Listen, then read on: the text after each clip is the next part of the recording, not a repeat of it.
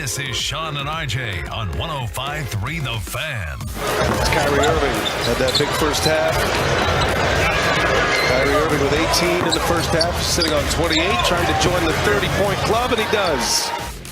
Good morning, Metroplex. Happy President's Day. Sean and RJ here on 105.3 The Fan. No Sean Sharif, though. This is Bobby and RJ today. Bobby Belt, RJ Choppy. We have Peyton Russell on the board. Ryan Cotrera running the video. Sean can't be bothered with holidays? No, we get this day off. You and I will get this day off eventually. One day. Like we get so in our industry, I don't know if it may have in other places, we have these things called comp days. Oh, yeah. So by us working today, they give us a free day off down the road. Bro, I'm just noticing this. Look how snazzy the new fan cam graphics are. Who did that? Those are Ryan. Is that a Carter creation? I think that was Carter/corporate. Man, that looks They really combined nice. two brains together and came up with this. And It look looks at the like top right. It yes, says K-Post. Oh, baby. And K-Post Roofing and Look at Waterproofing. that. We got some topography there behind us. The little. It looks like we got little maps and everything right going on there. But glad you guys are with us here on a President's Day. Yeah, we'll take our comp days later. We'll get those knocked out. I'll take it when I'm in Cabo. Sean is just gonna kick back, relax, have a couple Mai Tais. Until then, we're here with you guys. Talking a little bit already to open it up, as you heard there about NBA All-Star Weekend. You heard there Kyrie Irving with the highlight. There weren't any Luka Doncic highlights to play. That man he really is thinking about Mexico already, Chop. I mean, can you blame him? I mean, you already are. Of course I am. Yeah, you just mentioned it. See, what's today's date? I've got it's 2 months. 2 months, and you're already sitting here talking about it. Yep. And so you can't blame Luka for thinking ahead. There was the funniest Luka Doncic highlight that came out of last night was when Ja Morant got on a fast break and he did like one of these, double pump reverse dunks. And Luka was mic'd up, and after he dunked, he was trailing behind him. He's like, I do that all the time, just nobody gives me the opportunity. Yeah. Which I was like the self-deprecating Luka humor. But Luka in the game, he goes 2 for 5, 4 points, 5 assists, 2 boards, just plays 19 minutes. Kyrie Irving played 29 minutes. He's not worried about load management. We'll talk about some of that discussion that came out of the All-Star game. But he puts up 32 points, 15 assists, 6 rebounds. But the story in this 184-175 Team Giannis victory, which means, by the way, Luka and Kyrie lost. They were Team LeBron. The story in this one, Jason Tatum puts up 55 points. Do you have any interest in this? Yeah, I was about to say, you didn't hear, you said you heard in that clip, and I was like, you didn't hear any interest from anybody in the world. Nobody cares about the All-Star game it's anymore. terrible, man. It's terrible. Now, look, we'll talk about it a little bit more later on today, the dunk contest. I think Mac McClung saved the dunk contest. Man, in terms of he has given them the formula now, which is stop where find a guy that's find the guys who are find the people in the league who are just legitimate, even if it's a G League player, just go get the dunkers, because he was fantastic. That should have been, honestly, he ended out with a 50, a 49.8, a 50, and a 50, and he realistically probably should have had 4 50s. Yeah, maybe. I mean, I don't. The way they judge it, it's 50 is so. There should be a higher threshold for it, I guess. But yeah, I mean, look, it was cool to see people that actually cared to be in the dunk contest, which he did. He did. But it's just, man, you got a guy. I mean, he went to Great Clips with that haircut, and you can't have a Great Clips haircut dude winning the NBA All-Star. But isn't that the American dream right there? Mac McClung winning the dunk contest at however tall, how tall is that fool? 6'2". That's a lie. There's no way that man is 6'2". Yeah, I wouldn't think so. It's very Kyler Murray. Yes. No, that's got to be like a 6 flat with, I'll be honest, when he came out there and did the first dunk where he had the guy on the shoulders, so he was going to jump over 2 people, I was like, there's zero chance he clears their heads. I know. This is going to be, he is going to go crotch first into a head. He's going to smack his mouth on the rim here. His teeth are going to fall out. There's going to be blood everywhere. It's going to be a disaster. We're going to be like, why the hell did we put Mac McClung in the dunk contest? And he did the damn thing. Not only got up over them, but then he touches the backboard with the basketball and comes back and dunks. That dude is a freak. And I loved it. Like, what I loved is that this is clearly just a guy who, I mean, he's in the league now, but he had been in the G League before that. What I love is watching how excited, like, all the superstars were for him. Like, they were pumped. yeah, I mean, like, they know, like, this is his 15 minutes. And they were like, you're never gonna hear from this guy. And again. they were leaning into it with him. You'll hear about this next year when he tries to repeat, because he's got, like, the other guys, they don't want to get hurt. He's got nothing to lose. You know, he'll make more money off winning the NBA, winning the slam dunk contest than his own playing career. Oh, so, undoubtedly, yeah. This is going to be almost certainly the biggest thing. He needs to go back into this next year, and then if he wins, do it a year again, and then just keep, like, this could be like his thing. The best part of the All-Star Weekend was, without question, the great basketball. I just saw the highlight, and I was like, I know Chop wants to bring that up. That's it. It's the best thing about the weekend is the great basketball they use. There's the McClung dunk, the touch the backboard. What a freak show. Yeah, you were a big fan of the gray ball. You don't like it as you like better than the rainbow money ball that they used to use, the ABA money ball or whatever. Yeah, that thing was distracting. It was way too distracting. Plus, like this was like the way it looked very clean. I love that. Like, I guarantee you that is the most purchased item, purchased basketball over the next year. That one is. All the kids are going to want that one. I know mine have already asked. You would want the league to play with it? No. You're too much of a tradition guy for that? Maybe in the finals, do something special. They should have played with it last night. That'd be interesting. What if they did have, like how well do you think those would sell if you had, like, you know how they used to have, now they've gotten boring with them. They started being boring about 15 years ago. But you remember how the Super Bowl used to have all these unique logos that they would do? So Super Bowl 38 was this, like, intricate design that was meant to blend with, like, the city. And they would always do those cool. Now the last 15 years, it's just the letters in, like, silver with the trophy, and there's no creativity. What if they did that? Like, they make commemorative basketballs for the finals. Like, hey, this is the design for the finals. Yeah. Those would sell so well with those fan bases. They'd love it. Steph Curry was in awe of Mac McClung. Texas Tech's own Mac McClung. Well, I mean, he was Georgia Towns before that, but he tweeted, "The man was a viral House of Highlights high school dunk phenom, still working his way to the league, but let me go get that dunk contest trophy right quick and bring it back to life. Unreal, hashtag Mac McClung." And that was the chatter that was out there, was that he brought the dunk contest back. And the way that he can do that is just by showing the NBA how it's done. Like, how they need, the type of people they need to get involved. And Mac McClung's victory needs to be a message to other potential dunkers that, like, hey, look what this can do for your career, and encourage them to do it. Now, I know you saw because I saw you shared it on your IG story, the 80s dunk like the 86 dunk contest, and you see, it's unreal, because you see Dr. J, Michael Jordan, Dominique Wilkins. Do you know all those names, Peyton? Dr. J, Dominique, rings a bell, but okay, we'll play. We're gonna play How Young Is Peyton Russell at 7:20, and you're gonna be angry, I think, Chop, with every one of his answers. Listen, I'm the wrong guy to do this, because I do not believe age is an excuse to not know celebrity. Oh, that's why I said you're going to be disgusted by this one. I was not born in 1969, but I know just about all the right. But I know a lot, most of, like, the songs for, like, Woodstock. Yeah. We'll see.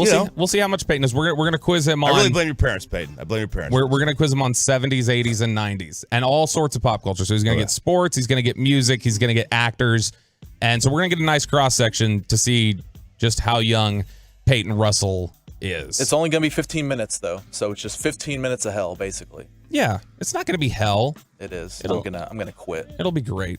Anyway, we'll talk more about the NBA All-Star Weekend a little bit later. Coming up, we've got some what appears to be positive developments for Michael Irvin and his situation that developed right here on this show on Radio Row when we were at Super Bowl, and also the XFL opened this weekend, and Peyton Russell was there in full face paint. And I have a problem with that.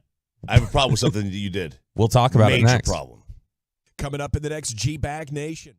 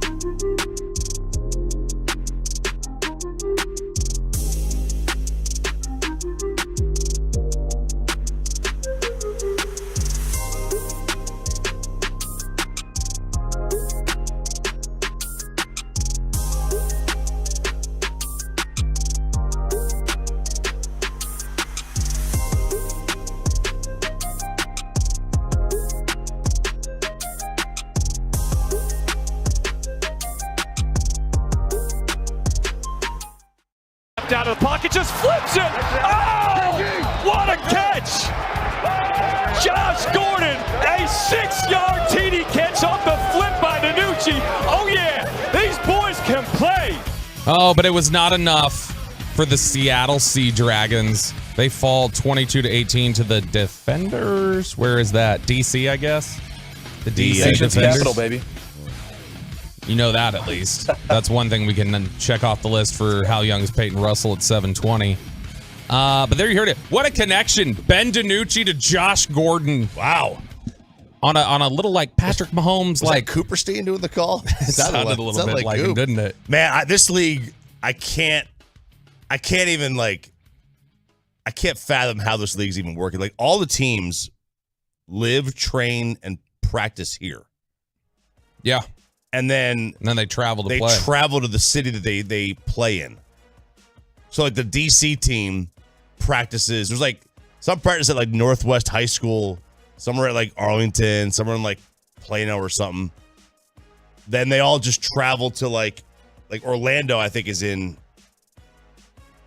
Northwest ISD. And they travel to Orlando to play their games. Mm-hmm. So weird. I can't, even fathom how this works, but whatever. This was a quite the opening weekend for your hometown Renegades. What do they got? Are they the Dallas Renegades and they just play in Arlington? It's Arlington. They changed So they it. go by Arlington? Yeah. Okay, Arlington so the Renegades. Arlington Renegades. Finally. You were out there, I know. Yeah, he was. In an Ezekiel Elliott jersey. Well, I didn't have a Renegades jersey, so I went with the next closest team, which is... They're not the next closest team would have been the Seattle DC Defenders or whatever. The next well, I meant adult like in Arlington. I mean, technically, region, as Choppy just pointed out, they are all from Arlington. Yeah. You could have worn a DiNucci jersey. I didn't have one.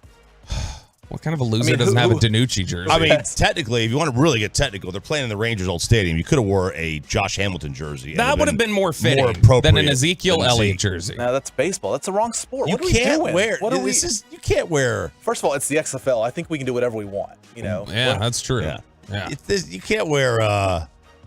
You're wearing like We play what we want. Yeah, you're wearing a Broncos jersey to a Cowboys-Eagles game. That's what you did there. Okay, so who was more wrong, me or the guy that wore a Bobby Boucher jersey? You. Bobby Boucher Man. is at least fake football, just like the XFL. Plus, that was probably the same jersey that they broke out for Wednesday night when Sandler was in town. Yeah.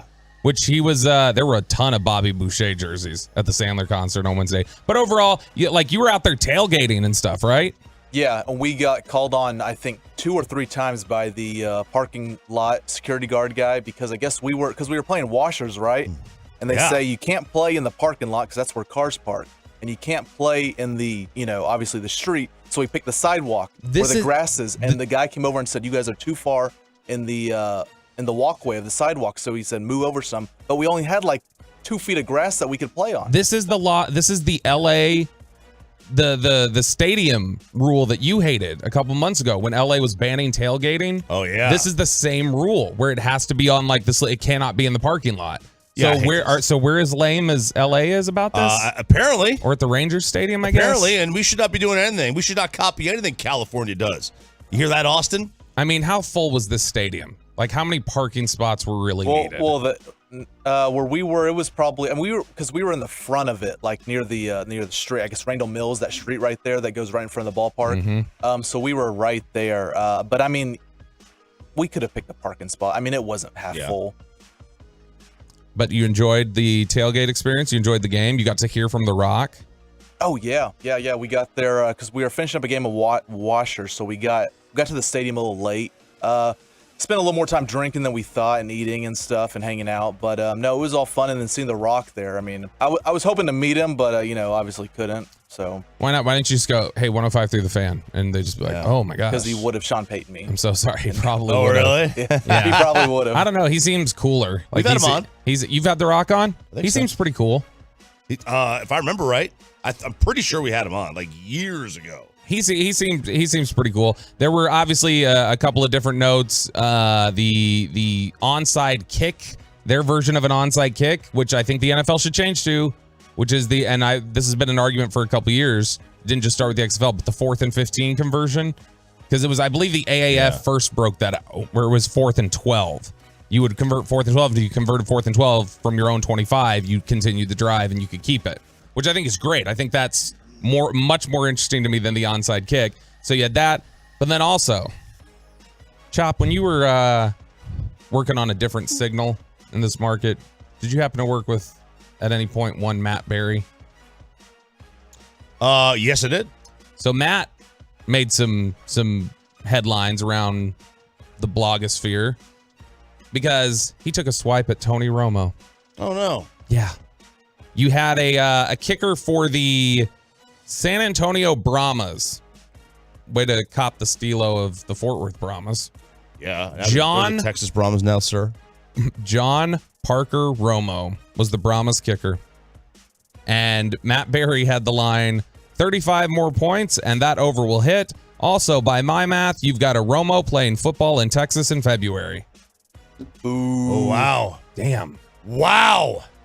It's good. It's a good line. It's solid. Solid line. It is. Gotta hand it to him. Basic. Now, the interesting, he says there 35 more points and that over will hit because the over-under was 37.5. How do I know that the over-under was 37.5? I think you would like this if you didn't catch the games. They have the betting numbers on the box score. Like, we're looking at a replay of Panthers Falcons. So like between the clock and the 1st and 10, it shows over under 37.5. And so it shows you actively what the betting line is. Like the betting line, the over under, stuff like that. Is that the future? Is that where we're going, Yes. you think, with the NFL eventually? Well, for sure. I mean, because in the state, especially once every state or every state with football legalizes gambling, like Utah's probably not going to legalize it, right? But like once every state that has NFL legalizes it, I would be willing to bet that they will have that on the games because everyone's going to be doing this from their phone. The future of betting, it's already here. Not even the future, it's here. It's just you could just place a bet from your phone. I remember when the AAF got started, there were attempts to acquire that league even when they were floundering. And I remember there were reports, people were like, "Why? What's the deal? Why does anybody care?" And I remember, I think it was Front Office Sports, maybe Sports Business Journal, had the line there that the reason why they were kind of a hot commodity that people wanted to acquire was their betting technology. Like they had technology, like they had this proprietary technology that I guess somehow made it much easier to streamline like individual play-by-play betting, like betting on the outcomes of plays, and like something about the like the technology they have in terms of the player tracking was going to make it easier for people to live bet from their phones on the outcome of plays and things like that. And so it became people wanted to acquire the league, not to keep the league. They wanted to get rid of the league. They just wanted the betting technology to use moving forward. And so you think that's where we're going. I've always thought that would be easier with baseball though, right? What, in stadium? Betting on the outcome of the next play. Well, it's definitely going to be easier in baseball because it's like, well, although football, you have 40 seconds between plays. But how quickly, like, would it just be standard odds on each play? No, I mean, on like a 3rd and 10, you're going to have greater odds on a pass. So they wouldn't just have like 1st and 10. Would they come out and just, do you think, it'd be -110, -110? Run pass. Depends how the game is going too. If it's late in Yeah. the 4th or something, they're going to run. Or if it's 1st and 10 for the Cowboys, they're going to run the ball probably to Zeke. So what? They just have to have some sort of a formula ready for those sorts of situations. Because if you got 40 seconds, like you're gonna have to churn out a line pretty quickly. Right. Oh yeah. And then you're going to have several lines. I mean, they could do that. There's going to be a problem with upload speeds. The one that's going to be easiest in is golf. Yes. Yeah. That's the one that now the problem is you don't have a volume of people watching that you would for like the Super Bowl or something like that. But I think what you could do with baseball would be, this next step. But you wouldn't do the result of the individual pitch. It would be what are the results of this at bat. Okay. And you're always going to have plus odds for a hit. Yeah. Quite a bit. I mean, yeah, theoretically, the 3 out of 10 is success. Now it's 2.5 out of 10. Yeah. So theoretically, I mean, you're going to have like your implied odds of hitting are going to be like 25%. So you're going to have great odds if you want to just bet on this dude getting hit. Really quickly here, as we wrap up this one, we got a Michael Irvin update in terms of his lawsuit. Yes, we do, sir. Michael Irvin is looking pretty darn good to win his case against Marriott. Now, he is suing Marriott hotels for upwards of $100 million. Damn. Okay, that was the original report. Let me hold $1, Mike. I know, right, man? If he hits this thing, I gotta say, I'm gonna hit him up. some cash. Like you are paying for dinner this time, Mike. That's what you're no, just pay for the finish paying for my pool. That's all I care about. So a judge has ordered that an Arizona hotel, the Renaissance, where Michael was staying, now must turn over any video it has of the interaction the Hall of Famer had with a woman that ultimately led to his removal from NFL Network Super Bowl coverage. His attorney requested the footage for the Phoenix Marriott in a motion filed last week in court in the area, believing it will help exonerate him. Now, the clips have to be delivered to Michael by, checks the notes, today. Ooh. All right. In addition, now, there's more here, okay? Because they also say that they're going to they want the accuser's name to be made public. Woo! They want all the smoke. Yes. I mean, that certainly sounds, obviously, like, there's two sides to every story, but that seems like the brazenness of a man who's very confident that he didn't do anything wrong. The judge ruled the hotel must provide the name of Irvin's accuser, which you do have a right to know your accuser, but I don't know if they're going to make it public, because that would not be, that's not, for her safety, that's not good. Probably. So he does have a right to know the accuser, I would assume. It also must share the name of any NFL employees who may have filed a complaint against Irvin. So that's a flip side. Yeah. All right. So they want to know who's filed complaints against Michael in the past, but also that the hotel must provide the name of Irvin's accuser and release the tapes by today. Damn. We'll be looking forward to that update.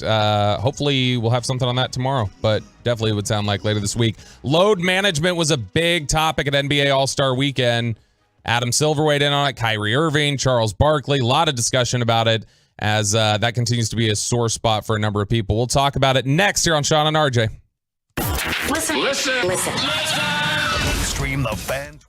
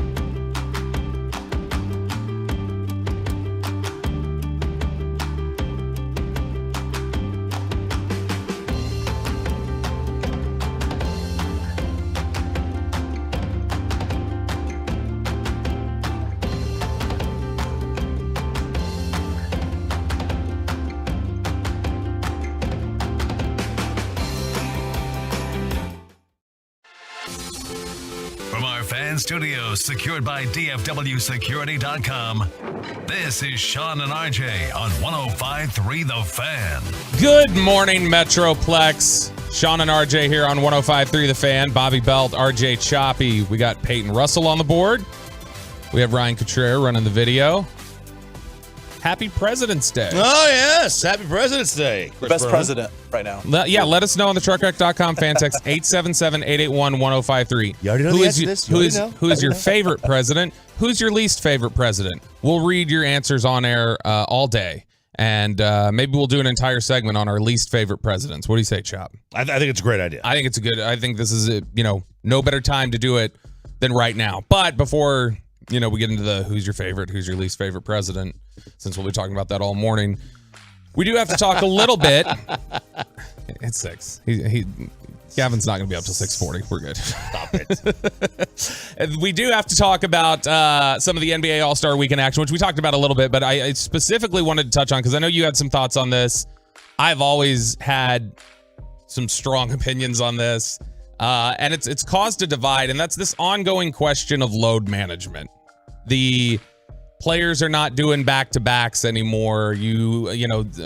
Just based off of rest, like not injury, just standard rest. You have guys sometimes missing 15, 20 games a year because they're trying to manage the load. Like the days of the Michael Finley averaging 42 minutes a game and playing every game for 4 years in a row, those are over. Yeah, that'll never happen again.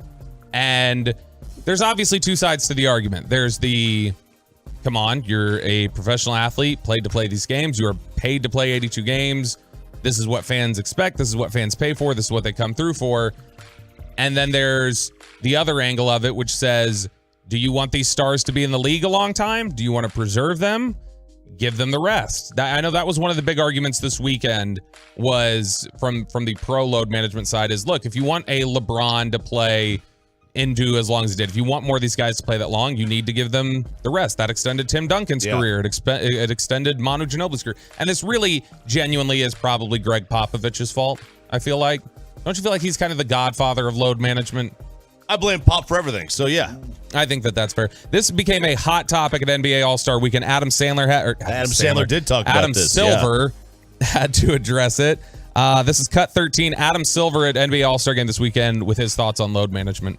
Hesitate to weigh in on an issue as to whether players are playing enough because there is real medical data and scientific data about what's appropriate. And sometimes, to me, the premise of a question as to whether players are playing enough suggests that they should be playing more. That, in essence, there should be some notion of just get out there and play. And having been in the league for a long time, having spent time with a lot of some of our great legends, I don't necessarily think that's the case of the world that we used to have, where it was just get out there and play through injuries, for example. I don't think that's appropriate. Clearly, I mean, at the end of the day, these are human beings, many of you talk to and know well, who are often playing through enormous pain, who play through all kinds of I hesitate to label them injuries, but play through all kinds of aches and pains on a regular basis. And the suggestion, I think, that these men, in the case in the NBA, somehow should just be out there more for its own sake, I don't buy into. Look, he sounds in complete denial. If he says it's not being an NBA problem, what is it then? Because it's not an NFL problem. Well, and it's not even a Major League Baseball problem. They play 162 games in baseball. The players aren't. The average NBA superstar is going to miss 20 games, right? The average MLB player is not missing 40. Mike Trout does because he always gets hurt. Honestly, you say it's not an NFL problem. You could make the case it's more so an NFL problem than an NBA problem. The way they have these guys play the Thursday games, 3 days rest, which there's a lot of medical arguments for. That's too many times to basically get your head rocked. The NFL's not safe with it. No, and that's it's funny because they have two completely different notions. Where the NFL is probably the one that needs to look at. We should probably get rid of these Thursday games. They never will because it's profits over everything. But they should probably get rid of the Thursday games. That would help. I remember Chris Collinsworth. I was reading Mike Freeman's book on the league and the concussion problem. He blocked me? I know he did. He blocks a lot of people, but his book is good, and he had a story in there. He relayed a story that Chris Collinsworth had been talking to Robert Kraft, and they were having a nice conversation, and Robert Kraft had asked him something about, like, what do you think about the whole, we're doing enough on the concussions, and yet this is about a decade ago. And Collinsworth apparently started, like, it went from a friendly conversation to a tense one where he started dropping F-bombs and saying, you can't tell me you care about the concussion problem and still play these guys on Thursday. He's like, the Thursday games are ridiculous, Bob. And if you like actually wanted to do something, you'd get rid of those. The fact that you're not says you don't really care about it. And Kraft was kind of like taken aback and was like, oh my gosh, okay. Like I thought we were going to have a friendly conversation about this. I guess not. So it's funny that they won't. But then on the NBA side, like Silver's trying to do everything he can to justify it. And I get it is a sport. I get it's physically taxing on you. Guys are obviously, they play the sport. They, mess up their knees. They have ankle issues. Like they do have physical problems. Yeah. It is not as physically demanding a sport as football is. Well, especially because, the regular season, they're not game planning the way they are in football, game to game. They're not playing all the time lockdown defense. I mean, they're basically kind of going through the motions.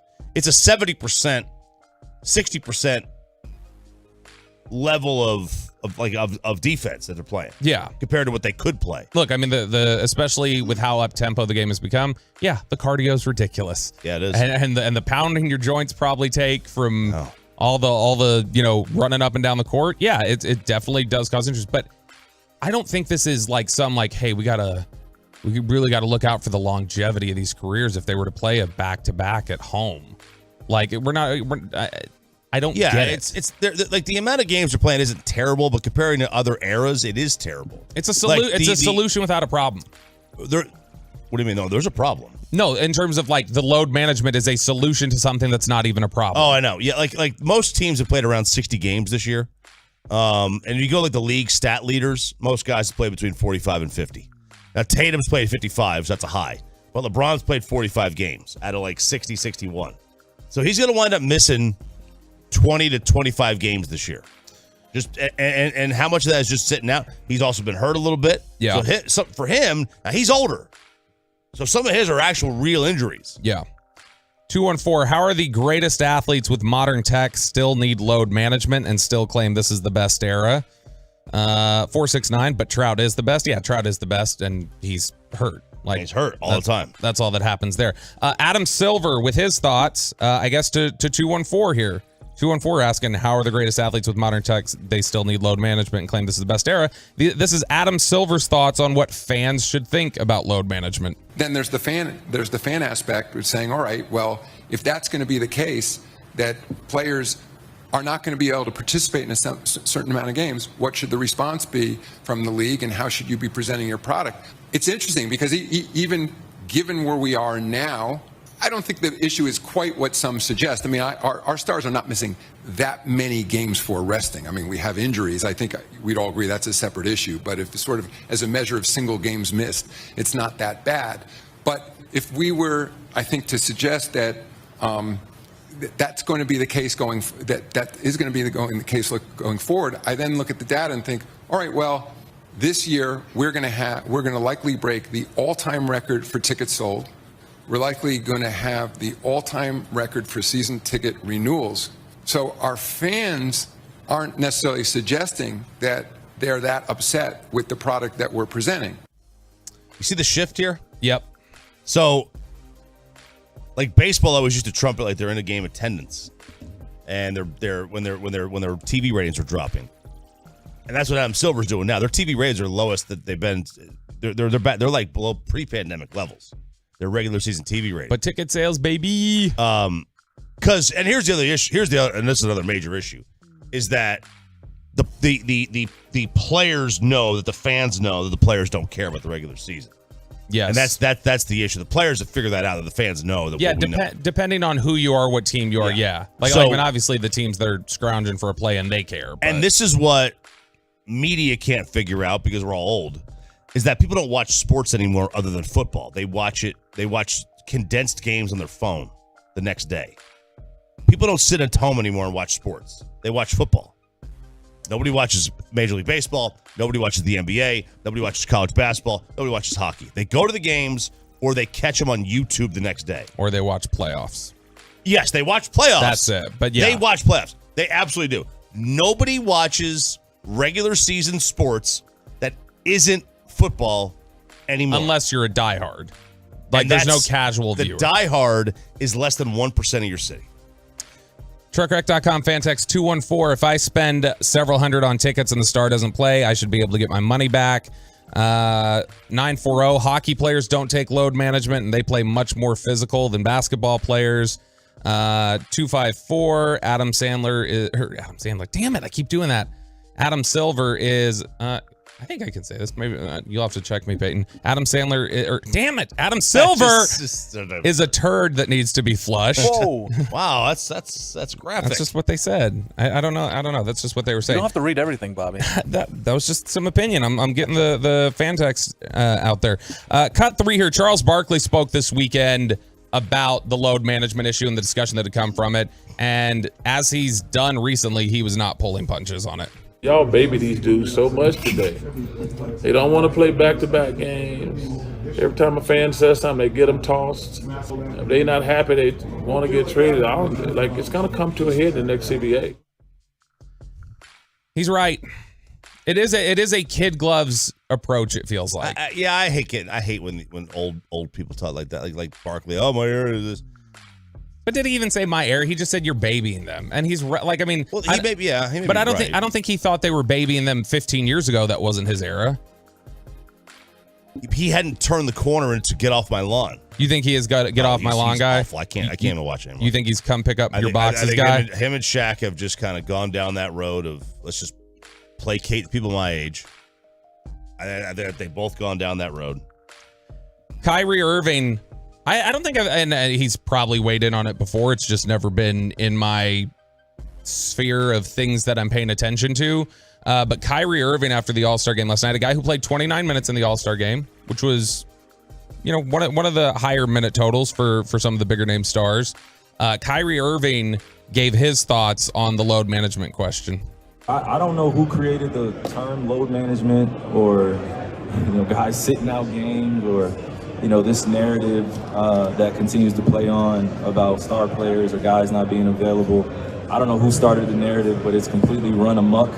I think it's dehumanized some of us in terms of just the way we prepare ourselves day to day. This is a 24/7 job. We have cameras on us all the time.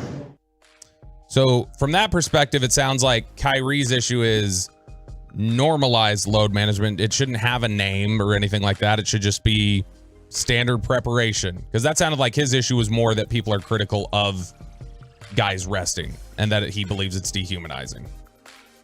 Well, it's not dehumanizing to be upset that you're resting. That's crazy. It's not dehumanizing at all. Look, like for what Silver talked about, right? Silver talked about how much money, like attendance is great right now. Okay, well, think about, like the fan text said, think about all that money that those people are spending that then they're not getting what they paid for. It's the only, sports is the only, as it was brought up, like sports is the only service that you purchase where you don't get the best every single night because of people being out. It's like going to a restaurant or a hotel and they're on the skeleton crew every day. Yeah. And that wouldn't fly. You'd get Sean Sharif, yelling at airport waiters. Why are you taking so long? We're just having a good time today, you and me, aren't we? Coming up next, should Cowboys fans be worried about what the Washington Commanders did this weekend? And are two big-name quarterbacks, well, a quarterback and a running back, are they on the move from their teams? We'll talk about it next.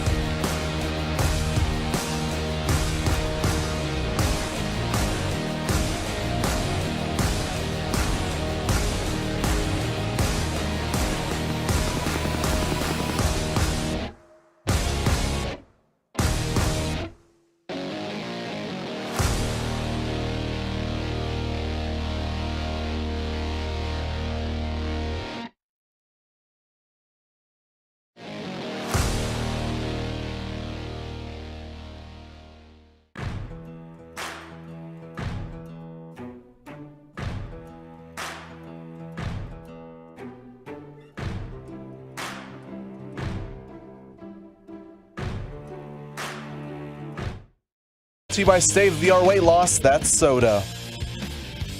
Back here on Sean and RJ on 105.3 The Fan. Sean Sharif out today. You got me, Bobby Belt, and RJ Choppy. Let's go around the NFL. Some storylines coming out of this weekend. First one leading off here.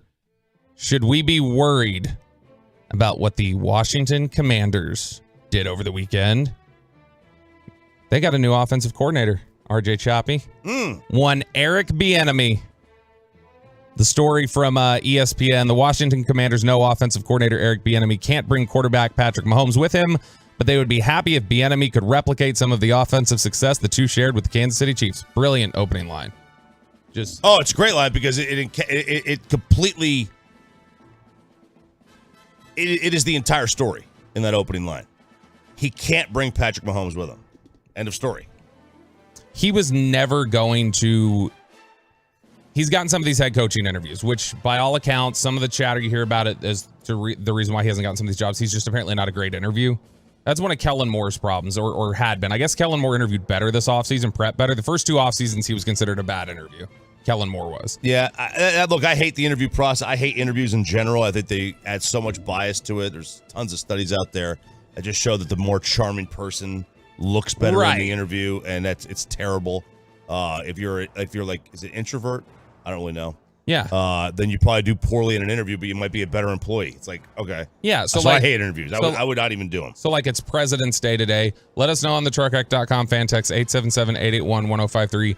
Which president do you think most fits what Choppy was describing? Where they were very charismatic, but they didn't necessarily. Politics all day. No, but like they talked about that like when we're kidding, by the way. We're not really going to do those tests. No, but they actually talked about that during when they first did the first TV debate. It was I think it was Kennedy Nixon. And how they said if it was a radio debate it wouldn't, but because it was TV and it was visual, people who watched it on radio or listened on radio said this person won, and they on TV. The other guy did because the polish and the under command. Yeah, there's your charm. So that's just part of it. That's part of the bias that gets added to it. So one of the issues, not just the interview process for Eric Bieniemy, is the question always comes up. Well, like whose offense is it? How much are you responsible for that? Can we take this as your resume, or is this Andy Reid? Well, listen, Andy Reid didn't work for 25 years as a head coach in the NFL to give his offense over to Eric Bieniemy 3 years ago. Right. That didn't happen. Now, look, a lot of people will say, they'll point to, Matt Nagy got a job doing the same sort of thing. He failed miserably. Right. But in terms of, I think they look at that and go like, so why is that a good excuse for Eric Bieniemy? Because it wasn't a good excuse for Matt Nagy. But in general, I think this is a move Eric Bieniemy had to make if he wanted, not necessarily to Washington, but just get out of Kansas City if he wanted an opportunity to get a head coaching job, because people are gonna demand to see him do other things than just what he's done with Patrick Mahomes. And really, what else is there left? What was there left in Kansas City for Eric Bieniemy? He's won 2 Super Bowls there. He's kind of plateaued to the point in terms of public opinion where people view what he's able to do. And so he wasn't even interviewed. He wasn't even up for any of the jobs this offseason. No. And he had been in the past, but this offseason he was. And so I think it's smart. You know, they're reached a point. You remember Marvin Lewis, where there were like 2-3 off seasons in a row that passed where people were like, yeah, but I mean like those players and stuff like what's Marvin Lewis really doing? And there was a lot of chatter in the early 2000s about like, why is he not getting a job? And that was the same sort of thing. You'd hear, well, he didn't interview as well. People don't know how much credit he actually deserves for this and that. And ultimately, he ended up getting the Cincinnati job, stayed there for 14 years, however long he was coaching in Cincinnati. He was successful. I don't care what it says. He was a success in Cincinnati. Yeah, absolutely. I mean, he took a perennial loser and made them into something. They were competitive basically every year. Mm-hmm. With above average quarterback play. I don't think anybody's gonna sit there and say Carson Palmer and Andy Dalton were these, they weren't Patrick Mahomes. They were above average. Like Carson Palmer was like the 12th to 15th best quarterback in the league. Maybe a little bit higher some years. This is exactly the same, honestly, pretty close to the same question that Marvin Lewis faced. You had a coordinator that was in a spot, had a lot of success for 5 years. It was after the 2000 season when they won the Super Bowl. People were surprised Marvin Lewis didn't get a job. It was after 2001. People were surprised Marvin Lewis didn't get a job again. And so what he did was he jumped, he left the Baltimore job, and he went to Washington, and he became Washington's defensive coordinator, just like Bieniemy's going to be the offensive coordinator. Spent a year there, got the Cincinnati job. Yeah. To me, Marvin Lewis not getting a job was far more, for 5 years, was far more egregious than Eric Bieniemy. Defenses, coaches scheming is huge. And on the offensive side, it's the quarterback, man. Let's not, of course, let's not sit there and mince words about that. The quarterback is probably 80% of it. Easily. Maybe even more. If you have an average quarterback, I think a good offensive coordinator can have more of an impact. I agree. But when you have an elite quarterback like Mahomes, just let them do what they do. It doesn't matter who your OC is. Yeah, let Ben DiNucci cook. Let him get the ball to Josh Gordon any which way. Absolutely. He does. If he does well with Sam Howell, he's going to get a job regardless, and he should. Matt Nagy proved that anybody could run that system in Kansas City. Is this the wrong job for him to take? Washington? I think any job without a quarterback is the wrong job for him to take, for anybody to take. Set up for failure? He's absolutely set up for failure. If the Chargers were available, now I know that, he was still coaching at the time. Yep. So he couldn't take the job. And Staley had a relationship with Kellen Moore. Right. But that would have been a job. Okay. That if I was a coach, I'm going there. I'm going to a place that's going to have a quarterback. That's what I would want. Not a place that has Sam Howell. Yeah, I mean, I think it's a reasonable expectation. Now, maybe he comes in here, like we said, a really good coordinator can make an average quarterback better. You can make them a better football team. I think the Giants coaching staff did a good job to elevate Daniel Jones's performance. Not to all world levels, but I think they did a good job making him as effective as he could be. We all praised Kellen Moore, right, for how effective he made Cooper Rush's game. I think Kellen did a lot to help Cooper Rush. I think when Dak got back, it was a lot more on Dak. Yes, that's probably fair. That's a good description of it. So, as we look at this, any concern about Bieniemy in the NFC East? Just for the fact that it may be an unknown. I mean, just taking a guy who sat with Andy Reid and is his disciple and learned under him. I don't usually get worked up over the coach. I wasn't worried when Ron Rivera got there. Oh, he's going to change the culture. He's going to get rid of the ping pong tables. They still don't have a quarterback, man. They still don't have a quarterback. And that's at the end of the day, it's all you have nothing if you don't have one. Speaking of quarterbacks, where you may not have one in a couple different locations. First one here, you sent us this story over the weekend. Mac Jones, is he on the outs? Is old McCorkle going? Well, it could be the end for the Cookie Monster. Oh, no. He loves himself some chocolate chip cookies every night. But they are open to exploring the Mac Jones trade options, according to Albert Breer, saying in his Monday morning quarterback that he thinks they would. He thinks they don't see a massive gap between Mac Jones and Bailey Zappi, which I loved hearing. You loved Bailey. I loved myself some Bailey Zappi. Also, that Bill does not appreciate some of the things, the way Mac handled stuff last year. Bill doesn't appreciate that. He thinks a franchise quarterback should conduct himself more in a way of the way Tom Brady did, which, okay, great. I mean, who else is Tom Brady out there? Tom Brady. So they are considering, according to Albert Breer, and Breer has a ton of contacts within the Patriots. He used to work with Boston for years. So if Albert Breer says something about the Patriots, I believe it, that they're open to seeking a Mac Jones trade. Very interesting. It's funny how, like, we left from the rookie year, the opinion about him was like, man, this is the perfect New England quarterback. This is the perfect guy for Bill Belichick, too. We get another year down the road, and there were questions about should Zappi come off the field when he got in there on that primetime game. There were questions about Mac Jones's, like you mentioned there, kind of a reference there, the demeanor, the body language, how coachable he was. Look, I mean, this is the only thing to me is like, okay, but who's more likely to be the problem in this scenario? Mac Jones, who spent his entire career with Saban and then Belichick and had no problems, or maybe the headbutting comes from Matt Patricia, who got run out of Detroit and everybody apparently universally hated. Like, I feel like some of the tension that may have cropped up there was more about Patricia than Mac Jones. But, I mean, Patriots going to do whatever the Patriots are going to do. This once again proves why, Bella fraud, or I don't know. I got to come up with I'm kidding. Yeah. No, he's one of the best coaches of all time. But this still proves, I think, without a doubt, like it was more Brady than Belichick.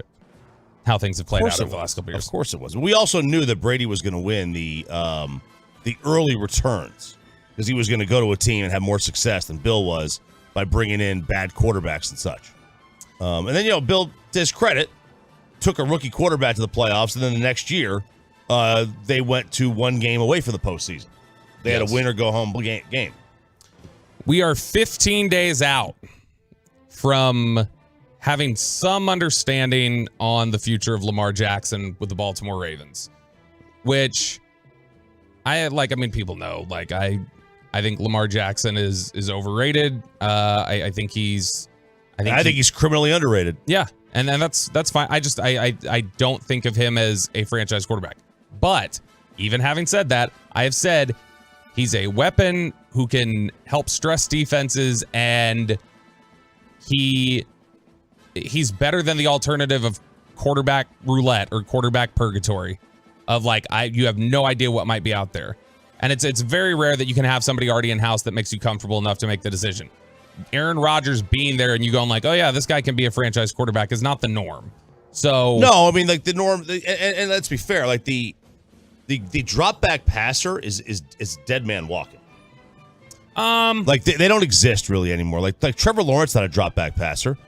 Yeah, I think the drop back statue passer is about as rare an elite skill set as Lamar Jackson's is. If Tom Brady and Peyton Manning come along, great. Take them and sign them up. You can't be stationary anymore. But those guys, it took just even look at those two. And I know that Brady won Super Bowls early on, and Manning won. You get the 1 seed early on in his career, second year. They didn't really figure the game out and hit their stride to where there was they were on cruise control until they were 27, 28 years old. Right. Until there was their 6 year to league. A lot of times it's around age 30 quarterbacks really click and become who they are, because it's typically the most important thing at the quarterback position for years has always been your arm. Arm strength does not go down as fast as speed and agility and stuff like that. So by the time you're 30, you've still got most of your arm strength. You've seen a lot of football. It's the culmination of things kind of coming together of your IQ and your physical abilities are still really high and they mesh together at the right point. That's why early 30s a lot of times are the most dominant ages for some of these quarterbacks. But the question of will he get an extension done? If he doesn't, then it becomes the question about the franchise tag. So he can get the exclusive or the non-exclusive. The exclusive would mean he's not able to negotiate with other teams. He'd play for the Ravens or nobody. His franchise tender would be based on the average of the 5 highest cap numbers for 2023. And this is per Pro Football Talk. So that would mean $45.4 million cap number.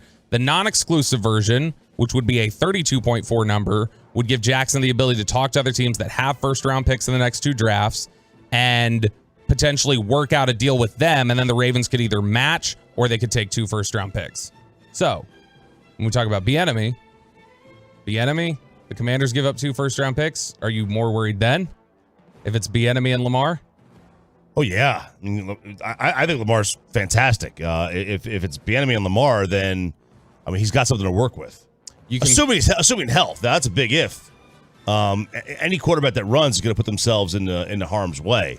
That's just the nature and the reality that you have to live with when you have a quarterback that will move.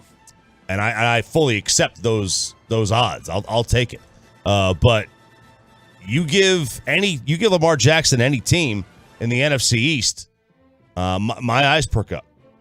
And I guess the story, they just hired Todd Monken, the highly praised Georgia offensive coordinator. Yeah, but there's some concern that maybe that's a signal that they're not on great terms with Lamar Jackson. Well, they didn't ask him about it. Oh, well, they didn't approach him at all. They said they did this without really getting into any kind of discussion with Lamar in the hiring process for the OC. This is from both CBS Sports. Now, The Athletic says they did provide Jackson with opportunities to provide input, but he didn't have a strong say in the final decision. So one says they didn't integrate him at all, and the other one says they gave him opportunities to talk, but he didn't really say anything of importance. Maybe he had no idea about Todd Monken. Maybe he didn't know. Maybe he doesn't want to be there. Some semantics, perhaps. Yeah. So it's just it's a source off. It's a source off, and they're source off. I like the hire of Todd Monken. I do too. Better than Greg Roman. I would not have hated if the Cowboys gave him a look. I mean, I think that the future of the NFL is always based in college. Defensively, offensively, it's always based in college because that's the players you get. The college offenses are facing, defenses are smaller now. Yeah. You've got safeties playing linebacker. Yeah. No, I mean, that's an interesting discussion we might have later this week is the cyclical nature of offense and defense, because I had an interesting discussion about that with somebody. What are colleges playing now? 3-3-5? Yeah. No, but you're right in the sense that you're building with those players, and those schemes always eventually make their way up. Yeah. And so it makes sense. Coming up next, Tiger Woods apologized. He apologized. But should he have? I don't think so. I think RJ Choppy doesn't believe so. And let us know what you guys are doing for President's Day. Thank you for hanging with us. 877-881-1053. 877-881-1053. Well, let's get you over to QC Kinetics. Let's get you healthy. Let's keep you healthy, boys and girls. You've been dealing with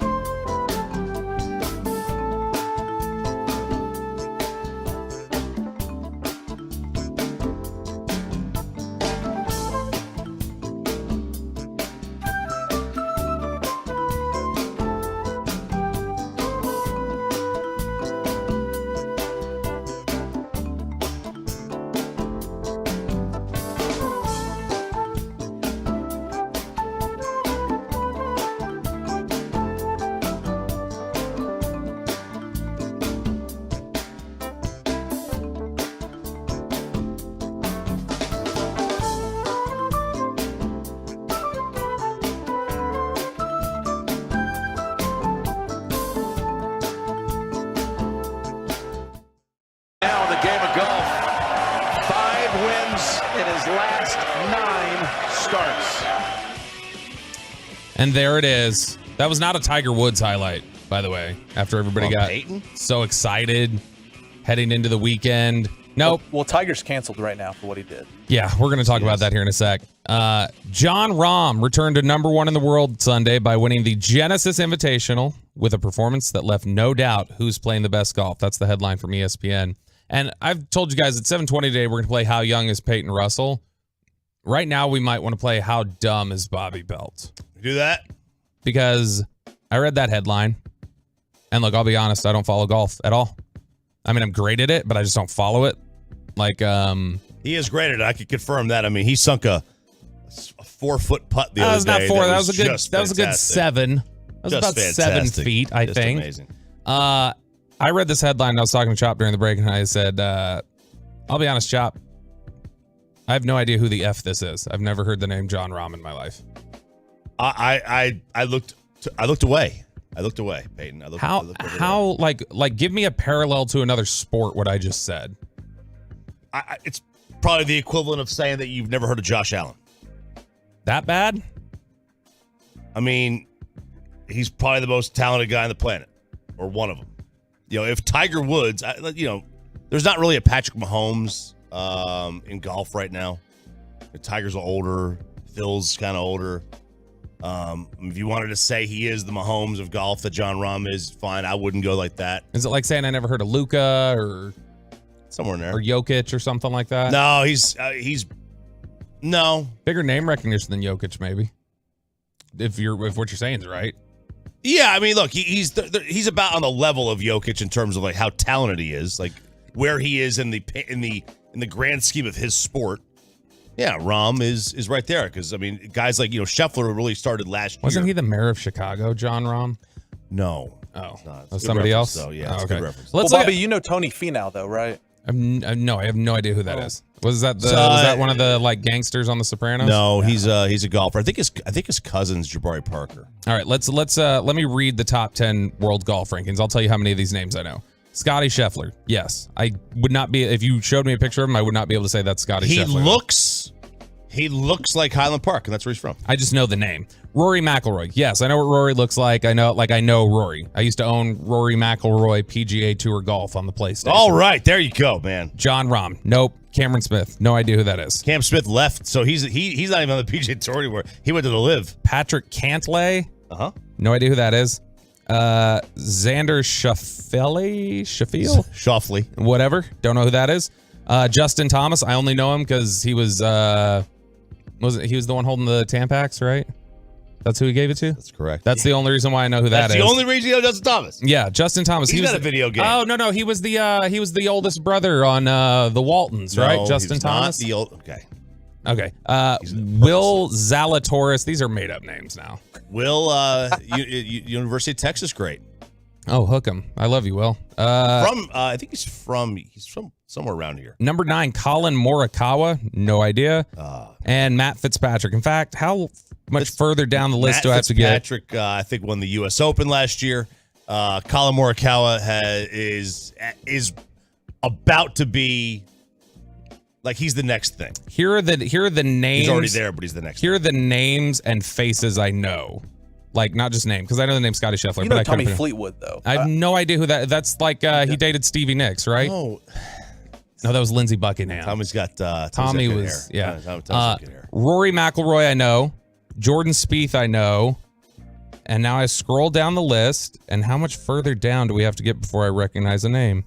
You know Dustin Johnson, though, right? He won the Masters. He's on the world rankings because he's on the Live Tour. But I don't know who that is anyway. You know who Dustin Johnson is. I promise you I don't. Beard, you know who it is. Robert Patrick Reed. Okay, so I know 3 of the top. I know Patrick Reed, but not Dustin. I know Dustin 3 of the top Johnson's 6. I only know Patrick Reed because somebody was like, "This is what I imagine you'd be like if you golfed," and so I looked him up. DJ is married to Paulina. DJ Tanner. Paulina Gretzky. Dustin Johnson's married to Paulina. You know who Dustin Johnson is. I promise you. Let's look up a picture of him right now. I don't think I know who he is. Looks like a caveman.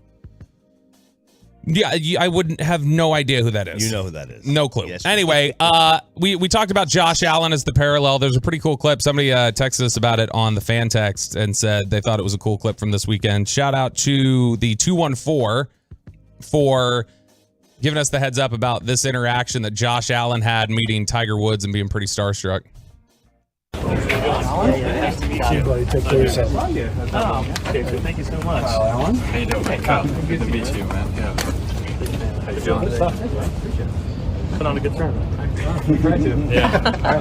Nice to meet you. All right, sounds good. Thank you. Thank you so much. Appreciate you. Have a good one. What did it mean to you to meet Tiger and be out here today at the tournament? I mean, little starstruck, obviously. He's one of the only athletes ever. Him and Kobe are the two guys that I actually felt my heart beat faster when, he was standing over a putt for a tournament. Like, I legit felt the pressure with him. So that was pretty cool. Never forget it. Yeah, I'm kind of speechless. That's pretty cool. I always do think it's cool whenever you see like big name athletes who get nervous or starstruck around other athletes. So that is a cool clip. I that always makes me laugh. And look, here's the thing. I just laid out for you guys how little I know about like watching golf or whatever. Tiger is one where like I always believe Tiger, Conor McGregor, like Floyd, like guys like these are the ones that they transcend their own sport and they have a fan base of their own that doesn't even reach into the sport. Where if Tiger's in it, like I was telling Peyton, if Tiger would have like really been in it on Sunday, I probably would have turned it on and watched and I don't even know what I'm looking at, like, but I would probably turn it on to watch because it's theater. And oh my gosh, Tiger, he's big. This is like, whenever I want to see greatness. And so like if Conor McGregor is having a big fight and it looks like, oh my gosh, Conor's back, I'll tune in and watch that even though I don't watch UFC. I don't follow boxing very closely. When Floyd's fighting, okay, I'll turn it on, I'll watch Floyd. And so like I think that Tiger still, even to this day at 47 years old, is one who definitely a draw. Transcends it. He's definitely a draw. He's 55-1 to win the Masters in a couple of weeks. I guess not a couple of weeks. That's two. It's more like several weeks. But 55-1, which I mean that's good odds, but he ain't gonna win. I mean he's not nearly in.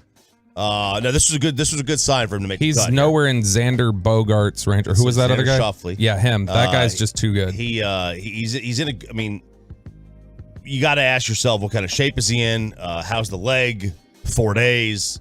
Masters is not an easy course to walk. There's a lot of hills. It's gonna hurt. It's gonna hurt him. Now we talked at the end of last week and just kind of referenced there. Like it was funny. He outdrives Justin Thomas. I think it's outdrove. Whatever. That's not how we say it. He did that on the old jungle, as we refer to the golf course in the golf world. Really? Okay. Yeah. And he handed Justin Thomas a Tampax, and it was funny. We laughed at it. It was like, and you said at the time, you're like, I'm surprised this hasn't become a bigger deal though to like people like getting sensitive about it and criticizing Tiger for it.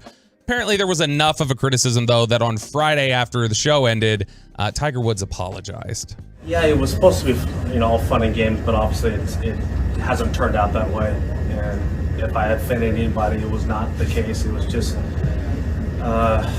friends having fun. And I said, if I offended anybody in any way, shape, or form, I'm sorry. It was not intended to be that way. It's just, we play pranks on one another all the time, and virally, I think this did not come across that way, but between us, it's different. I think that's why he played so poorly. It had to be. He didn't play poorly at all. he apologized. No, but after that, he played poorly. After the apology, post-apology, he played poorly. Yeah. Yeah. I mean, what was it? After an electrifying 4 under 67 in the third round, Woods looked sluggish and tired in the final one. I get it. I mean, he's got a bum leg. He's got half a leg. I'm just saying. I think if he look, this is what I hate, and I come down on both sides of this. You will get the claim from people who go like, cancel culture is not a real thing, and then you have some people who say like, cancel culture is a very real thing. I come down somewhere in the middle where it's like, there are definitely some people who like, you have groups of people who have it out for somebody and then try to take them down and enjoy that and will take them down. And then there's other times where it's like, you're not canceled just because people don't want to consume what you do anymore because you've done something stupid. That's not cancel culture. That's the consumer deciding they don't want any part of that. So I fall down on that. But I do think this over criticism is like, let them have fun. Like, if the cameras don't catch it, what's the big deal? Like, if the cameras don't catch them doing that, that's just between friends. They're having fun. You want to kill all fun? Like, to me, I get that what Tiger did. It was completely like, if he had given that tampon to a female golfer, like, it's completely inappropriate. Of course, completely inappropriate. To me, I've always felt this way. This is just comedic philosophy I have. The joke is only meant, if I'm doing it to you, a prank on you, it's only meant for you. And if you hear it, just know it's not meant for you. But also, I hate the idea, and I never thought it was right to criticize someone's humor. Everyone's humor is different. Taste buds are different.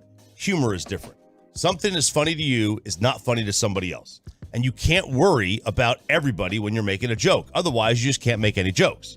You just can't. Like, something that I find, like, I make jokes at funerals. That's how I cope with loss. I see my dad. I make fun of my dad. That's how I deal with it.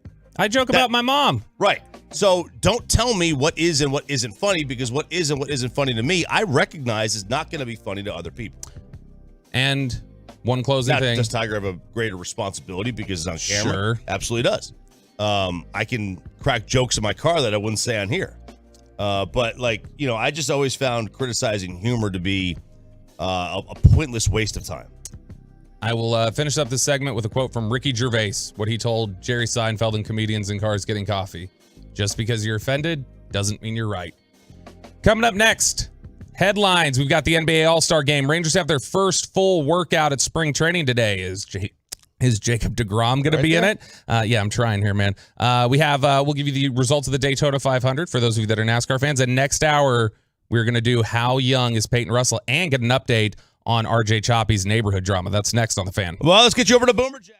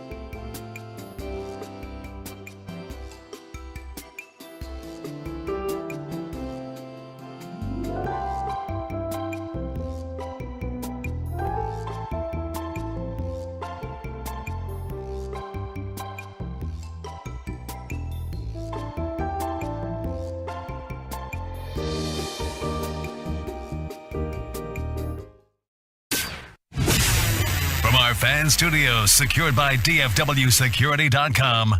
This is Sean and RJ on 105.3 The Fan. Tatum retreats to the three-point line and hits another. He's on a heater right now. Jason Tatum with 31 points. And Jason Tatum would continue to go off in, what'd you say, Chop, the most meaningful basketball game of the year? The NBA All-Star probably game? of the weekend in professional landscapes. I mean, look, if we're counting college, like there's probably even more important games. Oh my God. Millions more. Even still. This was unwatchable, man. I'm sorry. It's awful. 55 points for Jason Tatum. He takes home the MVP honors, and it is a 184-175 victory for Team Giannis over Team LeBron. Team LeBron featuring Luka Doncic and Kyrie Irving. LeBron drafted Kyrie ahead of Luka. Oh, no.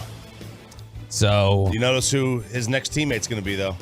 So there was this viral clip out there of, like, you know, Kyrie and Luka are kind of sitting by, and LeBron announces he's drafting Kyrie, and they do this like whole handshake thing, and Luka's just kind of like looking at him, probably just staring and taking it in. But somebody is like, Luka has the look of a guy who definitely knows that's LeBron's future teammate. Yeah, I see that. But did you notice the other thing?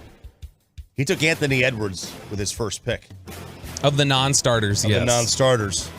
That was the first pick they did anyway, right? Because they did the non-starters first. Yep. Because they didn't want somebody to be picked last. Yeah, because that'll hurt somebody's feelings. They didn't want somebody to be picked last. That will hurt somebody's feelings. But that's his next teammate now. That's all the speculation. Of all the players, he took Anthony Edwards. You had the skills challenge. The weekend was okay. Wasn't great. Skills challenge, you had Team Jazz beating Team Rooks and Team Antetokounmpos. The three-point contest won by Damian Lillard. Bro, Julius Randle became a meme for some of his brutal shots in the three-point competition. And then the slam dunk contest, which was Kenyon Martin Jr., Jericho Sims, and Trey Murphy III against Mac McClung. And Mac McClung, the pride of Texas Tech. It's too bad Sean's not here to hold up his little guns. Comes away with the dunk contest victory. And it wasn't close. Like, there was no, like, McClung was incredible. Everything else was incredibly boring. Jericho Sims doing I'm doing the elbow dunk like, you know, Vince Carter did. Okay, well, that was Vince Carter 23 years ago. And then he comes back and he goes again. He goes, now I'm doing the armpit dunk. It's like, all right, is this we just have, you know, this is the anatomy dunk? We have no imagination. Which I thought McClung showed some imagination, jumping over the two, touching the backboard. That was great. The rest of them were just, he was insane. The way he was able to do the 360s, cool. Things like that. You liked the gray ball. The gray basketball that they used in the skills competition and the 3-point. I thought that was pretty cool. I thought that was like, that to me that was the star of the weekend.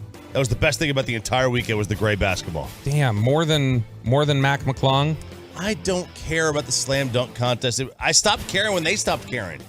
When everybody stops getting involved with these things, like the home run derby is dangerously trending in the same way.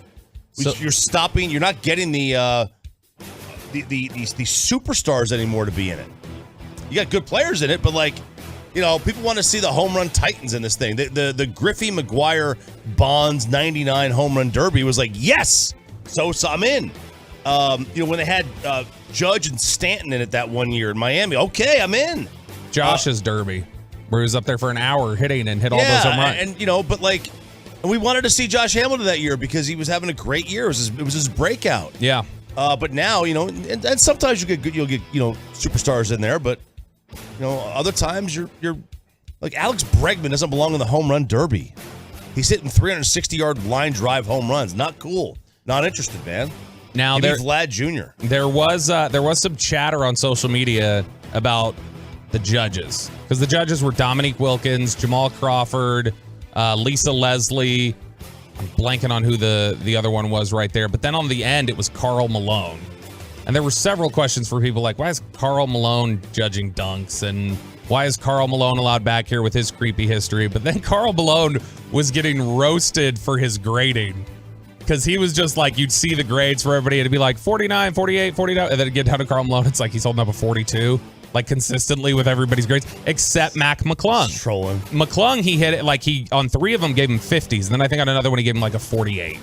But Karl Malone. He looks in good shape still, man. Karl Malone is from that generation where you talked about the 86 dunk contest with Irving and Dominique and Jordan and Drexler, Jordan. And so he's like, I'm not just going to hand out high scores here, but caused a little controversy even being out there. I mean, yeah, and then he was though. out there last night. That was a cool moment last night with him, Kareem, and LeBron out there because those are the top 3 scorers of all time. He looks in good shape still, man. He was always shredded. But you look, it's weird. Matt McClung's barely in the NBA. He's a G leaguer. He plays for the Delaware. Well, he's in the NBA now, kind of. He's with the Sixers now. Yeah, on a 2-way. Yeah. He'll be back down there in a couple of weeks. This is his 15 minutes of fame. And he'll go to defend this thing next year, I'm sure. And this is what he's going to be known for. He's going to be known for as the dunk contest guy. The dunk contest was just won by a dude who went to Great Clips to get his hair cut. Okay? As the fan text brought, he had a Flowbee. He used the Flowbee. Peyton doesn't know what the Flowbee is. But he used the Flowbee to get his hair cut. And you know what that is? Good for you. Rangers have their first full workout of spring training today. Will Jacob deGrom be out there? Well, you never know. He did talk at the end of last week. We played some of that audio how, sure, he was frustrated too that he wasn't able to be out there at that first workout that they had last week, but that his arm feels really strong and that he feels like he's in a good position, and it was seriously just as an overabundance of caution. Couple other things to note, though, for the Rangers coming into this one. They signed an outfielder as they continue to figure out who's going to play left field for them. That is still a complete mystery. But they signed Robbie Grossman to a 1-year deal worth $2 million, and it includes $3 million in incentives, so he can potentially earn up to $5 million. Robbie Grossman last year, between the Tigers and the Braves in 129 games, slashed 209, 310, 311 for a 622 OPS. 311 is a good band. For a 622 OPS, is that a good OPS though? No. No, you like to be over 800 if you can. Yeah, I mean, this is a. We'll take a flyer on a guy. Let's see what happens. Yep, just all it is. See what you. It's the Todd Frazier signing from. No, it's not even Todd Frazier. Todd Frazier at least can hit 30 home runs. Yeah, in the past he could, but it's that kind of a signing. You're just trying to get somebody in here, to get something out of there, just get a body out there to compete. fill up time. In terms of deGrom, the next time he's out there, will he be out there for more than an hour? That's going to be your new. That's what you mean when you say pitch clock. You're referring to is deGrom out there for an hour? When he pitches in a game, is he in the game for more than an hour? It's a reasonable question. Kennedy Landry had a really good story over at MLB.com. Rangers camp, quote, a world of difference for Corey Seager. And I think we've all heard, we've talked about it before, and we've all heard the chatter before. Corey Seager, kind of a loner. Yeah. Not really, he's not going to be Adrian Beltre. He's not going to be Michael Young, like in the clubhouse. But this was a good story, I thought, from Kennedy Landry. She talks about Corey Seager walked into Rangers spring training clubhouse with a calm, easy smile, introducing himself to new teammates and catching up with old ones. There's a certain type of peace about Seager as opposed to 2022 when he entered the first day in a new clubhouse after a long lockout with a $325 million deal under his belt. And Seager told him, he said, in the beginning, you show up on day one and it's just a new clubhouse and everybody's eyeballs are on you right when you walk in. It was never like an uncomfortability, just more of being the new guy. So chance to come in here, a veteran, sees it as a world of difference and an opportunity to build on what was a really successful season, I think, overall for him. Now, was he a little streaky at times? Yeah. Did Simeon start up exactly the way you wanted him to? No. But those are the things that you're really going to need to build on as you head into this season if you want to be a success, which I think, what have you defined as success for them? 500? Yeah, I think getting above 500. You've got to competitive to the All-Star break. No, let's just go with above 500. Okay. They've not had a winning season in 6 years now. Yes. There's only a handful of teams that have missed the playoffs as much in as much succession as they have. or not had a winning record, I should say, in as much successive seasons as they have. You can't just expect to go from 68 wins to 94. Can you expect to go to 69? Yes, you can. That's good. That's what we should do then. Sunday. Better than 68. The Genesis Invitational was going on Sunday. People were hoping to see Tiger Woods on the prowl, looking for a victory in his first tournament in 7 months. It didn't go so well. He looked sluggish and tired on the final day of the tournament. According to ESPN, he had a birdie on the first hole, 2 more on the back 9. Did ESPN break the story that he had a birdie on the first hole? I'm just trying to make clear. I'm trying to make clear that I'm reading. Well, ESPN will claim source on anything. I'm trying to make breaking clear. news. Tiger Woods has a birdie on the first hole. You heard it here first. Sources tell ESPN. I am trying to be clear that I'm not just freelancing this. These are someone else's words, and so I don't want to be accused of stealing. He had 5 bogeys and otherwise struggled to get anything going. He carded a 2 over 73 in the round to finish at 1 under. Obviously, I'm not the golf guy, as I just found out who John Rahm was, who won the tournament. But is that a good finish for him? Do you feel like is that a positive showing for him coming off of 7 months away to come in here and shoot 1 under for the tournament? Yes. Gosh, you made the cut. So nobody should be disappointed with how Sunday went. No, I mean, look, he had a bad day on Sunday. This is part of his problem that he's going to deal with is that he's got half a leg. And I know, yes, walking a golf course isn't the most strenuous thing in the world. You are walking 5 miles each day. It's not nothing. And especially with the mental aspect of it, you're drained at the end of these rounds on the PGA Tour. They just are. Like any golfer will tell you, I need a beer. John Daly will tell you that. Yeah, when you're done with that round. So it's not nothing. And when you're doing it on half a leg, it's even worse. So, for him even to make the cut is great. This is going to be his issue at Augusta. Augusta's so difficult to walk. It's so many hills. It does not do it justice on TV how hilly Augusta is. That's why he's 55-1. He doesn't really have a chance to win. I mean, I guess he has a puncher's chance because he's won that tournament 1,000,000 times, and that tournament the course sets up great for him. But how is he going to hold up? I mean, he's got half a leg, man. And just because I know it was, respect to you NASCAR fans that are out there, I know it was the Super Bowl of NASCAR yesterday with the Daytona 500. Ricky Stenhouse Jr. Oh, man. In the number 47 car. Picks up his 3rd career victory. He leads for 212 laps, a record at the Daytona 500. I used to actually really be into NASCAR about 20 years ago.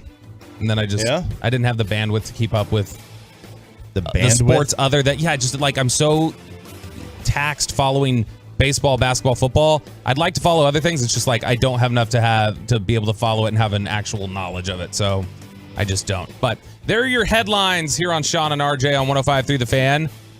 Man, I love the fact that he was in the Cottonelle car, too, because I ripped those things on the daily. He wiped them, baby. Yeah, he wiped those fools. He did. 212 laps.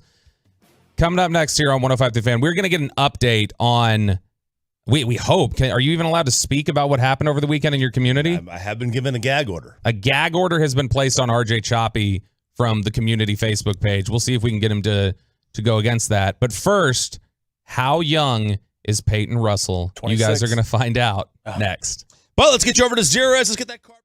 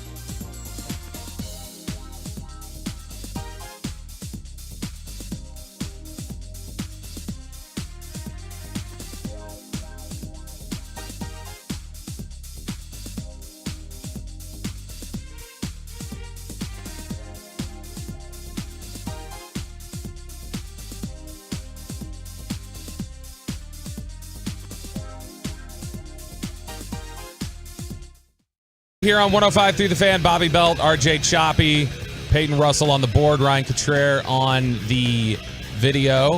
Happy President's Day. Do you feel like there's like a decent amount of cars out there though? Like there was earlier, and I mean it's not like normal traffic, but there's a fair amount of people I think out today working. I think there are. I mean, schools are out for the most part, unless you had a makeup day. My kids are out. I know that. But you know, this is one of those holidays. It's not a real holiday. Right, like the federal business, jobs get it off maybe, but like our company does. Oh, give it off. Gotcha. Yeah, like our company's got it off. Yes, except for us because we're troopers. Yeah, we're out here. We believe in hard work, good work ethic, making that Skrilla. All of those things. This is the express bills, y'all. This is the Expressway. 35 minutes of uninterrupted content, taking you all the way up till the 8 o'clock hour. Coming up, RJ Choppy has some fascinating updates from the weekend in the war with his Karen. My goodness, this has become disappointed. A gag order's been placed. This has become a full-blown schism within the community, hasn't it? We have made up. Okay. Well, gag order's been placed. I'll let you guys be the judge of that. But there's plenty of updates that we're going to let RJ get to. Also, do you care about the XFL? We've already gotten some people in the fan text this morning.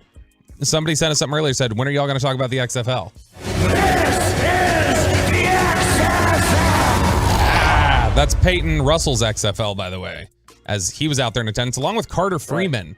Right. We were all the way in there. All the way up in there. I'm stunned. Good for you guys. So we'll talk about the XFL. Some of the ideas that have come out of it, some of the interesting concepts. I like what they're doing with kickoffs. I like the idea of replacing the onside kick with the 4th and 15. Food and beer prices are still the same. They're still ridiculously high. Well, we can talk about all of that. But first, we're going to play a little game called How Young is Peyton Russell? Mm-hmm.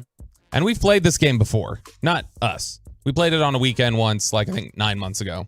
And it was generally pretty fun for the fan text. And I think Peyton enjoyed it a great deal, right? You loved it? I was so in love with it. Yeah, it made me a better person from there on out. It was your favorite thing.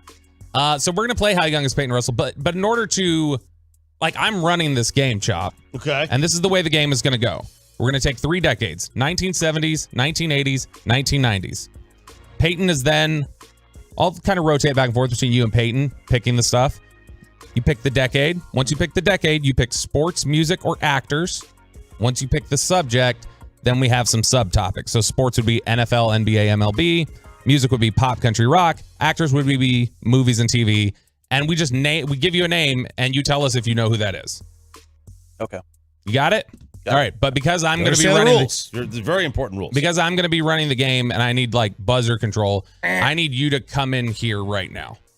Oh, I get to sit in your seat. Yeah, you're going to stay here and so you got to come in here right now, and then once you get here, so that we don't just have one person hanging around, then I'm going to swap spots with you, and I'm going to sit in there, and You're going to go in there? Yeah, and I'm going to buzz it or correct him. Okay. This is making Choppy a little nervous. Yeah. I know how to run a board. Oh, I know you know. I did it for 15 years. I have no doubt about that. I just, this is upsetting the apple cart pH balance in here. It's helping your PR balance though, because Peyton Russell's coming in here. Yeah. And this will be I'm gonna, just like Peyton Russell did to Rod Marinelli, where he buzzed him, showed no mercy. I'm gonna have to show no mercy to Peyton Russell. So Peyton, you go ahead here. You introduce yourself to the listeners. Let them know exactly how young you are while I go get in your seat. Well, thank you, Bobby. You'll probably have to pod me up a little bit when you get in there. Same thing. Yeah, it's not a pod. Same thing. You're taller than I expected. I'm 6 foot. I've never really stood next to you. I'm 6 foot on a good day. Are you? Yeah. Okay, 6'1" on a. I don't think that's remotely true. On the weekends, I go to 6'1". I don't think that's true at all. That's I am not. 26 years old, so 96 is when I was born. So everything's bad has happened after 96. What year? What month? Oh, you're my birthday, right? Same birthday. So you were born when I started my senior year of high school. So hi guys, that's cool. I made it. Oh, Bobby, producer Bobby, sounds so different bad. Oh. You have such terrible headphones. How do you do these? Those man? are new. Those are brand new. They don't sound good, bro. I don't know what to do with them. I think you don't sound good.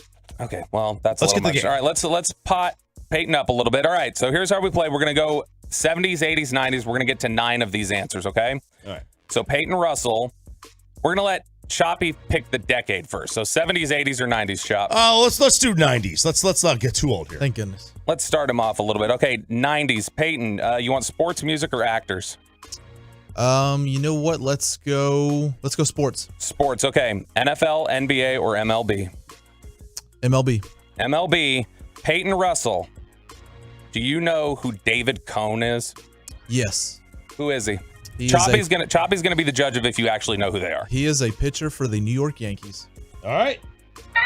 I mean, you know, you're 25% right. I think he pitched for other teams too. Mets, Royals. Didn't he throw like a perfect game with the Yankees? He did. Yep. But he clearly he got the perfect game. So he clearly knows who David Cohn is. This is great because the last time we did this, he went 1 for 9 and he only got Will Clark.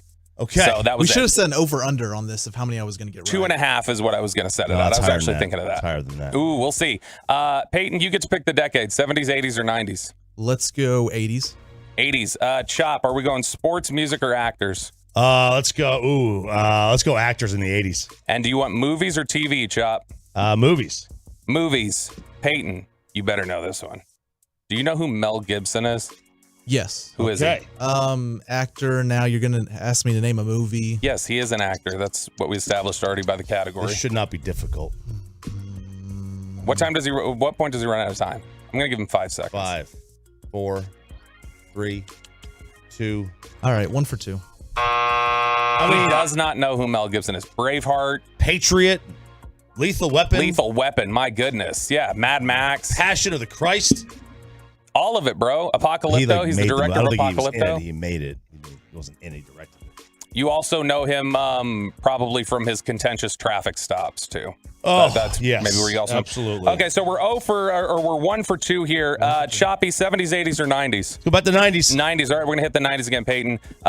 You've already picked sports, so you want music or actors? Let's go music. Pop, country, or rock? Let's go pop. Peyton, do you know who Nick Lachey is? Oh no, he doesn't. How much time do I get?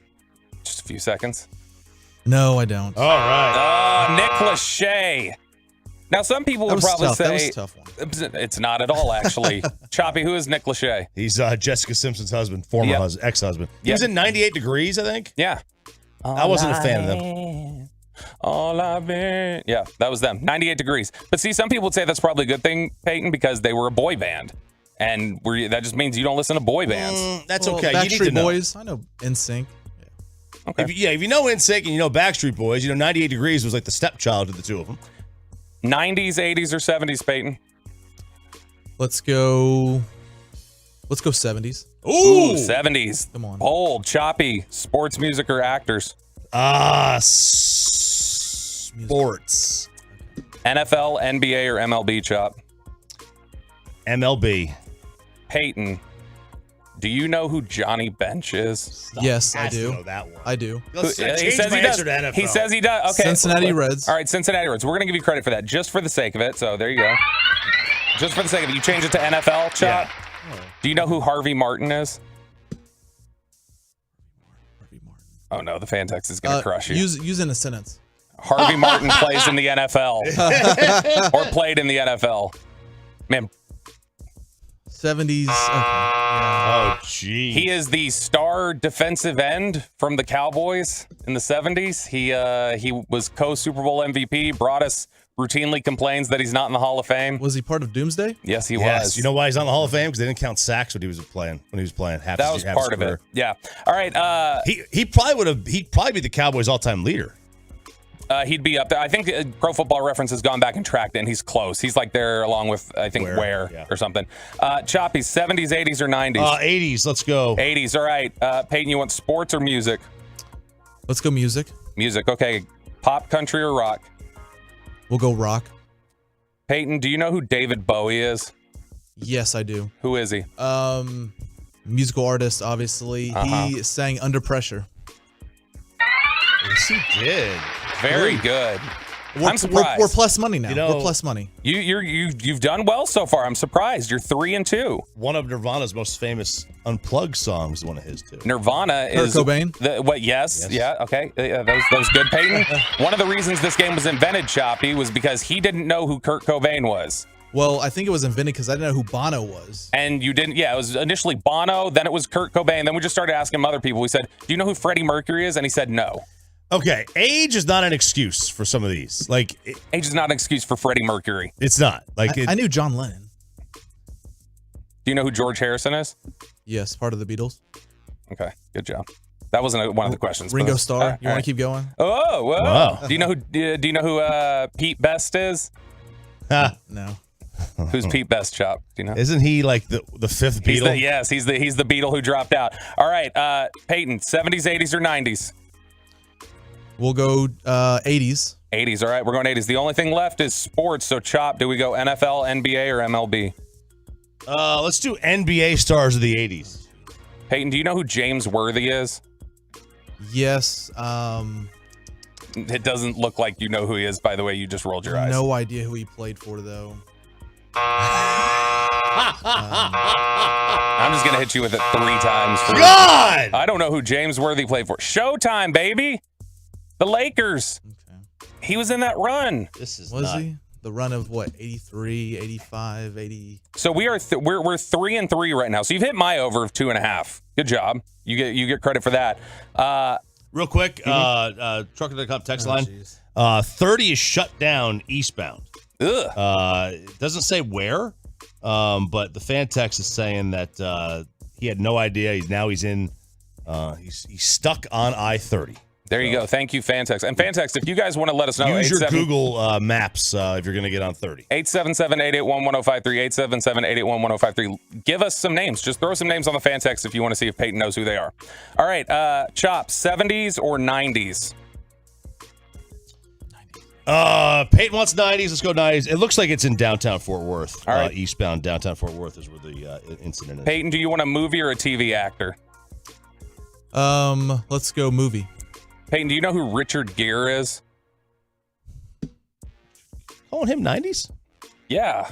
Is that fair? Yes. Okay. Oh, are we under protest? No, we are not under protest. I thought he was more 80s.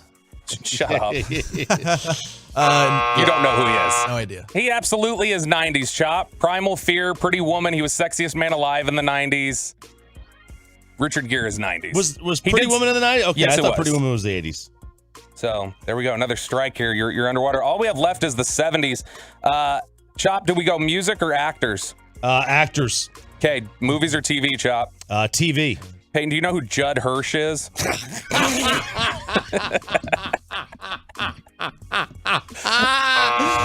no chance. There's no chance he knows who he is. This is unfair, man. This does not prove how dumb I am or how young I am. It's not dumb. It's young. I am an It's idiot. young. Proving how dumb somebody was me. That's what we did with the golf thing. That was how Judd dumb Hirsch, is Bob. come on, man. That's not fair. God, Judd Hirsch. Judd Hirsch from Taxi, which technically Taxi bled over into the 80s, but It's a great TV show. It's an all-time great show. But my goodness, give the kid a chance. We've got. Oh wait, I got to ask the 80s TV. We Couldn't did you have 80s gone movie with like Archie Bunker or something like that. Whoever. Yeah, we did 80s movie. So I know we did. So the only one left is 70s music. Peyton, do you want pop, country, or rock? Let's go. Is this 70? You said 70s? Yes. Rock. Peyton, do you know who Roger Waters is?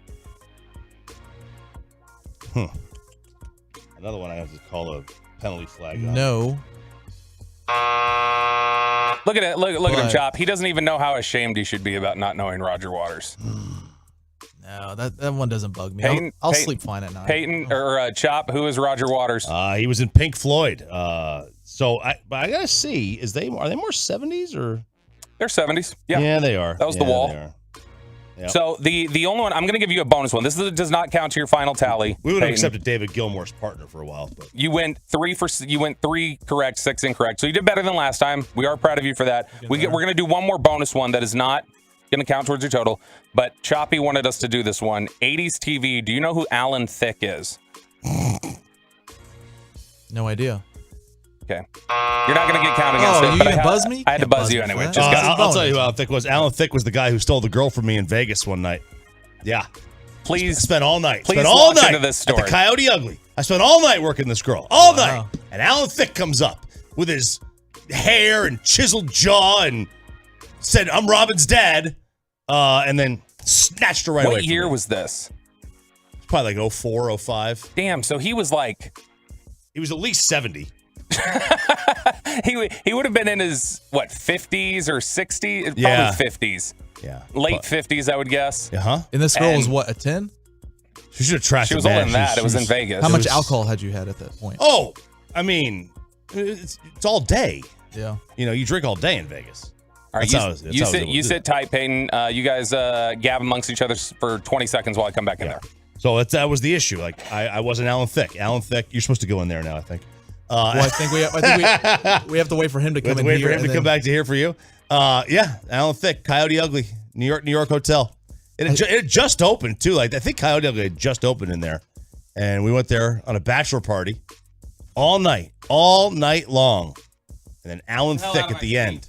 At the end, Alan Thicke comes in, sidles his way in, and takes her and steals her. Did he have that got away? Did he have any? Oh crap, Peyton! I didn't adjust it from when you were last in there, so now I'm having to kind of whisper because I'm very loud. Did he have any like good lines? Was he like, you know? No, he literally walked up to her and said, "I'm Alan Thicke. Let's go." I know he said I'm Alan Thicke. So did he like try anything like, you know? They could have called me Alan Long too. Both would be true. Did he say that? That would be my line. He did not say that. Oh man, what a disappointment. Could have used that Yes, line. I'm very disappointed. Anyway, that's how young is Peyton Russell, which is pretty. But I gotta say, Peyton, I am genuinely. Here's the thing: you did pretty good on the baseball. In fact, that's where you got 2 of your answers there. I know. Peyton's a baseball fan. Peyton is a baseball fan. Now, just for kicks, I got to know the '80s baseball name. Then, since I knew you were a baseball fan, do you know who Mike Schmidt is? Yes. Who is Mike Schmidt? Giants. No. Nope. Not even the right coast. Nope. Nope. You're about 3,000 miles away. You are about as far away geographically as you can be. Okay. I mean, like I know the name, but I guess I don't know who he played. What for. position did he play? Pitcher. No, oh, gosh. Okay. You don't know who Mike Schmidt is. All right. Third base, Phillies. Job, he can't even. He hit that 500th home run, and he's running. He's doing his little fist pump run down the first base line. He was one of your favorites, wasn't he? Schmidt? Or was that Mattingly? Who did you love? Mattingly was my favorite kid, yeah. I was gonna put Mattingly in there, but then he was the manager of the Marlins, so I was like, ooh, Peyton might. Yeah, he might know. Peyton might remember that one. All right, Chop. We need to do a brief recap, a brief reset, and then I guess we'll just see how you feel. If you feel comfortable, like breaking the gag order from I've been given a gag order from my neighborhood, from the Facebook page. You know, the neighborhood Facebook page. Talked about this last week. A neighborhood lady posted that, you know, all the trash from bulk trash. Lady, is that how we're describing her? Yes, we are. Okay. Have been, had the wind had thrusted about the neighborhood. She's like the wind. And she picked it all up and put it in her garage. Very nice of her. Very nice. And then, I didn't care for the threat. The threat of she was going to release and name names of whose boxes these belong to. She was going to dox y'all. She was going to dox us all. I didn't care for that.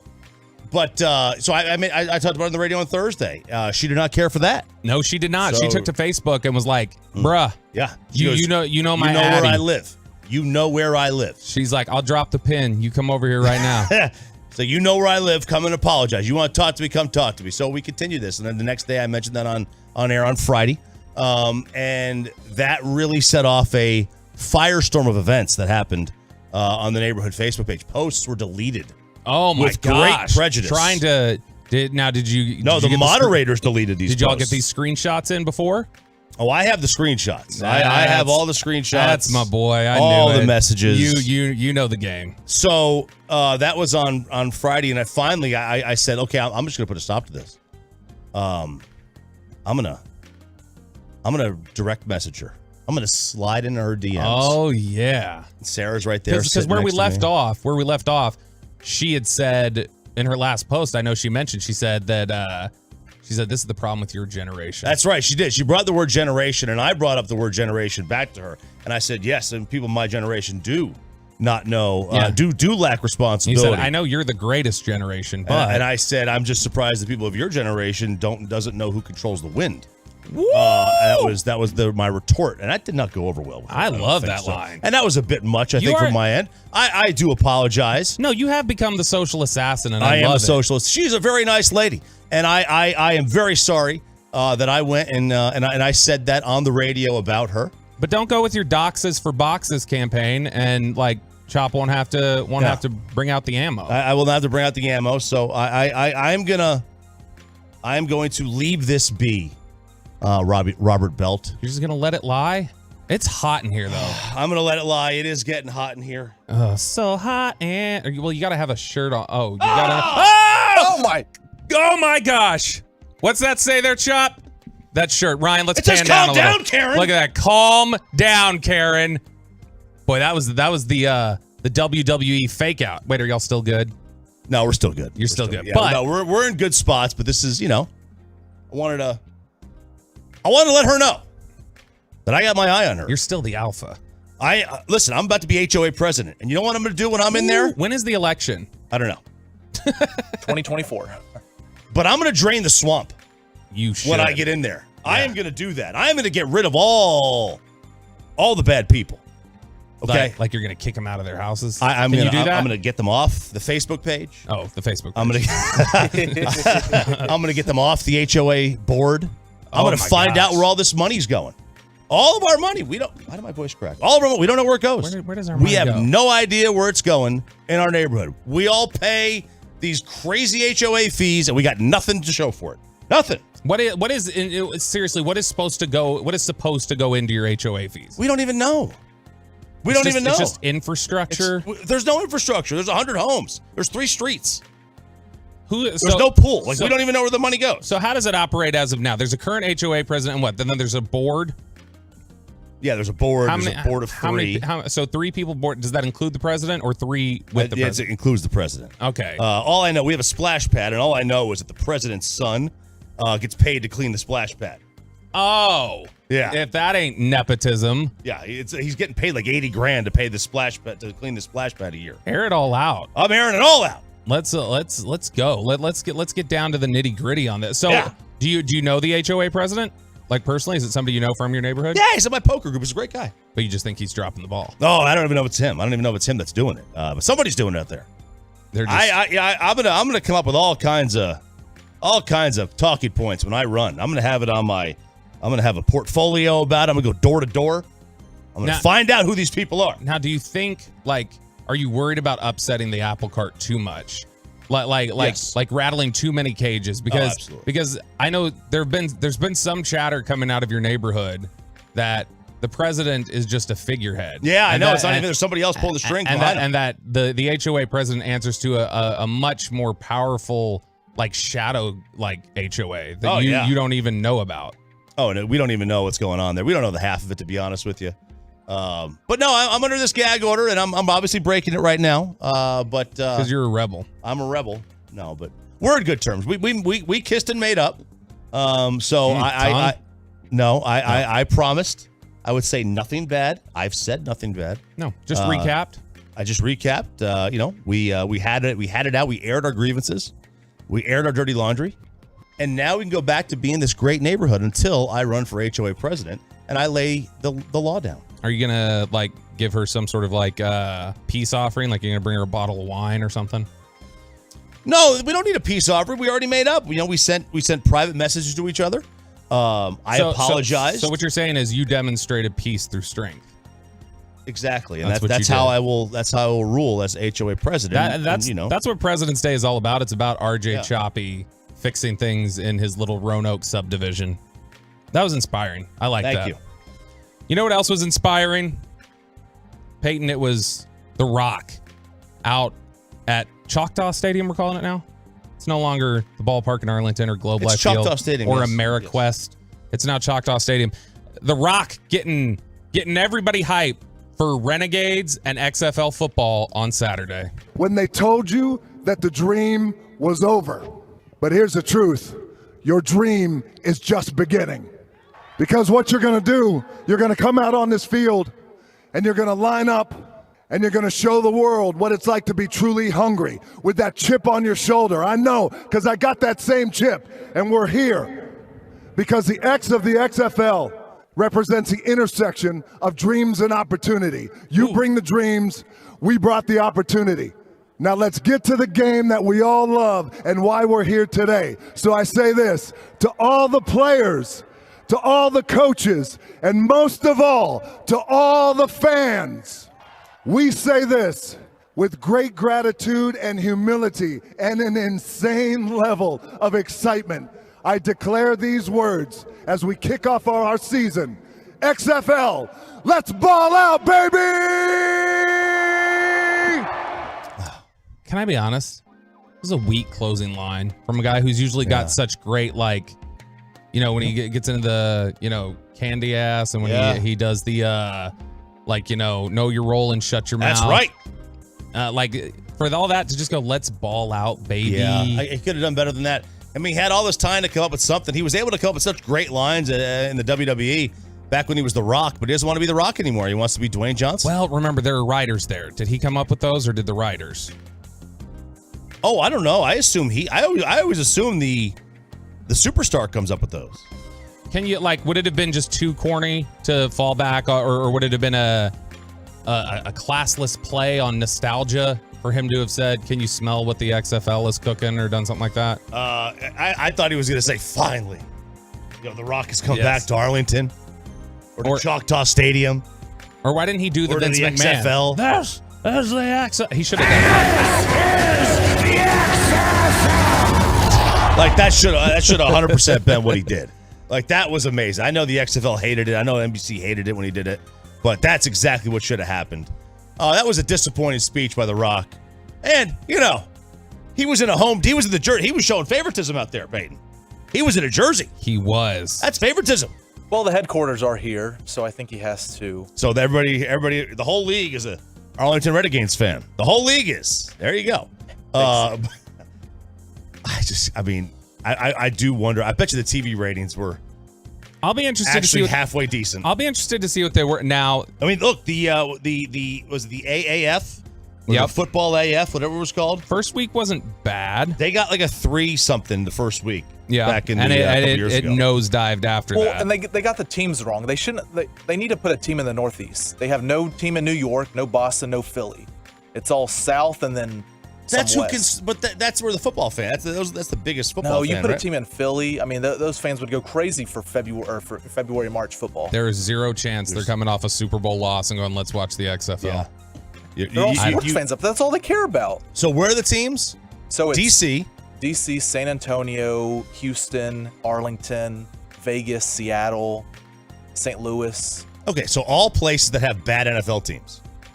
Or no in NFL some team. cases, no NFL team at all. That's clearly what they're trying to tap into. That's what I said there. Oh, sorry. You get St. Louis, you get San Antonio, Orlando. There are some places to tap into. Like those are the markets you've got to tap into. I mean, don't worry. Now look, obviously Texas is football crazy. Florida, a lot of football crazy. Great state, Florida. Great state. The people in New York City are not going to waste their time with the XFL. I think in 2020 they did 20 have a New degrees York outside team up there. Like, Here was the some of the feedback from NFL stars. One, based out of Philadelphia, the Philadelphia Eagles star AJ Brown said, "Can't even lie, XFL is really entertaining." Tyreek Hill tweeted, "XFL lit though." So 2 big endorsements there. Yeah. You think they're trying to do that? So here's the interesting thing to me. You get the players tweeting that. I don't remember them tweeting things like that about AAF or XFL previously or USFL or anything. They've never been interested. And what I saw this weekend didn't look any different quality-wise from what I had seen previously in other leagues. ESPN's got their whole XFL section now, where they had it was the front page of ESPN yesterday. Was like, what was it? It was what was one of the games we had yesterday? It was the Battlehawks and the Brahmas. The headline was Battlehawks stun Brahmas with 15 unanswered in the fourth quarter. So it's like, this is your front. Like, are you guys getting? And maybe there is, somebody's probably going to hit the fan text and go, "You moron, they have a partnership that is," and obviously I know they have a broadcasting partnership, but still, it does feel a little bit like it's being laid on thick this time from bigger faces of like, hey, this is it. This is cool. I don't know. Maybe The Rock is buddies with AJ Brown. He's like, hey, can you just send a tweet out? Or Tyreek Hill, can you send a tweet out? And that's what I like. If you're in that position, isn't that what you would be doing? Hey, give us a shout out today. Yeah, tweet us. I suppose. Give us some shine. I do think it's a league where you can, any rules you want the NFL to like put in the league, like you can try them out. Yeah. Like they do with minor league baseball and stuff. I think that's what they can use the XFL You have to for. do that. You have to use that. They've got to come up with you have the partnership there because, look, when baseball wanted to do the robot umpire, they went to the Atlantic League. Mm-hmm. When they wanted to try out the pitch clock, they went to the minor leagues. When you wanted to try out larger bases, you went to the minor leagues. You try these things out in, I hate to say in places where it doesn't matter, but let's be fair, in places where it doesn't matter. It doesn't matter who wins the X. What's the XFL's championships called? The X Bowl. The X Bowl? I think that's what it's called. I think it's called the X Games. I like the X Games. I'm more a winter X Games guy. Skateboarding. But like no one's gonna pay attention to a sport where you don't know like if the final trophy doesn't have any meaning to it. They have, so there's a couple rules that I am interested in to see how they play out. So the first one is the 4th and 15, which is something the AAF did something similar. I think it was 4th and 12 is what they did. But 4th and 15, that instead of an onside kick, you get the ball at your own 25 and you get a 4th and 15 opportunity to convert. And if you convert, you continue the drive. And I like that because that would bring more excitement into late game situations. And I don't know, would bettors not like that though?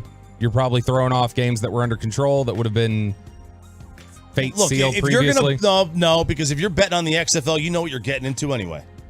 You know they've got quirky rules. You know that they're going to have different, random things they're trying out. You know it's just like betting on preseason football. You cannot bet on a preseason NFL game and get upset when they pull the starters.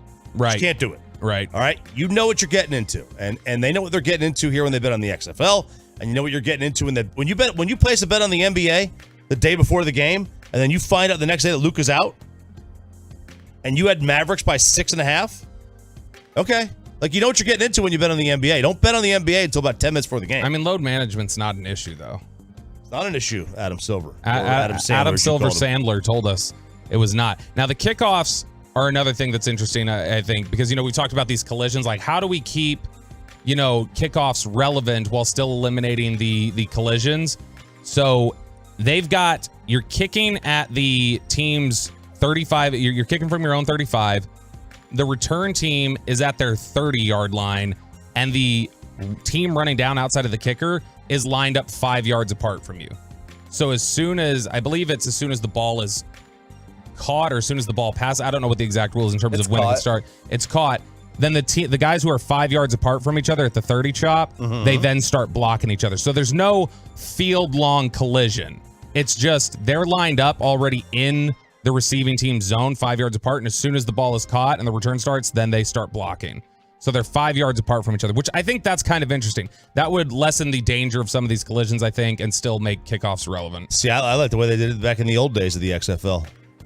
For the coin toss where they would wrestle for the ball, they'd run out to midfield and see who grabbed it first? Yep, that's what I want. Didn't somebody get hurt doing that? Of course they did. That was the dumbest thing ever, but it was great. That's the XFL. Peyton Russell, big fan of that. Carter Freeman, too. They're XFL insiders if you need Renegade information. God, can we get the training camp to come fast enough? Well, holy cow. I know. I know it, bro. Coming up next, we're going to talk a little bit about some of those questions that'll be facing the Cowboys leading into training camp. That's extension questions for Trayvon Diggs, CeeDee Lamb, Terrence Steele, Dak Prescott. What do the Cowboys do? We'll talk about it next. But let's get you over.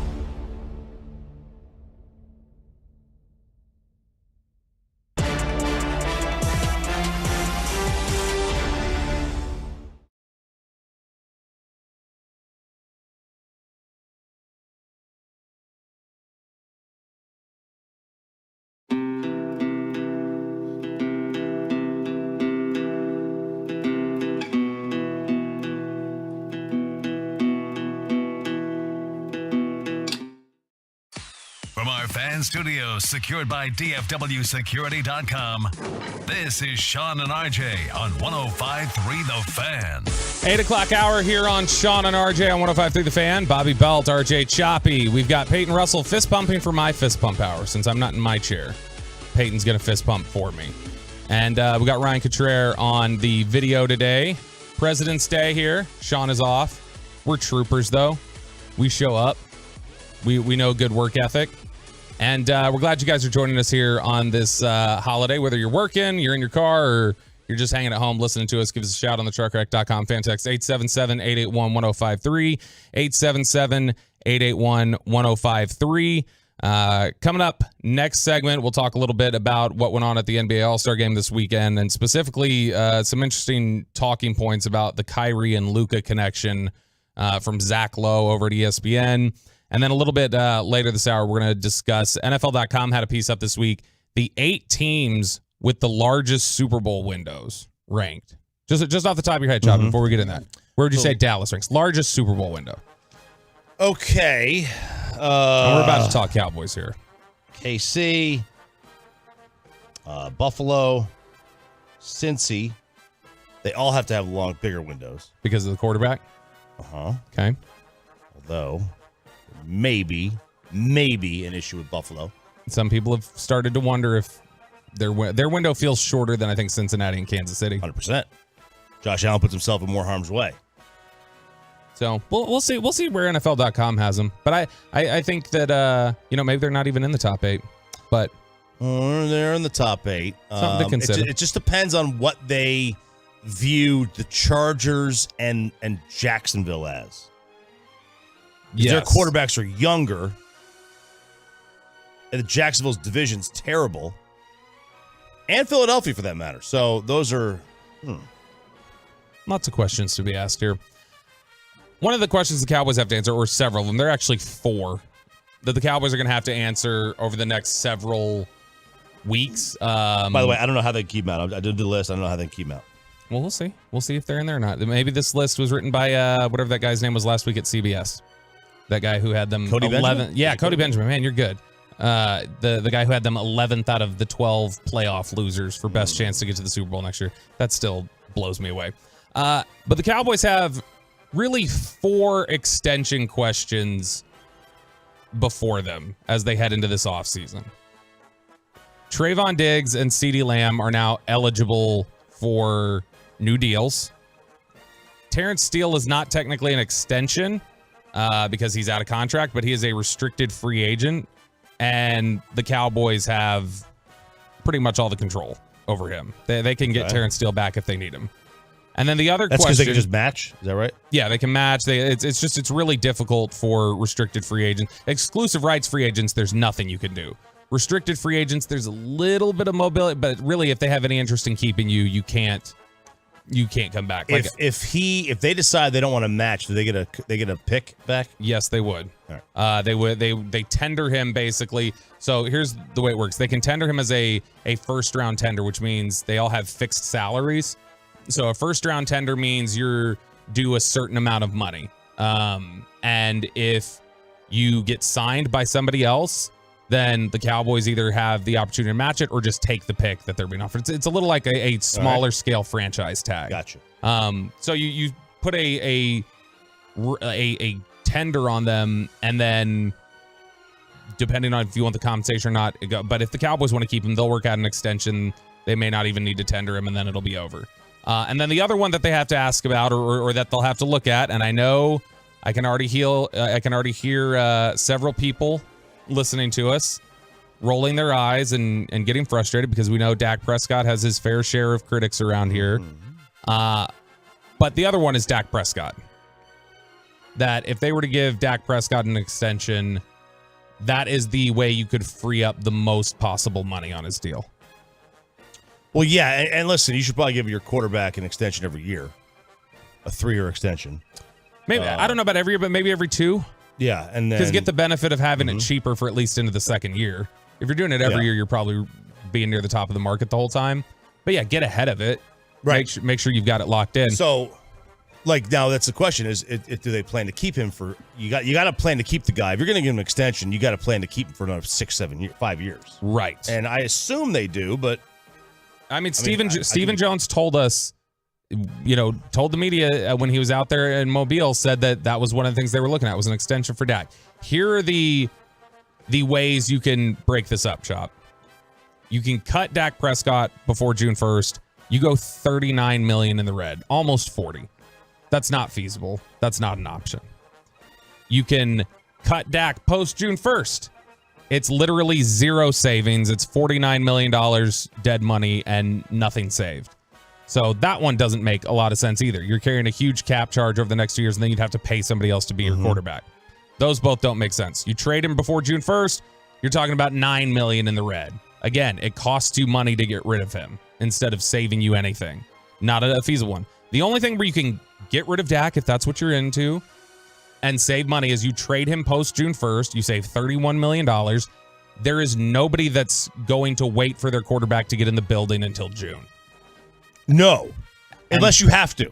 Like, unless it's a Deshaun Watson where he's not going to play for 10 weeks or something. But with Dak, no, you're not going to drop him in June and just go, hey, learn the offense here just through training camp, and then go out there and, like, anybody who's making an investment in Dak wants somebody who can play now and play well. So that one's not feasible. So the only two options, Shop, are the restructure that frees up $22.3 million. That's the most you can possibly free up. If you do an extension, you can free up almost $24 million. Without kicking the can down the road the way a restructure would. I think that's why when they look at it, if they were to, their options here with Dak's contract are stand pat. You can do that if you like. He's got he's got 2 years left on this deal. There's 4, but it's 2 void years. So he's got 2 years left on his deal. So you either don't touch it, don't get any cap savings, but put yourself in position if you want to move on from him in the future, you can do that. You restructure him and push more money down the road to free up the cash, or you give him an extension and that gives you the most possible money and lessens the burden of how you're spreading the money out into the future. So with that said, it sounds when you lay those things out like the most likely option the Cowboys are going to engage in is they're probably going to work on an extension this offseason. And you're okay with that? I'm okay with it. Are you okay with it? I suppose, yeah. I mean, you got to free up money somehow. So would you rather restructure it and just maybe have to take a bath a little bit later, or get the same amount of money? What kind of money are you talking? Like, how much money can you free up? No, on the extension, like per year. See, that would be the question. There's a limit on how much you can actually sign with the extension, like in terms of how much money you can free up by doing it. Right now, the biggest salaries are Aaron Rodgers at $50 million per year, Russell Wilson $48, Kyler $46. Dak is sitting at 40. I would bet an extension puts him around Kyler, which is 46. Ooh, 6 more annually. I mean, look, if you're going to sync with him, go with it. It lessens the cap figure.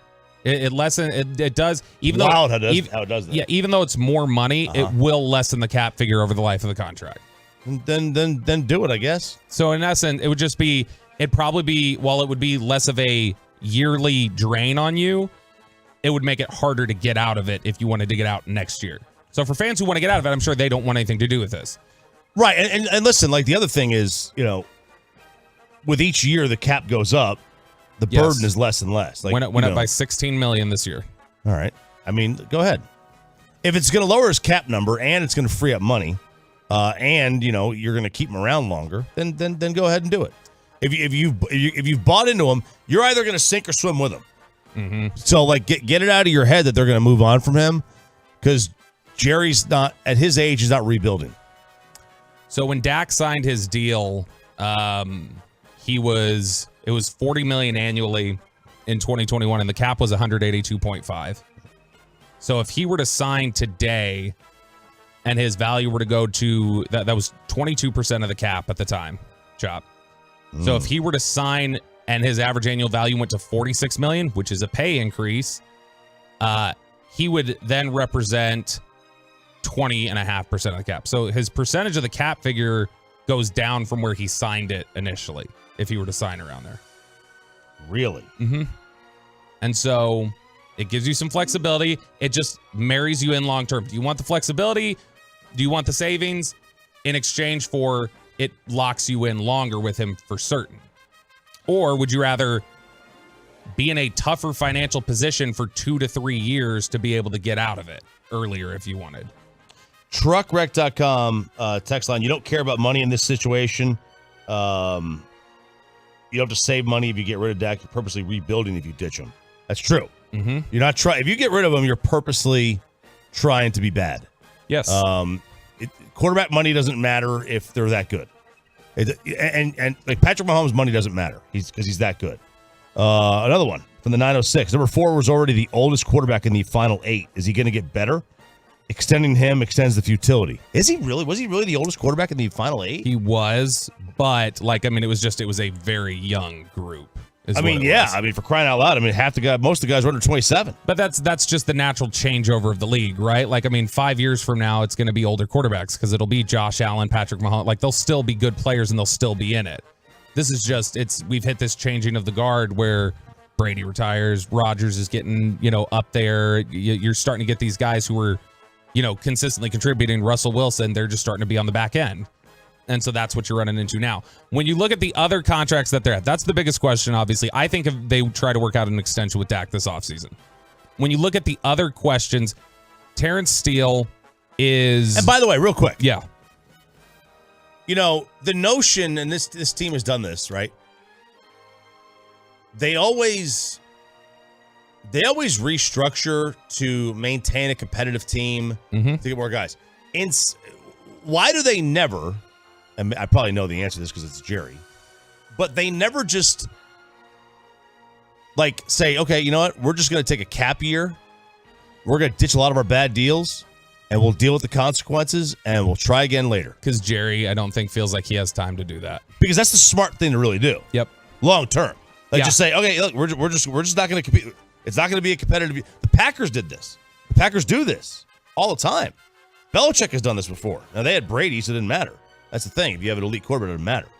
Yeah, I think I think that would be their line of thinking on it. Is that Jerry not wanting to take a year off? Jerry would never. He refused to take the COVID year off. He fought for them to play football because he did not want to miss another opportunity. Jerry would never have done what the Chiefs did with Tyreek Hill.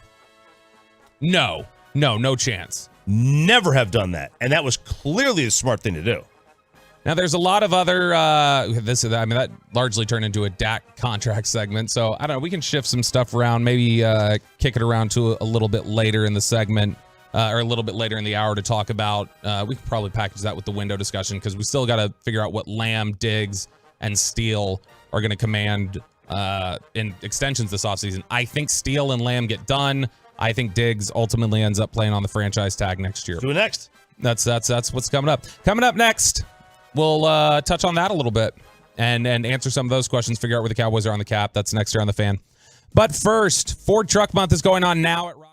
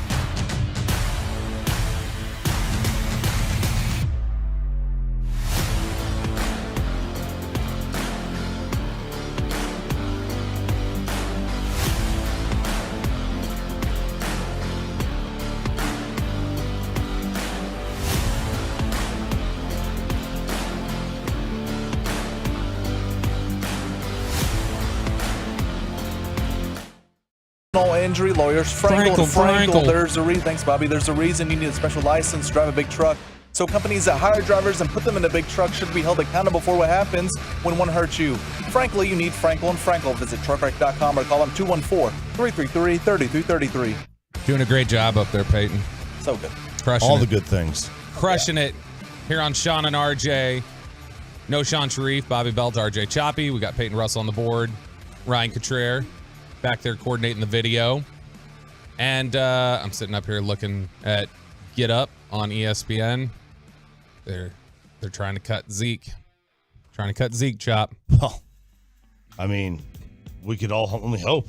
Let me point out a quick misnomer, by the way, that I think a lot of the listeners probably understand because they're smart. And you pointed this out a couple weeks ago. You know, there's so much more access to information about the salary cap and how it works and stuff than like at any point before. Mm-hmm. And so fans are, I feel like, better educated in terms of how that works and everything else. They threw up there that Ezekiel Elliott has zero guaranteed money left on the 4 years of his deal. And so I think when people see that figure, if they don't understand how the cap works, sometimes they see it and go, if there's zero guaranteed money, that means you can cut him at like none of the money's guaranteed. So you can just move on and no penalty.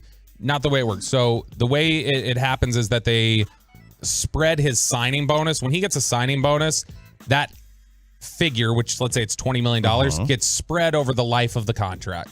So if it's a 5-year contract, there's $4 million on every year where the charge is being spread out. So you didn't have to spend $20 million all in 1 year and eat up your cap like that. So then every time you restructure and you take his salary and you turn it into another bonus, then you add even more money. And the Cowboys have done this now with his original deal and on the restructure, I think twice. It's definitely once and maybe twice that they've restructured him to the point that even though he has no guaranteed money left, cutting him before June 1st only saves you $4 million. It's not just, well, remove his salary from the books and that's what you save. No, because anything that's remaining on the future years, the cap charges, as soon as you cut him, they accelerate all of it to the present year. So you accelerate all that up, and so then every remaining cap hit that they had spread out over the life of his contract then hits them all at once, and that's the thing that they wrestle with. We talked last segment about Dak Prescott, about where his contract situation is, why, and I think you're in agreement. Probably just do the extension. Yeah, I mean, look, there's two ways you can go about it. You either do the extension, or you can't really not do the extension. You either have to do the extension or move on from him. Yeah. Just do what the Eagles did with Wentz. Cut him, cut your losses, go back to square one and figure it out.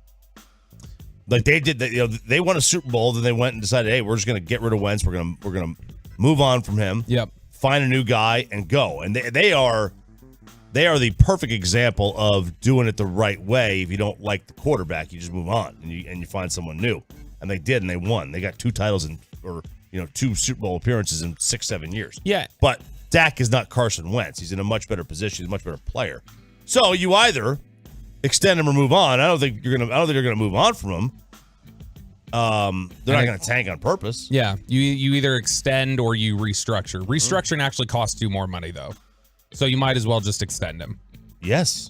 And so I think that's you plan on keeping him here anyway. Right. And so I think everybody who realizes they're not going to move on, regardless of what you want, if you want to move on, I think everybody realizes that if you're not going to move on, it's probably in your best interest to get an extension done. And that's why Steven was talking about it, even though it kind of confused some fans, I think, at the time. Let's talk about these other 3 and their contract prospects as they enter the offseason. Terrence Steele. You a Terrence Steele fan? Sure. He gets the job. He's a great run blocker and an average to above average pass blocker. He gets the job done. Would he be better than a Tyron Tyler right-left tackle combo? Who's at right? Whoever. I'm not sure if Tyron's issues when we saw him come back were related to adjusting to right or it was a continued decline. If that was, Tyron did not play better at right tackle than Terrence Steele did. I know that. Tyler, maybe, but I mean, they seem pretty. You remember when they drafted him, the line they kept using about Tyler Smith is left side player. They wouldn't call him a tackle or guard. They just said, nope, he's a left side player. We'll play him on the left side regardless. Okay. And so to me, it's Tyron or Terrence. And Terrence Steele you saw the offense's effectiveness went downhill fast as soon as Terrence Steele went out. All right. So, okay, keep him. So I think when you're looking at his contract value, they will look at right tackles. The very top of the right tackle market is Ryan Ramczyk. He makes $19.2 million annually. Terrence Steele is not the top of the market, but he probably could have a case to like, hey, put me in the 5 to 6 range as a right tackle. Oh, God. That's down to Braden Smith, Jack Conklin, Rob Havenstein. Like, it's those guys. I would bet you're probably looking at 3 years, 45, something like that. 15 million annually. That would tie him for 6th at right tackle. Now, if you include all tackles, like you put the left tackles in there, 15 would put him tied for 18th in the NFL. Because left tackles generally make significantly more than the others. So Steele with 15 a year? Yep. For 3 years. Which, by the way, that's more annually than Zach gets. It is. Zach, they did a great job locking up the linemen like Zach, Tyron, Travis.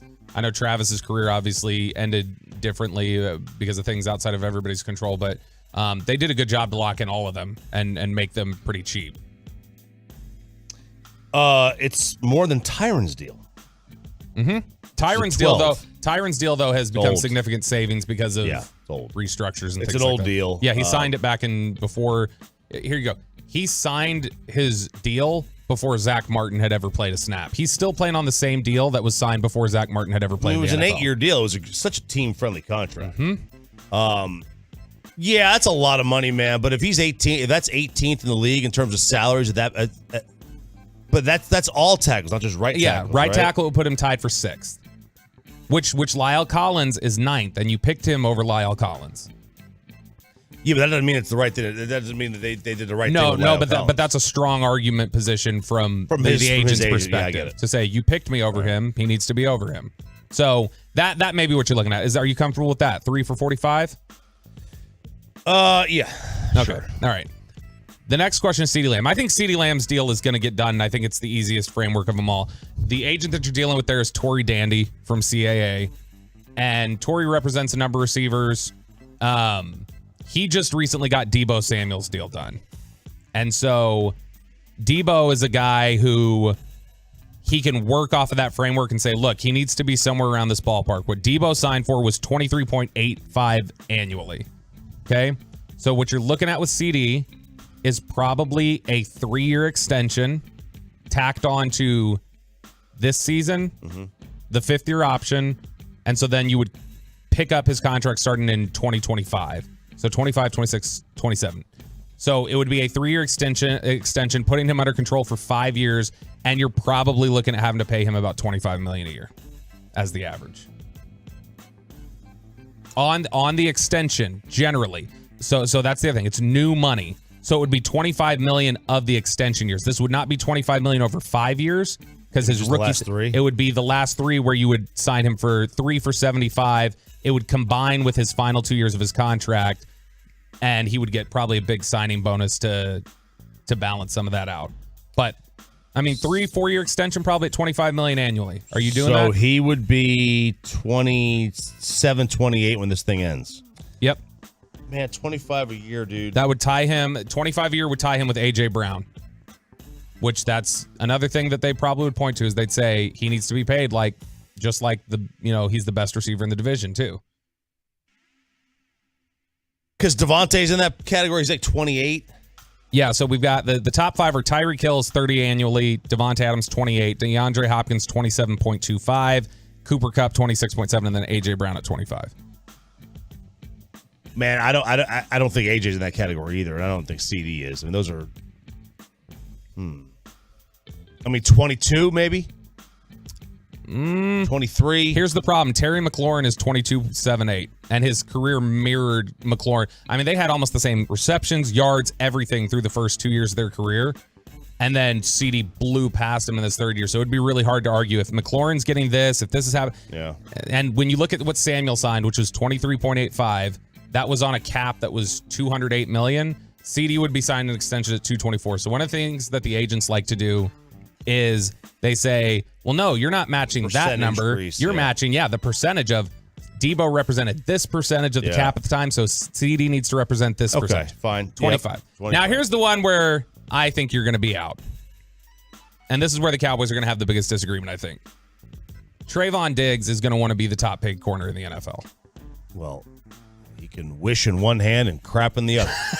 See which gets filled first, baby. He is going to want that. Jair Alexander is the top corner in the NFL at $21 million annually.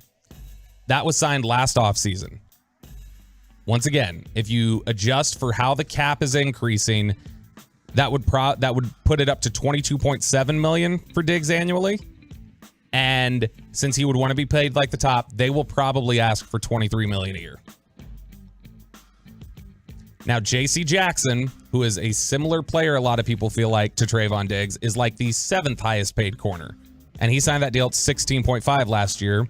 So that would put him, if you adjusted for the inflation of the cap, that would put him right around 18. So the difference you're looking at is the Cowboys probably would want to max, my guess would be around 18 million annually, and they are going to want 23. That's $5 million, which is a lot. Significant gap there. And you're talking about putting him in a different kind of tier. That's why I don't think this gets done this year. I don't think it gets done either. I think they aren't able to come to terms. I'm glad. And I think they feel like that's fine. He'll play it out. That will be the guy that we'll have to tag in 2024, whatever that offseason is. And we'll take our chances. We'll go ahead. We'll knock out the tag with him, or we'll let him play out his final year. We have the tag to keep control of him, and that buys us some time. I would not sign him up for that. Would you sign him up for even the J.C. Jackson figure? $18 million annually. No. Because, I mean, just think about these figures. Let's just even throw it out on the low end. $18 million for Diggs, $25 for CD, $15 for Steele, and then a new extension for Dak.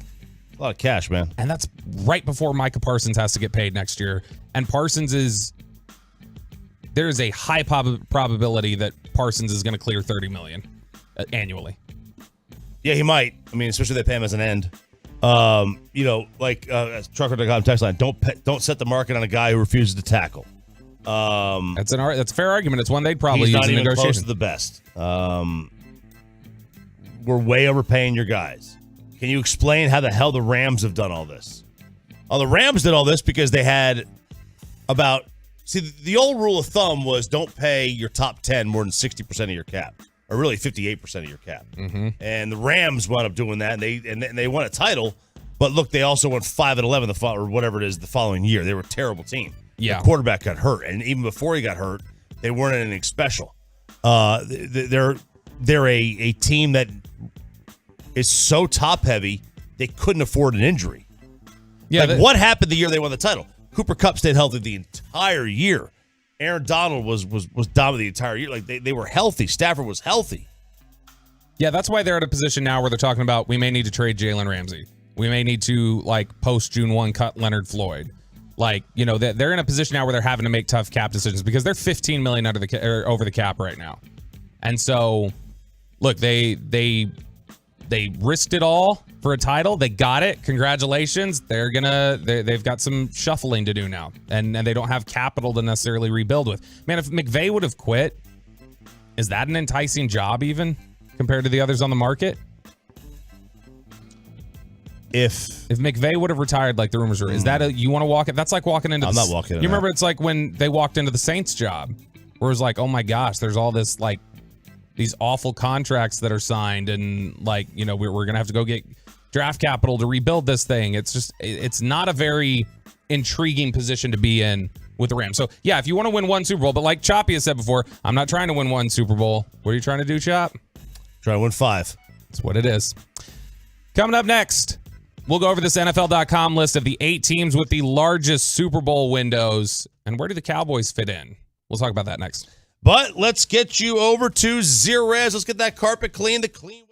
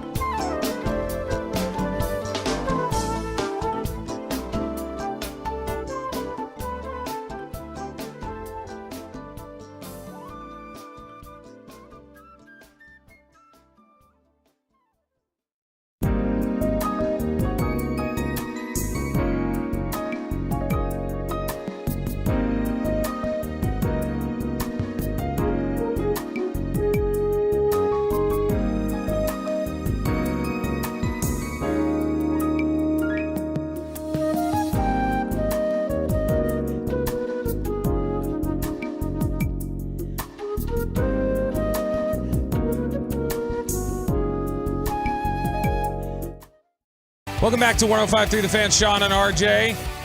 No Sean Sharif, Bobby Belt, RJ Choppy, Peyton Russell, Ryan Cottrell, and just walking in the building. He's just prepping because we're going to talk to him at 9.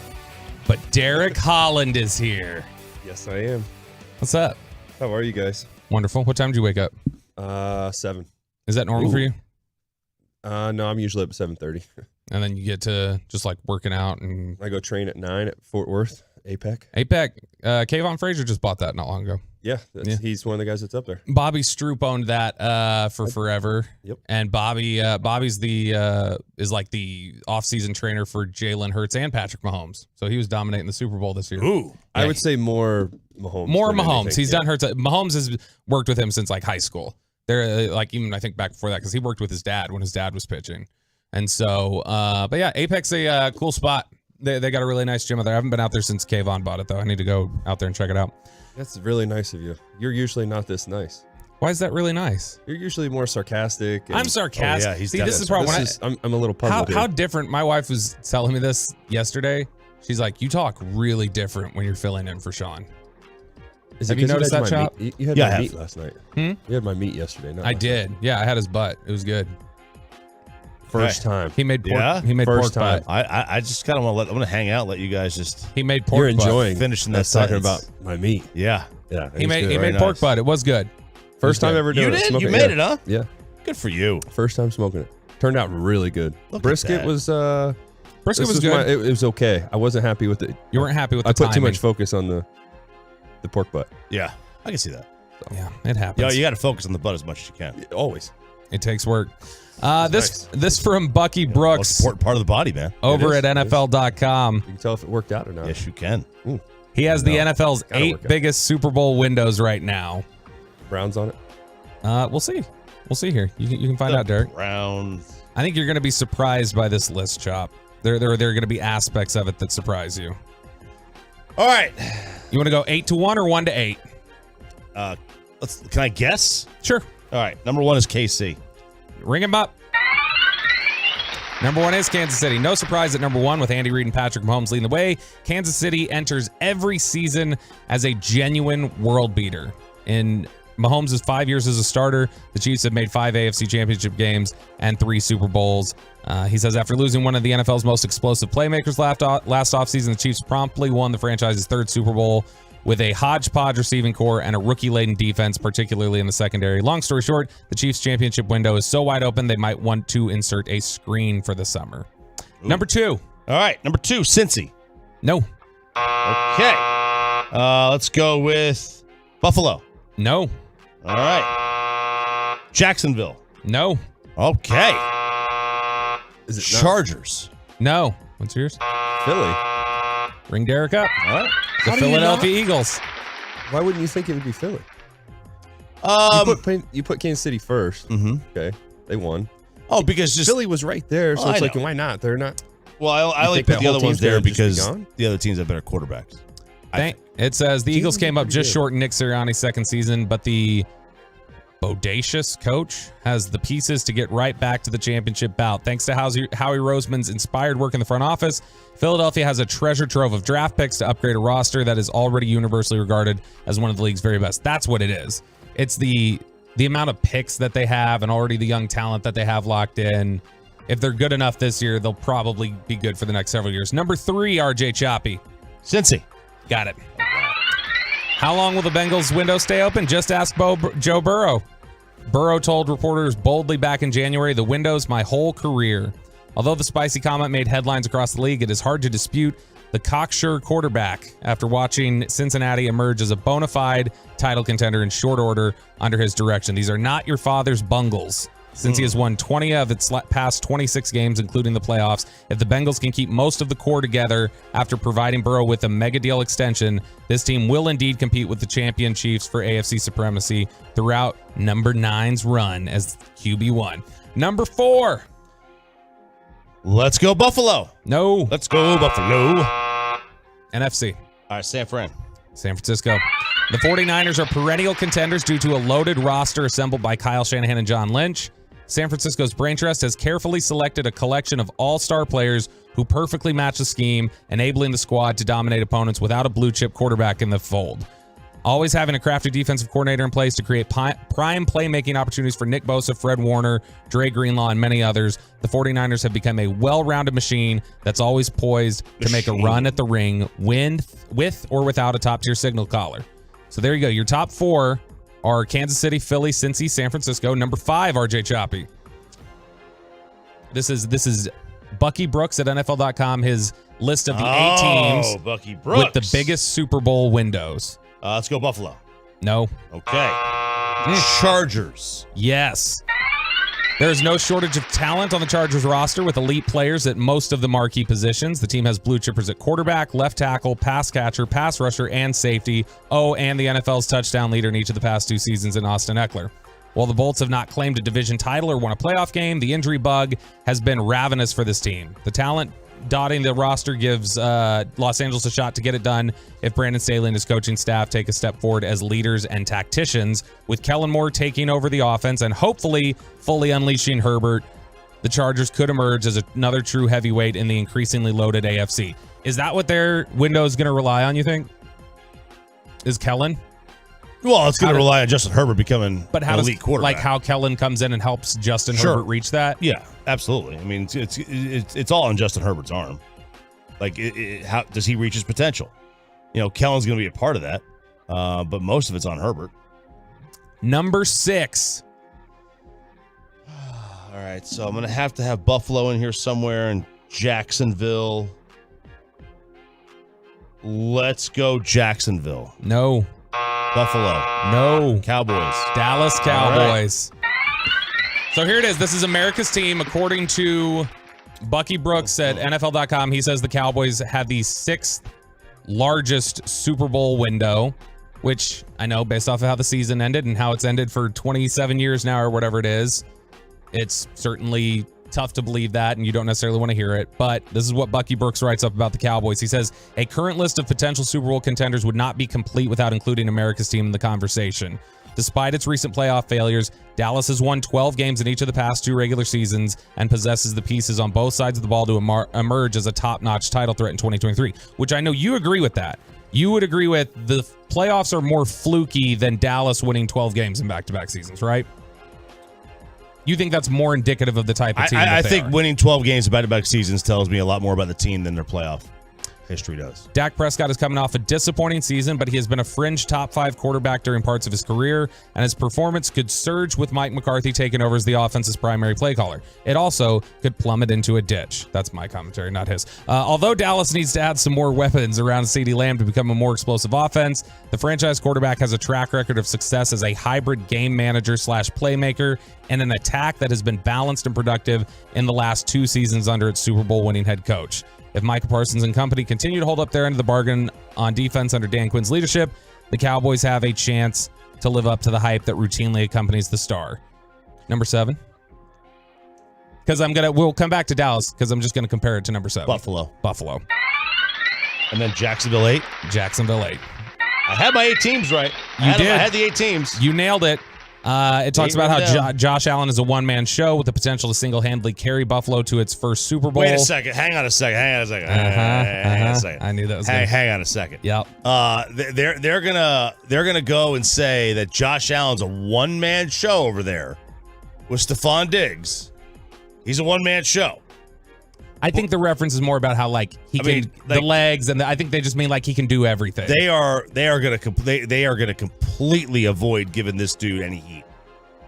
He has skated. He has skated. I mean, we talked about it like over the last 12 weeks of the season. He was worse than Dak statistically. He was Davis Mills for 6 games.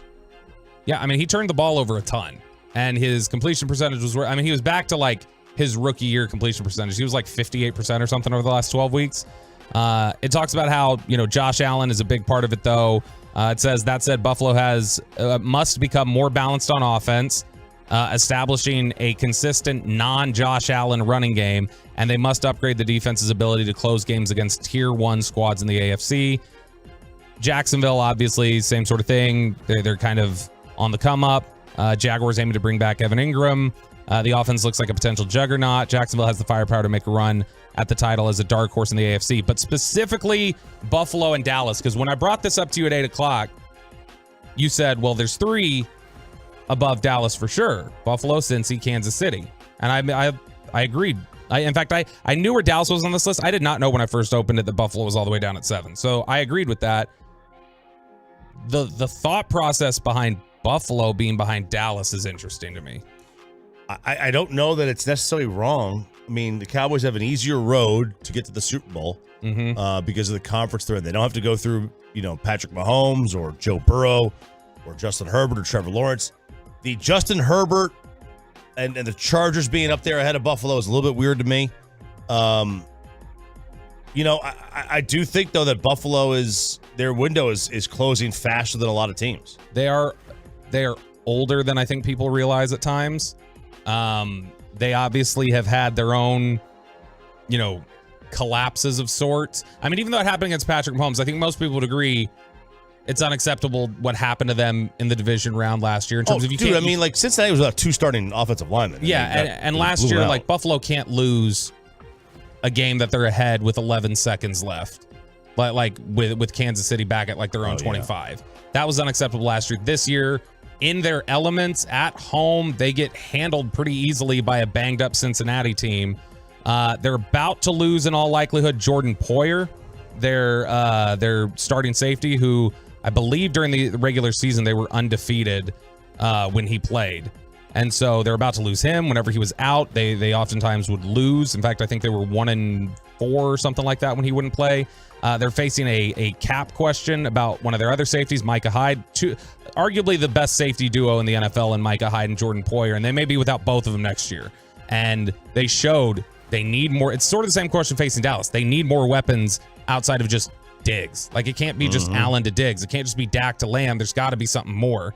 And so there may be greater similarities here to Buffalo and Dallas than it looks like on the surface. Maybe. And does that make you feel better about Dallas, or does that just make you feel worse about where Buffalo's at? I think the Cowboys are in a fine spot. I mean, look, the NFC's got a quarterback problem. Who's San Francisco's quarterback next year? Big blank Brock. Okay. How's his ligament? How's his UCL doing? Oh yeah, his UCL. I believe in him. He's okay. He's we've seen guys. He's 13 God. He'll bounce back. So he's not getting total reconstruction. No, but there is a surgery involved. So he is having to have surgery. We'll see. There's Trey Lance is sitting there potentially on bust status too right now. He's getting close to it, and so that'll be a conversation heading into next training camp. We've seen guys pitchers try to go away from Tommy John surgery, and every pitch you're holding your breath, right? Yeah. My mic was off. Sorry. Thanks, Yeah. Derek. Well, you're right. You hold your breath at every pitch. But you can't think about it. No, I know. I'm just talking about the team's probably doing that. Oh yeah. The thing is, you don't know somebody's that close until you've actually looked at an MRI or whatever. Then it becomes scary. It's all right. For instance, what was the right-hander? We just had him. He was here with the Rangers, but it was with the Angels before, then the Padres. He got a stem cell shot in his elbow to try to heal that up. And then that becomes more of the risk of, all right, is this going to hold up or is this going to blow out? That's where it becomes the... So we'll see with Brock Purdy. If not, like I said, there's always Trey Lance, who the concern is Trey Lance a bust? That question needs to be answered. Another question that needs to be answered that we were trying to answer this week is, are we scared Jack Leiter may be getting to bust status? And spring training is kicking up, and we've got Derek Holland here to talk about all of it. Plus, we'll play some Answer the Internet. Final hour coming up on Sean and RJ next. But let's get you over to Boomer Jacks, your official game day.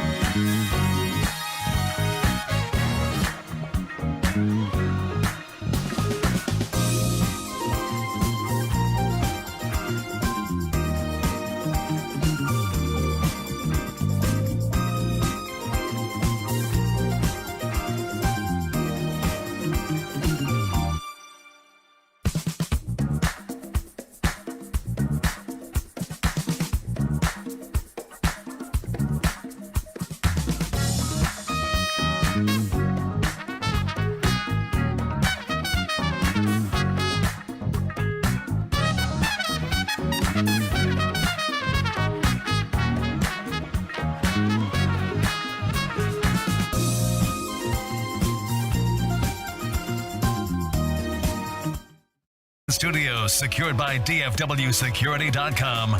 This is Sean and RJ on 105.3 The Fan. Fist Pump Hour. Final hour here on Sean and RJ on 105.3 The Fan. Bobby Belt, RJ Choppy, Peyton Russell, Ryan Cottrell coordinating the video back there with new graphics. These graphics are sexy, Chop. I like them. You like them?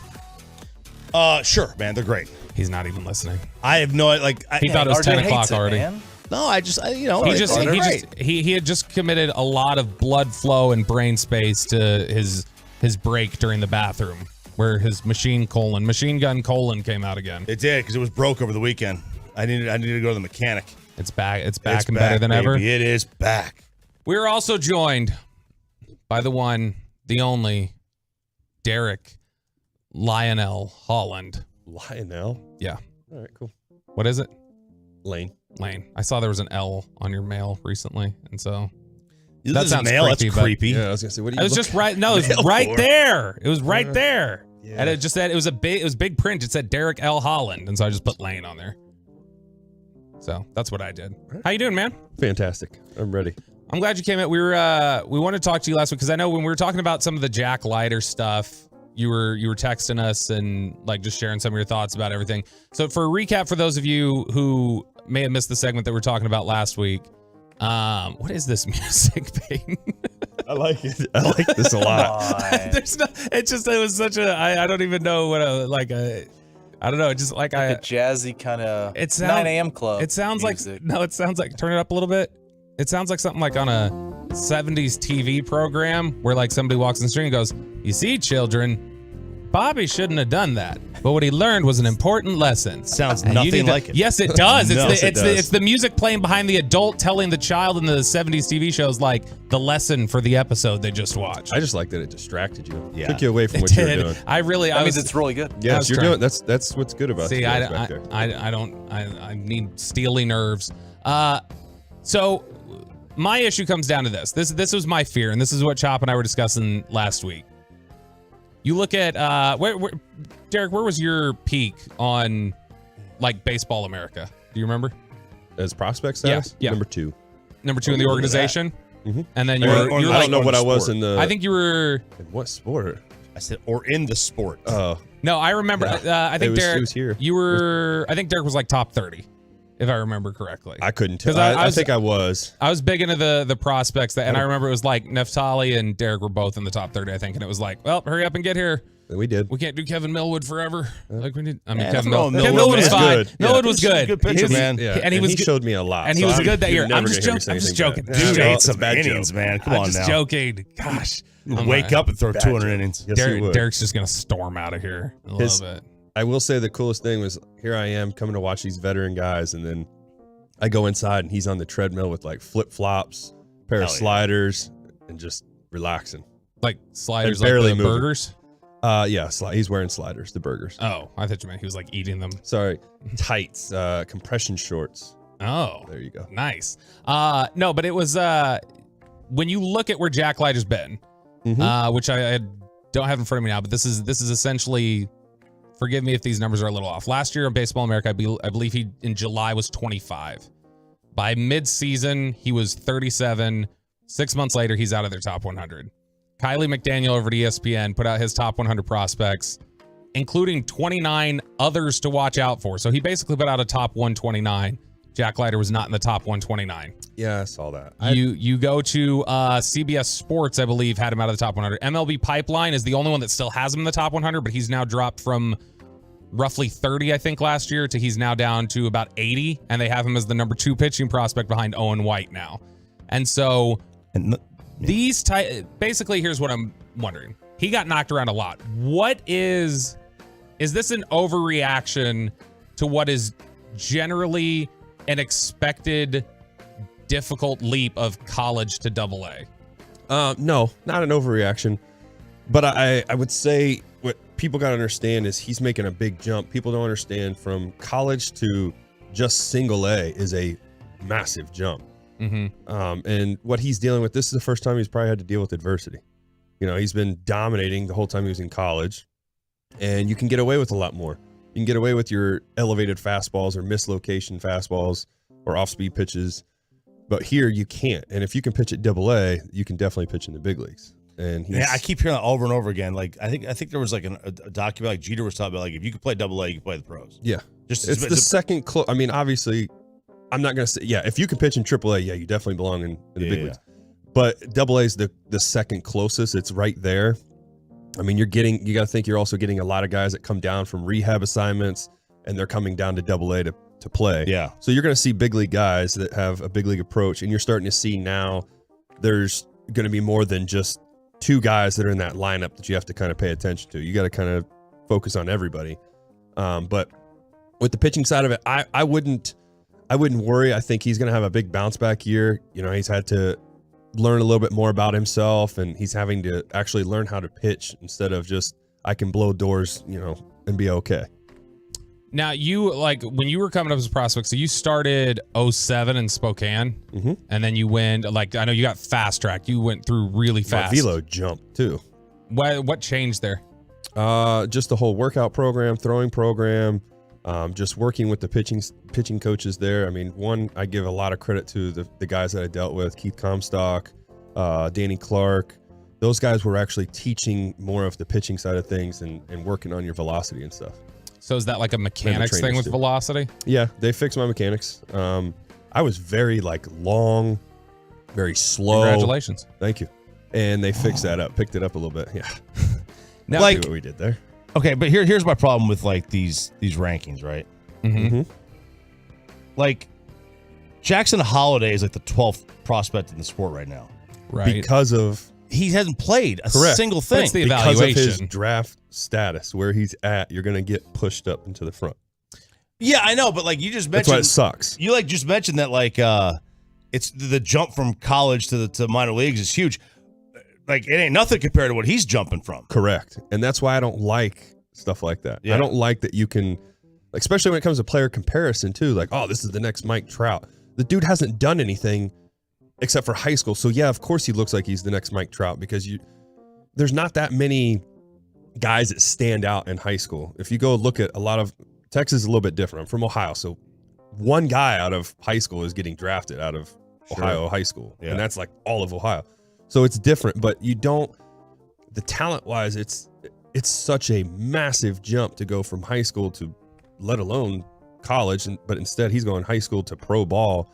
I don't like these comparison things. I think it's bad for baseball and everything because you haven't played anybody yet. You haven't shown any competition or how you can play against like real competition.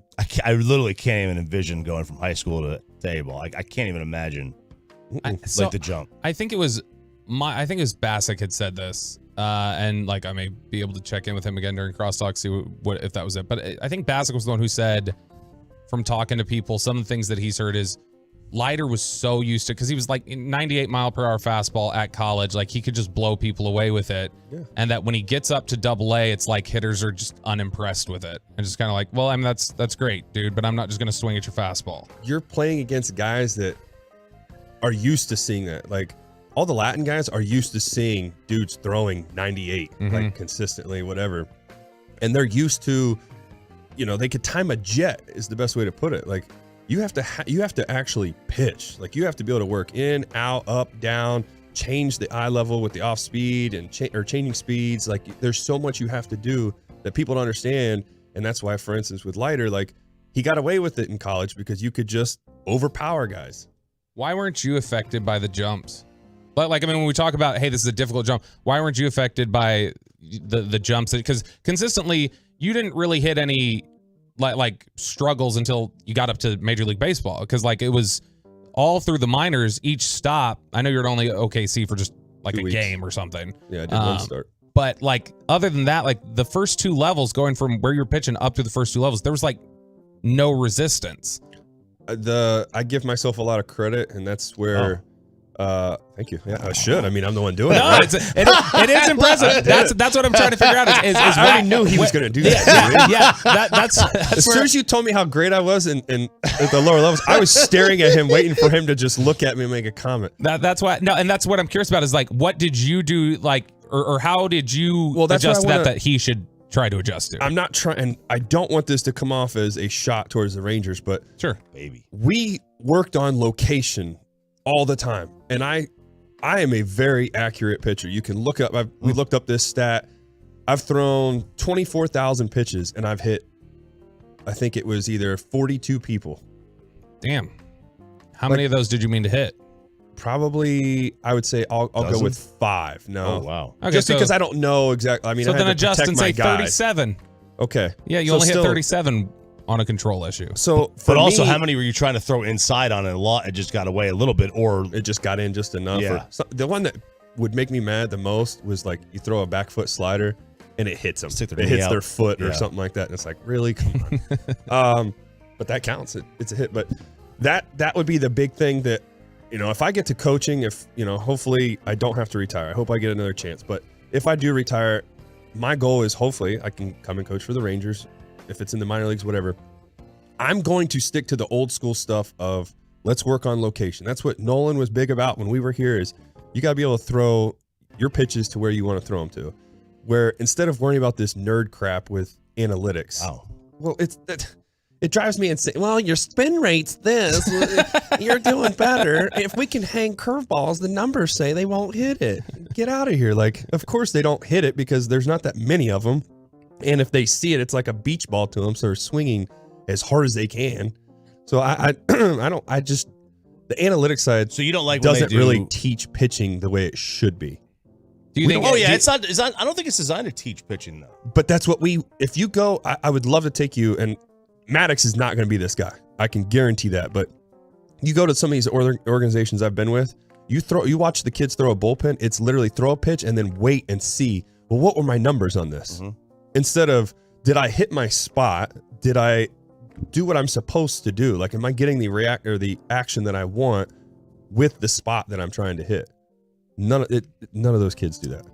Question. It's very rare. Somebody's got a question for you, Derek, from the 936. With the introduction of the pitch clock rule, several pitchers in the big leagues will have to make changes to their windup or other mechanics to comply with the rules. How difficult is it to make those adjustments in a single offseason and not have it negatively impact success? It's not really hard to make the adjustment. You do it in spring training anyway. Yeah, that's when you're doing that. If I watch you throw and all of a sudden it's like, oh, we got to change your arm slot and we got to kind of speed you up a little bit. That's it. Now we start doing it. But it doesn't take you out of a rhythm necessarily? No, because you're an athlete. You know how to get yourself to where you need to be in that time. So overall, though, you would say, is it panic? Is it overreaction panic at this point to be like, oh my gosh, Jack Leiter's terrifying me? I wouldn't. Let's see how he starts off. I mean, I'm pretty sure he's going to be in Double-A to start the year. I'm assuming. I'm not going to try to take those calls, but wherever he is, he's going to build up and get himself right. I think you're going to see a big improvement of him. The big thing is, I hope he's not a type of person to look at, oh, well, I lost my prospect status. Oh, and that kind of affects that? Yeah, because some guys, it does bother, like, not having that attention anymore. You know, you're not that guy. You're not that guy, pal. Yeah, that guy. You're not that guy, pal.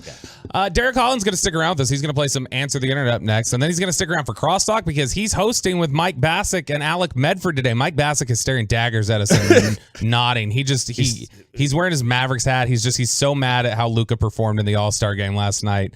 In fact, he's going to just run in here real quick. Coming in here, but too late. We're going to let him say. I'm going to let him say what did you want him to say, Derek? No, I was giving him his coffee. Oh, his coffee. Oh, he just was giving me coffee. But I want to say hi, guys. Hi, Mike. Hi, you asked about Derek Holland real quick because I was in the car driving, listening to you guys. I thought it was a great question. Thanks for toloing. And Derek, about kind of your development, and you gave coaches credit. What happened with the Rangers, unfortunately, is Elvis Andrus in 2009, Derek Holland a little bit in 2009, and Neftali Felice in 2010. He wins Rookie of the Year in 2010. The Rangers then had a philosophy. The reason Derek succeeded in the minors and didn't struggle is they let him succeed first before promoting him. And that's how most organizations did it. When John Daniels saw the success of Elvis Andrus, Derek Holland, and Neftali Felice, he thought, minor leagues mean nothing. Doesn't matter if I bat 240 in Double-A. It doesn't matter if I strike out 180 times in Triple-A. Send them up. They're good to go. And so that's why the Rangers started struggling starting with Profar and Mike Olt. That's why they started struggling with the development of players at a major league level, because I'm going to give John Daniels this blame. He deserves a lot of credit, too, for what happened and around that time, but I'm going to give him a lot of blame for this, and I might be putting the blame on the wrong person. But when you get promoted to the next level because you've shown you're past the level of A-ball, and it might only take a month to be like, dude, this guy can go to Double-A. Maybe Kumar Rocker, after 6 weeks in high A-ball, is like, dude, like he has a 1.5 ERA and he's striking out like 9 guys every 5 innings. Let's promote him to Double-A. He's shown that he's above this level. But unfortunately, the Rangers, from about 2010, after Neftali Felice's successful Rookie of the Year campaign, the Rangers decided you don't have to succeed at the minor league level. We thought you were going to be good when you were in high school, or we thought you were going to be good in college, and now we don't care what you do at the minor league level. And that's why you started seeing the lack of development of major league players for a long time with the Rangers, because they weren't making guys show they belong at the next level. Perfect. Thank you, Mike. And we'll continue that some more in the Crosstalk, too. Coming up next, we're going to answer the internet with Derek Holland. That's next here on The Fan. Well, let's get you over to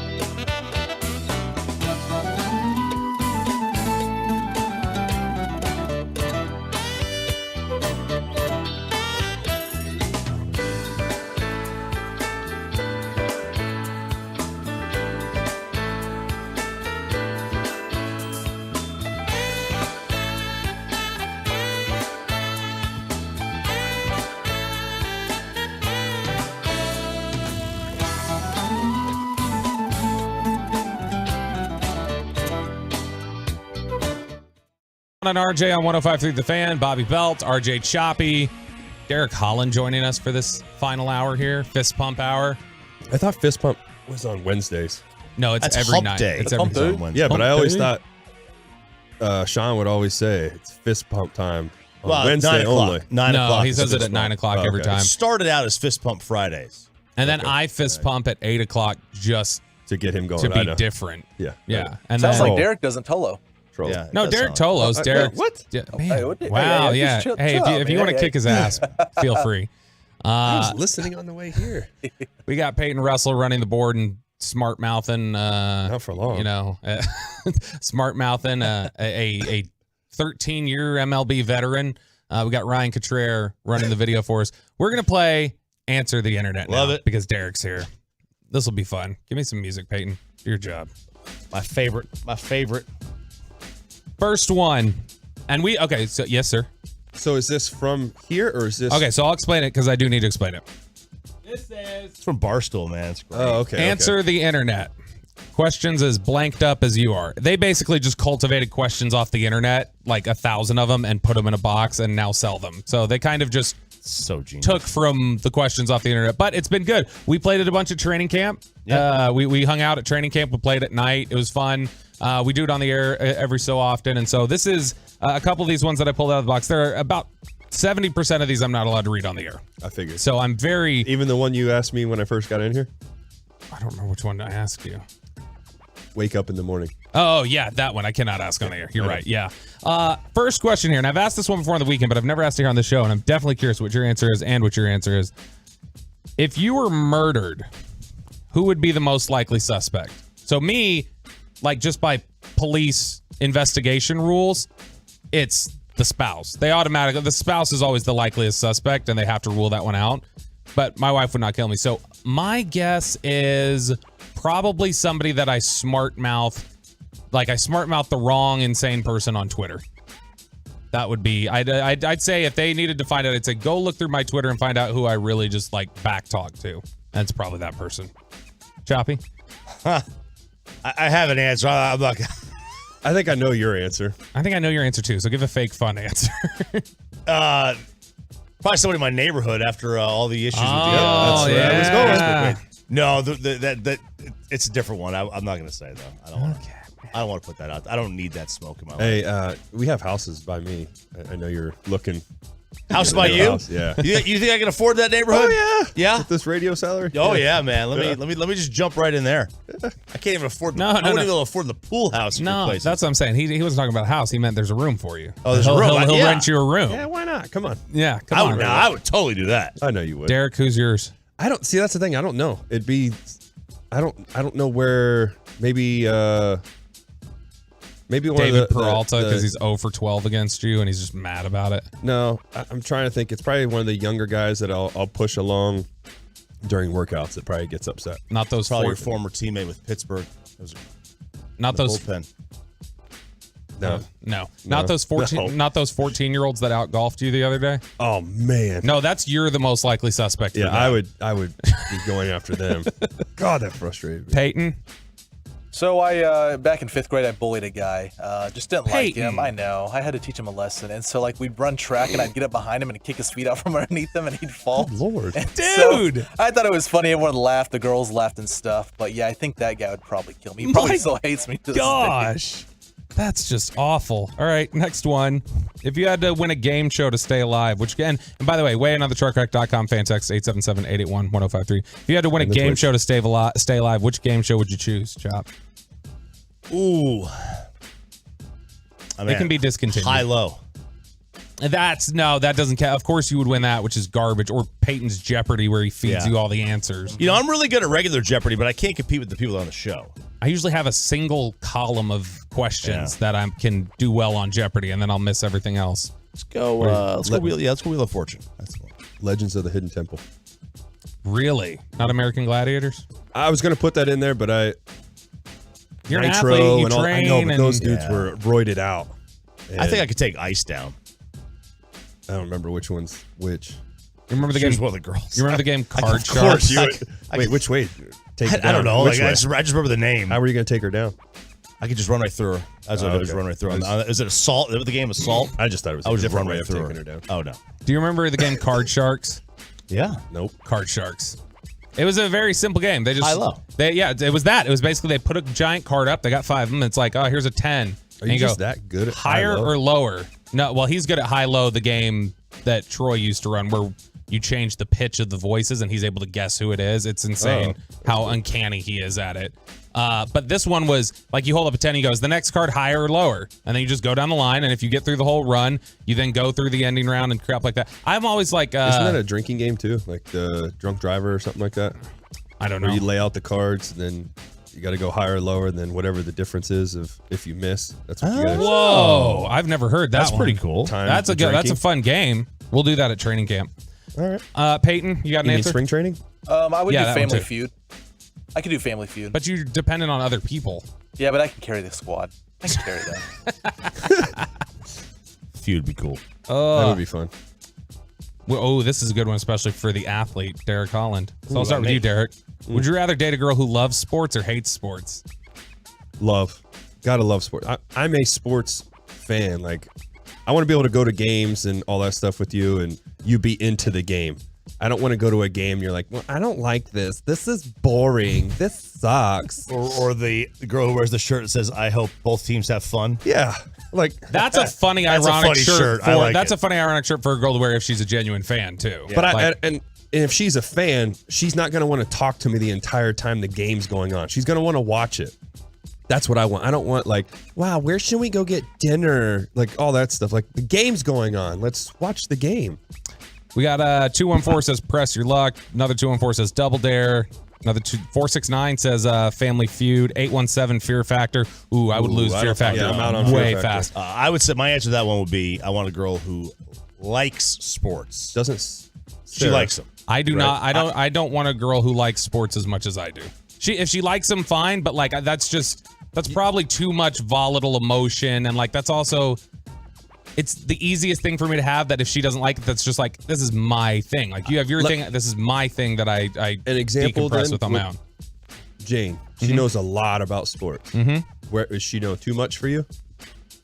I mean, I love Jane. She's great. I wouldn't. But I'm just I curious. wouldn't date Jane because Jane is like my media mom at this point. I know, but act like you would never- like some act girl, like some you girl never who met knows as much sports as Jane. It's probably a little too much for me. So she's too much then because That's probably too much sports fandom, I think. See, I don't think that. That's I don't want a girl that loves them or hates them. I want a girl that likes them. Yeah, they don't need to hate him. I just want it to be something where it's like it can still be my thing as my decompress and my go away is like to follow that. okay. I see that. That's how I feel. Peyton, if you were to ever have a girlfriend, would you want her to love sports or hate sports? It hurts a little bit more. Wow. That one hurt. That was just for like the your fifth mom. grader that you kicked. Well, yeah, it hurt a lot when she died. Peyton, go ahead. No, they gotta like sports. Gotta have a girl with sports. All right. Next question here. Choppy, who's hotter, Ariel or Jasmine? Which one's Ariel is the mermaid, right? Aladdin. Mermaid. Or no, Ariel's the mermaid. Jasmine's Aladdin. Jasmine. So the redhead half fish. I love dark hair, so I'm answering now. Jasmine. Was Ariel blonde? She was redhead. Oh, I mean, said she was redhead. I mean, legitimate as a like mermaid. Like I was red. looking up. Okay, I'll So she's give you fake. Jasmine.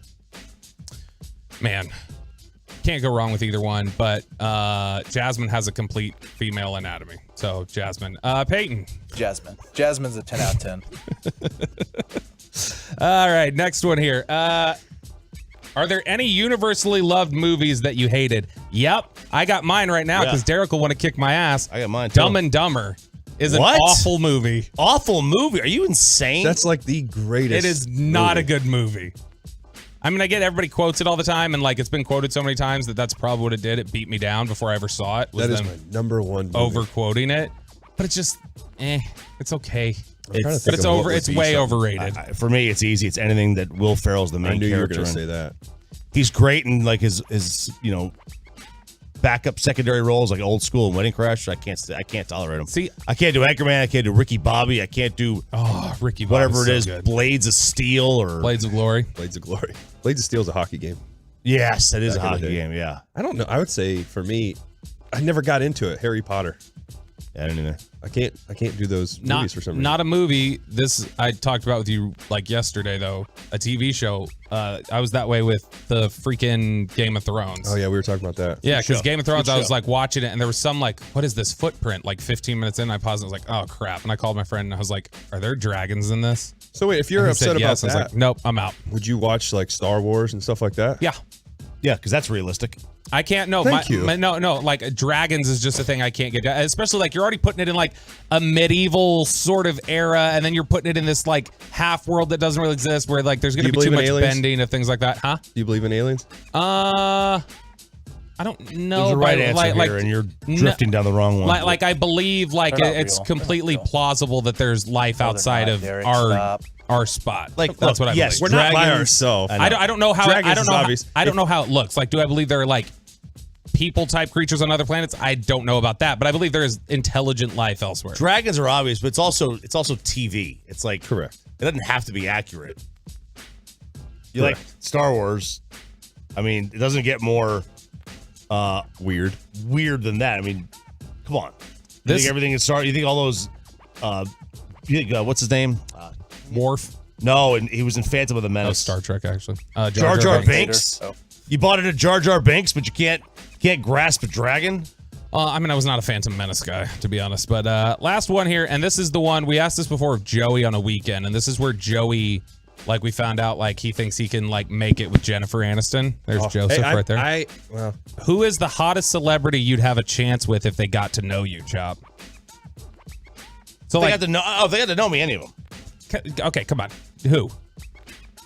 Give me a name. I don't know. I mean, like, am I doing this in person, or can I do this over text? I slide her DMs and charm them. Mine's Anna Kendrick. Let's just say like you become friendly and she gets slide her DM. Mila Kunis. Okay, Derek. Jennifer Lawrence. It's a good one. That's I think breath. I think that's a solid onion answer. breath. Okay. Onion breath. Peyton, see this right here? Mine's Jane Slater. Yours is who, Peyton? Jane Slater. If she got to know me, we'd be perfect. And with that, coming up, crosstalk with the AMD masterpiece. That's next. All right, let's get you over to the.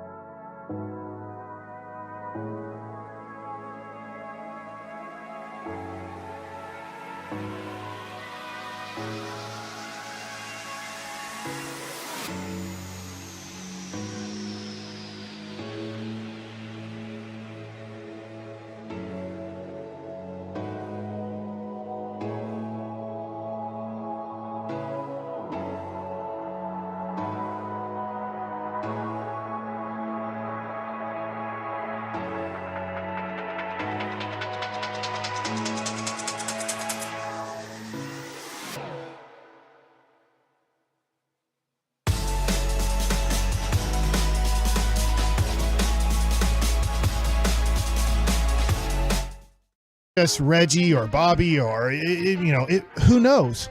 Alec Medford. That's right. It's Alec Medford co-hosting with who knows? Mike Bassick. Yeah, Mike Bassick. Mike.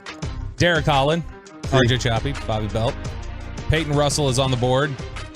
Joey Erickson is taking warm-up layups in the studio there to get ready for the show, and Ryan Cottrell is about ready to take off from doing video. Sean Sharif will be back tomorrow, but it is the AMD masterpiece today. Alec, what do you got coming up on the show? Yeah, we're actually going to go by the damn masterpiece today, Bobby. Oh. Derek, Alec, and Mike. But we have some interesting conversations around Lamar Jackson coming up in the first hour. Would he be even more deadly if he was in the NFC? Because we're leaning towards a tag-in trade scenario is kind of the fun route to go here. So we're going to take a look at that in the first hour, and then in the final hour, a really interesting piece that The Athletic does each and every year, the MLB Spring Training Survey, where they talk to multiple front office executives and MLB coaches, and they gauge the interest and the storylines that they're kind of keeping an eye on, and they're calling the Texas Rangers the Power Rangers this season. Huh. So they have been the talk of the town across spring training camps. Why are they the Power Rangers? Because of all the money that they went out and spent. Oh, that's why. I was like, it's not the Bats. Like, they don't even know who's going to play left field. Like, this is, I don't know that I'd call them the Power It's Rangers. interesting to me, not speaking about the Rangers here, but I saw where Rob Manfred is talking a little bit about the New York Mets situation and Steve Cohen coming in and spending so much money in Major League Baseball. He's like, I don't know if this is going to work out, like, competitive balance and everything. The Mets didn't win the World Series last year. They weren't even in the World Series. No. I don't get, I can't believe this Steve Cohen guy. We really need to change things up a little bit. It's like he came in, spent a whole bunch of money, and ultimately didn't succeed. Like, he failed his first year in spending money. Now, I know he spent again somewhat. He let DeGrom go and brought in Verlander, but just interesting to me, they're already like, I just don't know about this guy coming in and wanting to win. Well, we really want non-winners. He also invested. He spent money on a Super Bowl commercial to grow the game, and Rob Manfred hates the game, and so he hates Steve Cohen for trying to grow the game of baseball. I'm with you, except we did interview Joe Kelly at the Super Bowl, and he got to interview Rob Manfred. He was surprised he would agree to an interview, and he came out of that interview going, Rob Manfred does like baseball. He does like baseball. There's no doubt. Like, he does like the game. He's in an impossible situation.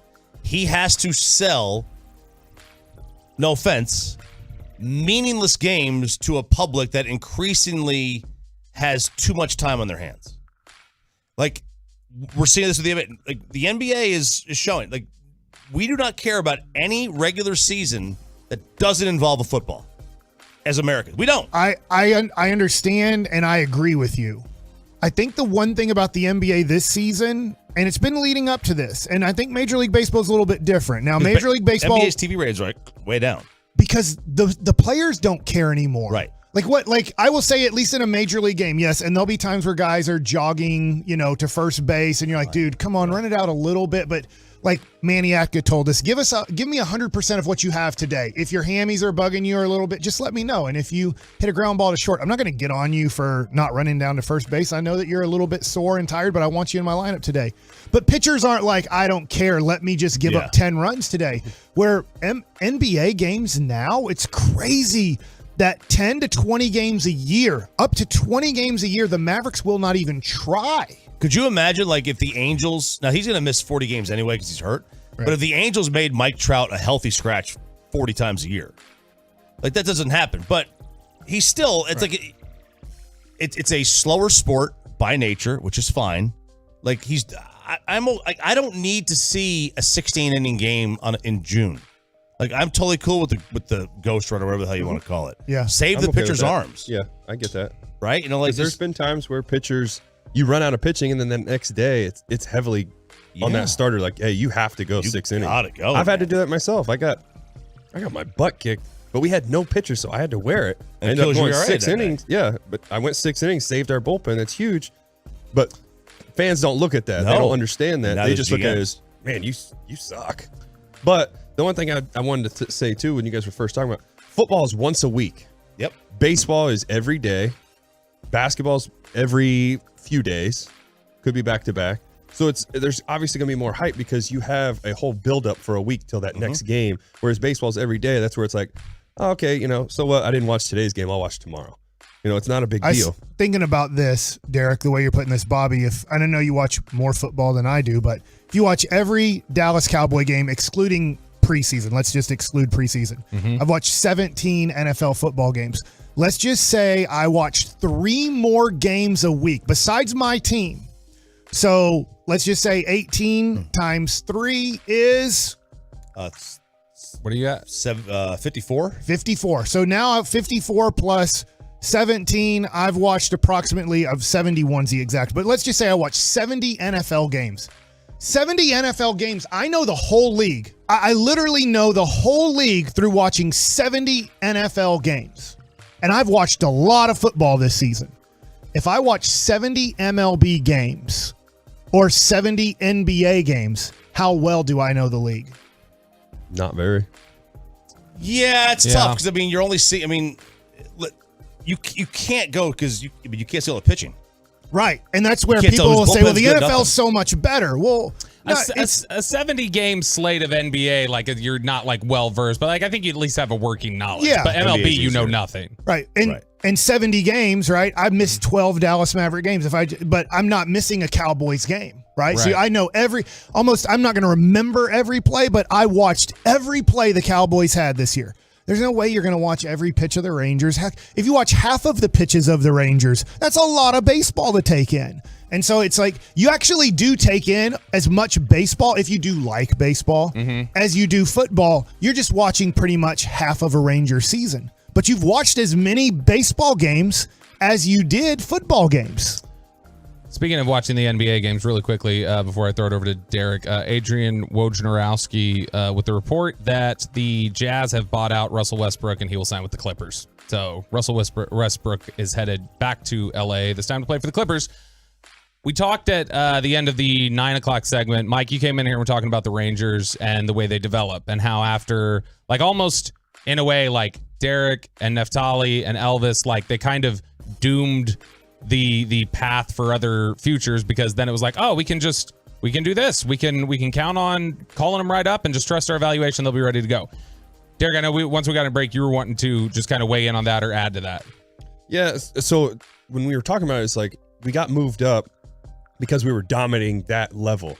So it's like, why hold this guy here? He deserves to go up to the next level. And that's what Mike was agreeing with too is, we got to do it. We showed that we can do it. We showed that we can dominate and we belong at the next level, and we just kept doing it. And then finally we were at the big leagues.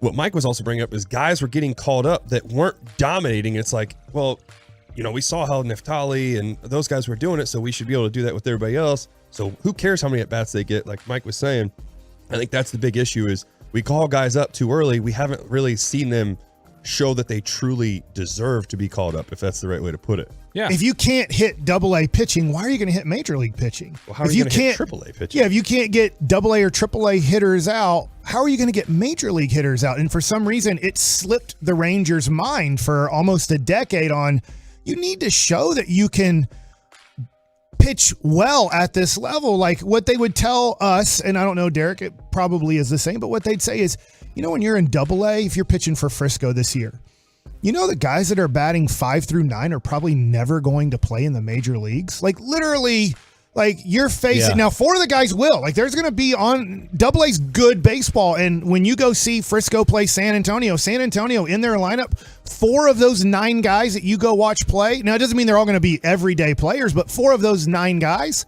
are going to be major league players at some day. But there's 5 guys. There's more than 50% of that lineup that you face that are never going to spend 1 second, not 1 game of Major League Baseball. So if you're not successful against them, why are you going to face 9 major leaguers? The guys batting 1 through 4 are going to end up starting their major league career. The best hitters in AA are probably going to start their major league career batting 6 through 9.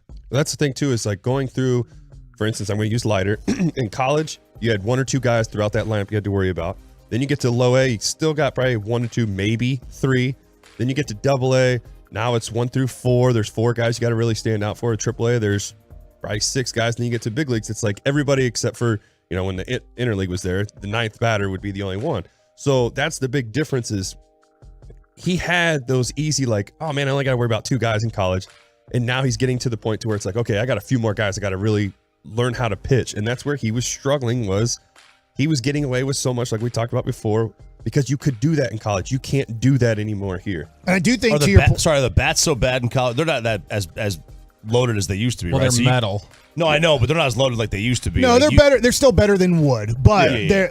they're not as crazy as, let's say, when in the 90s, the way that you'd have it. I mean, it used to be Hit up drop your handle, 5, yeah. and now it's drop 3. So they're not but they're still loaded. And I said this the other day, and I heard Derek say this too.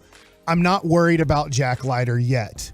Jack Leiter, for the first time in his life, didn't succeed. Fine. We're all going to do that for the most part. I guess, like, there's certain people. Roger Clemens never failed ever pitching a baseball, from UT to the major leagues. Like, he never really had much adversity. And if he had a little bit, then he found another way to get through it. What do you mean by that? But when I look at Jack Leiter, what he's going to do, and I know his dad, Al, well, playing with him, being his teammate. Al is a no-nonsense guy. He's a fun guy, but he's a no-nonsense guy. They're going to review, why did you get hit? Why did you walk these guys? Why did we struggle from Monday to Saturday? Did we mentally take Monday's game into Saturday's game? Because for the first time ever, he's having to think about, why did I only pitch 3 innings and give up 4 hits and 6 walks? Like, and then all of a sudden you're thinking about Monday when you have a game to pitch on Saturday. There's going to be a lot to go over. Can you throw a secondary pitch for a strike behind in the count? Can you throw a get me over slider or a get me over changeup? And when you start learning those things, I think he's going to learn them. I think we're going to see a very big improvement from Jack Leiter from year 1 to year 2. The other thing, too, is he had never pitched every 5th day in his life. I can't tell you, and Derek can talk about this, too, how tough it is. In college? It's every Friday night. You're just pitching once a week. If you're the Friday night pitcher, you're the Friday night pitcher. If you're the Saturday night pitcher, and then all of a sudden, you're throwing every 5th day with travel. Like, it takes a little bit of time for your body to get used to that. Well, that's what I was wondering, too, if this is a big adjustment, too. I mean, this is my first time seeing this. In AAA last year, you play a team for a whole week.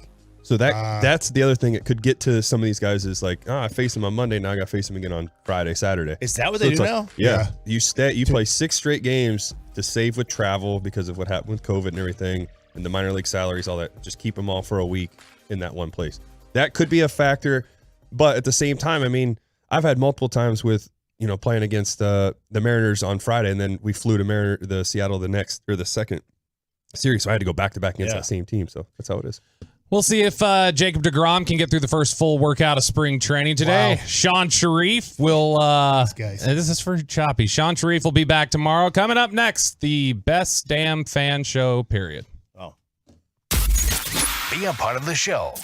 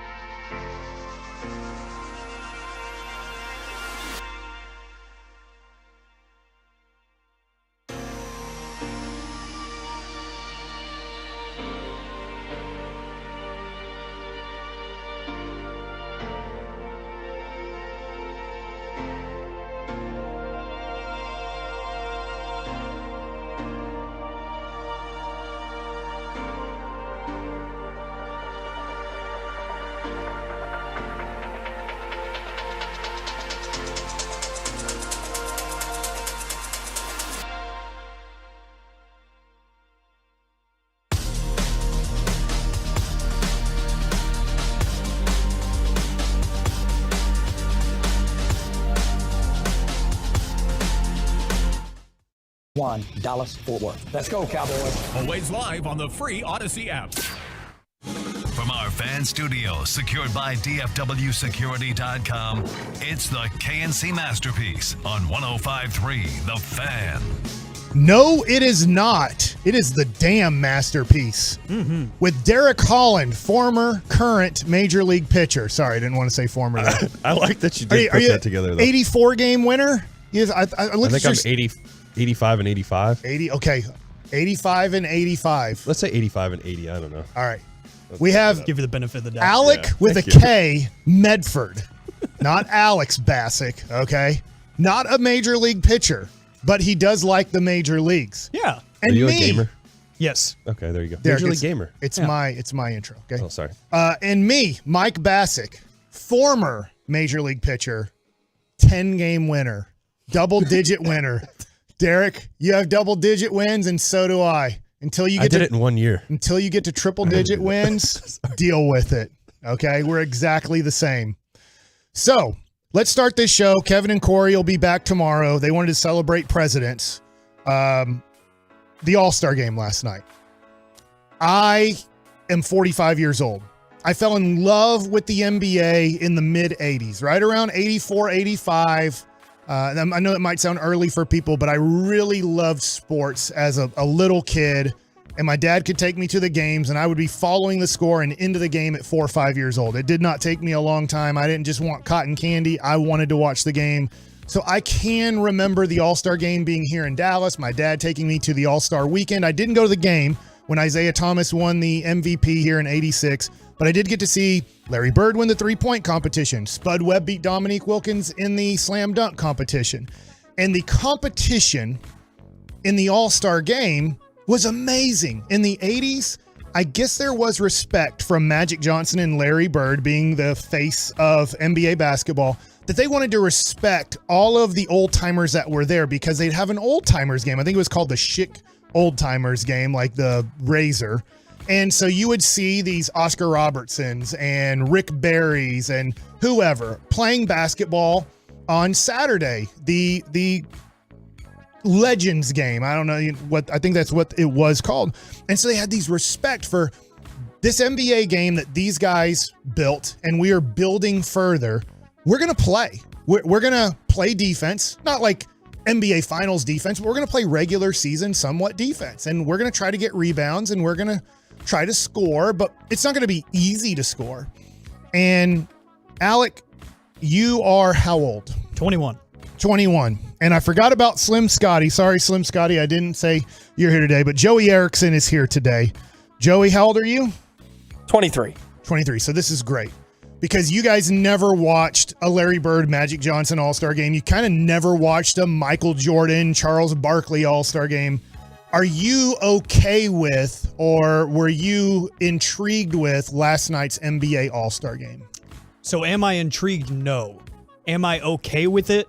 In a weird way, yes, just because it's sort of all I've ever known.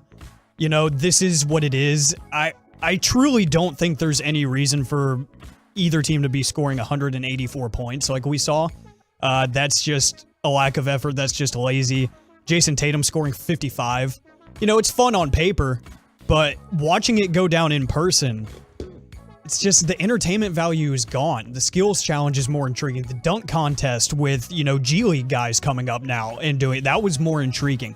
The game itself has lost value more and more over the years. I know basketball was my first love growing up, and you know, those early years of sports watching, it was at least a little bit competitive, a little bit, you know, like Jason Kidd was one of my favorite players growing up towards the end of his career. Right around that era, like mid 2000s, it was still okay. It was respectable. It's just gotten worse each year. So the entertainment value, it's diminished, but I kind of just accept it for what it is. And that's where I'm at with it. I don't know anything else. Yeah. You know, this is all I've known. So it's like, it is what it is, but I don't sit down and watch every single minute of this game. I watched maybe 10 minutes of the game. Derek, my 13 and 14-year-olds who I thought, you know, they like the NBA. They don't love it, but they like watching it. They were out after 3 minutes, I was out. And then I went upstairs, took a shower, getting ready for bed. And I came back downstairs because my wife was like, hey, just like hang out with them. You don't even have to watch the game. I was like, all right. And they had both given up on the game 10 minutes later after I came downstairs. Yeah, I saw your tweets. I saw you had checked out, and then the kids checked out. The one thing I'd say is the All-Star weekend usually was pretty good. I always love watching, 3-point contest and then the slam dunk contest, which this year was a little bit better, the slam dunk contest. I'll give it that. I watched a little bit of it. I was kind of enjoying that. Can you remember the first year you were into the All-Star weekend and All-Star game? Like what? I couldn't tell you. High school? Yeah, it's probably before that. My dad loved basketball. My dad, honestly, I feel like my dad would have preferred me and my brother to have played basketball And become the next Pete Maravich at LSU. Yeah, Average which I forgot I told you 44 a that. game. My dad loved Pistol Pete. But I would say that, I know you guys are kind of bashing on the All-Star game a little bit. I agree with you. I didn't really like it that much, but I did like seeing the alley-oops and the dunks that they were doing. Yeah. I thought that was pretty cool because you're getting to see Joker throwing one to LeBron or Kyrie throwing one to Embiid. So I mean, that was, to me, I thought that was cool. You're getting to see that, but it does suck. A 182 to 175. That's, I don't know. Joey, how are you with it being in your early 20s and growing up with this is the All-Star game? Yeah, I remember really getting into it around the Blake Griffin dunk contest where he jumped over the car. That's when I really remember watching it for the first time. And I'm kind of on the same boat as Alec where I've just kind of accepted it. But the more intriguing parts of it, to me at least, was watching Tatum and Brown go at it a couple of times down the floor. They're doing some one-on-ones because it seemed like there was a little bit of competition, a little bit of ego there. Hey, I'm better than you. They're on the same team. But it is just, it's a three-point shooting gallery at that point. Watching Damian Lillard just pull up from half court, 3 or 4 times down the floor, it kind of gets a little annoying. But yeah, it's just not very entertaining. I watched it. I did just to have it on the background because I didn't want to watch the XFL, to be honest. But Well, that's what I was going to say. It is hard to watch. You had that or you had the XFL, the debut of the XFL, which we're not going to dive into because I already Coming up at 12:45, we'll talk about how I went to Netflix golf show. We could do that. But I do want to say the other thing, and I agreed with you. You texted with me about this privately. It kind of got ruined. It's no longer East versus West. It's more of you pick your team, I pick my team kind of thing. I don't really like that. I like seeing you're representing the West and you're representing the East. I'll get into that in a second. Alec, what did you think of the picking of the All-Star teams before the game? I don't like the way they did it this year. The whole try not to hurt anybody's feelings by flipping the order. Insane. That was very curious, if you ask me. A lot of these things about the All-Star game, the concept of it, the format that they've moved towards, it all seems cool on paper. But then when you watch it go down in real time, it's just not there. Yeah. I don't understand what it is because on paper, it's yes, you have 2 of the NBA's best players. You have one of the best ever in LeBron James. You have Giannis, who didn't even get to play, unfortunately. But you have these guys handpicking their favorite players that they think are going to go win them a game. It just doesn't transpire the way you think it would. So on paper, I think it's cool. It just doesn't work out the way you think. And you didn't like it either, Derek, the picking of a team?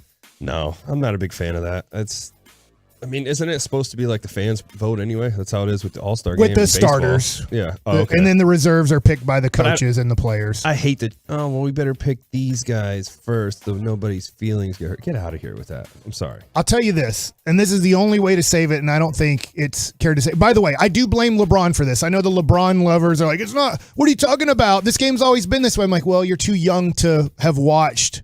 You go back to YouTube and just watch 1987. Go watch 1993. Go watch 1998. Go watch Kobe, his first time in an All-Star game, and see if his points were scored because they just let him score or that he kind of had to try to score. There was somewhat defense. I'm not saying it was locked down, U.S. versus Croatia defense in the Dream Team era, but there was defense. You had to, if you scored for the most part, or you got out on a fast break and got a 3-on-2 or 2-on-1. It is LeBron decided to turn it into this, and the players are just following the greatest player of this era. LeBron's no, we don't try. We allow wide open dunks. We allow wide open threes. We let them do whatever they want. And then I was watching when I got done with the shower and the game was still on near the end of the first quarter. Reggie Miller and Candace Parker were especially Reggie's son, all right, this is where it's going to get good. This is where it's going to get great. It's the Elam ending from Twitter. Elon Musk ending. That's what I call it. But It never got good. It tied and nobody cared. They was like, hey, you want to dunk it? Dunk it. You want to shoot a wide open three? Nobody cared. Nobody cares about their charity. They're like, I don't care if we win or lose. Like, I just want to not play in this game. Here's how it could change though, guys. And I'd love your thoughts on this. And I know they won't do this because it wouldn't be truly your 24 best players in the NBA.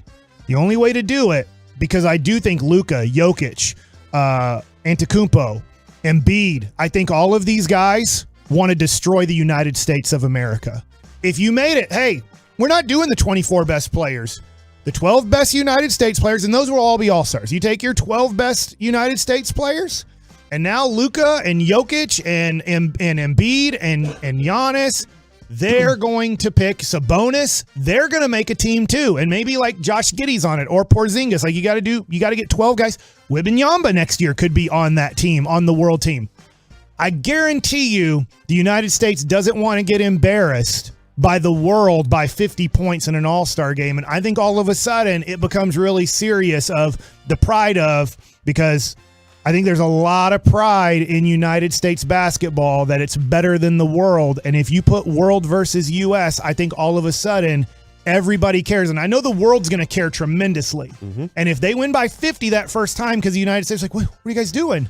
They'll start caring again. I think that's a great idea. It opens up a lot. It shows for the foreign guys that are playing, you're representing the country. Those guys are going to want to or you're inspiring the youth to want to come over and play NBA basketball too. And you're taking on USA, you're taking on LeBron, you're taking on those guys. I think that'd be a huge thing. I think that would really turn things up big time for the All-Star game, and it'd be a little more meaningful. Yeah, they did it for Alex. They did it for the young game, whatever they call it, the young superstar game. Yeah, the Rising Stars. The Rising Stars. Thank you. They do that, and I think at this point, why not do you it? need to do it for the All-Star game or quit the All-Star game. You're getting more. I think it's good because you're getting more foreign players coming over here. There were 5 foreign players that were in the starting 10. Yep. So if you look at it and you go, well, how would this work? How many total though? Sabonis makes 6. I don't know. That's combined on both. So I know you said obviously 5. There were 5, combined. like out of the 10 All-Star starters, Correct. 5 of them were foreign players. So how many? My question would be, how many is there total right now that were in the All-Star game? I'm sorry, I don't know this. I don't know where Bam Adebayo is born. Okay, I know he played at Kentucky, and I'm sorry, I don't know his whole history. Like Embiid played at Kansas, but I know Embiid is not from the United States of America. He would play on the world team. I know Sabonis would be a world player. So that's 6. And I don't remember I didn't watch the game. No, I know. That's why I'm just curious. You might add Josh Giddey, who's a very good player for Oak City. And all of a sudden, I do think it becomes serious because some of these world players would be like, dude, I'm in the All-Star game, and we're going to try to beat them. Now, would it open up a spot for, maybe not yet, but would it open up a spot for Josh Green all of a sudden if he keeps improving? That Josh Green would be a guy, and you're like, dude, we want to win this game. We want a dude who's just going to try to lock down on Jason Tatum. We want a dude for 15 minutes. And all of a sudden, you're starting to pick a team that you're like, no, we want to beat the United States of America. But here comes the big concern, too, that I know would happen. Okay, you're on that team. You got Luka out there. You're the Maverick. You're Jason Kidd. You don't want him going all out in the All-Star game that's really not meaningful. I understand. So that's going to be something that's also going to get a lot of attention from other people is, well, he's out there, and now what if he gets hurt in the All-Star game? Now we have a big issue. Now we're really upset. And then you're going to come back with, well, he shouldn't be playing that hard in the All-Star game. I understand. And you don't want to play him 35 minutes. Right. Totally get it. But nobody's ever got hurt in the All-Star game. They are trying to avoid fouls. And I know people are like, LeBron James got hurt. Like, he didn't get hurt last night. Like, he hurt his pinky finger for a second. And he's just like, I don't want to really play in this anyways. I'm almost 40 years old. And he's playing great at 38 years old. But came out from a like, literally, nobody has gotten hurt playing this.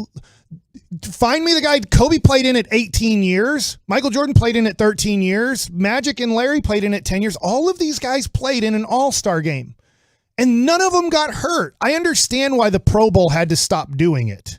But I don't understand why the NBA is like, we can't play 12 guys, approximately 24 minutes for our best players and 15 minutes for our second best players.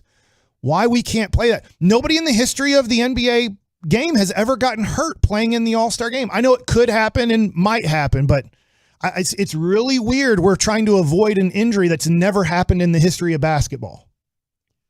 Yeah, I would like to see the international appeal. The business aspect of it, too. You got to think about that. All the eyes that would be on it globally, maybe that helps increase the pace of play and the sense of urgency. Yeah. I'd like to see it. All right, Alec, coming up next, you're going to take over the lead as we talk a little Lamar Jackson to the NFC next.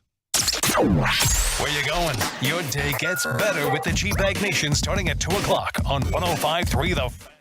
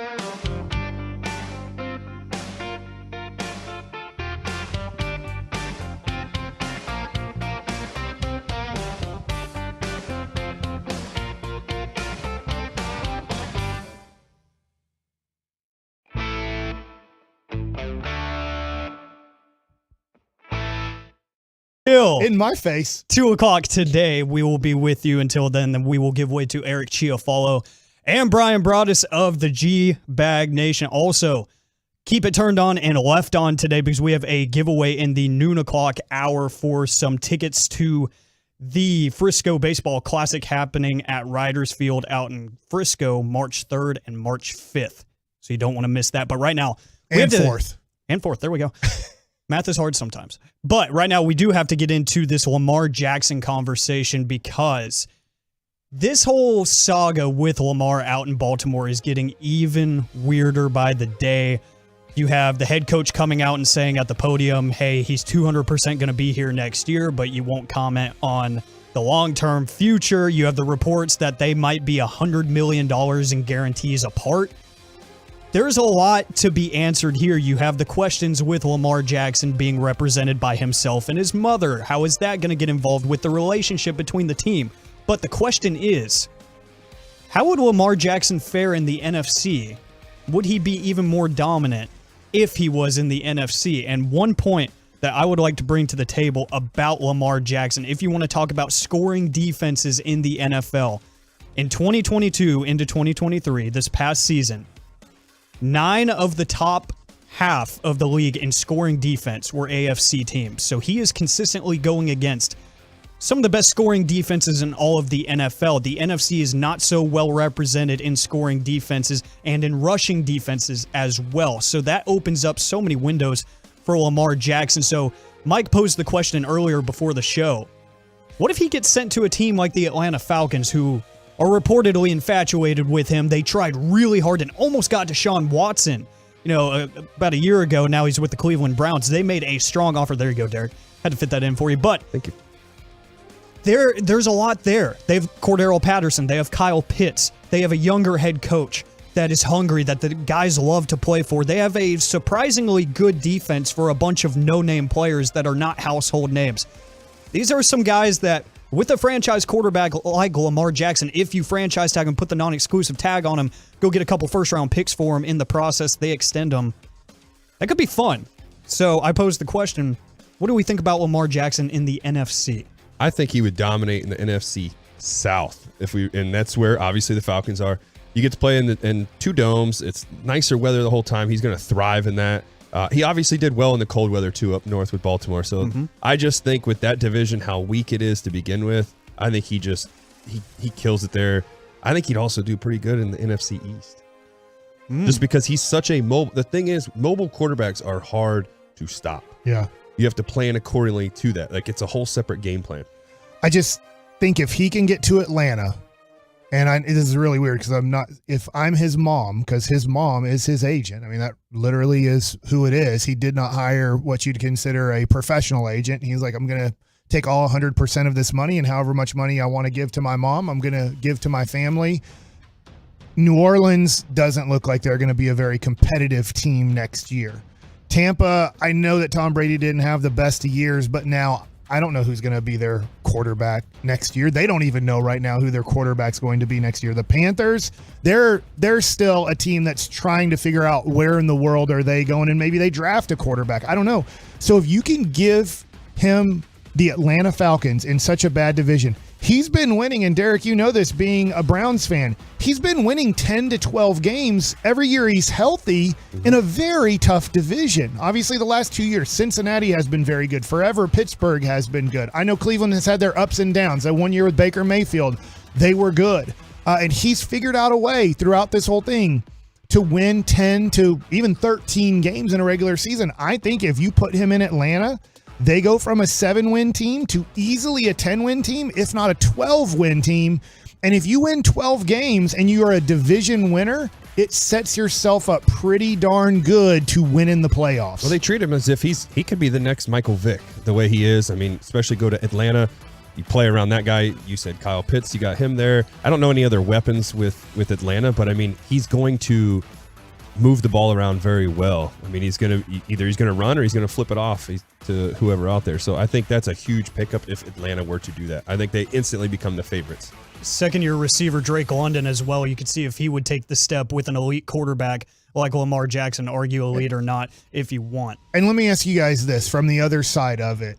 if you're Baltimore, and it doesn't seem like Baltimore's committed to Lamar Jackson long term, maybe they franchise tag him and have him for one more year and just I don't know what else they need to see. They know he's been there now from 2018 till now.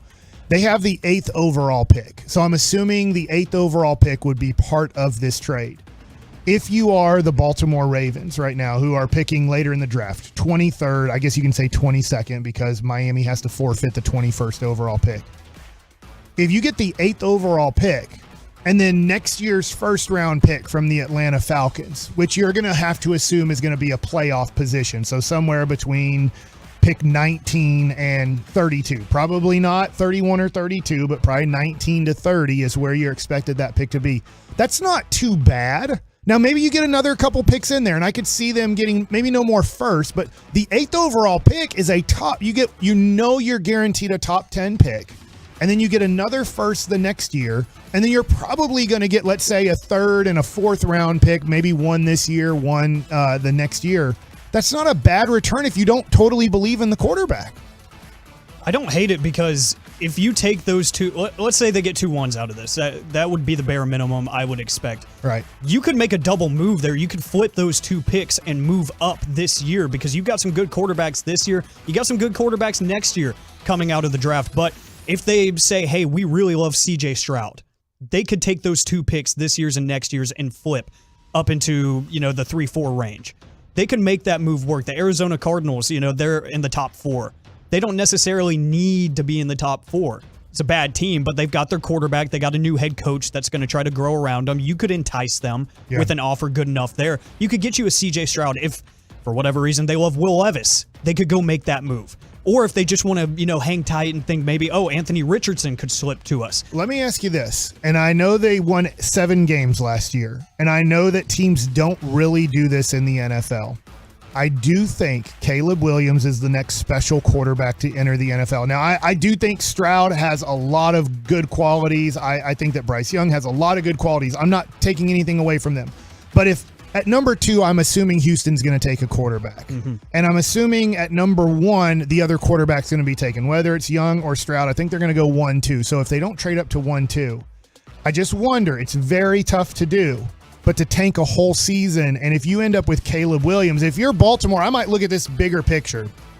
Let's trade Lamar Jackson today. Let's get 2 firsts, a 3rd, and a 4th. And we get rid of having to pay our quarterback $45 million a year because that's what he's going to get paid on a long-term deal. How bad can we be next year? Cincinnati should still be a really good team. Cleveland should be a better team, that they have Deshaun Watson in camp and that he's going to be practicing with them all off season. And Pittsburgh is always a solid team. They're always going to be around 500, if not better. That's just who they are. I'm just wondering if you go 0-6 in your division. Now, people lose jobs doing this. It almost has to be an organizational deal of like, we're not going to fire you for doing this. We need you to do this without letting anybody know, because obviously Miami lost a lot of money because of this. But if you can get Caleb Williams out of this, dude, it's a no-brainer for me. Well, I think, too, with that, you already know, like you said, Cincinnati's going to run away with it probably, and then it's Cleveland and Pittsburgh battling it out. Why not? Go ahead. Let's get rid of Lamar. Let's start building now. We can get some pieces, and then that way we try to get Caleb Williams. Yeah, and you trade other things too. Yeah, so start going ahead. Let's go ahead and do our rebuild now, and let's get some other key pieces that we need, so that way when Caleb's here, he's comfortable. We've got pieces behind him, so it's not just like, hey, here you go. Set up your cap the way that you, when the 2024 draft comes, you have multiple first-round picks, if not 3 first-round picks. Maybe if you get pick 8 in this year's draft and you have a later pick, maybe you trade it and say, we're not going to take both of these picks right now. We're actually going to trade for a 3rd-round pick this year and your first-round pick the next year. We'll drop all the way down to the 3rd round, but if somebody really wants, let's just say, the 22nd overall pick, go, all right, you guys really love somebody who's fallen in this draft? We'll trade out of the 1st round. We want your 1st round pick next year and your 3rd round pick this year to do it, since you found somebody you love so much. And now I have the Atlanta Falcons pick next year. I have my pick next year, and I have, let's just say, Jacksonville loved some offensive lineman that dropped or something, and I know it's not going to be maybe the best pick next year, but now I have Jackson. Now I have 3 first-rounders. I have a second-rounder. I have 2 third-rounders. I have 2 fourth-rounders going into the 2024 draft. I have a lot of capital, and I've set myself up to have a bad team to go get Caleb Williams to eventually take that 1-year hiatus to then replace Lamar Jackson. To me, that would be the smart thing to do. If you do not believe a Lamar Jackson can win it all, which I think Baltimore is now to their conclusion is Lamar is not in the category and never will be in the category of Patrick Mahomes or Josh Allen or Joe Burrow or maybe even Herbert, maybe even Trevor Lawrence. They don't like that style for a championship quarterback. Well, if that's the case and you want more of a passing quarterback with athleticism, then you need to get out of this situation. And somebody will take Lamar Jackson. Someone will take him. Yeah, like the Falcons you mentioned, I saw on the truckrock.com text line 877-881-1053. New Orleans was thrown out there, another team that needs a quarterback. They're a little bit deficient in terms of capital to move around, but there are plenty of teams out there that could look at their situations and say, we're loaded right now.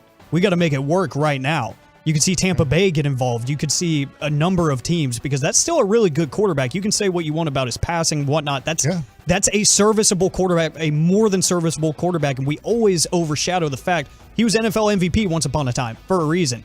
But and always wins 10 or more games. Exactly, and a lot of the time it's in spite of what's around him because I've seen lots of texts flow in. He doesn't elevate receivers around him. What receivers does he have around him? Sammy Watkins in the back end of his career, and then he gets waived by week 8? What's he got to work with? He had the dude that went to Arizona, but he didn't shine in Arizona either. I'm sorry, the OU wide receiver. I'm drawing a blank. Yeah, Hollywood Brown. There, thank you. Yeah, so there's never really been the perfect storm around him, and they've still, as you mentioned, found ways to make it deep into the playoffs and win. Yeah. So there's going to be teams that want to make this work, and then you talk about the Ravens' future. I love the idea of just saying, hey, if we have any question whatsoever, we need to get out now because they have $24 million in cap this year. You can expand that even more with restructuring. You can get Lamar Jackson off the books. If you go into next season with anything over 50, 60 million in cap, you get your quarterback and you can build a really fun team right then and there. And then your sales pitch in free agency is, hey, we're taking Caleb Williams, number 1. Yeah, and you want to come here. And I'll tell you what, if you are in the NFC South, going back to the other side, if you get Lamar Jackson, you run away with that division. Absolutely. It's not competition. Lamar wins you 10 games minimum, if not 13 games. You win that division. You get home field. You know that he's a younger quarterback that I still think this, and I don't know if everybody believes this, but I still think Lamar Jackson can improve as a passer. I do think he's limited as a passer. He'll never be a great passer in this league, but I do think he can still keep improving as a passer. And if I am Atlanta obviously has a lot of interest in him. If I'm picking 8th and I'm Atlanta, I'm willing to give up that pick for Lamar Jackson. If I'm at 9 and I'm the Carolina Panthers, I feel like if I'm the Carolina Panthers and if they want my 9th overall pick and next year's first round pick and I have to throw in a couple of fillers to make it work, and I know people love 3rd and 4th round picks, but to me they're fillers that can end up being good players or they can end up being Jalen Tolbert. And we don't know how he's going to turn out, but he looks like a guy that's not going to make it in the NFL. I hope he does, but it looks like he's not going to make it in the NFL. Then I do it if I'm Carolina, because if I do it, I set myself up. I think the next 3 years, I'm winning that division the next 3 years. And that is a good freaking pick. If I tell you that the Atlanta Falcons with the 8th overall pick, and let's just say next year's 15th overall pick, throw them kind of in the middle of the pack. Those 2 picks, I guarantee you those 2 picks will lead us to the playoffs in 25, 26, and 27, automatic playoff bids. They'd say, that's an unbelievable draft you had in those 2 years. I would definitely take him right away if I'm the Falcons. I mean, he's a guy that's going to spread the ball around. You were talking about his passing. I think he's a pretty good mobile passer. He can move and throw it, so it makes it a little bit harder, or actually it makes it a lot harder for the defense to figure out if he's going to pass or he's going to run. So to me, I think it's a easy no-brainer. Let's go get him from the Falcons or whatever. Somebody's got to get him. And they were ready to put all their eggs in one basket for Deshaun Watson. There should be no reason that they won't be ready to do the exact same for Lamar Jackson this offseason or next offseason, however long this drags on. It's going to be really fun to see how this shakes out this offseason, to see when he gets tagged. It's a matter of when, not if, really, and see how that really all unfolds. But coming up next, we hand it back over to Mike Bassick for some baseball nuggets with Mike Bassick and Derek Holland. All right, the 5 players with the most to prove in the American League West. Let's talk some Rangers and around the division next, but it's also, guys, time to give yourself permission to get back to being you physically, mentally, emotionally. It's time for being up in the gym, the big pitch, coaching your son's baseball team, a golf round with the guys, or for connecting with her. I know it can be tough if you've lost the energy, drive, focus, and mood when you aren't feeling like yourself, guys. Men's T Clinic has helped me. They've helped thousands.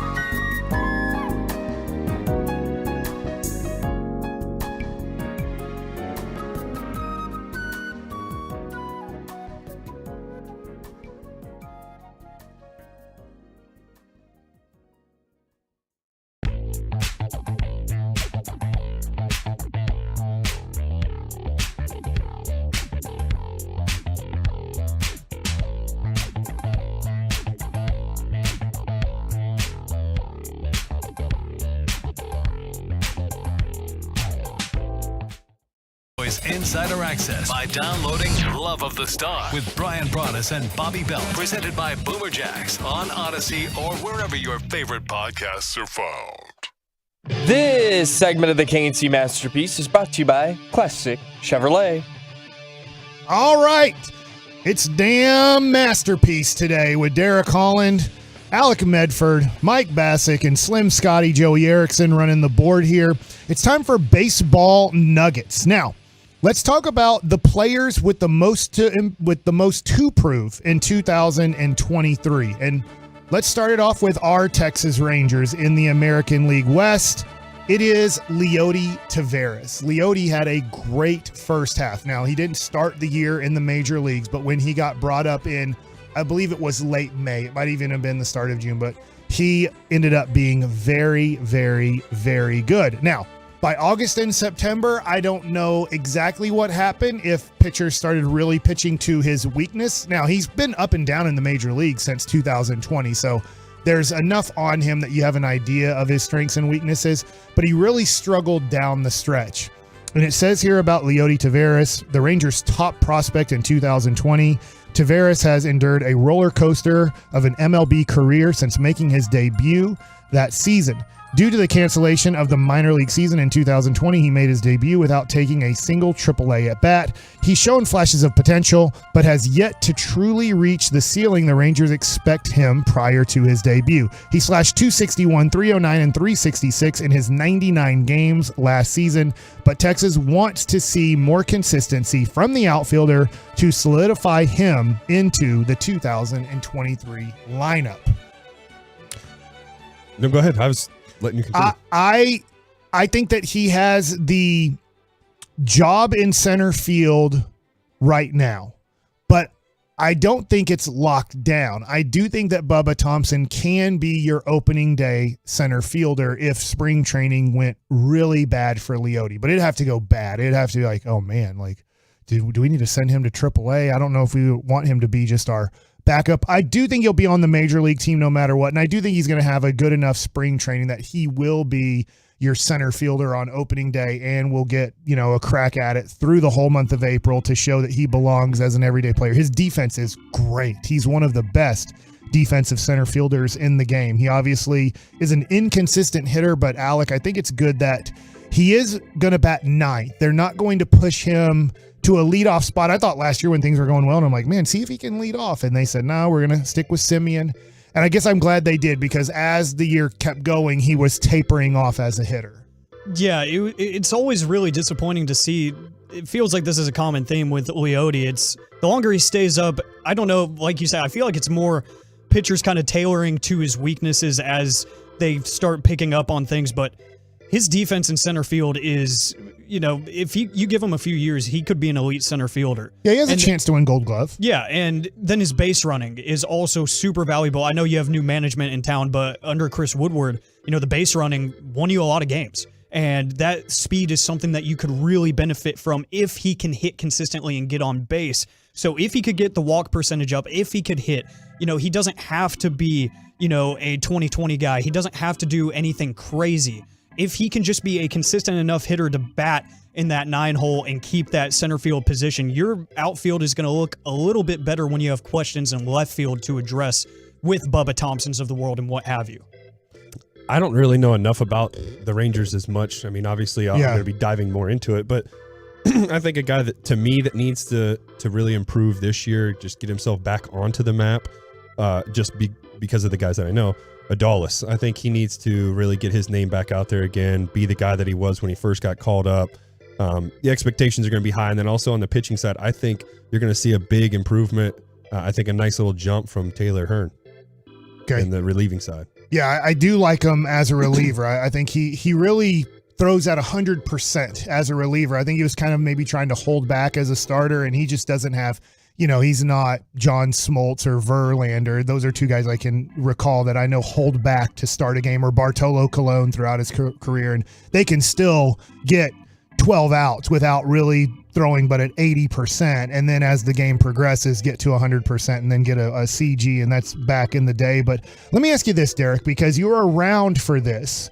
How much did it hurt the development of a lot of these young players we're about to talk about? Leote being one. We're about to talk about Jared Kelnick in Seattle, Joe Adell in LA with the Angels. How much did it hurt that 2020 year that they didn't get to play minor league baseball? It hurts a lot, especially, you only had, it sounds like they only selected like a certain amount of people that could go to the, the minor league side of it, I guess you could say, where there's, it's just people there just to kind of eat innings they a practice. little bit. I got to do the pre and post game show that year for all the road games, and that was with David Murphy. When we were there, those guys were practicing at the ballpark I call it the ballpark in Arlington, but Globe Life.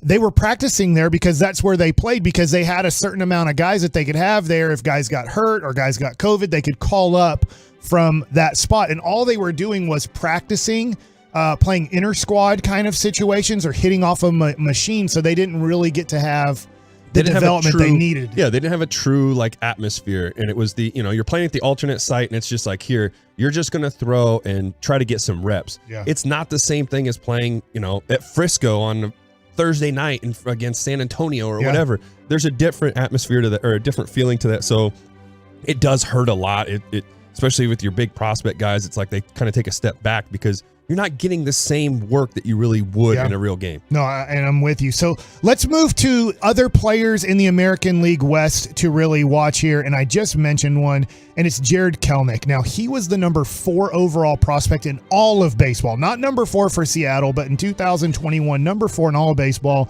was traded from the Mets over to Seattle. And everybody thought, this is going to be a dude. This is going to be a guy who is just going to bat in the high 200s. He's going to pop 30 home runs. How about this? In 2 years, he has 500 at-bats. In his 500 major league at-bats, he has a 168 batting average and a 251 on base percentage. He has 21 home runs last year and 163 at-bats.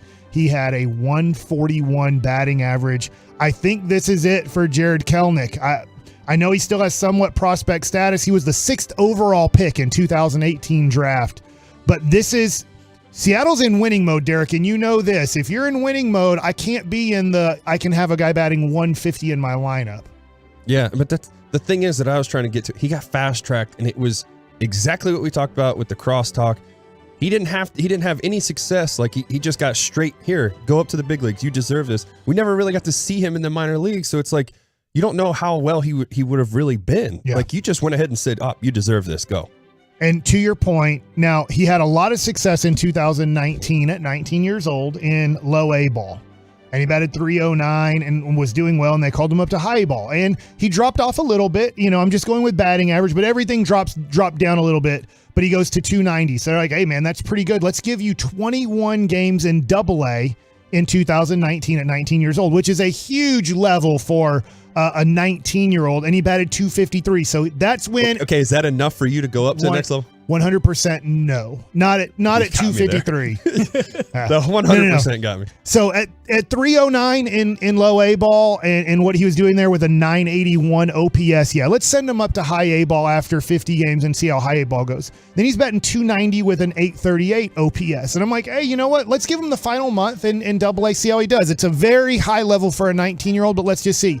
And at that point, that's where his progress stopped. That's where you saw a 253 batting average. Now his OPS was 857, but in a short amount of time. And that's where, unfortunately for him, 2020 killed him, because he should have started that year in Double A. Instead, there's no baseball, and he just practices for half a season. And then in 2021, he's in Tacoma. And he is batting 320 in 30 games with a over 1 OPS. And they sent him up, and unfortunately, it just never clicked for him. And for some reason, after that 2019 really nice minor league year, and then a month in the minors in 2021, he has really struggled to figure out the major leagues, and hopefully he does. The next guy I want to talk about is Joe Adell with the Angels. And I'm going to give you this from him real quick, because he's considered a very high prospect who hasn't figured it out at the major league level. I haven't been to every Texas Ranger game, but I'm usually there when I'm doing the pregame show. I'm there for the visiting team's batting practice. Joe Adell hit a ball further than any player that I've ever been at for batting practice. It's batting practice. It's not a real game, but he hit one over our set, which has never been done in a game. I've had Mark McLemore, Bouchel, they're there a lot, David Murphy. It's not in a real game has the ball ever been hit to the set or over the set. But in batting practice, there's been a few guys, and he's one of the few guys who can hit the ball that far. The thing is he seems to be a lot of flash, but there doesn't seem to be any consistency in his game. But see, with BP, that's why I hate, like, I love watching the show that guys put on with BP. And, you know, I got lucky. I got spoiled watching guys that would, you know, do their stuff. Like a guy that was very impressive to watch for BP, and I'm not saying it because you work with him too, was David Murphy. He worked on every single thing. He hit the ball the other way, whatever. And then when it came time, the last round, that's when you can kind of just let it go and crush it. He would do it, and he was very impressive to watch how far he was hitting the ball. But the thing is, when going from BP to actual game, it's a whole different animal because nobody's throwing 58 to you anymore. Right. You're now seeing 98. So there's a big adjustment of that, and that's why you see a lot of the guys that come do early work, they have the machine turned up high, and they go with that. So I'm always curious to see how many guys actually go out and do that. Is he a guy that goes out and does the early work with the machine cranked up, or is he just a guy that goes out for BP? The other thing about Joe Adell, and it's not in this, I just have watched him enough for the Angels because you play him a lot. Now that changed. If you don't know the rules, you're not playing but 12 times against the Angels instead of 18 or 19 times. But he has no feel for the strike zone. He will chase. And so he gets himself out a lot. He gets himself in horrible counts. If you get 2 strikes on him, you don't have to throw him a strike. He will swing at a ball to get himself out. So he's got to figure out how to have plate discipline. As a pitcher, what do you do when you see guys like that? You don't have to throw him a strike. Right. So that's one thing that he needs to understand is if I'm watching you do that, you continue to expand the zone, and that's now on my scouting report, you are not seeing a strike. That's why, like, when I faced Josh that one time when he came back from Anaheim, he was in his like cold streak to where he chases everything. So I knew going in, I'm not throwing this guy a strike, and look what happened. I got him out. Like, you got to pay attention to how guys are their approaches and stuff, and that's a big thing. He has, to me, and what I'm hearing from you and not really watching him, he has no approach. He has no capability of knowing the zone at all. And to your point, this is where sometimes we get enamored with first round picks, and it goes back to when you were talking Choppy about with Choppy and Bobby Belt about the draft. Is he was a first round pick too, so he was a high first round pick out of high school, a lot of money. So it's like he's gonna succeed, right? I mean, you gave him over $5 million, and he's had a pretty good minor league career, not great but good, and he has just. Major league pitchers can take advantage of guys that swing at balls tremendously. You got to also be careful with the guys that are first round picks. For instance, I'll use Jackson Holliday, who just got drafted first overall. Guys like that are going to, it's like they get that higher advantage of, oh, we're going to go ahead and move you up because of what you are. You can't do that. That's why I think we got to get back to the older ways of, all right, you've dominated this level. Let's move you up. Yeah, it could take some guys a little bit, and some guys it might not. Yeah.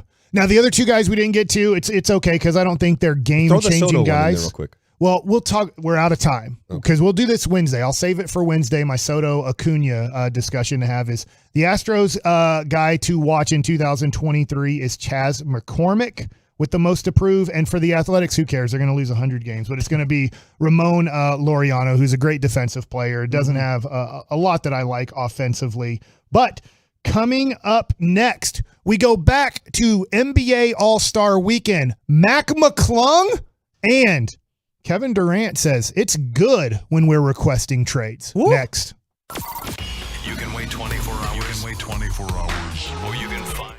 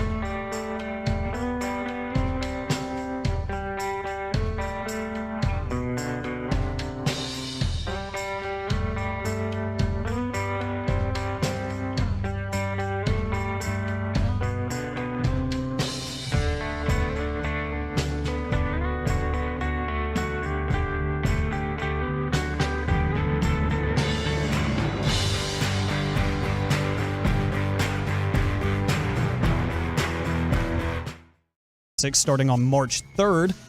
Have some tickets to give away for you, so keep it turned on and left on right here on 105.3 The Fan. But and Alec, at 12:45, we are going to talk a little college baseball. Ooh. So I am surprised how popular college baseball has become. So as we're giving away these tickets, it is a thing that it's fun.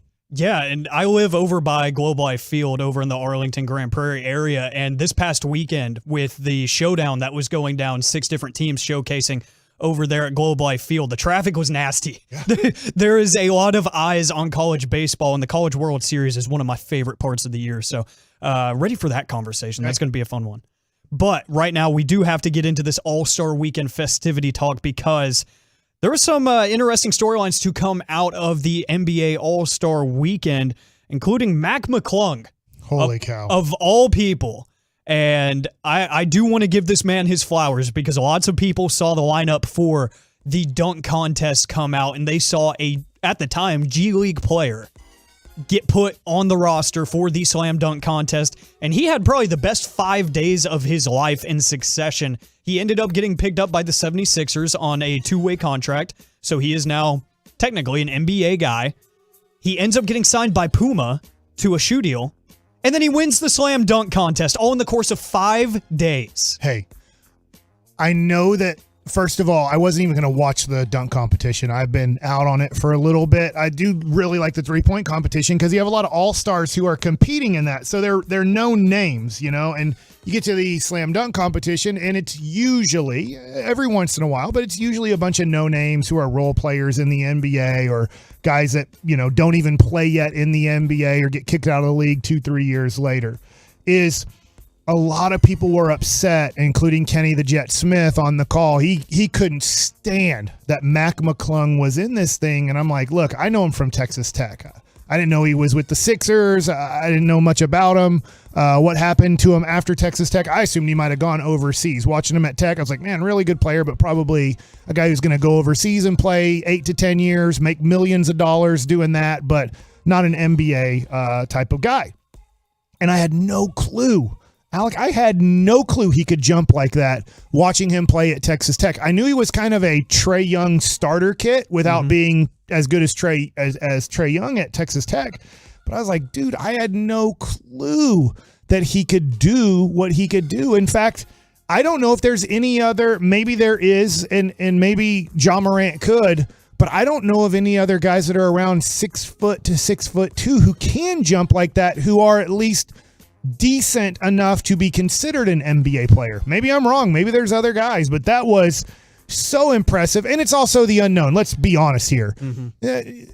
We are so also impressed by it because nobody thinks of a 6'2" white dude about to jump like that. Nope.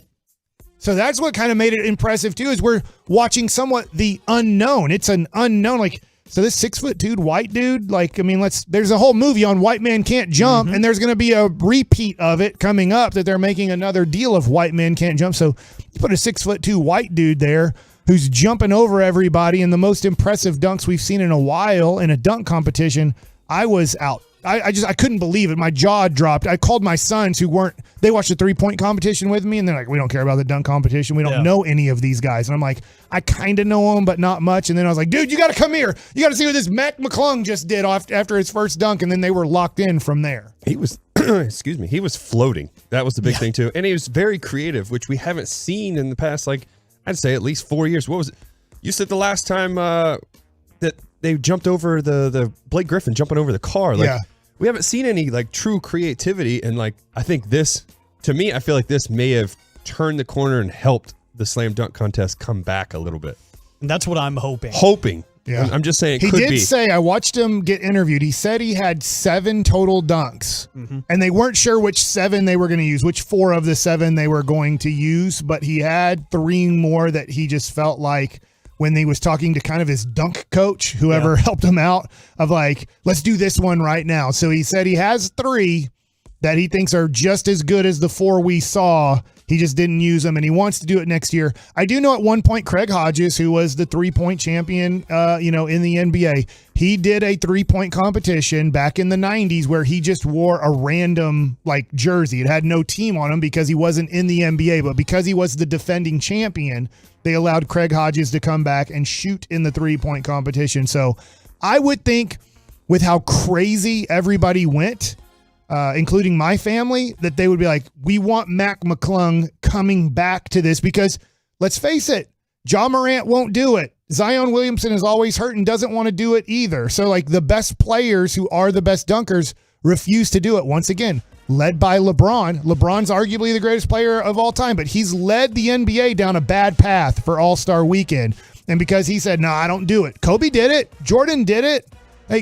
Jordan even tried the three-point competition, was horrible at it. Larry Bird did the three-point competition, and we still see the greats do the three-point competition. But literally, to me, it is throwing two middle fingers up to the NBA when you're LeBron James of I don't care that Dr. J did it. I don't care that Michael Jordan did it. I don't care that Kobe Bryant did it. I don't care that the greats of the game that when they were young did it.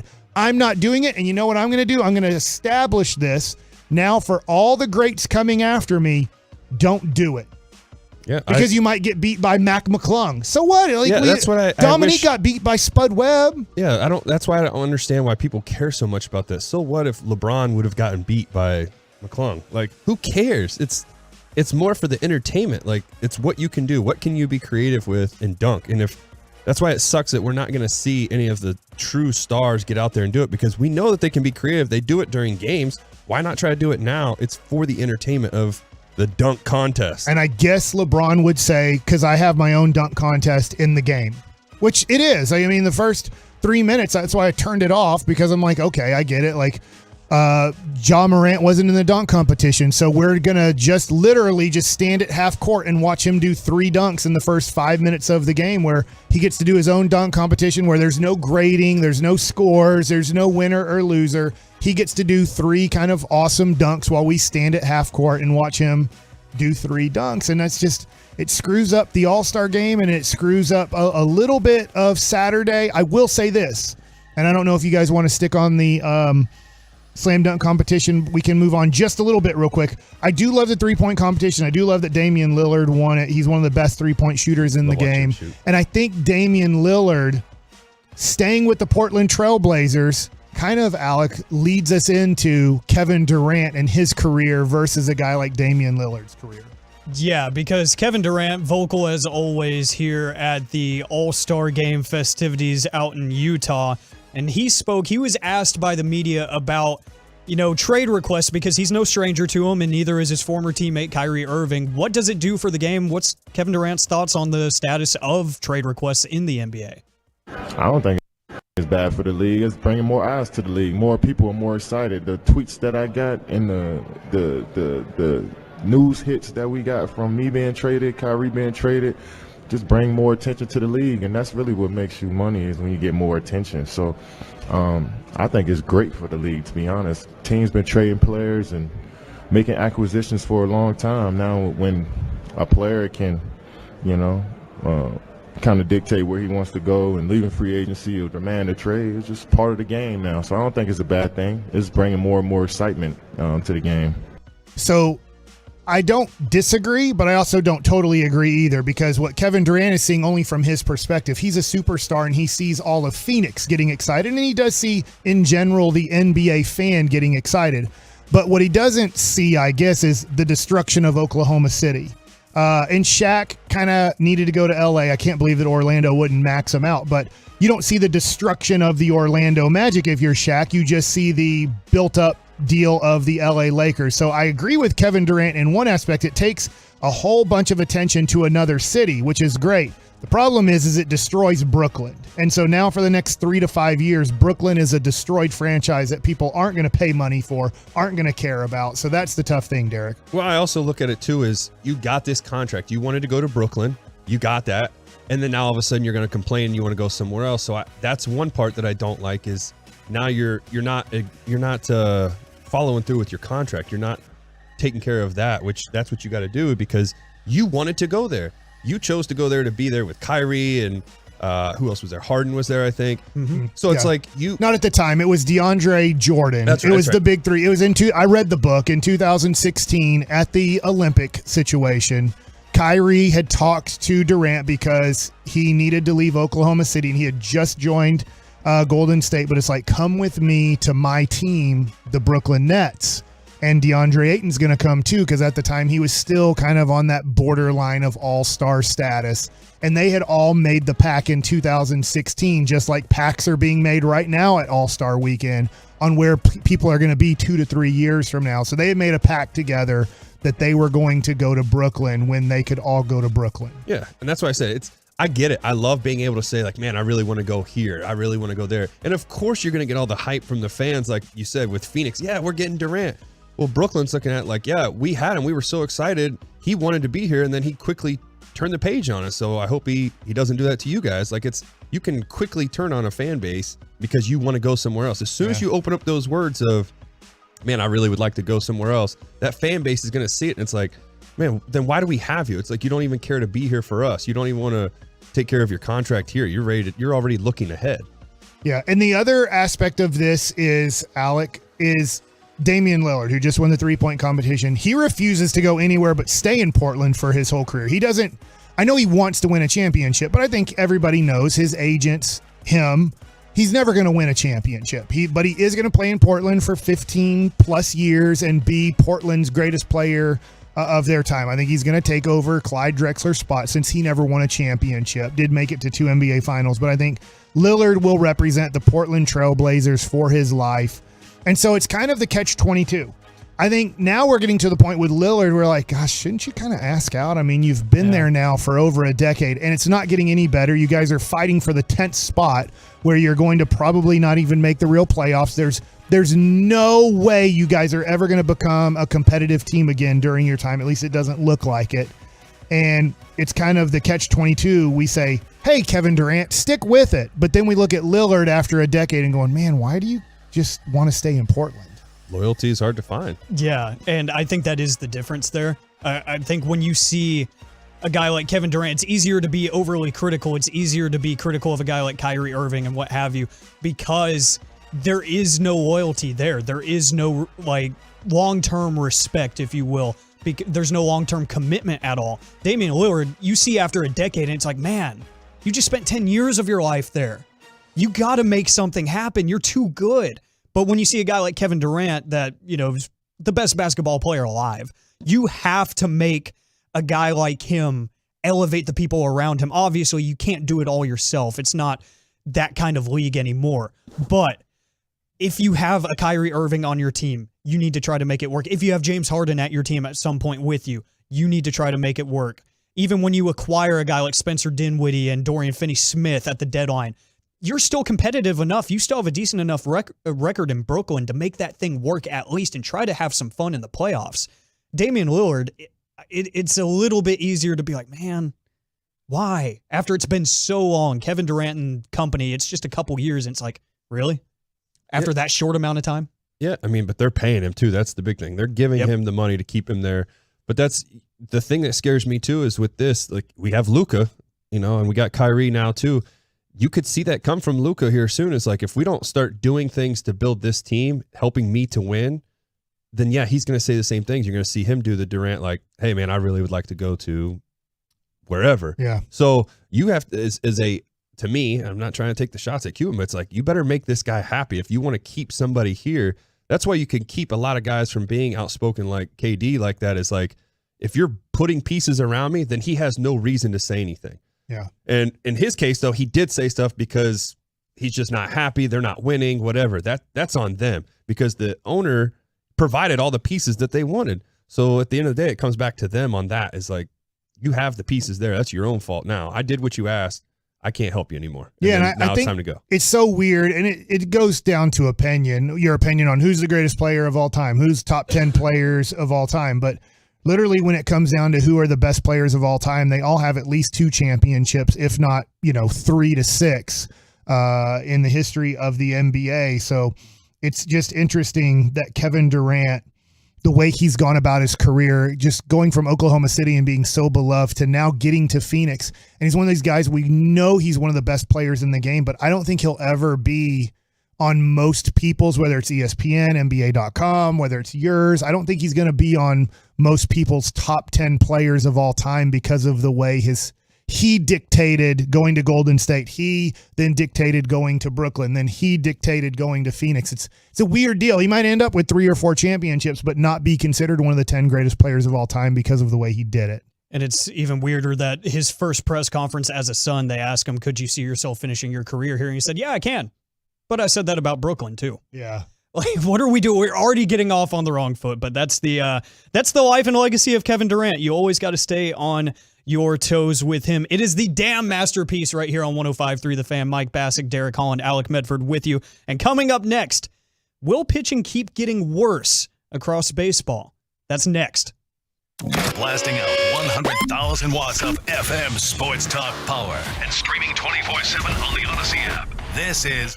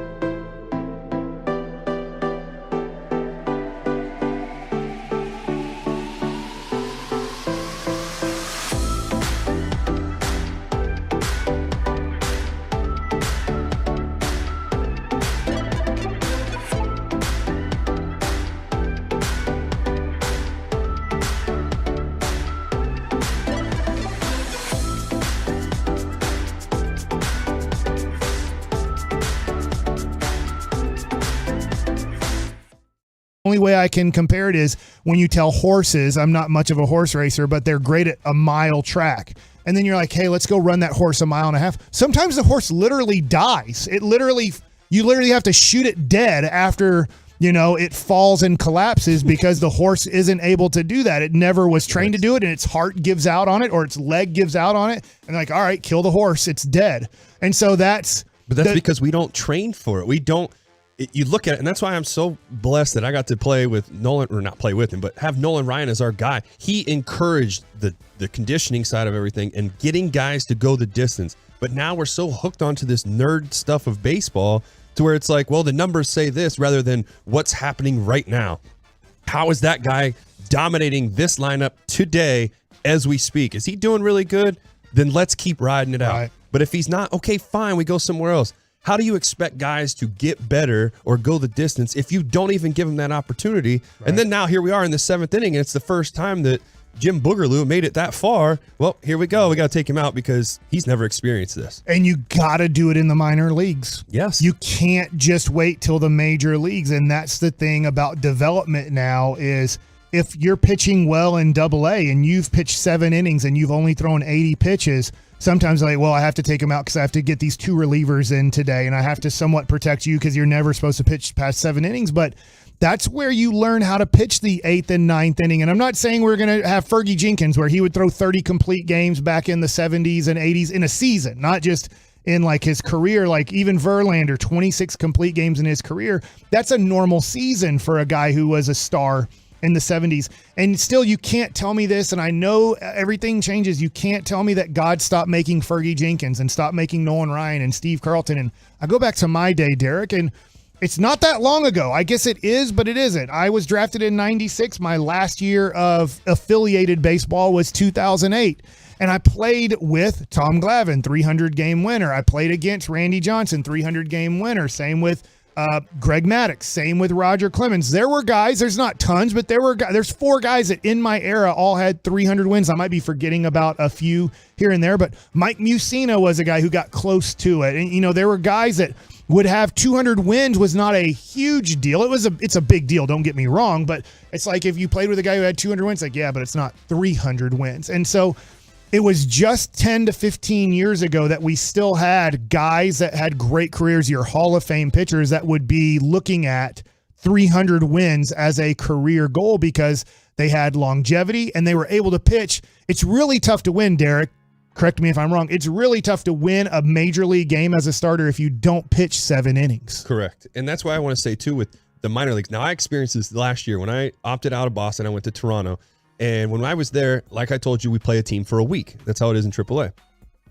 We had in Toronto, when I was there with this organization, at one point we had 1 starter. That's how ridiculous this is you'd have everybody start whatever. I started 3 games in 1 week and all I was doing was going 2 innings. And that's what they were trying to do. And it's like, you're not teaching me how to pitch. Not that I needed that because I've already had the experience, but the young guys aren't learning as a starter to go the distance. Yeah. You're learning to go in, pitch 2 innings and get out. And that's it. And that, to me, that's not helping learn how to pitch. Now, I don't know how the Rangers minor league system does that and everything. And I'm assuming, with Leiter and Rocker, all those guys, they're getting to go a little bit longer than that. But it's like you said, if you're not teaching it in the minor leagues, what do you think's going to happen when the guy gets up to the big leagues and it's, all right, we're at the 3rd inning. Well, I haven't gone past 2 innings, so I don't know what to expect. I haven't gone past 5 innings ever in the minor leagues. And here's the deal. And this is how analytic people, to me, they have a place in the game and I need them in my game. But this is how stupid they are at times. What happens when my guy gets rocked or he gets a bad blister or he blows out his elbow in the 1st inning? And I have to use my whole bullpen that whole day. And this is why we see way too many position players pitching. Is now the guy coming up, I really need him to have a 6-inning start, if not 7-inning start, because I literally used 8 guys in my pen yesterday because either my guy got blown up or he got hurt in the 1st or 2nd inning. And now the guy pitching is like, dude, I've never pitched past 5 innings in my life because of the way we're doing it in the minor leagues. Hey, you have a 2-inning start. Maybe the next time you have a 4-inning start, then we move you back to a 3-inning start. And it's like, all I can pitch is 5 innings. I've literally never pitched more than 5 innings in my life. And then you're ruining your bullpen. And now we have to see whoever pitch we in have a to game. extend you. See if you can go longer. Yeah. You have to do it. And, and you shouldn't do it. And you shouldn't do it to a dude who's 27 years old who pitched 4 or 5 years in the minor leagues, got called up at 24 years old to the major leagues and has a max of 6 innings as a start. And then you're asking him, dude, we're out of pitchers. We've gotten hurt or we've been bad pitching for now 4 days. And you have thrown 6 innings, but you honestly shouldn't throw that guy a 7th inning if for his whole life he's never thrown into a 7th inning. You're going to hurt that guy doing it. So you could also hurt his confidence too. Yeah, goes out and he pitched a great game, and now all of a sudden this 1 inning he gets lit up. It's frustrating to me that computer guys believe that God stopped creating Bob Gibson, that God stopped creating Greg Maddux, that God stopped creating Nolan. I get like Nolan Ryan and 5,700 something strikeouts. I totally get how that will never happen again. But God did not stop creating guys to go 7, 8, 9 innings. It's that the analytic people stopped giving Nolan Ryan a chance to be Nolan Ryan. The analytic people stopped giving Mike Mussina a chance to be Mike Mussina. Those are 2 totally different pitchers, but Mike Mussina could throw 7 to 9 innings almost every start, every 5th day. And then the analytic people said, don't do it because if they face a lineup a 3rd time, their life's going to end and our whole team's going to be destroyed and our world will come to an end. That's why I think we're lucky with Bochy and Maddux. You're going to see, hopefully, the pitching side of it is going to go the distance because of that. They're not going to play this numbers game of, well, this is what it says 3rd time through. They're going to go, you know what? He's doing really good today. You think they're going to go out there and tell DeGrom, oh, sorry, man, 3rd time, or for him, 4th time through, or sorry, no, 3rd time through, their numbers jumped up to 275. So I don't know if we can do that. I can't imagine that Jacob DeGrom is worse than whoever they have. I'm not. Joe Barlow has been a closer, but you're telling me that Joe Barlow is better than after Jacob DeGrom's throwing 6 shutout innings and he's at pitch 92.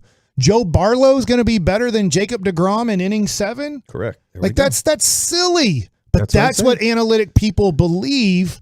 And the other thing too is I totally get this. When you are up 10-1 after 7 innings, there's no reason to pitch DeGrom the 8th or 9th inning. The only reason that I would say yes, and I didn't mean to cut you off, or whoever said that, I don't know which one came on the mic. The only reason I would say it's okay is because he has a shutout going.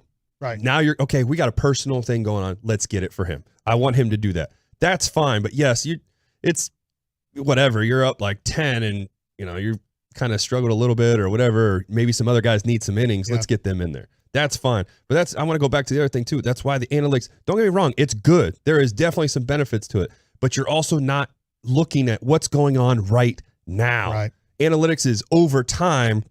It's not set as what's happening at this moment. Now, coming up next on The Damn Masterpiece, we get into gridiron gravy and how big or small is the Super Bowl window for the Dallas Cowboys. Next. Coming up tonight on The Get Right with Reg and KG. KG's back in studio, and for the first time in a long time, you get 4 whole hours of The Get Right. Plus, at 7:20, the homie Lucius Alexander will join us for another installment of our Black History Month celebration.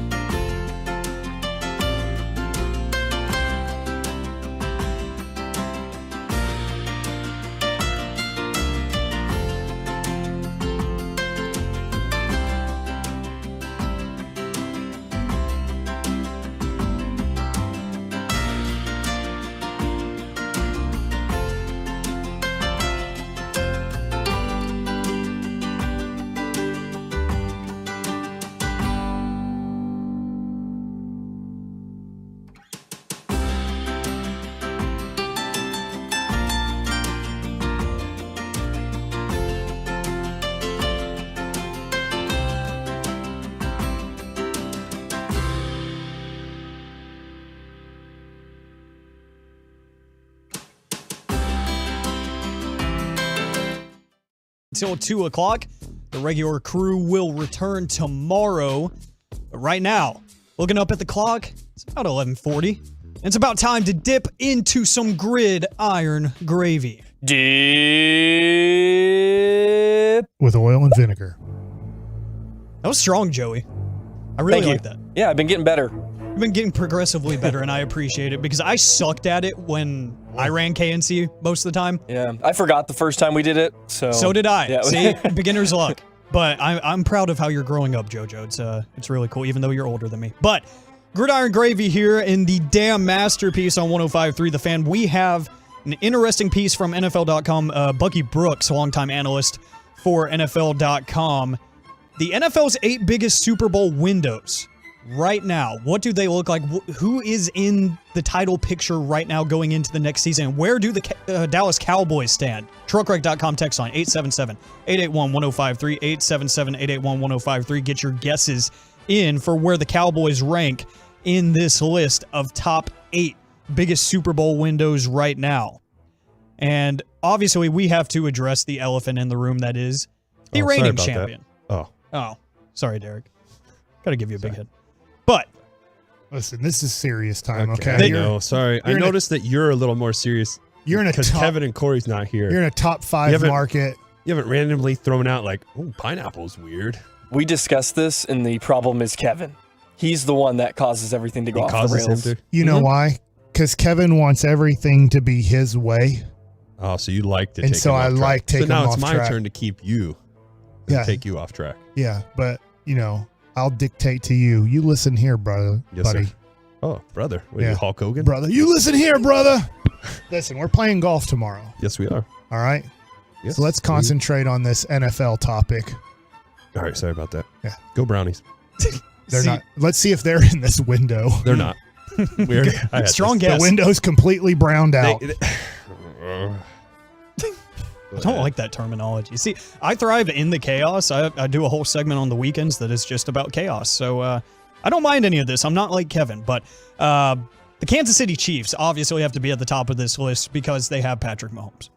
I think when you have Andy Reid and Patrick Mahomes leading the way, you have to enter the season each season in this window, if not top 5, top 3. Like the way that this organization has consistently enabled Patrick Mahomes and Andy Reid to just do what they do best each and every season. It's not going to stop anytime soon unless Andy Reid decides, hey, I'm going to get another one here the next year or two and I'm going to walk away. I don't see this ending anytime soon. They got to be perennial AFC championship caliber teams. I'm with you. This was the year. This was not that their Super Bowl window was done, but this was the year, right? Everybody, like, man, you traded away Tyreek Hill.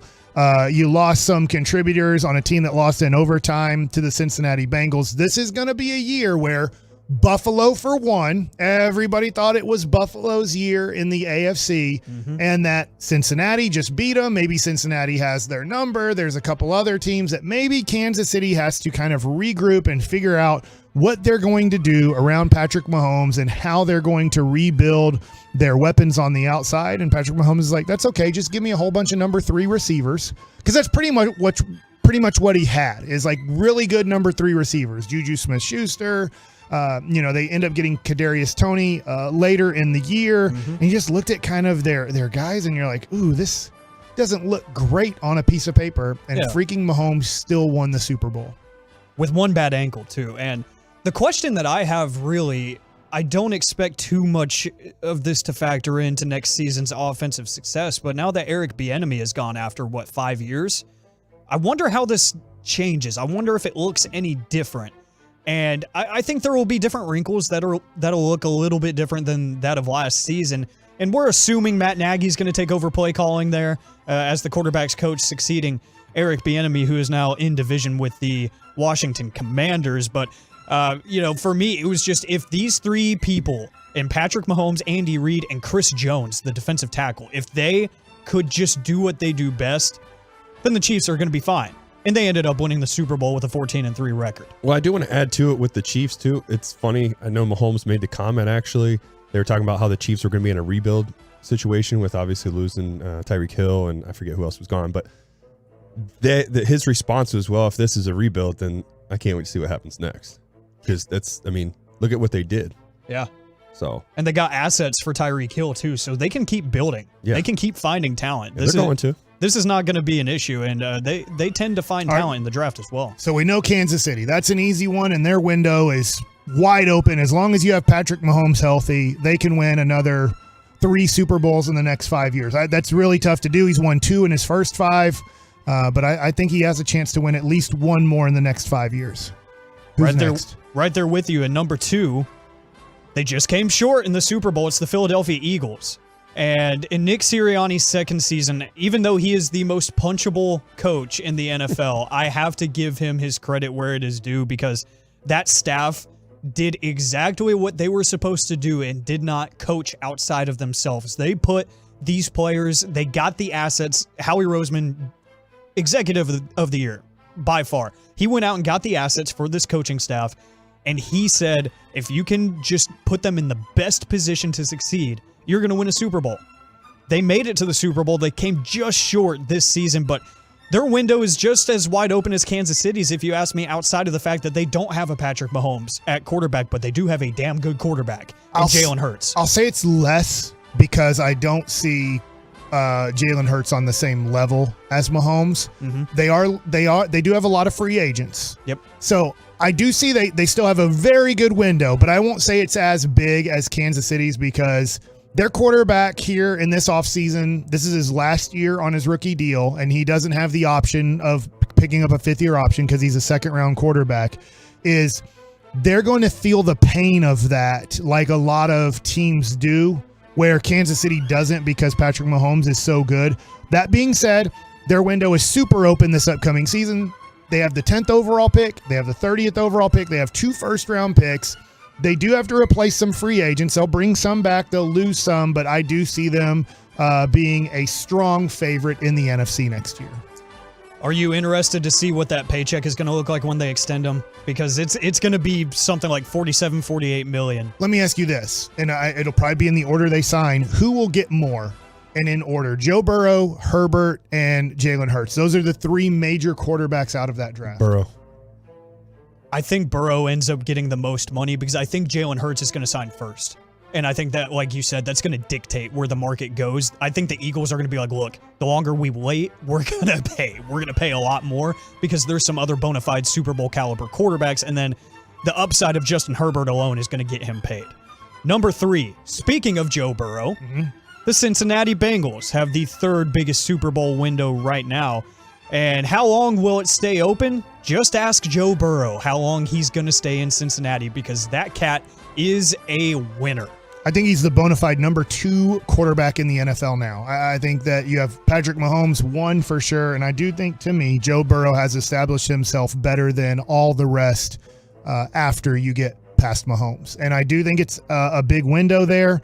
The only thing that I don't know, and it seems like Brian Broaddus has, he definitely has more information than we do, is that Cincinnati is so cash-strapped that the family does not have a lot of money, is that there's even small discussions of, do we move Burrow because can we afford to pay $50 million a year to a quarterback?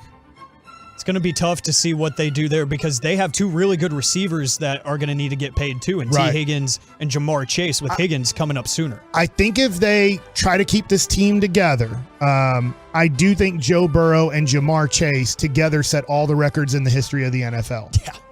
That they'll be the best quarterback-wide receiver combination in the history of the NFL, because for Jerry Rice, he did some with Montana, he did some with Steve Young, and then I know he moved on from there, but he kept it going. But if they stay together, if they sign Burrow and they sign Jamar Chase and they have a pretty good team, I think that they will set records that will be somewhat untouchable together.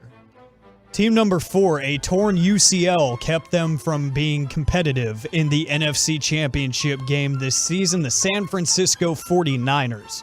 And they're perennial contenders because their roster is always stacked, with John Lynch as the GM out there, always making moves. The Christian McCaffrey deal at the deadline was impeccable. The timing of that coming together and seeing how Christian McCaffrey was able to stay pretty much healthy the entire go-around, and he was a real contributor out of the backfield and carrying the football.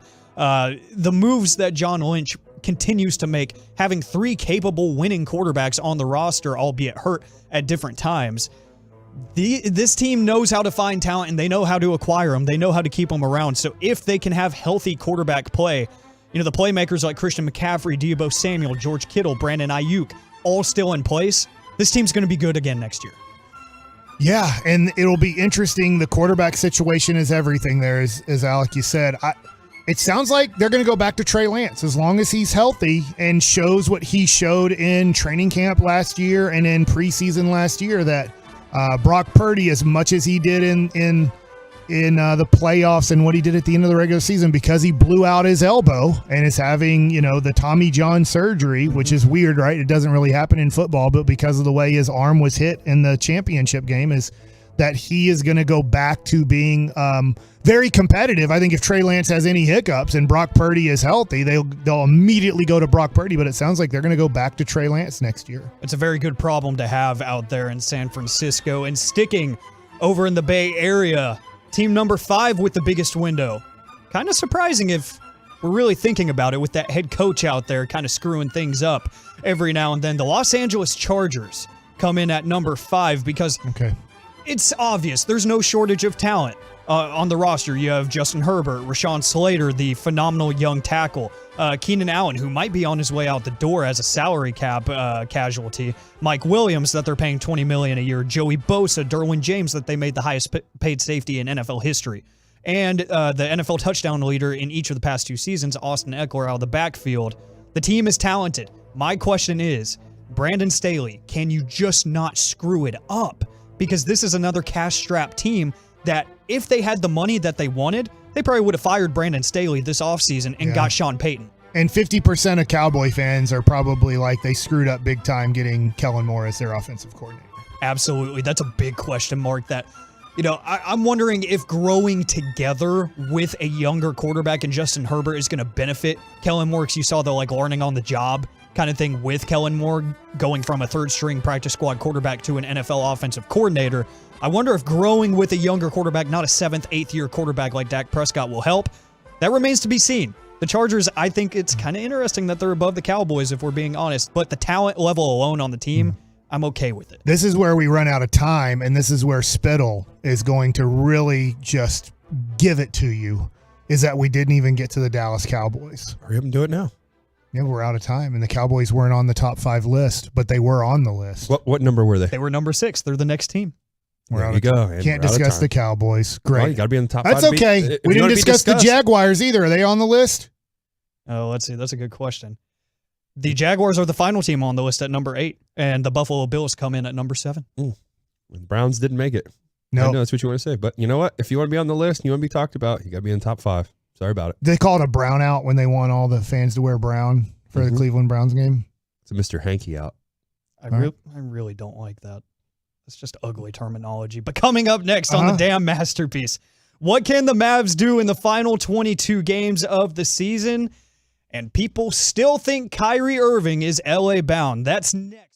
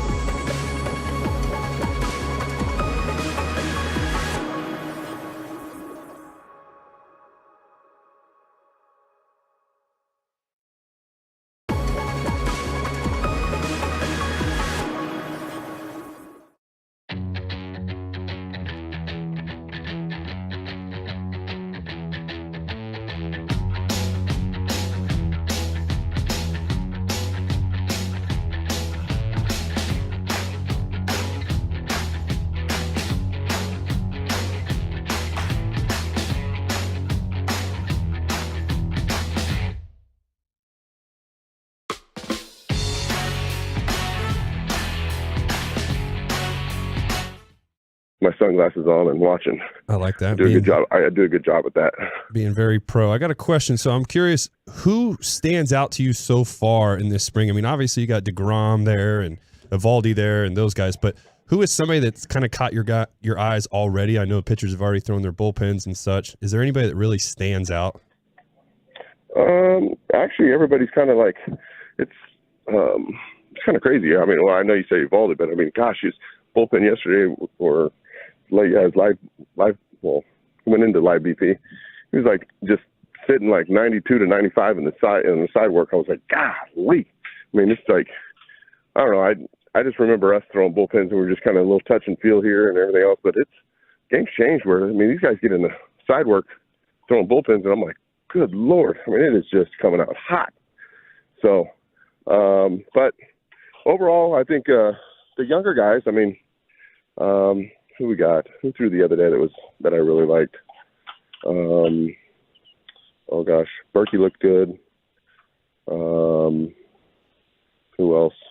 Did Rocker or Leiter or Owen White? No, I haven't. Cole Winn looked really well. Threw the ball really well the other day. Gosh, I can't think of his name right now. Anyways, I'll remember in a second. Well, Colby, when it comes to Cole Winn, obviously last year he didn't have his best year in the minor leagues. But when I was with you, Colby, obviously in 06, you were released from the Washington Nationals and eventually found your way, I believe, to Oakland, and then you found your way in Japan. I feel like you have a unique perspective being a high prospect, being a guy who struggled in the major leagues, going over to Japan, and then really succeeded in the major leagues the second half of your career. Do you feel like when you're talking to a guy like Cole Winn, or if you do have a discussion with him, you can kind of say, I can understand what you went through last year? Well, yeah, for sure. But he's still so young. And gosh, what is he? Just turned 23. So he's got a lot of time to grow and mature. So I don't think he's quite, where I was at and having surgeries and trying to, I think his big thing is just working a couple of kinks out between the ears and just not walking as many guys. I think when we're young, I think we could all relate to that. I mean, I know Derek went through it. I went through it. I mean, it's just kind of the process of trying to find how you and who you need to be when you're in the big leagues. It's like you get called up and you're like, well, I better do good, otherwise I'm gonna get sent back to AAA. So it's just a mental approach, that because the physical aspect's there, it's just the mental thing in between the ears that has to come forth and come through. Have you talked to many of the guys about having that mental approach? With working for me, I got to work with Don Coxstein a lot. I don't know who's there now. Do you guys talk about that with the young guys there now? Oh, I think that's the biggest thing that me and Darren all ever do is that I love talking to these kids about what their approach is and just the on the field, off the field stuff is just establishing relationships and let them open up a little bit and feel like they belong. That's another thing. You can relate, Derek. When you're young, you're like, well, where do I fit in? And with all these other guys, and so I think it's just establishing relationships, asking them what movies they like to go see and, what do they do in their off time and, what do they do, to relax and it's just kind of just becoming buddies with them and trying to get them to relax and just let their natural ability take over, Are you seeing a lot of the veteran guys helping out with these young guys? Like I got spoiled with you guys. When I was there, I had you, Millwood, Darren Oliver, Gordado, all those guys. Is that the kind of same pieces that you're seeing? Does it kind of give you any flashbacks of what was there when we were there? Or how would you describe the veteran guys with the young guys now? Yeah, I think as of right now, I think like with Duffy and Kennedy and some of those guys that definitely have some service times underneath them, they're really energetic and bouncing around and making conversations and talking with a lot of these young guys. So, it looks all optimistic and good. And I wish you could have sat in for Bochy's talk this morning. For the first team meeting as a full team. I was like, I need to get my spikes on. It's just so motivational. I just felt like it was back like it was, with Wash here and just that winning attitude and it's going to be a nice breath of fresh air with simplifying the game and getting back to work and putting a winning club back on the field for you guys. You know what I mean? So it's gonna be fun, I think. Yeah, I'm hoping to get one more chance. It'd be cool to be able to at least try one more time with the Rangers, and if not, retire or whatever. But the one thing I was curious too, with all these new rules, the stupid pitch clock and stuff. Are you guys working on that now with your live BPs and everything? I know today, from what I'm used to, it's live BP time, so I'm sure you guys are enforcing it. Yeah, no, we got like basically big clocks behind for live BP, so the guys can see it and they're calling it out if they take too much time, and we're definitely practicing on it. But the other thing is what's crazy about the rule changes and stuff like that. We're going over like first and third situations where then the balk comes into play. So you're going to play. You have a chance with this new rule that is going to be kind of some Mickey Mouse stuff where you're going to have a runner on first and third, and if they take a false lead or whatever to try to get you to step off, that's one, right? So and then you get back, the guy gets back to first, then he does it again. Now it's two, and if you don't get the out with the third time, then it forces the balk, and the run's going to score automatically from third. Yeah, so it's going to be it's going to be super frustrating in that aspect where I think that's a rule change that has to be looked at really, really well and some way be modified, because if they just continue to try to force you to step off, and then it's going to force the balk and the automatic balk, and the run's going to score. Well, and Colby, with the major league team, Bubba Thompson can fly. Leota Taveras can run. You guys got some athletes there on the major league team. I'm assuming on the other side, you guys are maybe going to practice that during spring training to take advantage of the rule, being a team that looks like you guys got some runners. Oh, no. Definitely. That's what I mean. It's like it's definitely going to be a situation where, you're going to have to look out for the guys that can run and with that first and third situation. But you definitely don't want to undermine the game. I hope it doesn't come to that, where it just gets so ticky-tacky, and it's not fun to watch because it's just a part of the game that shouldn't have been changed that way, and it's like a gray area in a race car, I guess, you know what I mean? It's like, well, it doesn't say you can't do it in the rules, so then we're going to do it, So, I don't know. It's a gray area that I think that needs to be looked at already, Well, you're our race car expert. I was watching the Daytona 500 yesterday, and I'm assuming you were watching it? Oh, yeah. So what do you think of kind of the ending where everybody just is trying to wreck each other? I know they're not trying to, but it kind of stunk for me, not being a huge fan of race car, that I want to see that close finish. And unfortunately, you get we hit a button, we have to look at replay. And, was it, I'm sorry, I'm drawing a blank on, not Stenhouse, but, Ricky Stenhouse. He ends up winning it at the end, but we don't really get the checkered finish that we want. Yeah, I mean, it's just part of it. I mean, it's kind of like the same thing. It's just a rule because it's kind of a safety issue at that point, because if they continue to let them race, and if it's their car, wherever the wreck happens on that last lap, I mean, you don't want them coming back and around, when the car's spinning or sitting there smoking and on the track at doing 200 miles an hour, So it's just a rule that everybody wants to see a nice finish, but I mean, the super speedways are. You kind of just have to watch the last 20 laps. Sit around for 3 hours watching the race, but you just need to watch the last 20. You got to get hammered drunk and watch it. Did you ever take Derek with you to these races? Did you guys ever hang out at these races, or did you ever go to Colby's place and see kind of the cars he works with? I've seen the cars. I've seen all that, but we never went to an actual race together. Didn't you get to drive the pace car one year? year? I did drive the pace car here in Texas. Texas 500. Yeah. It was awesome. It was fun. Yeah, that'd be kind of cool. Colby would look at some of the cars I'd buy, and he'd talk about them and stuff. So he showed me a thing or two. I tried to get him to buy the Batmobile, but he wouldn't do it. So yeah, it's a little expensive. Just a little bit. Just bought the costume. Yeah, I just got the costume instead. It was a lot cheaper.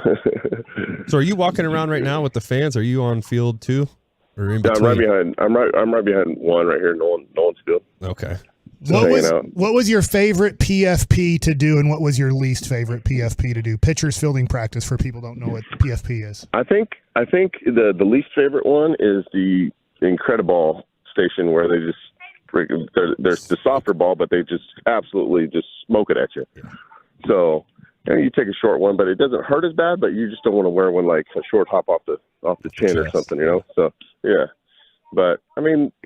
I think all the PFP stations are pretty simplified. I mean, you don't go at them 100%. I mean, you're trying to get your body in shape and be ready in 6 weeks. You don't want to go flying over to the first base and pull a hammy.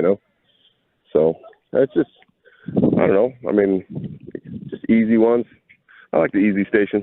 I had a bad back and bad hammies, I wasn't flexible, Colby. So when it was always the bunt, the squeeze play where you had to try to barehand it and give it to the catcher and stuff, I was like, man, I'm not great at this. My hammies and back don't work this well. Yeah. I mean, for me, I mean, I don't know. I'd mess around and practice the glove flip and have fun with it. Colby, I know everybody's on high alert here, so can you give us a slight update of how DeGrom's looking right now? Did he play catch today or good? He went out. Everything's good. He's all cleared. We're just slowly getting him going. He went out to 120 today, and everything's good. Look good. Is he going to be getting off the bump anytime soon, or I don't know how he's. I would probably say sometime, beginning of next week. I would say. Oh, next week. Okay. Yeah. No, that's because he's at the 120. He was 75 feet yesterday, 120 today, and everything's good, man. I mean, he looks great. That's awesome.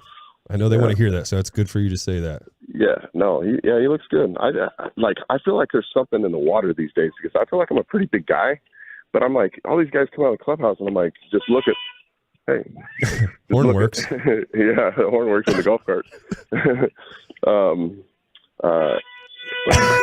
Doing. Well, I know that. Is that kids? No, it's a guy driving a personal golf cart around. Oh wow! That's I'll incredible. see if I can keep walking down here. No, you're good. Oh yeah, this is incredible. It's great for our drivers here in Dallas, Fort Worth, listening to the station. Right. Like, what am I doing wrong driving right now? Well, they probably think Colby's cussing up a storm on here right now. Yeah, right. And got the bleep button going. Yeah, you were talking about the size and everything, like how these guys are. I feel like DeGrom's a very skinny guy. Is that right? No, he's definitely a slight built, but I mean, he's like Chris Sale? 6'6". No. No, he's got a little bit more. He's not the bulimic bomber. Sale. But yeah, man, he's like 6'6". He's just tall dude. Like, it's crazy. Like, these guys are just monsters these days.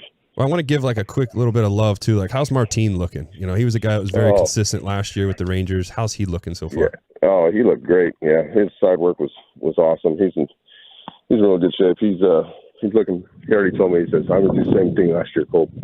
So he said that he really just wants to repeat and just be the guy. You know, like the silent dude, just goes about his work, get this 30+ starts in, and give another 200 innings, and he does that. We're gonna be in great shape. So. Dude, you know how it is. I mean, if we get 4 guys to go out there and stay healthy all year, I mean, that is for sure postseason bound.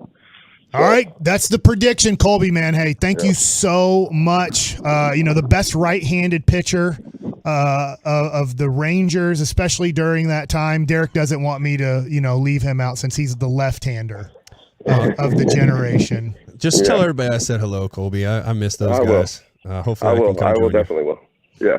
All right, brother. I'll put a good word in, Bubba. Thanks for coming on here, man. I appreciate that. All right. See you guys. All right. Coming up next, now we get to the Mavs and their final 22 games. Plus, will Kyrie play all 22 games? Next on The Fan.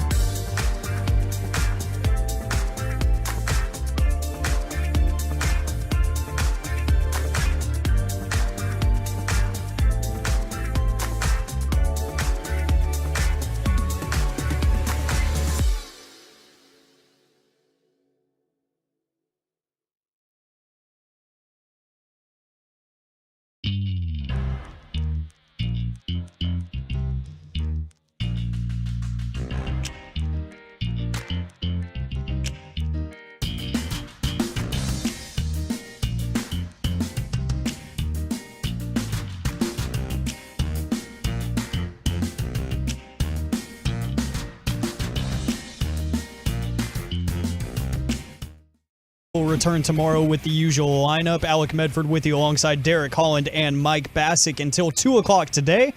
We'll give way to Eric Chiafalo and Brian Broaddus of the G-Bag Nation 2 to 7, followed by the Get Right from 7 to 11 right here on 105.3 The Fan. But kicking off the lunch rush, what can the Mavs do in the final 22 games of their season, as going into the All-Star break, not exactly pretty. Not exactly the greatest exit into the All-Star break, but they do have a little bit friendlier of a schedule in terms of competition to finish out the season, but a ton of road games. So, truckwreck.com text line 877-881-1053. What are we expecting from the Mavs in the last 22 games, and what are we hoping to see? I think in the last 22 games, the Mavs need to win 12 minimum to make the real playoffs, and I think you put yourself in a risky proposition if you only win 12 of the 22, because that puts you 4 games over 500 at the end of the year, and with the teams behind you, I think you run the risk of being in the play-in tournament. But 12 puts you at 12 and 10 gives you a chance at the 6th spot. I think 14 wins. If you go 14 and 8 the rest of the way, you make the real playoffs. So that's my kind of number. I know it's very generic. You have to look at everybody's schedule, and I'm not looking at everybody's schedule. But I think if the Mavs right now, barely sitting in the 6th spot, if they go 14 and 8 the rest of the way, they will make the 5 or 6 seed. If they do anything less than that, they run the risk of being in the play-in. I think if they go 10 and 12, which would put them below 500, it'd put them at 500 for the whole season. If they go 10 and 12, which I expect them to play better than that, but if they go 10 and 12, they are then going to be the 9 or 10 spot, and then you're going to have to win a play-in game and win another play-in game just to make the 8 spot, which I think would be very dangerous. So that's in a generic part on where I see the Mavericks' last 22. Yeah, I mean, I hope to see them do quite a bit. I want to see the chemistry get going big time with Kyrie and Luka. I think you're also going to see more playing time from McGee. We've started to see the jumps. I feel like he's getting in there. So hopefully we can get a lot of action from him, and hopefully positive stuff, make him be McGee, not Magoo. Yeah. And then Christian Wood, I mean, we got to continue to see him doing great things with this team. I mean, we need to see some jumps forward. I mean, if LeBron's going to say how these are the most important games of his career right now, so he's not, back-to-back non-playoff team, right? I feel like the Mavs got to do the same thing. It's crazy with the Lakers, and I don't want to talk too much about them. They get enough talk, as possible, but they're sitting there with, I believe, 23 games left, and they're 5 games under 500, I believe. They might be a few. I think they're 5 games under 500, but they got to play great basketball the rest of the way just to make in the play-in situation. And so looking at the Mavericks here to start off, Alec, it is home game after home game after home game. The 23rd through the 7th is all home games. San Antonio, Lakers, Pacers, 76ers, Suns, which most likely will have Kevin Durant playing in that game, and then Utah. If I ask you guys that again, San Antonio, think in your head what they're going to do here. San Antonio, Lakers, then Pacers, 76ers, Suns, and Jazz. That is their homestand coming up here. What is their record in those games? Those are 6 games. Whew. You start off strong against a team that has lost 14 in a row in the San Antonio Spurs. Trying to lose, absolutely. The Lakers, I still don't know what to make of them. Pacers are what they are. The 76ers, it's the Sixers and Suns are what worry me, and that's clear as day. That's obvious. I'd say in a 6-game homestand, I'm hoping for 4-2. I'm expecting 3-3. All right, that's not good. Derek. I missed it. All right, so I would look at it and I would say 4-2. If they do go 3-3, and then you start hitting the road at New Orleans, at Memphis. Yes, you come back home to Memphis, but they're good. And then you look at San Antonio, yes, easy, but then at the Lakers, at Memphis, you just start going, crap, if you go 3-3 on this homestand where you've played much better basketball, I think 4-2 needs to happen, if not 5-1. Now, obviously, you mentioned the 2 toughest games are going to be Philadelphia and Phoenix. Los Angeles, look, if you can beat Los Angeles on Sunday, a day game, if you beat Los Angeles there, you put yourself in great position that they're not going to catch you, because then you hold tiebreakers and all kinds of stuff like that. And Los Angeles, I think it's important too, because it ties into the Kyrie Irving story. Because if Los Angeles, I don't know, it's weird with Los Angeles. I'll take them out of this scenario. But if Dallas ends up playing 12-10 basketball the rest of the way, then that means that Kyrie and Luka didn't play that great together because they weren't winning. Now, they could be scoring 30 apiece and everything, but you need to show here Kyrie, who I still think wants to go to the Lakers. In the back of his mind, I still think he's like, look, the Lakers are my destination unless Dallas does something that pushes me in another direction. I'm not saying he's totally eliminating Dallas, but man, from my buddy that I've got to know now, who's an agent, from Brian Windhurst, who spoke about it today on ESPN, and the way that LeBron courted Kyrie all weekend, there's going to be a strong push for Kyrie to go to LA. I know they can't sign him outright. It has to be a sign and trade, and a lot of parties have to agree on a sign and trade. It's not as easy to do it as possible. But don't put it past Kyrie to go to LA. I've already been told, do not put it past Kyrie to go to LA if he wants to go there and take $15 million less per year to make sure he gets to LA. I personally don't think he's going to go to LA. This is just my opinion. He's already been with LeBron once. He hasn't been around Luka. I think that's where he's going to enjoy this. He's going to stay. Yes, things might not be exactly how they want it. That's fine. But going back to the Mavericks, though, with this, they have to win the games they're supposed to. That's the big thing, is sometimes we play against those teams that we should easily be winning, and we play down to their level, and then we get messed up and we lose. So we can't do that. We have to win the games we're supposed to win. That has to happen. And then they've got quite a few tough opponents ahead of them, too. So you win 50% of those, I think that's going to help too. Here's the great news, and I know we're looking at the first 6 at home, but if you look at kind of the last games, yes, they have a long road trip to finish the season somewhat, but you have Charlotte twice. They're one of the worst teams in basketball, and they'll be trying to lose to get as many chances as they can at Wembanyama situation. Indiana's a below 500 team. They're not bad, but they are a below 500 team. And then you have at Atlanta, who, look, they'll be fighting for their playoff slice, but they're not a great team. Sacramento, solid team. Chicago has underwhelmed at the end of the year here, and then San Antonio to finish. So there's a good chance at the end of the year too, your schedule is pretty good to win games. And here to start off the, you call it the second half, but there's only 22 games left. You really need to go 4-2 or 5-1 at home. And if you can start this off strong and finish it off and then play 500 where the schedule's pretty tough, you'll find yourself in a great position. And I want to find the Mavericks in the position they're at right now, Derek. And that is this. Right now, if it all finished up today, you're facing Sacramento. I think the Mavs beat Sacramento in a 7-game series. And then if you were to win that, you avoid the Clippers and you avoid the Phoenix winner and you avoid the Denver Nuggets because they're on one side of the bracket, and you'd play the Memphis Grizzlies for some reason. And I kind of know why. Luka loves Ja Morant, but he hates that people think at times Ja Morant is better than him. He plays great basketball against the Memphis Grizzlies. Now, they've never played playoff basketball, but for some reason, the Memphis Grizzlies bring out the best of Luka Doncic. So you'd be in that bracket. Sacramento and Memphis would be ahead of you. So if you were to win that 3-6 matchup, then you'd be playing Memphis instead of playing Denver. And I like that a lot. Yeah, there's not much I can say. I like that a lot. I'd rather stay away from Utah and the Clippers, and especially the Suns right now after what they just got. If you had to, Alec, right now, rank in order the top 5, obviously record is one thing. If you were to rank right now the top 5 teams that could come out of the West in order, what would it be?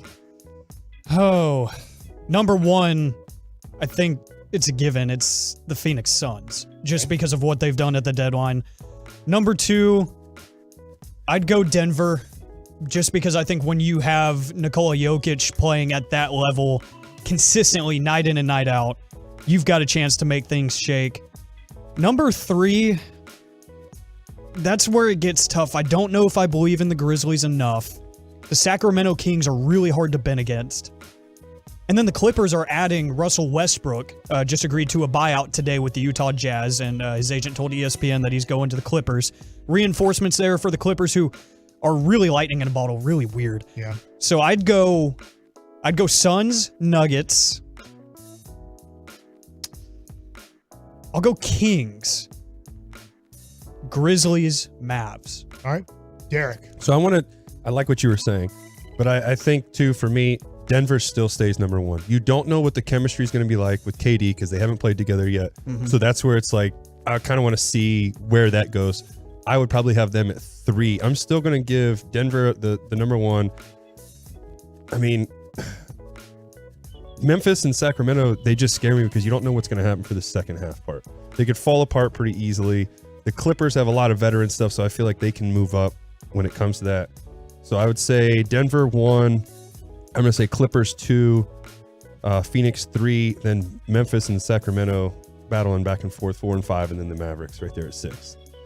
Okay, so I like what you guys are saying, and I don't think this will be the seeding at the end of the year, but the teams that I think have the best chance to make it to the NBA Finals from the Western Conference. I'm going to go Phoenix number 1 right now, but I agree with you, Derek. I'm going off of what I think it's going to be. We haven't seen at all what it's going to be, but I think if it looks as good as it looks like on paper, I'm going to pick Phoenix to represent the Western Conference in the NBA Finals. I'm not going to be happy about that, but that's where I have it. I have Denver number 2. I do think those two are on a collision course. I want them to be the 1 and 4 seed. Because then if the Mavs get lucky enough, they avoid those 2 teams and one of them gets knocked out by the other. Now, I'm going to say this, and this is who I think could be. This is a big risk. I'm going to go with the Golden State Warriors at number 3. See, that comes into health. That's why I didn't put them in there because of we don't know if they're going to be healthy enough too. Mm-hmm. And I do want to add this real quick. I know he was part of the team or we signed him or whatever. Is Aldridge a part of this team? Not yet. Not yet. No. Okay. That could be a huge piece that helps because we need a big man. I just want to throw that in there. All right. God, am I going to homer it up here? And I don't know what the crap the Mavs are going to look like, honestly. I'm going to go with the biggest threat because Luka showed that he can carry a team to the Western Conference Finals last year. And this is a lot of hope because the defense and rebounding looks pathetic so far early on in this new Kyrie Luka team. I am going to go with Dallas number 4 because I think if Luka and Kyrie mesh well, that is really scary.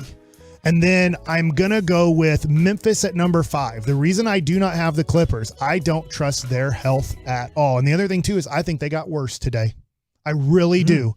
I think the Clippers got worse adding Westbrook. He's a chemistry killer. He's not trying to be. He just doesn't understand how basketball works. I've talked to Oklahoma City people because they're in the same building that the Dallas Mavericks are in for pre and post game. And they've worked with Westbrook, and he does not understand how NBA basketball works. He is a super talented guy who has no clue how basketball works. I think he just needed to be out of the Lakers. I think he needed to be away from LeBron because of all the attention and everything that's there, the pressure that they're putting on him. LeBron, I don't like how that was. I think he'll be okay. I think he's but he won't give the ball to Kyrie when Kyrie's hot. He doesn't understand. Now, Paul George and Westbrook did play together at Oklahoma City, so they have. I don't know if they have chemistry, but they have played together. George and Westbrook have played together, but he struggles. If you have him on the court, and this is where you can't, as long as they don't have him on the court the last 4 minutes of playoff games, they'll be okay. But I don't know if Westbrook will accept that he's not on the court the last 4 minutes of a game. I mean, I get it, but I just feel like him being away from, to me, the Lakers are the major market team. There's a lot. It's like going to play for the Yankees. That media is going to get to him. I think that's what was going on. He's going to have a little bit more. Wasn't he kind of in that same market? Yeah, I know. That's why I'm trying to just give him a little bit of the benefit of the doubt, like with that. But I just think he's going to do a little bit better. I'm not saying he's going to be back to all-star caliber, all that. No, he's just going to make. I think he'll be a lot better than we're expecting him. We're saying. I think it's really tough after Phoenix and Denver, whichever order you want to put them in. I think it's really tough because I do think there's a group of Golden State, the Clippers, the Mavericks, Memphis Grizzlies. I didn't put Sacramento in there. They've never made the playoffs. I get they're having a good regular season, but I just don't think De'Aaron Fox, who can't really shoot, and I do like him a lot. He's an all-star.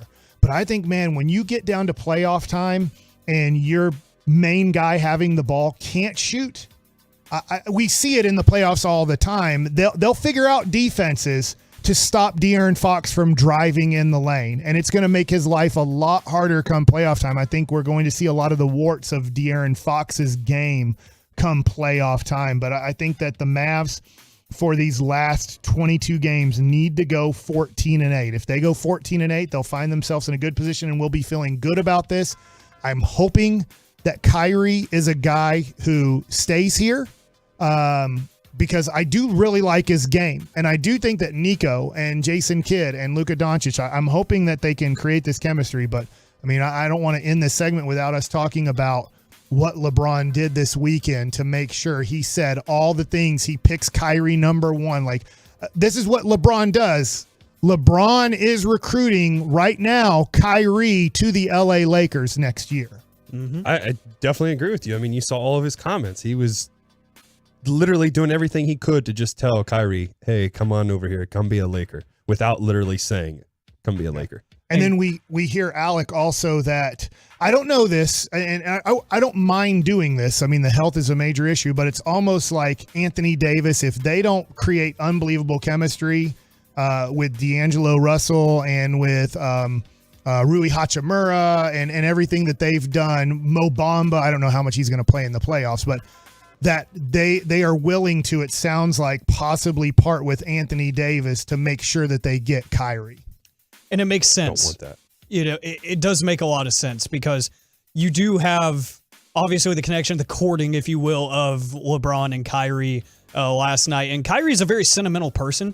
As we've learned, especially since he's gotten here to Dallas, he always talks about the relationship with Nico, the relationship, the connection with Mark Cuban. Yeah. Planting those seeds now. But yeah, moving Anthony Davis in some sort of package to acquire Kyrie, the way it's looking now for the Lakers, it feels like they do want to extend D'Lo. It feels like they want to keep him around for a few more years. That takes away any hope of them just getting an outright signing of Kyrie, as you mentioned earlier. So if you can offset that by moving Anthony Davis and you can do the sign and trade for Kyrie Irving, it's making more and more sense if that, like you said, the unbelievable chemistry just doesn't show up in the playoffs if they make the playoffs.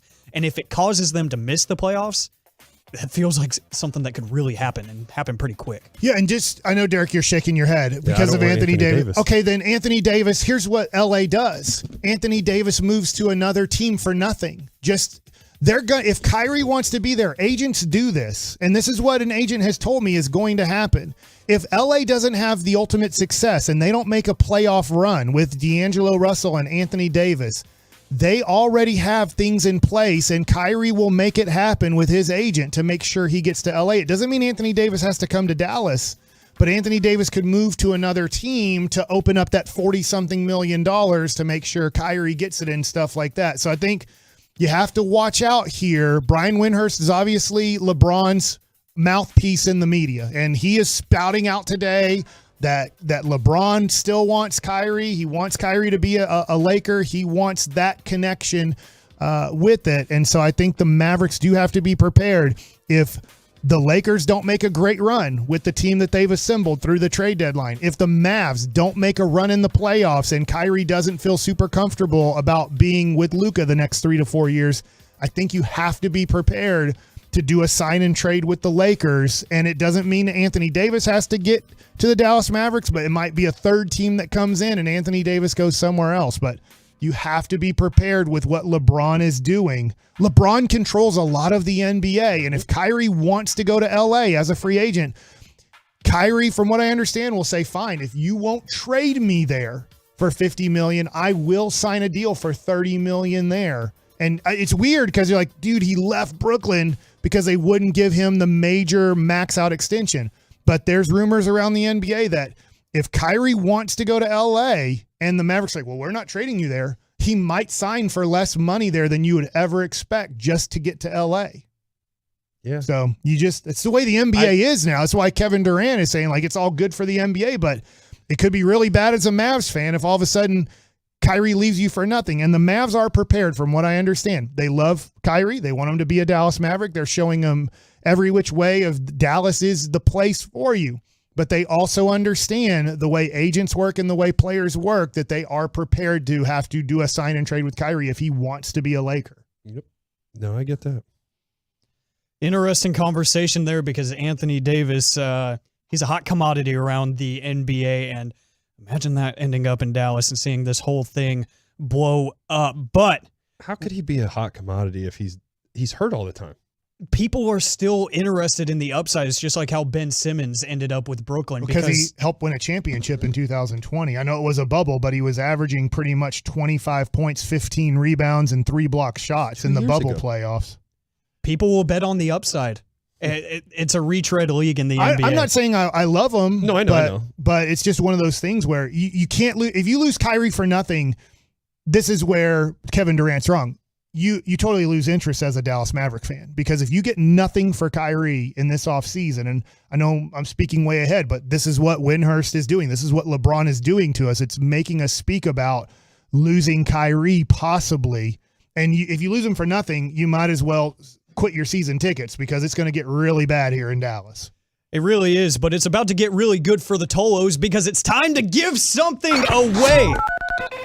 Caller number 10 wins a 4-pack of tickets to the Friday and Saturday matchups of the Frisco Baseball Classic happening at Riders Field in Frisco on March 3rd and 4th. See Division I baseball teams such as Mississippi State, Oklahoma, Berkeley, and Ohio State take on one another in a different matchup each day. Tickets are now on sale at FriscoClassic.com. That's caller number 10 at 877-881-1053, 877-881-1053 to get your chance at some tickets for the Frisco Baseball Classic.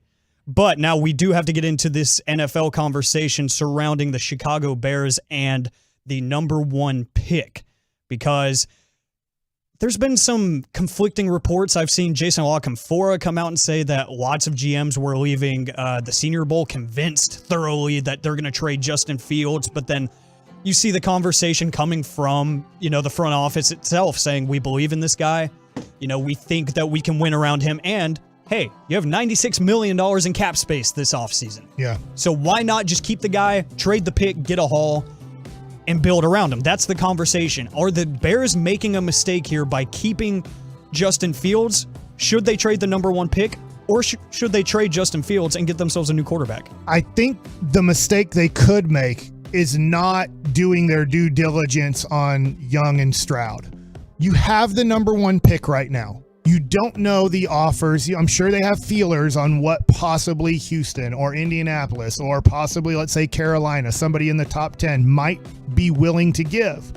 But I think you do need to look at the 2 quarterbacks and scout them and interview them to give you an idea, because as much as they might like Fields, I do think people are bringing up valid points, and he did have 11 interceptions in 15 games. His completion percentage was at 60%, which is pretty darn low for 2,242 yards. I do know he runs. I know that he's not just a quarterback that passes only. He ran for over 1,000 yards in his games played this year. So I get that he brings more to the table than just passing the football.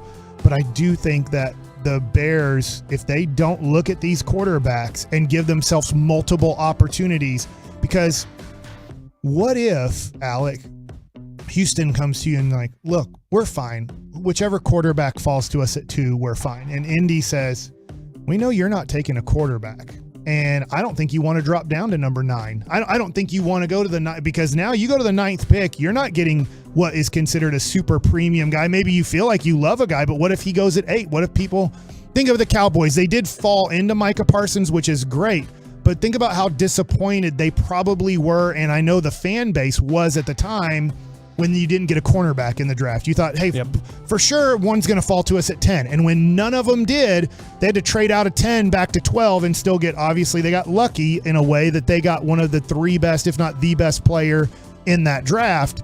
And so I'm just looking at the Bears going, hey, you don't know what your trade's going to be yet. And you do need to look at these quarterbacks, because maybe your trade is, I'm not saying that this is ideal, but maybe your trade is trading Justin Fields to the Carolina Panthers or to Washington or to something like that and picking up a whole bunch of stuff there. And with the number 1 pick, taking a guy that you think is a much better quarterback or a better quarterback than Justin Fields, who restarts your rookie track. You have 5 years of a small number, where you are in year 3 of Justin Fields now. My question is, I'm really conflicted here, because we talk about with the movement of assets in the NFL. We saw it with Amari Cooper here. When you telegraph things, there's usually a sentiment that value goes away when you telegraph that you don't want something. Right. With something as coveted as the 1st overall pick, do you think them telegraphing through the media, hey, we don't want this pick, we want to move off of it, does that help fuel a bidding war, or does that bring the value down by teams calling up and saying, we know you don't want that pick, stop playing hardball? I think you need to know before you give it out to the media. And so I'm going to assume this. I'm going to assume Chicago, without knowing, that they know that there's at least 2 teams, if not 4 teams, that want to move all the way up to number 1, either to move up ahead of Houston to get the guy they want, or Houston is scared that they're going to have a better evaluation of one quarterback than the other, and they don't want to get the second guy. So I think that I'm assuming that Chicago, when they put out there, we're keeping Justin Fields and we're moving the number 1 pick, that they know there's about to be a major competition, because if there isn't, and teams are like, you can stick there at 1, we like both quarterbacks about the same. And you know what? I mean, you could play hardball here. You might be bluffing, but you could say, you know what? We don't want one of these quarterbacks. We're actually going to be dog crap because we want Caleb Williams. And we're just going to take a guy we like at 2. We're not going to take a quarterback. We're going to take a guy we like at 4. We're not going to take a quarterback. And then Chicago's sitting there going, man, we thought we were going to get a whole bunch of assets, but we're just going to have to take, I'm sorry, I'm forgetting names, but we're either going to have to take Will Anderson of Alabama, or we're going to have to take one of the defensive tackle, I'm forgetting his name, and not get the assets that we wanted. I do think somebody will trade up, but you could find yourself teams going, we think Caleb Williams is so much better. And I'm wondering with Broadus if this ever happens. I wonder if you scout a guy and you say, whether it's Trevor Lawrence, whether it's Caleb Williams, whether it's somebody who's just you think is a can't miss, we love that guy so much more that we're going to take the risk of not taking a quarterback right now at number 4 or number 2 and be really crappy one more year to get the guy that we know's the best. What are you guys doing today? If you're Ryan Poles out there in Chicago and the deal needs to be made today, decision needs to be made, what are you doing? Are you keeping Justin Fields or are you moving on? Derek, I asked my scouts. I say, how great is Bryce Young and how great is Stroud? Because if they're way better, if you guys are telling me that Justin Fields will never be better than one of these two guys, then I got to take that quarterback. To me, I agree with you on that, but I also look at it as how, like, these guys haven't done anything in the NFL. It changes once you get to the NFL. So for me, I look at Fields right now. We've already made some improvements with him. Yeah, we had an injury. I'm not saying we jumped to, a 10-game or 10-win season, but we made the improvements with him. Now we got to continue to, first of all, get him an offensive line to help out. Yeah. So it gets more time. We've noticed now one of his strengths is he can move. He can run. Can he run and throw at the same time like a Lamar Jackson? Okay, we'll find that out. We keep using that. So me personally, I would keep him and go get some other pieces that can help keep that line right. Yeah. I don't see the quarterbacks that are in the draft being better than him. And going off of that point that Derek made, the Chicago Bears wide receiver depth chart, not exactly flashy. Darnell Mooney, Chase Claypool, who they traded the second round pick this year for, which is now the 32nd overall, or the 33rd overall pick, what rather. A stupid trade. Yeah, what a stupid trade. So I never got that at when they did it. I didn't understand it either, and now that they ended up being the worst team in the NFL, that turned into a pretty premium pick. Yeah. So that's essentially an outside first-round pick for a lot of teams. There's going to be talent there available for the Steelers. And then Equanimeous St. Brown is their third receiver. Justin Fields, his stats aren't all that pretty for a reason. As Derek mentioned, no offensive line, no receivers. David Montgomery, solid running back. Outside of that, what do you got? Yeah. Cole Kmet was their best, catcher because he led the team in yards at 544. But I think it's a tough call for the Chicago Bears. But this is a franchise-changing decision. Like, this is it. This is for the Bears. You make the right decision, you should put yourself in a position to make the playoffs, let's just say 4 out of the next 6 years. You make the wrong decision, and you're the Chicago Bears again for a decade, and you're farting around winning 3 to 7 games for another 5 years until you can find another guy to possibly lead your team. Yeah, I can't argue that. I mean, that's, and it's everybody a tough gets decision, but like, I'm like I said, I'm sticking to Fields. That's just me. Yeah, I'm with you, but this is like, if you're the general manager, this decision decides your fate. 3 years from now, you're either fired or you are sitting pretty. With this decision you're either getting fired in 2 to 3 years or we love you in 2 to 3 years. The thing is, you got to start all over. If you go get one of these other quarterbacks that's in the draft, we have to start all over again. And the guys that are already there, they want to win now. So let's keep what we got and let's build around that. That's at least that's what I would think. But you're evaluating Justin Fields as better. Correct. If I'm the general manager, and I'm not saying I know, but if I'm evaluating Stroud or Young as better than Fields, then what am I doing sticking with Fields? Correct. That's the tough one. And with almost $100 million in cap space, that could be your sales pitch to free agents as well as, hey, we're taking Bryce Young. You want to play with him. You know you do. That could be a sales pitch. But at the end of the day, I'm keeping Fields. There's no reason to give up on him at that point. Just build around, get the haul. But coming up next on the damn masterpiece, Mike has a golf show that he needs to talk to us about a little bit more. Netflix makes golf awesome. Next. We're heading back out to Arizona already as the only DFW radio station covering Ranger Spring Training. We're live from Surprise with guests, insight, and of course, more hijinks beginning next Monday on your home of the Rangers, 105.3 The Fan. This is Andrew Bogish with an Odyssey Sports Minute.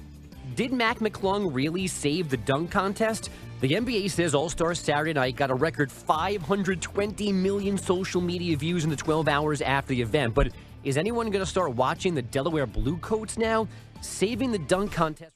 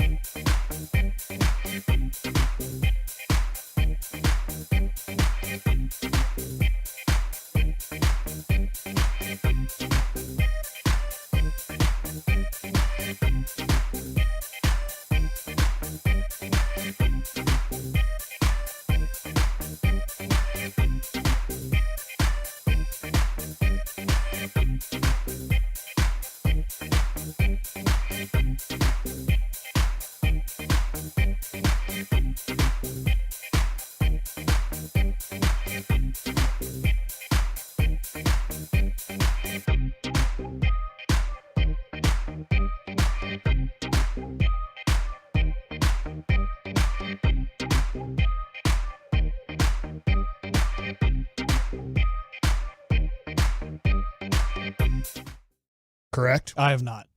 And Derek, you haven't gotten into it yet. No, I have. You have enough money for Netflix? You have times are tough. Yeah. Thanks a lot, Biden. But you have Netflix? I do. Okay. I recommend you watch this. The first episode concentrates on Justin Thomas and Jordan Spieth. I'm going to be honest, I don't know golfers' lives that well. So it's fun for me, being a former Major League Baseball player, getting to see what is it like to be a player on the PGA Tour. And I didn't know these guys were best of friends. They've been competing against each other since 13 years old. Jordan Spieth is, I don't know if Justin Thomas has already gotten married since this episode has happened, but he's the best man in Justin's wedding. And so they fly together on private jets. So it looks like they travel quite a bit to these tournaments when they are on the road, when they're playing, and let's just say the Masters or something, they might be renting out a house together. So these guys are really tight.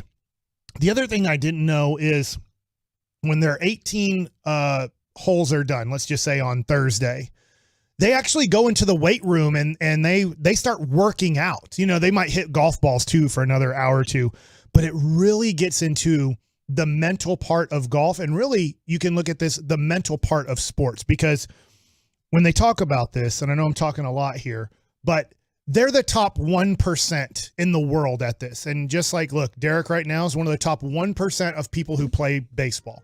I used to be part of the top 1% who play baseball. That's how, like when people are like, hey, all you got to do is be left-handed and throw strikes. I tell them, you're correct. All you have to be is one of the 100, literally 100 greatest left-handers in the world that throws strikes, and you get to pitch in the major leagues, because at any given moment, there's approximately 100 left-handed pitchers in Major League Baseball.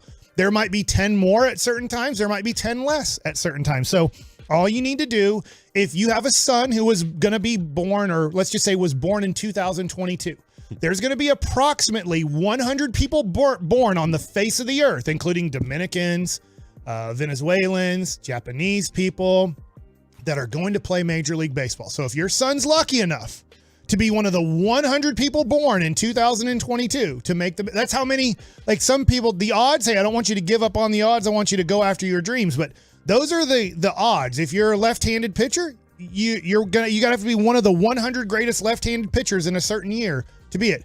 If you have a child who was born in 2022 and you're like, they're going to be a major leaguer.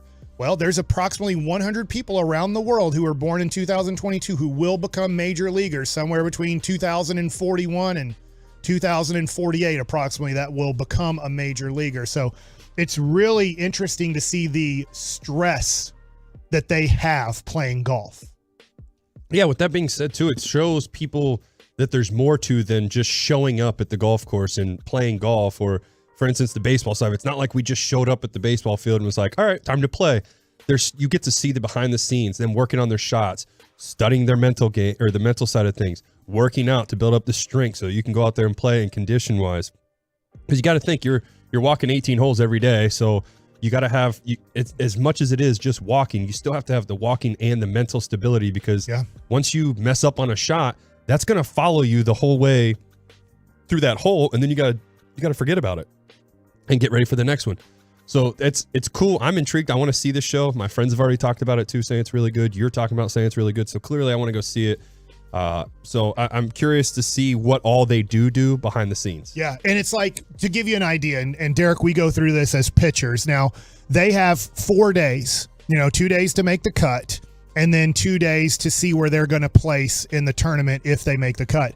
Is Justin Thomas, I'm not giving anything away here because it's obviously history, in the series, on Saturday, he has a really bad day at the PGA Championship, and he's almost crying because he was in the top 3, and then he finds himself, I believe, 7 back going into Sunday. So he was about 2 back going into Saturday, finds himself 7 back, and it's because he just played really poorly. And here he is, distraught. He's with his fiance. He's with his mom and dad. He's with his coach. His dad is a former PGA player or coach. I can't remember what, but he at one point was PGA certified and everything. So he understands golf. His grandfather also was a pro, like a PGA pro. So he has a lot of background. His grandfather and father have a lot of background in the sport. And here he is distraught. And his dad's like, look, and his coach is like, look, it's almost impossible to talk to him right now after having a bad day on Saturday. He's at the range hitting as soon as his round is over, but he's so mad and he's mic'd up and he's just talking like, I can't feel anything. I got no feel. I can't, whatever I do's wrong. Like, I mean, he's just mad. And it's like, the coach is like, it's really tough right now because he wants to hit. And sometimes it's the worst time to hit right now because he's just letting out his frustration. He's not really getting better. He's just letting out his frustration right now. Yeah, with the mental side of that, that's the thing. Like, that's one of the things I learned from DK or Don Coxine, I should always say that, is it's how quick you can forget something. It's so easy for us as athletes to sit and think negative. If we have a bad game, we literally sit and think about the negative things that we did rather than look at what we actually did right. Yeah, you may have given up 20 runs in one inning, but you still did something right. No matter what, there's always something that you did right. So you got to look at it that way, and that way you can progress. But when you sit there and constantly say negative things and constantly beat down your body that way, your body takes that abuse too, and then it affects you physically as well. And that's what people need to understand is, like, I always try to preach to all the young guys, like, I get it, you're going to have a bad day. It's how you carry yourself. Don't act like you got beat. Walk off the, whatever it is, the mound, that situation. Carry yourself well. I get it. You're frustrated. It sucks. You got your butt kicked. But you have to keep the mental side there. You got to stay strong. This is what I did right. Now I can bounce back from that. And you find on Sunday, he makes the greatest comeback in PGA Tour, or not PGA Tour history, but the PGA Championship. He ends up coming back and winning it. And he's mic'd up through the whole thing. Everybody's like, man, I wonder what Jordan Spieth is saying on the golf course, because he's talking a lot to himself, to the ball. Guess what? You now get to see Jordan Spieth mic'd up and seeing what he's saying and seeing what PGA Tour players are saying. And it makes me feel better when I'm playing bad golf. And I was telling my wife, who is enjoying this too, I think this is something that if you have a spouse, they'll enjoy it too. And she could care less about golf. But she's like, it's really fun seeing what the family goes through, because she was like, the next episode is on Brooks Koepka and on Scotty Scheffler. So a lot of the first 2 episodes is based in Dallas because of Spieth being in Dallas, because of Scheffler being in Dallas. A lot of it is based off of Dallas. And she felt like, she looked at me and said, the way that Koepka talks to himself, like, I'm an F up, I'm a piece of dump, I can't figure this out. And he was on top of the world for 3 years. He's like, my wife looked at me and goes, I feel like you talk to yourself a lot like Koepka is talking to himself. He's trying to, he doesn't make the cut. He can't figure it out. He's like, I should just quit this sport because of how bad I am at it. It's win or lose for him. It's life or death. And for me, it felt like life or death. I really felt like, not that I was going to do it, but I felt like I just want to kill myself with how bad I'm doing right now. And that's how Koepka approaches the game of golf. Like, if I'm not number one or if I'm not winning, I should just kill myself. It gets that way. Sorry. No, you're good. I feel like this has a good chance to humanize these players too, in a sense, because I feel like that does get lost in the heat of the competition a lot. Just, from the 2,000-foot view, sitting on your couch, watching these guys play, watching them screw up, and just seeing them have, maybe a little bit of emotion on their face, and then it cuts to the next guy that's teeing off. Maybe this can humanize these players, these athletes a little bit more to show, hey, just because you had money riding on them, if you're a betting person, if you had money riding on them and you're, sending them death threats and you're tweeting ugly at them, whatever, these are humans too, that this is their life. This is every day for them. This is what they live and breathe. And I wanted to put some respect on the game of golf too, because we've gotten a bunch of texts on the text line about, how these aren't quote unquote athletes. They can't even watch them work out. You would, guess what? You'd crap your pants and you'd die and you'd cry for your mama if you had to do the same workout that Jordan Spieth and Justin Thomas is doing. Like, you're like, damn, these guys are working their asses off to play golf. This isn't fat asses anymore. And maybe it was 30, 40 years ago. Tiger Woods probably changed a lot of that, the workout routine. Koepka would kick everybody's ass who's doing this. When you see Koepka probably overworks. That's probably why he's been injured so much. He would kick your ass. Not in golf. He would just kick your ass. He would punch you out and choke you out. That's how strong that MFer is. So I think, a bunch of dumbasses who like texting in that they're tough and everything, because I played with my buddy, I'm going to call him out, I love him to death, but my buddy Chris Owens, who's an All-American at UT, played a year for the Memphis Grizzlies and 12 years overseas. Like, I got him on the golf course. I'm like, hey, man, you got to learn this sport. You got to play golf with me. And, like, he's, this is where Bobby Belt comes in. Yep. This dude who's a premium athlete who played in the NBA, who was an All-American at UT, is, like, shooting 8s to 12s on every hole because – like, it's just totally different. As athletic as he is, swinging a club and hitting a ball and putting it in a hole is just so tough to figure out how to do. And Scotty Scheffler, before I get done with this, because he's from Dallas, the reason it's so fun watching Koepka and Scheffler in episode 2 is they're totally opposites. Scheffler is like the guy, Derek, who used like, you got to be this way. He's like, oh, I'm just trying to get better. Like, if I can just go out there and get better today, it was a great day. Like, if I finish first, I finish first. If I finish 20th, I'm just trying to improve and just enjoy the game of golf and everything like that. But you get to see him go through winning his first ever major and his mindset during it. So you get to see Koepka versus Scheffler, not that they're against each other, but you get to see two totally different mindsets. So the first one, you get to see best of friends competing against each other, giving each other crap, pulling practical jokes on each other, competing on the tour together. And then you get to see one dude who this is life and death, and one dude who's like, look, man, it's all in, like, God's in charge. I'm just trying to get better. Thank God that he gave me the ability to play, and I want to be a PGA Tour player. I want to be a champion, but, all I can do is the best I can do, and whatever happens, happens. So it's like, those are the first 2 episodes, and then in episode 3, which I haven't got to, they tease, and my mom, who's a huge golf fan, it's all about the Live Tour taking over. Because one of the last questions they ask Koepka on episode 2 is like, so are you thinking about going to this new tour?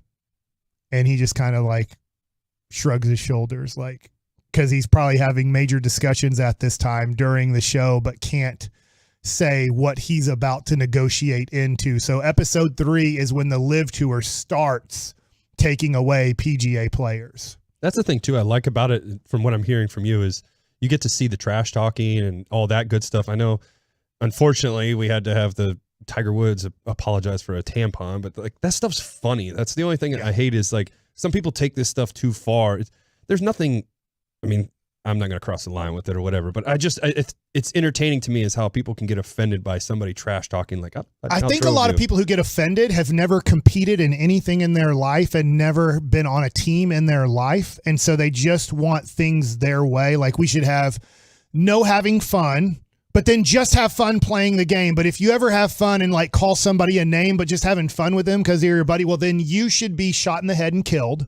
And then go back to having fun, but only fun the way I want you to have fun, because I've never competed in my life in anything and don't understand how sports work. So I just want to demoralize everything, but then say, well, then you're being too serious. Have fun. Then if you have too much fun, like, you've crossed the line in having too much fun. You've called him a name, and he probably is offended by that. And that's the thing, is everybody expect you can't, everything has to be perfect. It has to be this way. You're never going to get made fun of. That's how it's supposed to be. You're supposed to live this little fairy tale life of never being trash talked, or nobody ever down talking you and telling you stink or any of that stuff. It's, oh, you're the best thing. You're the hottest thing since sliced bread. Like, we got to You know what I call those people, Derek? I'm not allowed to say it. Losers. Oh, okay. Because they've never won anything, so they're just sad. And they can't figure out how to compete, and they can't figure out how to have fun, and everything's offensive to them. they're just losers. And now we have websites where they can type and stuff like that. And they're like, he's a loser. He gave him a tampon. He should. Hey, you're a loser. Just stop watching things. Just hang out with your other losers and compete for nothing. Stay in your safe space. You know, tiddlywink it up. Stay away from the negativity. You can't have somebody talk bad about you because your feelings get hurt. Yep. If there's an issue, grab a tissue.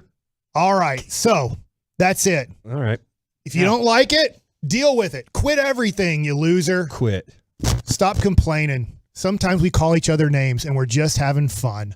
All right, Alec, I forget our run sheet. What's coming up next? Coming up next, we have The Athletic does an annual piece called the Spring Training Survey. We're going to find out why league executives and coaches are calling the Texas Rangers the Power Rangers next on The Fan. 35 minutes of commercial-free Fan. Holy mackerel. It's the Expressway with Sean and RJ mornings at 7:20, KNC middays at 12:20, and afternoons with G-Bag at 5:20 right here on 105.3 The Fan and the Odyssey app.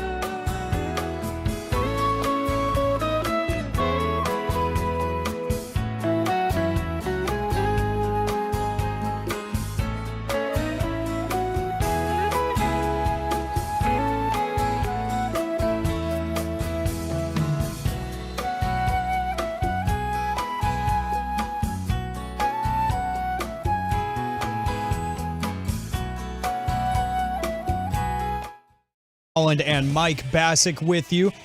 Getting ready to crosstalk with the G-Bag Nation coming up on the other side.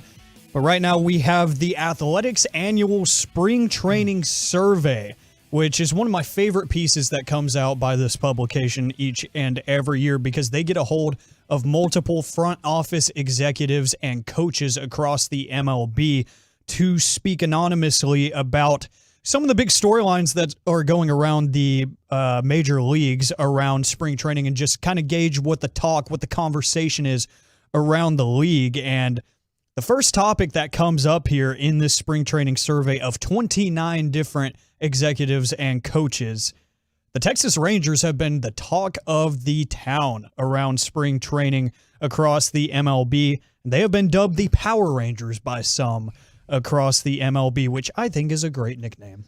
Yeah, we were the Power Rangers. Yeah. And that to me is the offensive side, not so much the pitching.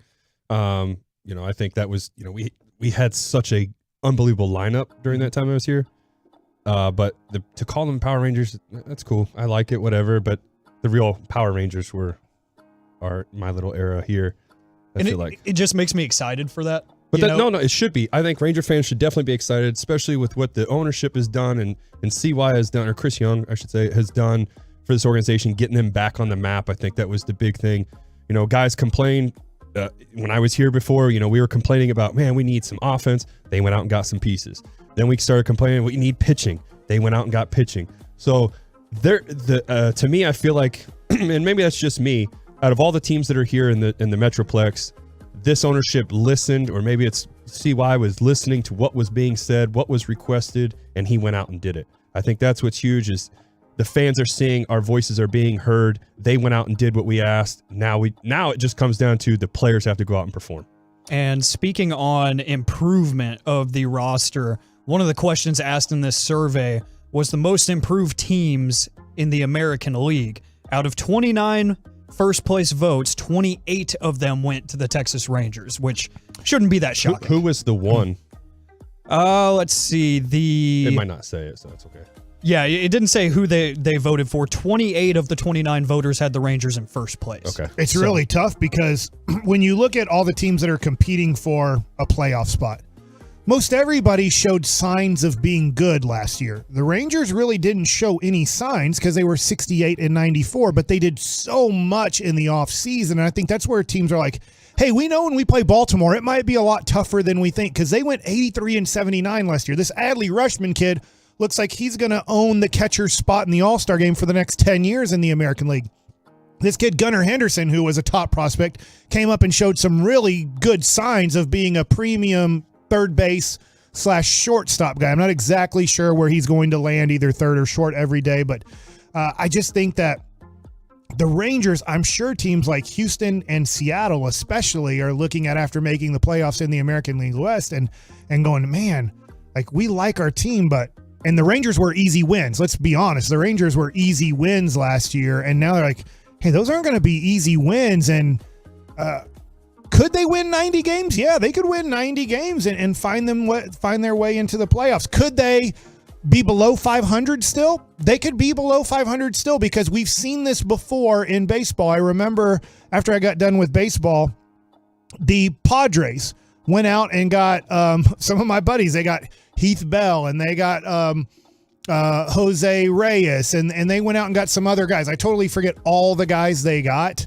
But by the time, I think one of them was James Shields because James Shields ended up getting traded to the White Sox for Fernando Tatis Jr. because it went so crappy. Teams have done this before. They've bought a lot in the offseason going, we've been bad. You know what we're going to do? Let's just buy a team that's going to make the playoffs. And then they find themselves halfway through the season going, oh, crap, this bought team is not coming together as a team. We're not winning games. And so we got to sell these pieces off. It didn't work. I don't think that Ray Davis and the Texas Rangers are going to sell pieces off in July if things aren't working. But we have seen this done at times where it did not work at all, trying to buy a winner. Most of the times teams develop a winner. The Rangers are trying to do it a little bit different, and sometimes it works. But there's sometimes where it blows up in your face and you have a lot of big contracts that you're just trying to unload because it never came together as a winner. I think this one's going to work out pretty well. I'm predicting, if for my own sake of this, I think the Rangers will get 84 wins. They'll definitely get in the playoffs is the other prediction too. I got to give a lot of credit though to this training staff. I mean, they're going to jump on every situation that could pop up, any alarms that go off, whatever. They're going to take care of this. I think you're going to see a lot more of a healthy lineup with these guys, the pitching staff. I think DeGrom will, my prediction for him would be about, I'm going to say 25 starts is the goal. I think that's what we'll get. It all comes down to health. That's the big key. And with their training staff, I think they're going to do a great job of keeping these guys on the field. Yeah. So another question that was posed on this free agent survey by The Athletic is best free agent signing. Would you like to guess how many votes Jacob DeGrom got out of 29 votes as the best signing? 5. Bingo. He only got 5. Most people, I mean, in fact, nobody was getting to that number. It's great that the Rangers got him, and that's the reason you got him, is you paid the most money. Can I say who I think it might be, though? Yes. Carlos Rodon. He is number 3. I'll go with, I think it was a signing. I'll go with Jose Abreu for the... for number 1? For the Astros. He is actually third to last. What he got a little bit of vote. Okay, man, I really like where he's going to fit in there. That's a good one. The best free agent signing, according to 29 anonymous coaches and league executives, Trey Turner with the Phillies getting 15 votes out of 29 first place votes. He gets 11 years, $300 million from the Phillies, which, making the World Series and then getting better the next year is pretty hard to do. Yeah. So that's impressive. Tip of the cap there. The tough thing with them is they're going to half the season Bryce Harper's out. So they're guy that they build their lineup around. Now they still have very good pieces, but that is always tough when you have a guy that good and he's going to miss, at least 70 games before you get him back. We still got to have a draft anyway. Don't forget that. I'm waiting on that. I know you'll lose as long as you keep Chapman on your team. You've lost one by one. We go pick for pick, so it's good. Worst free agent signing, according to... I almost got it with Jose Abreu being... I just think that really helps out. Worst signing. God, I don't... You're going to have to tell me. I don't remember all the free agents. I don't want to say the wrong thing and then... I don't know if Carlos Correa is it because he signed with 3 different teams, but... He actually didn't get a single vote. I was going to say that wouldn't count because it's still a good signing. It's just he didn't get it. It's no shot towards this person. I'm going to go with lefty Andrew Heaney just because of Carlos Rodon was the big lefty there. He did not get any votes because he didn't sign for a lot of money. They're probably picking somebody who signed for a crap load of money who they don't think is worth a crap load of money. See, I don't know who it would be. Who is it? I will take you over to the Boston Red Sox with Masataka Yoshida. Yeah, I would have never guessed it. He got 10 first place votes for the worst free agent signing, one more than Jacob DeGrom. And Jacob DeGrom has been the hot topic around spring training with execs. A couple of quotes from some front office executives. Quote, "I'm rooting for DeGrom, but that could easily be the worst free agent signing of the winter. I think I'm like a lot of people. I'd rather have 2 years of Verlander than 5 of DeGrom. Another one, 5 years was at least 1, if not 4 years too many. There is no doubt he is one of the best pitchers in baseball, but that only holds true if he's on the mound and not in the training room." So he did get offered 3-year contract from the Mets. So we have to realize whoever said that, you realize the team that had him was willing to give him a 3-year contract. Now the Rangers did go 2 years over that. So he was going to get a 3-year contract. If he didn't sign with the Rangers, the competitive market said probably 3 years. The Rangers did go 5 to make sure that they locked him in. So I think that you need to make sure that before that person said that, like, wait a second, like we already know that there was another offer from the team that had him that were willing to go 3 years on him. I kind of agree with the first pick with the Boston guy, just because it seems like when guys come over from Japan, the first year is usually pretty tough for them, just because you got to get acclimated to the new baseball, or different baseball, I should say. And you got to change. You got to get used to going every 5 days rather than over there it's every 6 days. Right. The Shuto doesn't work over here. Yeah, so I'm curious how that pans out, and I mean, you don't see too many. Or they really start off really well. I know this goes a long time ago, like when Hideo Nomo comes over and it's awesome, and then everybody figures out he never throws a split for a strike. Just don't swing at it. And now he's like, crap, these guys won't swing at it. And now I have to find another out pitch if they're not going to swing at this. And then not that he stunk, but he then started struggling that he couldn't just keep repeating the same pattern that major leaguers were better than Japanese players. Yoshida signed a 5-year, $90 million contract with the Boston Red Sox. And just 18 hours ago, Bleacher Report talked to an MLB front office executive that said Yoshida is worth less than half of that $90 million. So around the league, there is a lot of disagreement there. And then one final one here on this athletic spring training survey of MLB executives. The most intriguing storyline this season across the league is what? It's got to be DeGrom. I will say, if I went team, I would say the Mets. I would say the Yankees. If I went player, I would say, well, I guess Shohei Ohtani is going to be a free agent, so it ruins this one. But is it Shohei Ohtani being a free agent? Shohei Ohtani. Because I think Juan Soto is going to be a free agent too. And I think there could be two players in the offseason that get $500 million contracts. I think that could be not only for the first time, but both guys. And who's the one? Ohtani, because he's a two-way player. You know how old Juan Soto is. I get it, but I don't see him. I see him getting like 400. Over how many years? 10.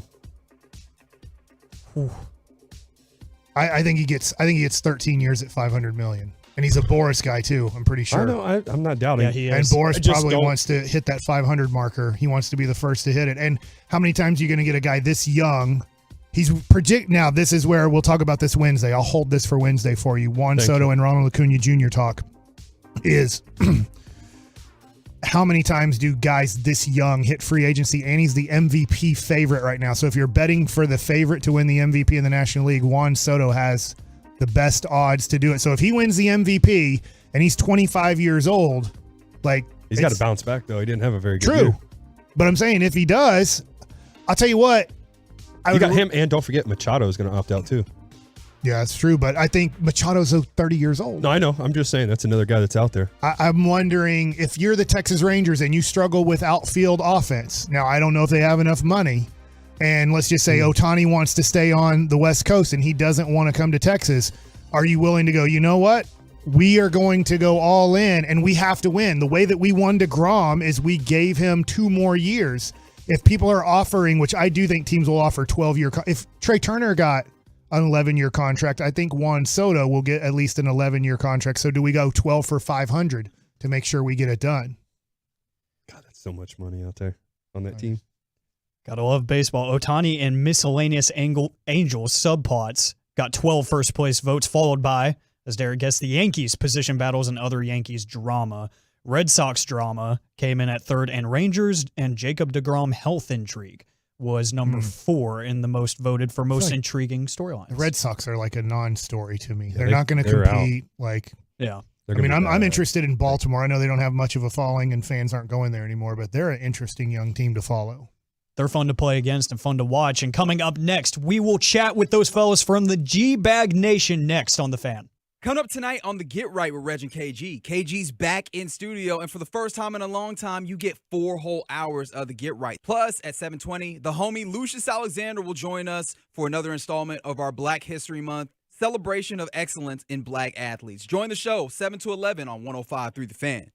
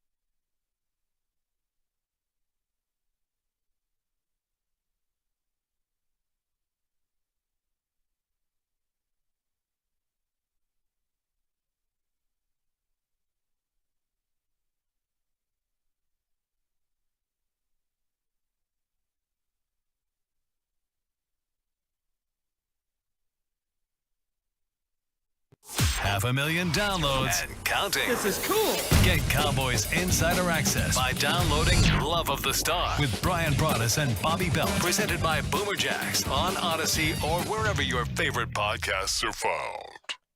This segment of the KNC Masterpiece is brought to you by Classic Chevrolet. Hey, we're back. I didn't get to do it. You guys ready? This is my first time doing a crosstalk with Broaddus. The damn- Actually sitting here. Well, good. The damn masterpiece is coming to a close as it's Derek, Alec, and Mike for the last time ever. I got an email from our boss, Spittle. He said, never again, Mike, will you ever lead a segment? So I'm like, all right, fine. Even on Friday crosstalks with Sean and RJ? No, he likes that. I think that's pretty good when you actually do that. I love doing it. I think he loves. I like how wheels off you are when it comes to the segment, or like your tease that went for like 7 minutes. Right there. Yeah. Hey, coming up. Yeah.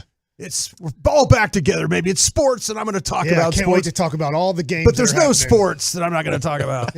All right. So wait, we could never have a show together? Is that what just happened? Ooh, not without Alec. Yeah, I'm Alec the has to missing be link. here. Yeah. He's the missing You link. guys have done a good job. I was driving around listening to your show. Killing it. Thank you. So today should be a fun day. There's a lot to talk about with NFL, with NBA, with Major League Baseball. Tomorrow might be a little bit more difficult. I want to know, what is your favorite topic coming up on the show today? Wow, that's a good question. That's a really good question, Mike. We got a lot of stuff to get into today. Pure gold as always. I feel like it might be. Well, Thanks for asking. it is going to be. It is going to be pure gold as always. Mac McClung, I really want to show him some love today. The XFL rules. I think the XFL rules are pretty interesting. Don't say that. Mike hates the XFL. No, I refuse. Derek asked me about the XFL, and I said, when Kevin gets here on Wednesday, he'll be here tomorrow. But I'm like, when you're here on Wednesday, Derek, I'm like, Kevin can talk all the XFL he wants. I'll turn my mic off and listen to you guys have a great conversation. I'm not talking about minor league football, but I do think it's interesting topics. That's just me. the rules that the NFL needs to adopt. You could be down Interesting 17 and still win in the last 90 seconds. Yeah, that the Battlehawks could be down 15-3 with 90 seconds remaining and win the football game. And That's crazy, too. There are some fun things that the XFL is implementing, and so I'm looking forward to that at 5 o'clock. Todd Archer at 4 o'clock, and at G-Bag Nation, you make the call, fair or foul. You've seen snakes on a plane. You've never seen this on a plane. That's at 2:20. I asked this question to start our show, and I will ask you guys this. Broaddus, you come from an era of watching NBA basketball players try in an NBA All-Star game and really care about it. Like it mattered a lot to them, and from the tip till the end of the game, they were trying. A lot of pride. I want to know, Eric, how do you feel about the NBA All-Star game? Because you might have not. I grew up on Magic and Bird carrying, like, it was real basketball. Jordan then carried it into real basketball. Even Kobe early in his career, it was real basketball. And then LeBron said, I don't want this to be a basketball game at all. And all the players followed because he's the leader of the NBA. Totally get it. Where are you at with today's generation and watching an NBA All-Star game? When it comes to the actual game itself, like the Saturday festivities are still way more fun than the game on Sunday. I don't have much care for it. It's slightly more than the NFL Pro Bowl. The Pro Bowl I won't watch a single second of it. The NBA All-Star game, I start it and then I just kind of start doing other things as the game is on and I'm peaking and it's like I don't really care. And it's gotten way worse because you mentioned Kobe. Like there were some years like back probably 10, 15 years ago where, hey, this is going to be fun. These guys aren't just going to be completely basically layup lining it on both ends. Just you go. We'll have as many 50-point scores in this game as possible. That was not always the case. So it used to be much more enjoyable. When I was in middle school, even high school, like, yeah, this is what kind years of were those approximately? That would have been like 06 to 12, middle school, high school. I wasn't there. I was already graduated. I thought you were my age. I was laughing about how old I am. Let me ask you guys this, though, real quick. Somebody asked me about the All-Star game on Twitter, and I said, to make it more interesting, the NBA put up $10 million, okay? The winner gets 5. The other 5 goes to the charity of choice of the winning team. Losers get nothing. Do you think they would play? 100%. I don't think they'd try. I still don't think they'd try. I think you get more the younger guys. Because Guys, LeBron gets $40 million a year from Nike. But that's I'm just thinking plus another 50 from the Lakers. So there's no number you could. But I was thinking the charity part of it. Like nobody wants to be tug at the heartstrings. Yeah, nobody wants to be the team that like, okay, your charity had a chance to get $5 million and we didn't even try for the kids or try for battered women or alcoholics or whoever else. There is is involved. some charity involved in this. I know it's very little, 100,000, but they don't even care about. Yeah, but it's that. 100,000 each quarter. Right. So because that's why they were doing the separate scores. If you saw like For me, Brian, there were 10 NBA starters this year. 5 were from a foreign country, and 5 were from the United States. So you want to play a? I want to play Cup? USA. The only way I think to make it right, because first of all, I think Giannis and Luka and Jokic would be like, we're beating the United States of America. Definitely. And I think if the U.S. took it not seriously, they'd lose by 50 to 80 points. And then they'd be like, we can't do that. And then I think the United States would go, we have to take this seriously, because if these all-stars, because there's legitimately 6 all-stars from a foreign country this year, Sabonis being one of the reserves. I hate saying this, I'm not exactly sure where Bam Adebayo is from. I know he went to Kentucky, but just like Embiid went to Kansas, like you can create a very good Wembanyama will probably be an all-star for a while. You make it world versus the United States, they'll try that in hockey. It'd be really fun. Didn't they do that in hockey? They made it like U.S. versus the world kind of a thing in hockey, and it was just the best international matches. I think are the Ryder Cup. Yeah, I mean the golf. I don't think anything's going to compete with that. Yeah, I mean that to me is when you start to talk about national pride. Those golfers, they'll line it up and they'll tee it up and play. I don't know in the NBA. I could say I was just trying to think of ways that you would say, listen, your effort is not good enough and your charity or you're not going to get paid. Yeah. If you show no effort, you or your charity is going to get paid and you get embarrassed that way. But maybe you're right. Nobody ever got hurt. That's the too thing is concerned. nobody in the history of the NBA has ever gotten hurt in an all-star game. I get the Pro Bowl. Like, dude, like we are playing a very violent thing. Accidents can happen there, yeah. But like in the NBA, nobody ever got hurt in an all-star game. LeBron just said, let's stop trying because we don't want to get hurt. And it's like, who got hurt? Who missed the rest of the season at an all-star game? Who missed the next? Like, maybe I'm wrong about this. I don't remember in the history of basketball anybody ever getting hurt in this game. No. When I think of injured, weird basketball stuff, I think of the Olympics with Paul George all those years ago. But otherwise, nothing comes to mind. And I don't know. I think that's a really good idea because even like last night, you don't get effort from Luka and Jokic in this game. Like Jokic did not care he was at all. Fun out there. He was just throwing completely the ball up wherever. Yeah, He didn't care. Didn't care at all. He's like, I'm a 2-time MVP. I'm going to win 3. I have nothing to prove tonight. But when you put it versus, the USA versus the world, I bet you probably get much more of an effort. Like Giannis has been a guy that's actually tried. It felt like in some of these All-Star games. But I don't know. The charity thing's good. I think the USA versus the world. I mean, put it all together: USA versus the world and charity. Yeah, all this do money that. goes out of the United States if you don't win. No, that's what I'm There's got to saying. be like a high dollar horse game. That They needs to be take played the too. money out of the country. That's what they do. Can we play horse for big money? That would actually be entertaining, I think. Well, Because these guys aren't going to get hurt playing horse. I want next year or knockout maybe for nobody to miss a shot. Just do actually a layup dunk line and just be like everybody scored 100 points. It was 1,000 to 1,000 and it ended in a tie. Because I mean the only reason anybody ever missed a shot in the game that I watched for 5 minutes last night was because they decided to take a stupid shot. They're like, hey, you want to try an 80-foot 3-pointer? Yeah. Like if you wanted to dunk every time, you were allowed to dunk it if you wanted every play. Well, the other thing I was going to bring up too was with. Did you guys see the quote from Edwards? What he was saying. The load management stuff? Yeah, he's talking about we need to get guys out there because if you think about, and you could speak for us on this with the old school basketball, and Mike, you too, you guys were going and playing. There was not as much sitting and stuff like that, whereas now it's like, we need rest and so that we can play or whatever. And I like that he brought it out of all people too. He's a young guy being outspoken, saying like, there's somebody that's at this game that's never seen you play, and that might be the only game that they can actually afford to go to, and you're not playing because you need a healthy scratch. I think that's one thing that's kind of screwing up the game too. Yeah, the load management stuff. I wonder with the old school basketball when I would watch one game a week on CBS. Yeah, that was the only game I got to watch when it was an NBA game. And you didn't have as many teams. We've talked about travel. Travel was probably is better now with every team having basically their own planes. Yeah, they and flew stuff commercial back then. Yeah, so that was a little bit tougher and all that. But it just seemed like to me that every time I turned on that CBS game, my guys were playing. Whether it was the Lakers and the Celtics, was the old Buffalo Braves, Bob McAdoo, Sixers. yeah, Sixers. Yeah, those guys were all playing. You know, every game you saw them play. It's just like the pitching stuff that you guys were talking about earlier today, where people just decided that. Where I loved your line, like God didn't stop making Greg Maddox's. Yeah. He didn't stop making. He doesn't those make guys. tons of them, but hey, there's Fergie Jenkins. There's a Fergie Jenkins alive right now today. Yeah. I know he's still alive too. He lives here. Might be listening to the show, but like you can actually do this, but we've decided to stop people from doing it. Michael Jordan, I know he's one of the greatest of all time. There was a 6-year span after he got hurt and scored 63 on the Celtics. Starting the next year, he played, I don't have the exact stat, but I think it was 7 straight years. He missed one game in 7 years. Yeah.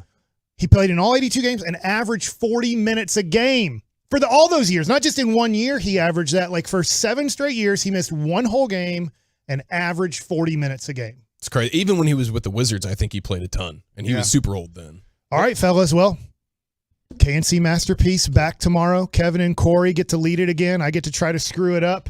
But coming up next, it's the G-Bag Nation Nosebleeds with Brian Broaddus, Eric Chiafalo. Man, Zach's got a good vacation. Lucius Alexander. Sweet Lucius Alexander. You're going to carry this show for us today. You're going to carry it for us today. All right. He's eating. It's time to go throw some batting practice. Talk to you tomorrow. Bye-bye. Coming up on The Fan, get ready to enlist in the nation. Awesome. The G-Bag Nation, starting at 2 o'clock on 105.3 The Fan.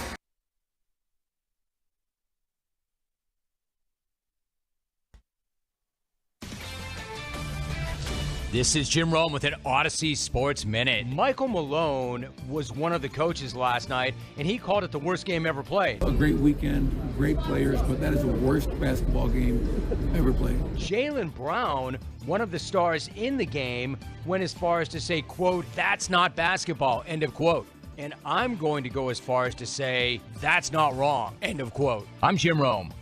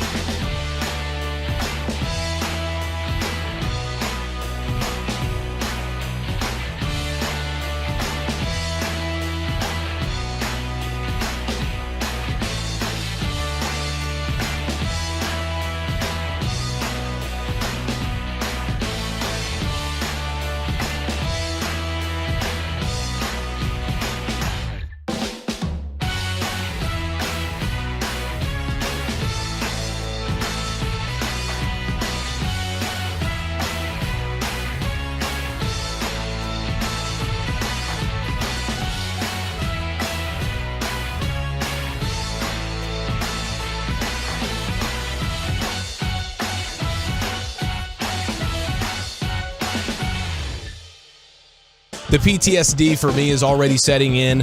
The site of the crime, the little nitro crime, the hot gummy. Yeah. The payoff from Friday. How did that work out for you? Borderline ruined my weekend, Broadus. You know it ruined my Friday. There were 2 of those little nitros, and that second one is still floating around. No one's had the balls over the last 72 hours to throw that bad boy in their mouth. Nobody's touching that thing.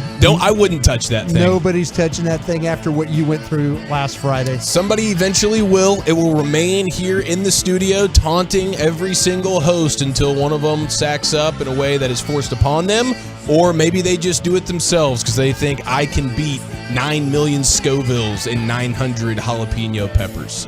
Now, it didn't clear me out enough, as you can see or hear. Stuffed up, and I apologize for that over the next 5 hours. I am stuffed up. Allergy season, I guess, Broadus. It's affecting you. Yeah. And for those of you that are not watching us on Twitch or YouTube right now, what are you doing? Broadus and I, I guess that's the first question, and then the second one is we have to answer the question that you're having, which is why are they wearing the exact same shirt? Yeah. They don't even know that we're both wearing Crocs right now. You know what? This is just a glimpse into your future. You're going to be staring into my future as I look at you. You're going to look at. You're going to be wearing. It's like we're on the Ryder Cup team. It's like Crocs and G-bag shirts. Crocs and G-bag shirts. You're gonna be balding and have like Ben Franklin like hair. Wait, am I gonna have the gout and the bunion too? Both. Oh, Both. I'll tell you what. You know what's sad? Everything that was just said is sad. No, you know what's really sad? What? I got an email for burial insurance. Wait, the government is looking at your age and saying it's about time to start making those plans. It's like, now more than ever, it's time to make sure you're protected. That's wonderful. We should make a movie trailer about your inevitable funeral. What is going on? And some BOGO deals you can get if you have somebody that's your age as well and you need a coffin, or you might need one soon. That's a shock to the system right there, man. That's pretty incredible. By the way, Brian, can't send you other emails, but this one about burial. Yeah, okay. Jeez. Oh man. Well, what a weekend it was. How did your body respond to the hard-boiled orange Julius? It wasn't good. It really wasn't. I late in the day of the show, I left there, to take care of some things, and it hurt me. And then I got home, and it got worse. And I was like, to the point where my mom's like, "Are you okay?" And I'm like, "Yeah, I'm fine, I guess." But it was, constantly having to deal with that while trying to study college players. It just was throwing off my rhythm. Why I'm like, you watch a couple of series, then all of a sudden it's like gurgle, gurgle, gurgle. Wait, so your Friday night that was supposed to be spent watching college guys on the desktop, did you have to? Did you pivot to, in the digital age now? You could take that iPad or that laptop, take it with you to the John, and you sit on the throne and you still get work done. That's the efficiency right there that we need to grasp. No, that's when you check Twitter and stuff like Okay, that. that's when you do the mindless stuff. Yeah, you do the mindless stuff. You make sure that, you look at the recipes on TikTok and stuff like that. Some gal was making lasagna the other day she did a great job with it, So I'm always interested in lasagna makers. It's the lasagna that really gets you. Is it the layers and the cheeses? I think it's the fact of how it's a lot of prep to get it, with the sausage and the lasagna with the noodles and then the making of the sauce and the special kinds of cheeses. And, you can be as creative as you want with lasagna. And I find it a fascinating dish. I find it as a dish that people, if you say, hey, I'm going to make lasagna for you for dinner, you're going to generally be happy, Agreed. You're generally going to say, wow. That's a crowd pleaser. That is a crowd pleaser. So I'm interested in dishes that I can make for groups of people that they're generally happy about. Yeah, lasagna is one of those tipping point foods where you're not sure if you're going to go to whatever the hangout is, and then they say, it's very filling. And we got lasagna, Yeah. and you're like, okay, I was teetering. That's what's going to get me to come to the party now. I wasn't totally sure that I wanted to go out, but now the lasagna is going to bring me out. So you don't. There's never a time throughout the history of your scouting where you are scouting a player while on the toilet. That's just not something that you. It was funny. You don't mix business with pleasure. It's funny. One of the stories about there was a scout, an old player for the Raiders named Mickey Marvin. Mickey was Mickey's no longer with us. A great Raider player throughout history. Oh, I hope he got the good coffin deal. Yeah, I hope he checked his email that day. He was. But Mickey tells the story about how Mickey was notorious on the road for eating Big Macs while sitting down. He would go into the men's room and eat Big Macs. It's a famous story about among scouts. Like when you would sit in a room with a bunch of other scouts, someone would always say, "Hey, Mickey, tell that story about you and the Big Mac." Oh, it happened last night. He would eat his Big Mac while doing business. That is incredible. I've never heard anybody. I've heard people, like like a Stars game is on or Mavs are on. You get it on the phone. You could do that, but for breaking down players, I've never getting out the old pen and paper and jotting down some notes. Not taking notes not taking notes.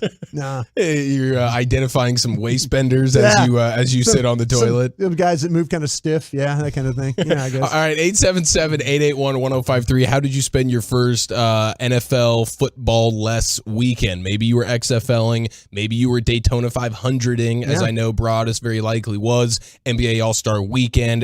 There's also other things that can be done as well. A lot of family time was had for myself for sure.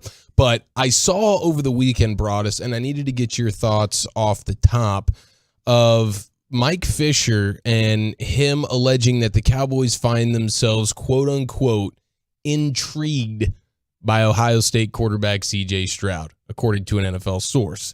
I don't know the how, says the source, but Dallas is absolutely intrigued by Stroud.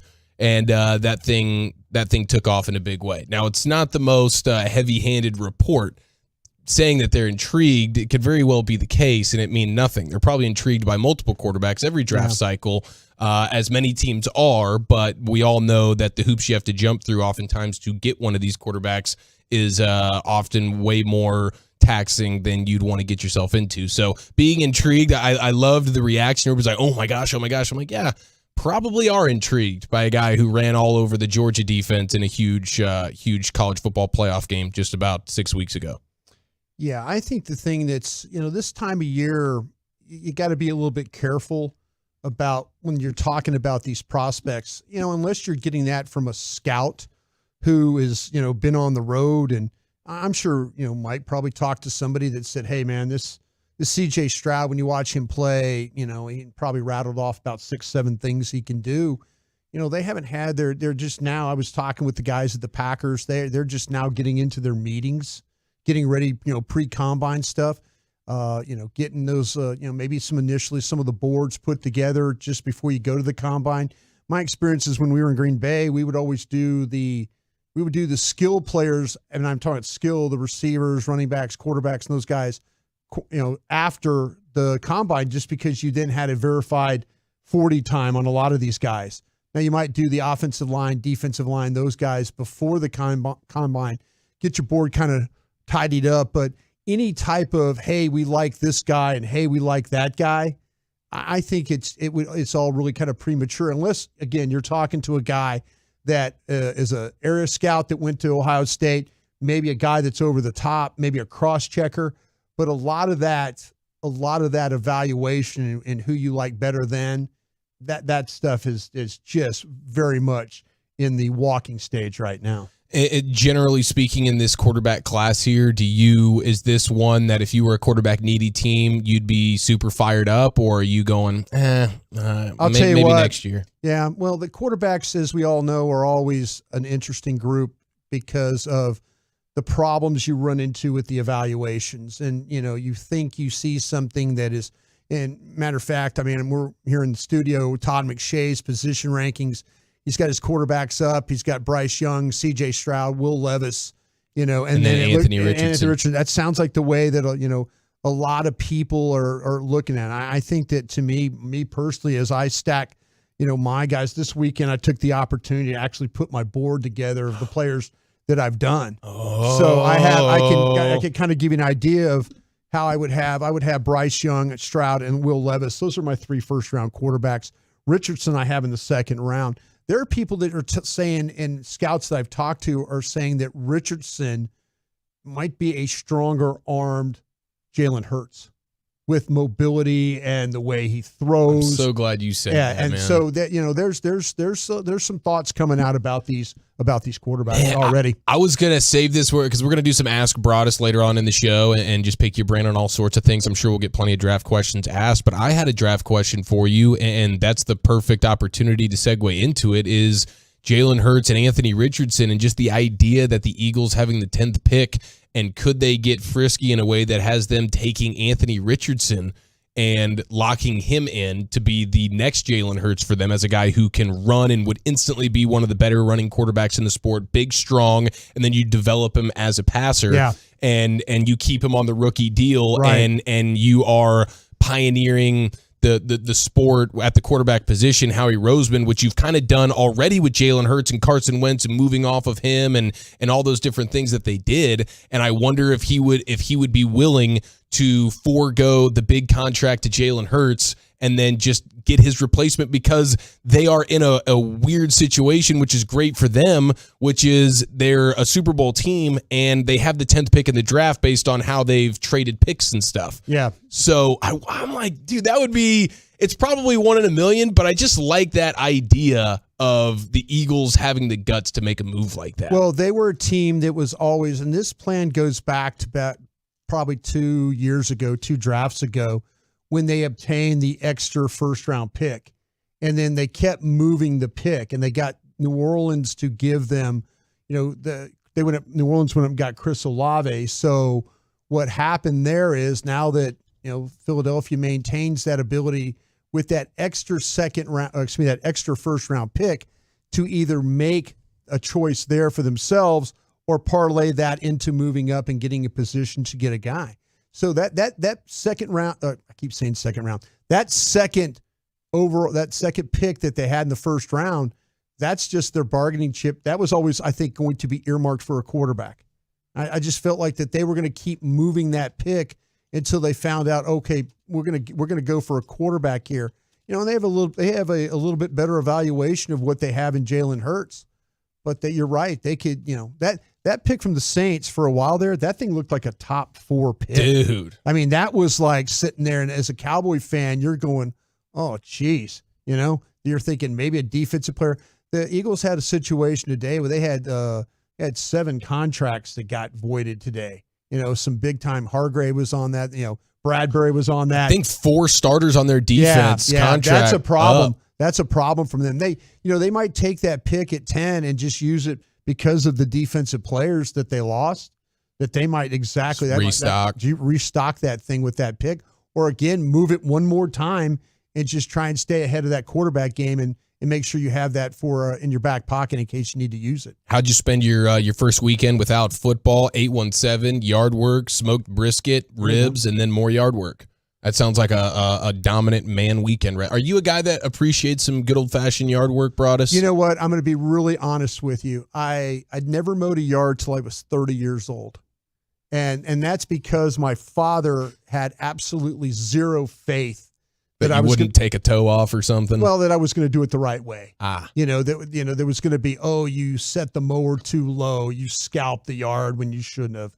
I didn't mow a yard until I got to Green Bay. The rare time where the parents' OCD actually works in your favor. Yeah. I wish my dad had that. He sent me. I was the weed you had the pulling brothers, son. right? Yeah, me and my brothers. We all had our task, and I'll never forget pulling up into the driveway after a fourth grade elementary day of school, and pulling into the driveway. My dad saying, "Hey, You're the weed pulling guy now. Yeah, go change your clothes, get ready. And he sold it in a way that made it seem so easy. He's like, hey, every day after school, you just kind of take a glance in the flower bed, you see weeds, you pull them, they won't stack up on you, no big deal. That ended up being one of the single worst jobs of my entire life. Yeah, weed pulling is not a good job. Not at all. Not at all. No, there's no glamour to that at all. But I do have nothing but respect for the guy that just looks forward to the Saturday yard work day. And you're getting into yard work season now as we approach March. I think there's something to be said about the guy or the gal that has pride in their yard. 100%. I really, you don't want to be neighbors with that guy, but you respect him down the street. Yeah, you kind of, like, if you're the neighbor of that guy, you observe what he's doing, and you're kind of like, okay, I'm capable of. And then there's other times you're like, there's no way in hell I'm getting this done. Yeah, when you're you live next to the retired guy or whatever, who just every day, it's all he's worried about. He's always out Even there. when he's inside, he's looking at his lawn. He's standing in the window, just, you're thinking he's looking at what's going on outside. He's actually plotting his next move because he watched some commercial with Scott's Turf Builder, and he's kind of thinking that he could have, maybe the Masters is on. He's thinking he can grow azaleas, out in his front yard like they have at Augusta. He views the Masters as competition. Yeah, for he's his like, own yard. I could grow those azaleas. All right, we're just getting started here on a President's Day Monday in the G-Bag Nation. Brian brought us Lucius Alexander bringing you the G-Bag of the day in 13 minutes, but we have a G-Bag Nation. You make the call, fair or foul. You've heard of snakes on a plane, but you've never heard of this. I guarantee you. That's next right here on The Fan. Commercial-free fellowship. It's the G-Bag Nation's Expressway 35 straight minutes of sports and laughs each afternoon beginning at 5:20 on The Fan and on our Odyssey app.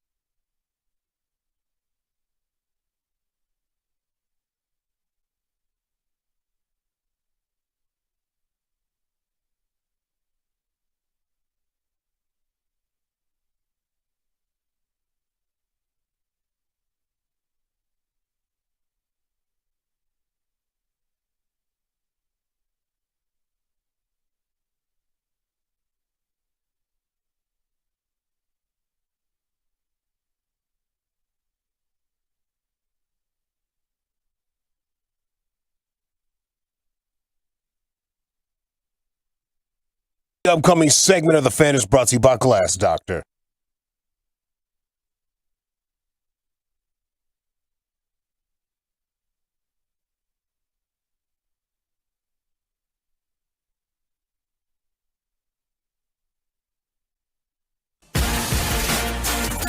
All right, we got a G-Bag Nation. You make the call. Is this fair or foul? Snakes on a plane is one thing. How about this? Segment's brought to you by Soda, State of the Art.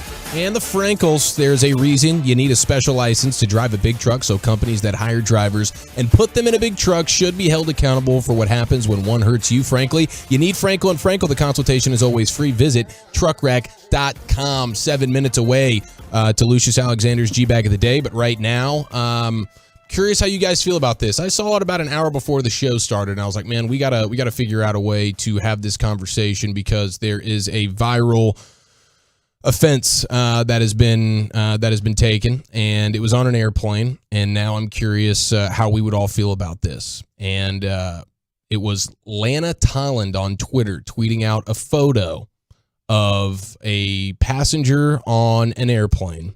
And they have a pretty good size, like almost pizza box-ish, okay? But under the lid of the pizza box and in the photo that she took is a big slab of ribs with barbecue sauce all over them. Okay. And French fries. It looks like we've got a corn on the cob and a baked potato situation going. So they went for like a trough meal. She says no chances the guy next to me eating a full rack of ribs plus sides on this plane, GTF. And I'm not even totally sure about what the GTF means, but I imagine I do know what the F means. I don't think she's overly happy about this. Get the... oh yeah, that's probably yeah. Get the bleep out of here is probably where she was going with that. Oh, GTFO, she forgot the O. Yeah. So where are we at on this? Is this fair or is this foul? Initially, I'm like, I don't want to live in a world where I can't have delicious ribs, at any place at any time. But these are airport ribs, and the more I look at them, the more I just can't imagine that it's actually worth the hassle, because we can all acknowledge the hassle of the rib. Now, usually the sauce. The rib is usually good enough to where it doesn't matter the hassle, but on an airplane with sauces, and I'm thinking, is this like a oven baked airport rib? Probably not worth it for myself, let alone all the people around me. Well, I'm going to say this. I think there's one rule, and you're talking about a guy that used to travel for a living and sat on many an airplane and actually flew at a time where they served you a meal on the plane. That was part of your ticket. You got an actual meal. And we don't get the good old days, man. Yeah, the good old days. When I flew to Saudi Arabia, that was the best thing I've ever experienced. The NBA players used to try in the All-Star game, and they used to give you food on the airplane. They did. And I will say this. I think there's limits to what you can bring on a plane. And the number one from a food standpoint? Yes, I don't feel that you can bring fish on a plane. I don't feel like that you can open up and have some type of a fish dish on an airplane. I just don't think that's a fair. Ribs, a little bit different. Now, you have people that are not meat eaters. You know what I'm saying? Maybe they're getting disgusted, the smell or whatever gets them. But to me, I've seen worse. When people open up and it's some type of a seafood dish, those generally don't work very well on a plane. That's insane. Yeah, and so in that smell, I think gets a lot of people. The ribs, they're very messy. The side. I mean, I'm going to show you this picture so you can get a feel for just the level of disgust. This isn't like a good smoked, seasoned rib. No, he's got it on. This looks like a McRib. It's hanging off the tray table. It's hanging off the tray table. The whole box is hanging off the tray table. And it's just swimming in what I imagine to be Sweet Baby Ray's. So yeah, you've got that sauce, you've got the smell. The fact of the matter is he's going to finish that, and then stewardess is going to have to somehow find a way to get rid of it. And my guess is this guy's probably a finger licker. You know what I mean? Yeah. And then it's like, how are you actually going to wash those fingers? Yeah. And now you're touching everything around me if I'm sitting near you. I don't think food is a problem on a plane. I just think you have to be mindful of what food you're eating or opening up there. Anything that has the potential to have a poor smell, that's going to affect people. And I think you can't do that to other people. I think you have to be mindful. But there's people that take their shoes off on an airplane, put their feet up on the seats. and do things, and you're like, that's a penalty. Yeah. There's a lot of things going on these airlines now that you're just kind of like, sir, ma'am, you've never flown before, have you? I mean, there's things you shouldn't have to deal with when you're traveling. If the biggest penalty enforced is a 15-yarder, I think this rib situation. Oh, this is spot foul. This is spot foul. Oh, you're going spot foul. Oh, this is spot foul. I mean, I'm going spot foul with the food because, like I say, you've got so much of it. And the elbow room that's needed to consume these ribs as well. Yeah. Like chicken wings, like there's time and place, man. Time and place. And I'm here for ribs at almost every time and every place. I just don't think some half-ass airport ribs, even though the 469 is saying, hey, man, a number of airports have legit barbecue restaurants in them. They do. And he's telling me that I've been exposed. Sonny Brines is in there. Okay, now let me ask you this, though, Broadus. The photo I just showed you of these ribs, does that look like it came from an airport that's specializing in barbecue? No, it really doesn't. Thank you. No, okay. It really doesn't. So now, if I think the thing of it that to me is very, like I said, you have to be. I've been on charter flights with teams, and the rookies have to bring the chicken wings. I could dig the chicken wing smell. They bring the rookies. But the mess is, but that's just what I'm about saying. as much. No, it's huge mess. Yeah, I'm talking about on a charter. On a charter, it's like you pay for that opportunity. You're paying. I know you're buying an airline ticket. But it's like a tradition for rookies to bring food. Yeah. So I'm not going to say, I don't have a say in that. I can't say, well, why are you bringing wings? Why are you bringing ribs? Why are you bringing... Yeah, the charter plane plays by different rules. No plane question. Totally plays by different rule. But if you're sitting next to somebody that's breaking out a full picnic meal, you know what? If you need a tablecloth to get it done, then it's too much on an airplane. Too much. There's no question. Okay, so it seems like we're all in agreement here. It is foul. I will say I think the single best meal that you could consume on an airplane involves some level of nuggets or tenders. Simple, quick, easy, operational. If you want some sauce, no problem, because you've got the tray table. You can put it down, bang, bang. Usually that there's like a bag involved, like McDonald's. You swing through McDonald's or something before you hop on the bird, no problem. But the ribs on a plane, absolutely offensive. Okay, we throw it into the Pimp Cup. Lucius Alexander for a President's Day edition of G-Bag of the Day. What up, Lucius? Yeah, what's up, Tolos? What's up, fellas? How you doing? Doing good. You eating ribs on a plane, Lucius? Yeah, I have no problem with anybody eating whatever they're going to eat on there, as long as it doesn't smell like fish. That's what I'm saying. Yeah. I'm okay. I mean, I think it's an issue, but the smell is what gets me. Yeah. If you're going to roll out there in some smelly, bad fish, and I love fish, but I'm not eating it on a plane. If it's ribs, I would be a bit jealous because I didn't think of it first. Yeah. But yeah, I'm going to let you go ahead and slide. Salisbury steak on American Airlines plane. That has always been great for me. There you go. Always been great for me. That in the good old days when they would just provide it? What? Or is that still a thing you can just rock and roll with? That was a first class benefit. Yeah. But, like my family works does the airline thing like yours does. Yeah. Yeah, so we get the D3 hookups. Oh, dude. You're like, I'm either going to miss this flight or I'm going to sit in the king's chair. 100%. It's such a coin flip. 100%. Let's see what I got here. I got a lot of audio for you fellas. Our winner, Flyers head coach, John Tortorella. Nailed it. Yeah, he's being short with the media.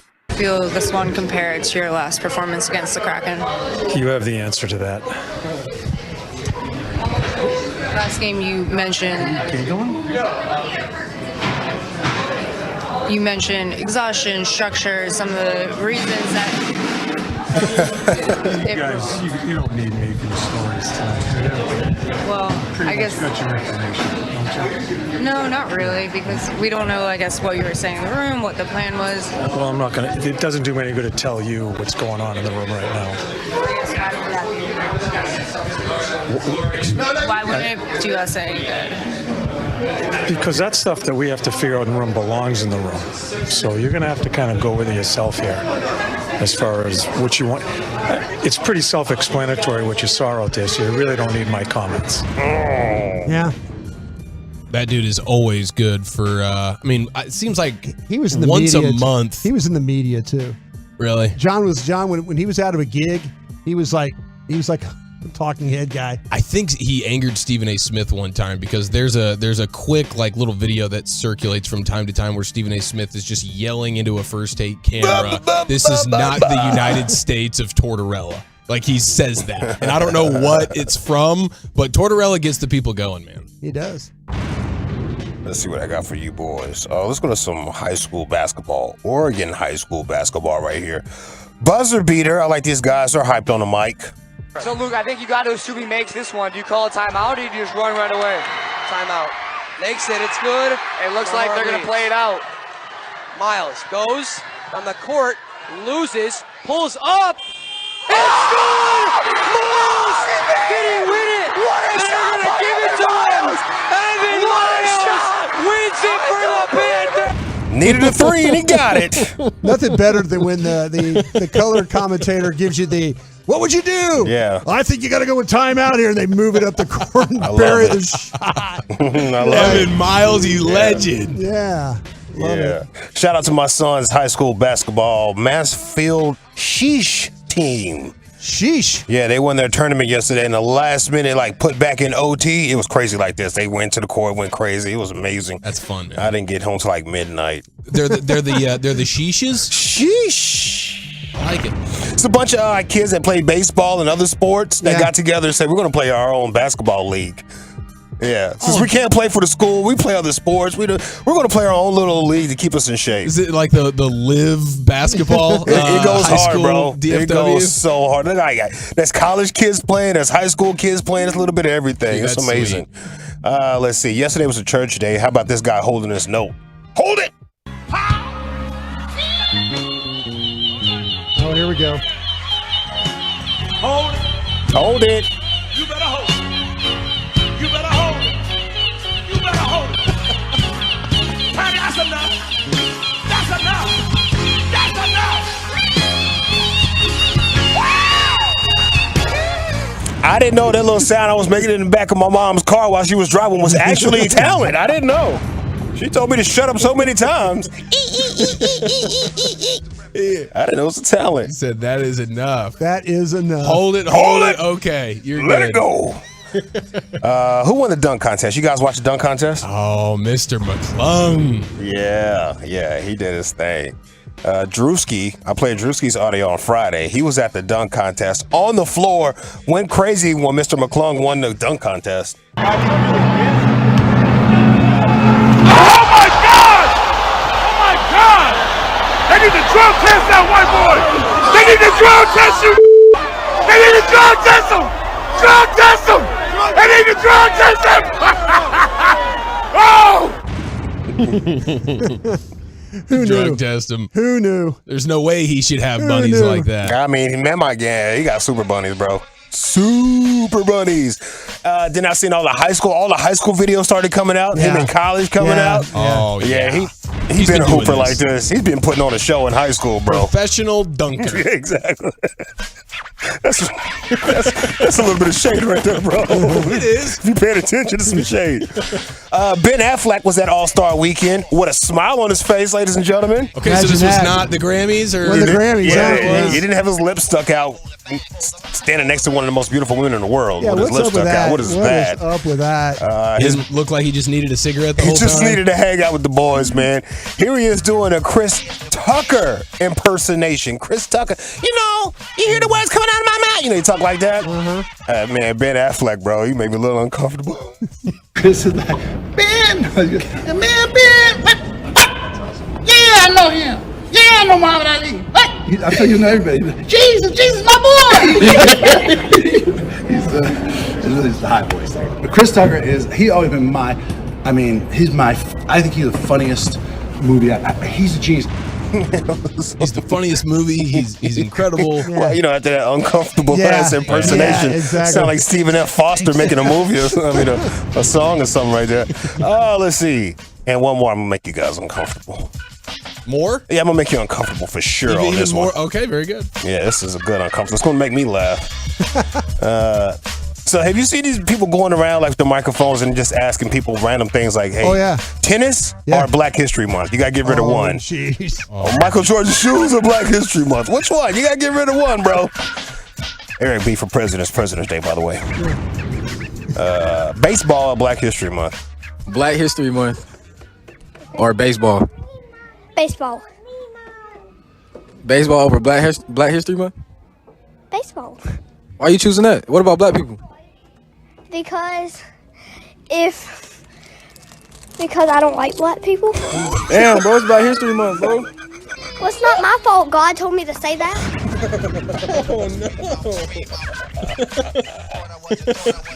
Oh, no. I think you misheard. You misheard him. All right, very good. You were right, Lucius. That did make us more uncomfortable. Very good. Let's get to the voting here. Welcome to my world. Baseball or Black history? Is it Ben Affleck making us uncomfortable? Is it Drewski? Drug test the white boy? Hold that note, girl, until, okay, you can stop holding that note. High school basketball, game winner, Evan Miles, you legend, or is it the champ Tortorella? My gosh. This is good. This is good here, Broadus. Do you feel good about this? Do you know where you're going? I'm going to go with Ben Affleck. Okay. Absolutely nailed it. We got one vote for Ben Affleck making us uncomfortable.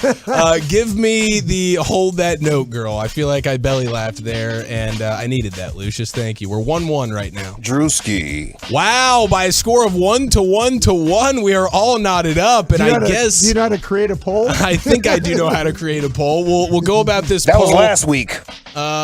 That's a terrible joke. It's a Valentine's Day joke. Going bad. Don't worry about it. All right, we move on seamlessly to Krusty's Corner, sir. Where are we headed? Yeah, this game is way too long. We'll talk about that next. Coming up Tuesday morning on Sean and RJ, the whole show is back together. And did Jake DeGrom make it through another workout? It's a Tuesday morning on the Fan.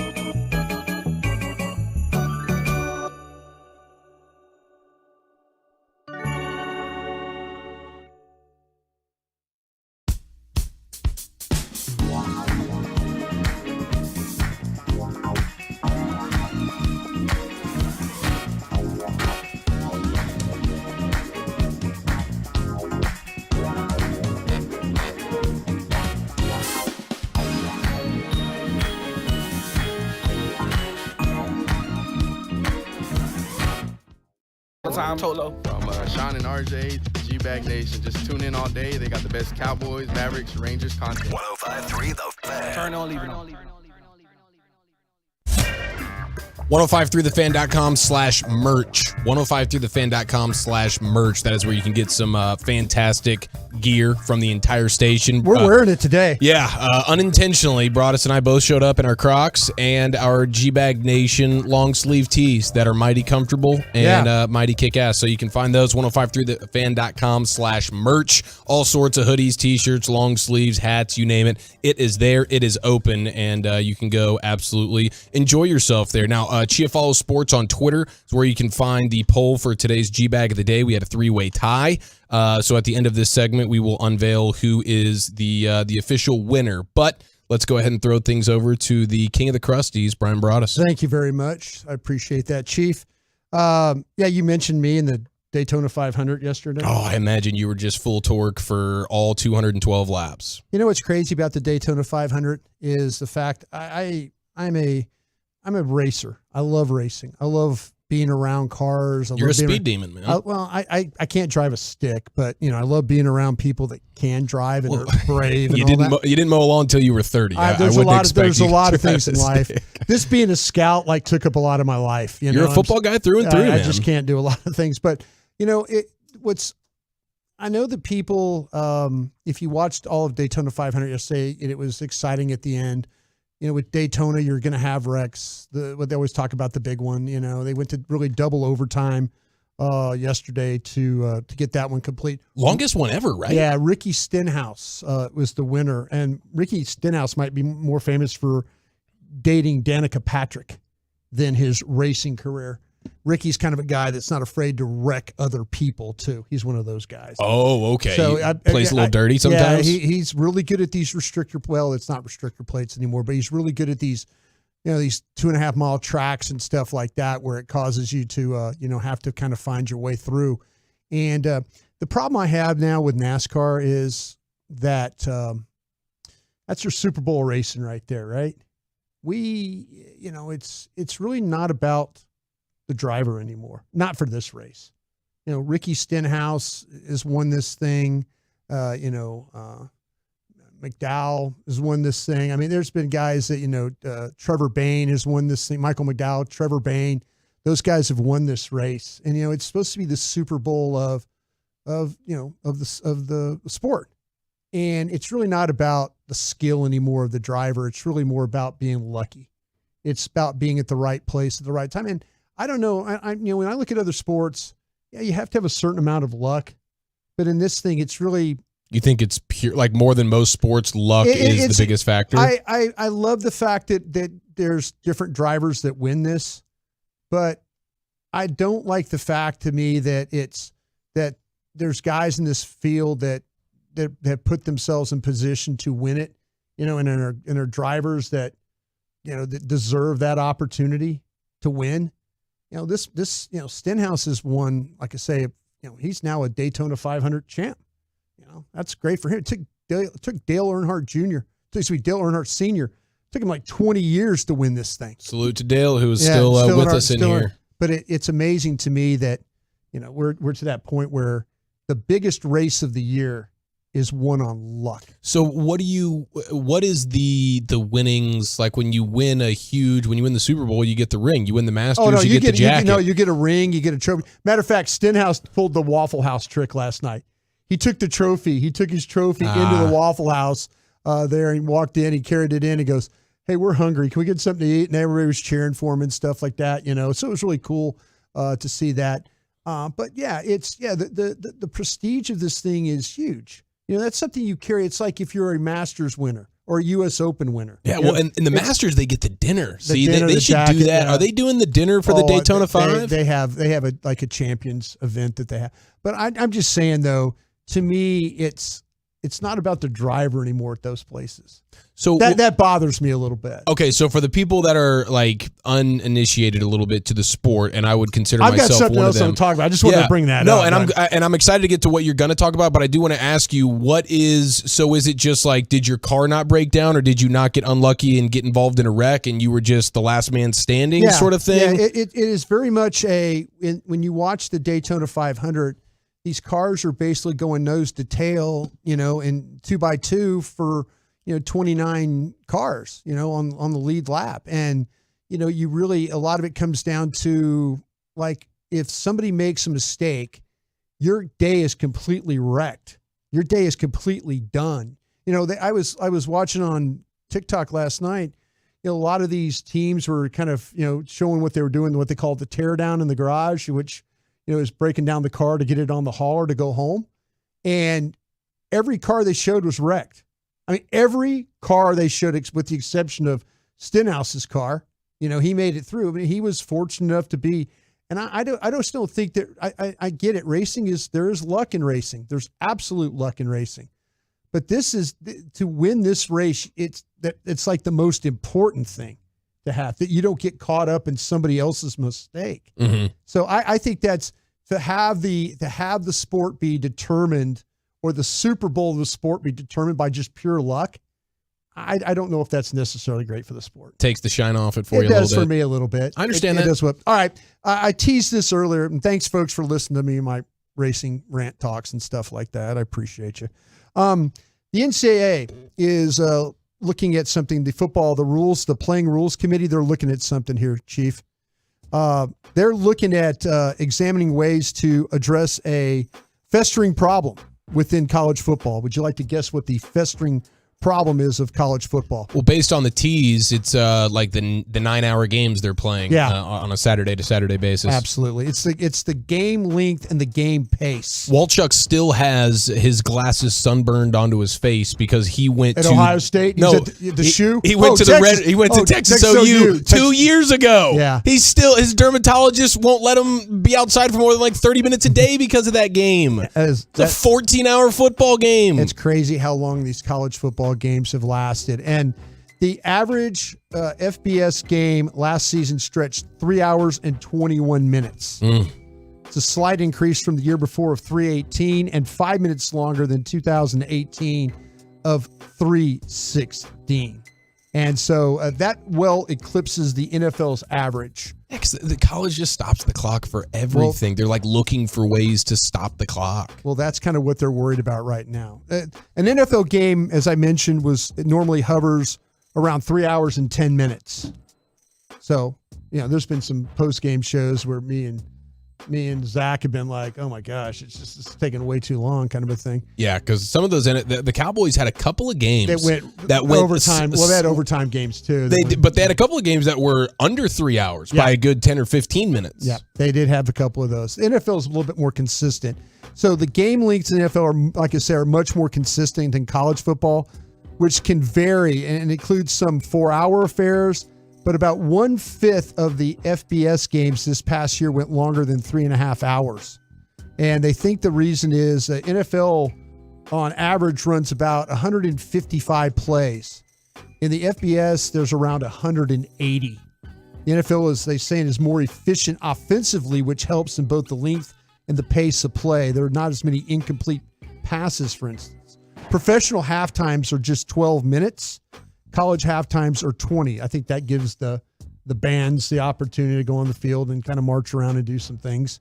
The replay system in the NFL relies upon coaches' challenge system. In college, an official in a press box reviews the play for accuracy.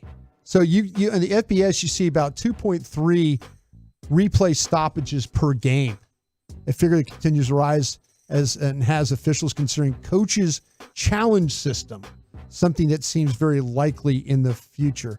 But they also say that television commercials, you would think, would impact the game, but that's not the case, because they're saying games not televised finished only about 2 minutes sooner than those that were televised. See, I think their biggest problem is every first down they stop the clock. To me, that's the thing that they've got to rid themselves of. Yeah. You can't stop the clock after every first down. Yeah. Well, they're talking about having, and basically in the fourth quarter, having a running clock where incompletions are not, the clock's not stopped. Well, that's, no. I don't like, you're going to play by a different set of rules in the fourth quarter. Yeah. Which is oftentimes the most important quarter. Sure. Than the previous 3. That's insane. Just keep it uniform and just do what the NFL does and eliminate, like, you don't stop the clock after a first down. That is going to save you a ton. And even if they wanted to, inside of 2 minutes of each half, in the second quarter and the fourth quarter, if they wanted to stop the clock on first downs because it's still college football and they want to keep that element, so be it. But for the most part, by and large in the game, don't stop the clock after a first down. And I think that would change a lot for you. I think the games would fly much quicker because that seems to be the biggest problem. But not stopping the clock after an incompletion, yeah, that's you're talking now. You're distorting the way the game is always. That doesn't make sense to me. You're talking to a guy that in high school football, Bennett playing quarterback and his team getting mauled in these games. Oh, you couldn't wait for them to run that clock. The running clock in the second half was the best friend I've ever had in my life. And that's fine. I understand that 100%. But major college football, come on. The one thing I would like to, before we finish up here, the one thing that I would like to take from college football, I wish the overtime rules in college were in the NFL. Oh, you want the NFL to adopt the college overtime? Yeah, I want you to be on the 25-yard line and figure this thing out. Because we've seen some really good goal line stands and stuff like that. We have. But, I think it would kind of eliminate maybe some of these ties that we've had too.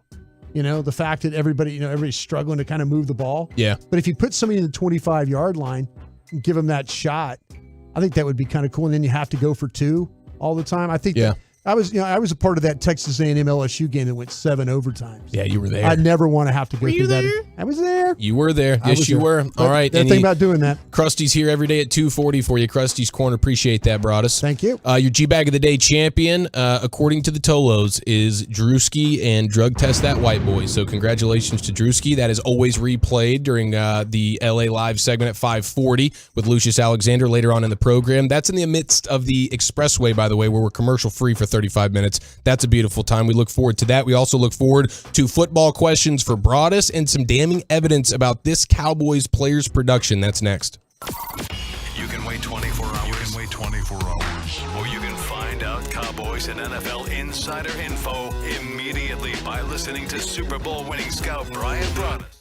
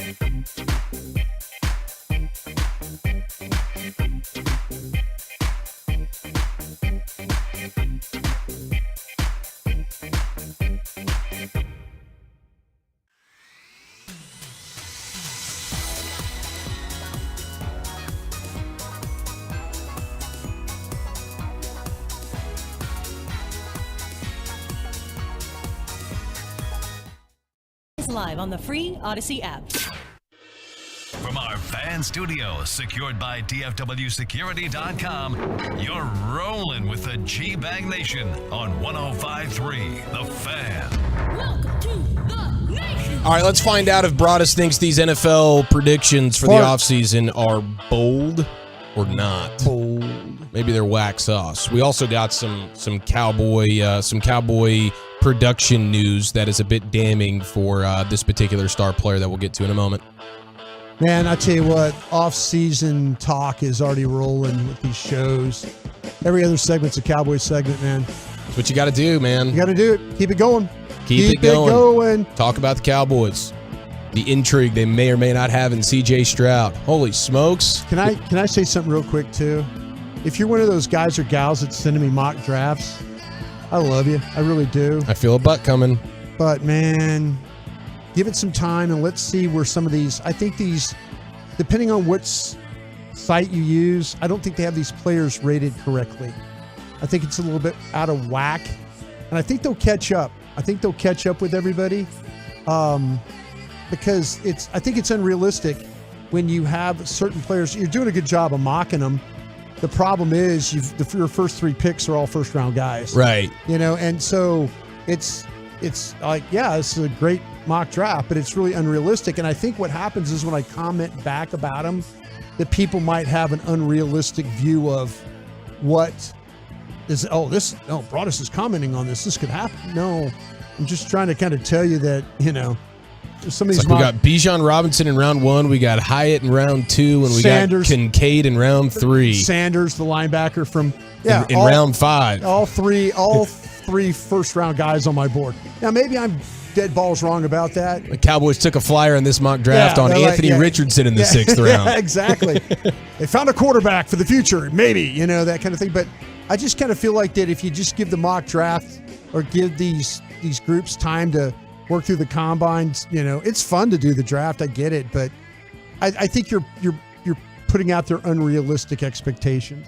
You're like, I had a guy tell me, it's like, well, you know, I can't help it if the team was just let me pick the guy. No, a computer lets you pick the guy. A team's not going to ever let you pick Drew Sanders in the third round. I'm sorry. It's just not going to happen. Drew Sanders, local kid, Arkansas linebacker. He might be the best linebacker in the draft. Not a great linebacker draft. No, right? it really isn't. But yeah, anyway, but that's, I just, if you're sending me those mock drafts, I do love you, but I think it's really, really unrealistic. When you get after the combine, does things start to settle a little bit more? Yeah, I think what happens is you get the combine numbers, you get pro days. The closer you get to these drafts, I think that's where you have a better feel for really who is going to be on the board and who you can realistically take. I give people credit. They're drafting the right players. They're just drafting them in the wrong rounds. Yeah. That are unrealistic. So that's all I'm saying. We'll get Todd Archer, ESPN, talking Cowboys with him at the top of the hour. We'll go around the rim, all things NBA coming up in about 15 minutes. But I did want to take a look at some NFL topics here. And the first one is Bill Barnwell of ESPN coming out with his NFL offseason moves, how to improve all of the NFC teams. And when he talks about the Cowboys, he talks about like they got to resolve the running back situation. And that's obvious. We know. They will. Zeke, Pollard, will they both be back? Will one of them be back? Will none of them be back? I think everything's really on the table at this point. But he lays it out pretty nicely on what you're dealing with in terms of Zeke here. And the evidence is pretty damning, but it's in our face and it's obvious, and I think the Cowboys are going to notice this as well. But you start from when he signed the 6-year, $90 million extension before the 19 season. He averaged 4.7 yards per carry and slightly over 100 yards per game. That was before the extension. Since then, he's averaging 4.2 yards per carry and 67 yards per game. That's after the contract. And now it's even worse if you just look at like the last 2 years or so, that 4.2 yards per carry, not quite. But over that 4-year span, NFL Next Gen Stats have Zeke's 1,000 carries. They've generated just 54 rushing yards over expectation, which is an advanced way to look at these running backs now. And that suggests that he could conceivably be replaced by just a league average running back. Yeah. Whereas when you look at Tony Pollard, he's had half the carries, but he's generated almost 500 of rushing yards over expectation during that same stretch. So, and how about this one, man? Because everybody talks about Zeke as a short yardage back. At this point, that's what he is. Yeah. But Zeke he notes, he's like, Zeke has a popular reputation as a valuable short yardage back, but he's generated 5 fewer first downs over expectation than an average back would have gained in the same situations. Yeah. So even for a guy that you say, hey, he at least on 3rd and short, 4th and short goal line, he can get you those dirty 2 or 3 yards or whatever. Well, even the advanced numbers show that he's gaining first downs at a lesser rate than an average back would in the same situations that Zeke is being placed in. So, and it's a shame that's the way these running backs age, especially when it's a back like Zeke, who was so dominant in college and then early on in his NFL career that his teams, understandably so, we're like, we got to get this guy the ball at every turn, and he just aged at a disproportionate rate. And you see it with running backs across the league, but and some of them make more sense than others, where it's like, I don't know, did Melvin Gordon have as much mileage on his NFL body than Zeke did? I don't know, but Melvin Gordon now is like a practice squad player for the Chiefs. That's a former first-round pick. He's not even 30 yet. But Zeke was given the ball a ton at Ohio State and then a ton in his first couple of years as a Cowboy. And so he's aged differently than even a guy like Pollard, who they basically were actively playing defense against him, getting the ball for the first 3 years of his Cowboy career. So these guys are aging differently. Pollard's still at a place where he's playing well, but could that quickly change coming off this injury and a season where he actually got considerable usage? But Zeke right now, there's just no real way other than showing, hey, Zeke is the locker room guy. He's the guy that is super tough. He always shows up to play, injured or not. He's a great guy to have. He's also a great guy to have from a name and jersey sales perspective, if you're Jerry, from a business standpoint. But nothing about his production shows that he should be back. He's done. He's done. He needs to, their situation right now is that, I've said this, and I honestly believe this with my heart, but this is my opinion. He's done as a player, and he's to the point too now where that Steven and Jerry, I believe, want to treat him with respect and treat him with respect. And as far as, and I said this last week on the radio, I compare this very much to Des Bryant. I compare this to, you don't want to offer something to him that's insulting. You don't want to be that, well, hey, you were at one time this and now you're making this. I just don't. I think everybody over there at the Cowboys, the one thing that you could say about Ezekiel Elliott is that he really matured from the first day he got here till where we are right now. Because I thought, well, okay, he's going to get suspended some more. He's going to be in more altercations. There's going to be problems. No, he was a really good teammate, but you can't in this day and age, you can't continue to pay him, what he's currently making. You can't. And I don't think they want to sit there and say, okay, you're just going to be a veteran minimum guy. I don't think that does it either. I think that you're to the point now where, you had a good run. We learned about the running back situation, and you did the best you could. Mike McCarthy said this when they were in Hard Knocks. Was that 2 years ago? Was it 2 football seasons ago we had Hard Knocks? I believe so, yes. Okay. Mike McCarthy's standing there on the field, and I'll never forget one of the Hard Knocks episodes. He looks at Stephen Jones and goes, man, he's carried the ball a lot. And he has. And Stephen goes, yeah, he has. And so, even Mike McCarthy, pretty new to the Cowboys, system, he's looking at Ezekiel Elliott and like going, this poor guy had 350, 400 touches. Yeah. And that's not sustainable. Yeah. It's time to move on. It's time to adjust the contract, whatever hits you have to take, and just have some dignity about it. And, it's a business, and Zeke understands that. He was well paid. He had a very productive career for the Dallas Cowboys, but, no longer can you continue to make the salary you make and continue to play and your level of play. And he comes in good shape, comes in and ready to go. And then you start to see things, fall apart. He doesn't have the burst. He doesn't have the elusiveness. He still runs with toughness. For sure. But it's not to the level, again, you said 5 less first downs a game or 5 less first downs over expectation. Then that to me, because his calling card was was his ability to get those first downs. So would you be willing to, as I selfishly ask you, like, what's the percentage chance he's back as a Cowboy? Well, I'm just saying me personally. Yeah, like in your mind, do you think it's 10%, 20%, 0%? Me personally, the Cowboys will probably think about this a lot differently than me. But, I mean, I do. I think they're going to treat this like, and this is not me talking to Jerry or Steven or Will McClay or anybody over there. Heck, if I was going to the Combine, I'd love to ask that question. This is just an educated guess. It's just an educated guess, but with their situation with the salary cap the way it is, they can't afford to go on with him anymore. So, me personally, I would say 0. But they'll probably figure out a way, and I don't know how I think that they have a lot more. I think they have a lot more of respect for him just to take his salary down to nothing. All right, 877-881-1053. A lot of people wanting to know if he could be like used in a fullback role. No. Yeah, I agree with you there. Okay, so are these bold NFL predictions, Broadus, or are these not so bold? Because Mike Jones of The Athletic is alleging these are bold NFL. Yeah, who? Mike Jones. Who? Mike Jones. Aaron Rodgers staying with the Packers. That's his bold prediction. And I think that's actually pretty bold. At this point, I'm convinced, and even Vegas is showing with the odds, the Raiders are the favorite, even over the Packers, to land Aaron Rodgers, who I believe is still in the midst of his 4-day darkness retreat, or could just be coming out of it.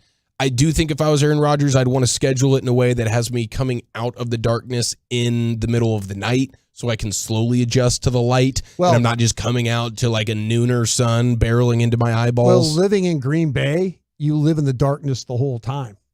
So he's used to that. When I worked there, it seemed like it was dark when I got to work and dark when I left. One of those things. So it's always dark in Green Bay. So he's very comfortable in the dark. Totally. He'd just sit in his house and he'd be just fine. I do feel like, though, seems like Carr's going to the Jets, and the only options for Rodgers were Raiders and Jets. I think when things get to the Combine, I think that Woody Johnson, the owner of the Jets, is going to jump in here and start swinging the owner stick. I think Woody, if Woody really wants, it's a wealthy stick, man. Yeah, if he wants Aaron Rodgers, then he is going to tell his front office, by all means, let's go try and make this work. I think we'll know a lot about the Aaron Rodgers situation by the time we get to the end of the month in the combine. For sure. Because when he comes out of this darkness thing, and I wonder what type of arms race there's going to be because these teams could be in a tough spot. You're the Jets, and you'd say, yeah, if you gave me the option right now, I'd probably rather have Rodgers than Carr.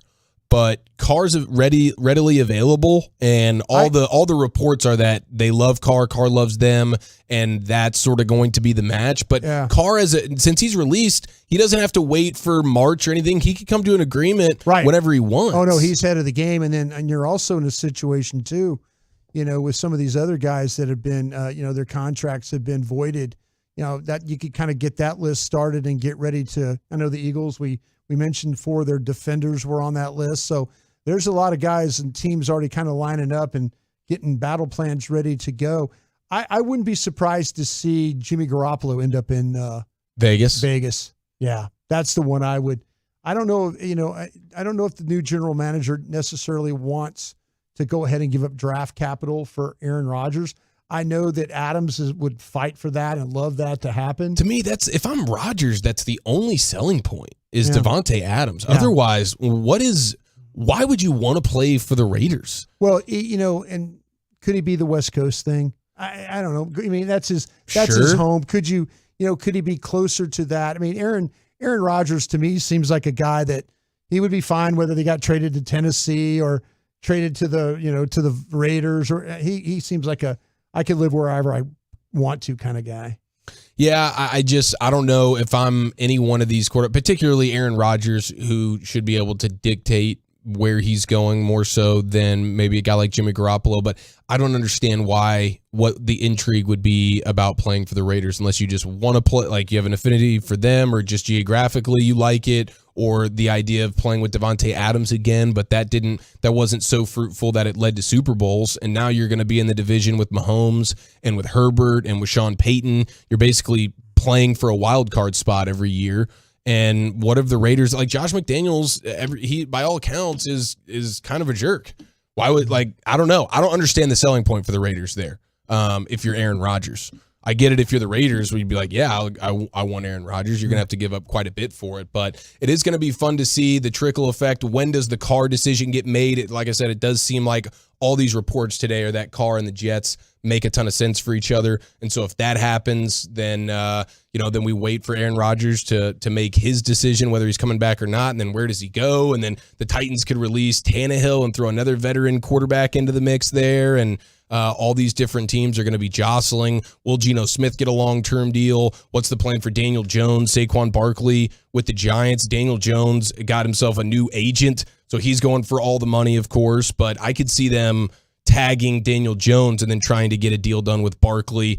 But there's so many fun, interesting conversations to be had when it comes to this NFL offseason. But there's just a couple of talking points for you there. All right, let's go around the rim, and it will feature potentially the worst game ever played and just how inebriated was Chuck last night. That's next. 35 minutes of commercial-free fan. Holy mackerel. It's the Expressway with Sean and RJ, mornings at 7:20, KNC middays at 12:20, and afternoons with G-Bag at 5:20, right here on 105.3 The Fan and the...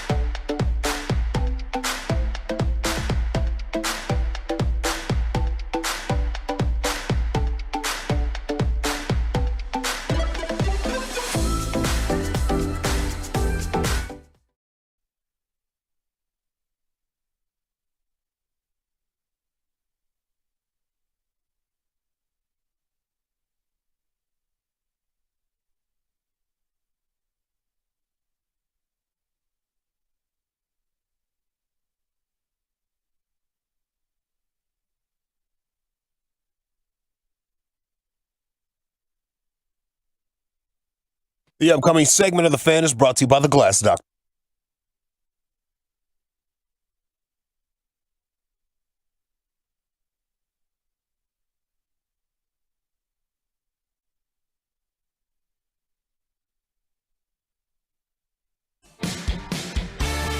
I will say I did feel some type of way when I saw that Kyrie Irving was the only player to get boos at the All-Star game during the introductions.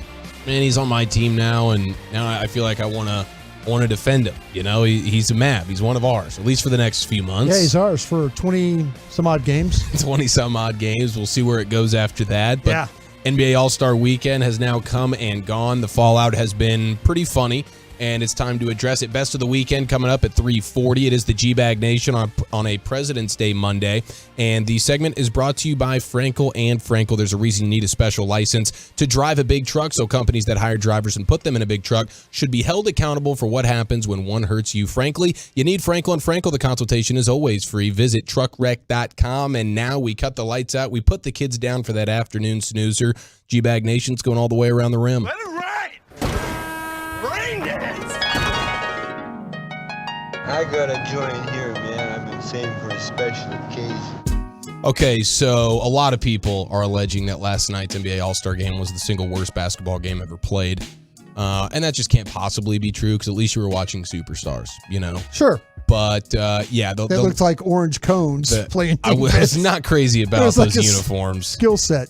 It did look like orange cones a little skills. Just practice some skills.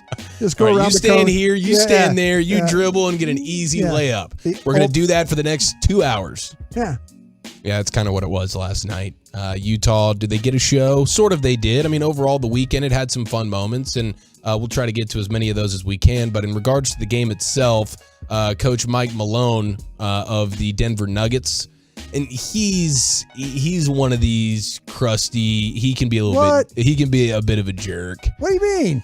I'll never forget the time. He was honest about the game. Oh no, what he said here makes a ton of sense, and we'll play that sound. But I just want to set it up by saying this is the same Coach Malone, Mike Malone, who was calling out, Cassidy Hubbarth of ESPN. Oh, she's an NBA girl, and she was doing she was doing sidelines for one of these Nuggets games last year, and she does one of the in between quarters interviews. That's never easy. No, it's not easy. It's one of the worst jobs ever. Like, what is a good question to ask there? Like, most of the time, there's not really a good question to be asked, and there's not a single question that these coaches want to address.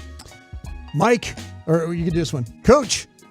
What jerk answer are you going to give me about the way your team played in this first half? I look forward to the person that asked that. I like that. That would be, that's what you cuts do. the tension a little bit. Yeah, ha ha ha. Just challenge him. What jerk answer are you going to give me about the way your team just played? Well, she led with Mike, blah blah blah blah blah, and he stopped her and said, "It's Coach," and he was dead serious. It's Coach Malone. It's not Mike. Okay. And it was like, oh wow, okay, this guy, I'd like to punch you. Okay, Mike. I want to, Mike. I'd like to punch you on behalf of Cassidy. So that's the same Michael Malone who was discussing the game last night. He was coaching one of the teams, and this is what he had to say about last night's game.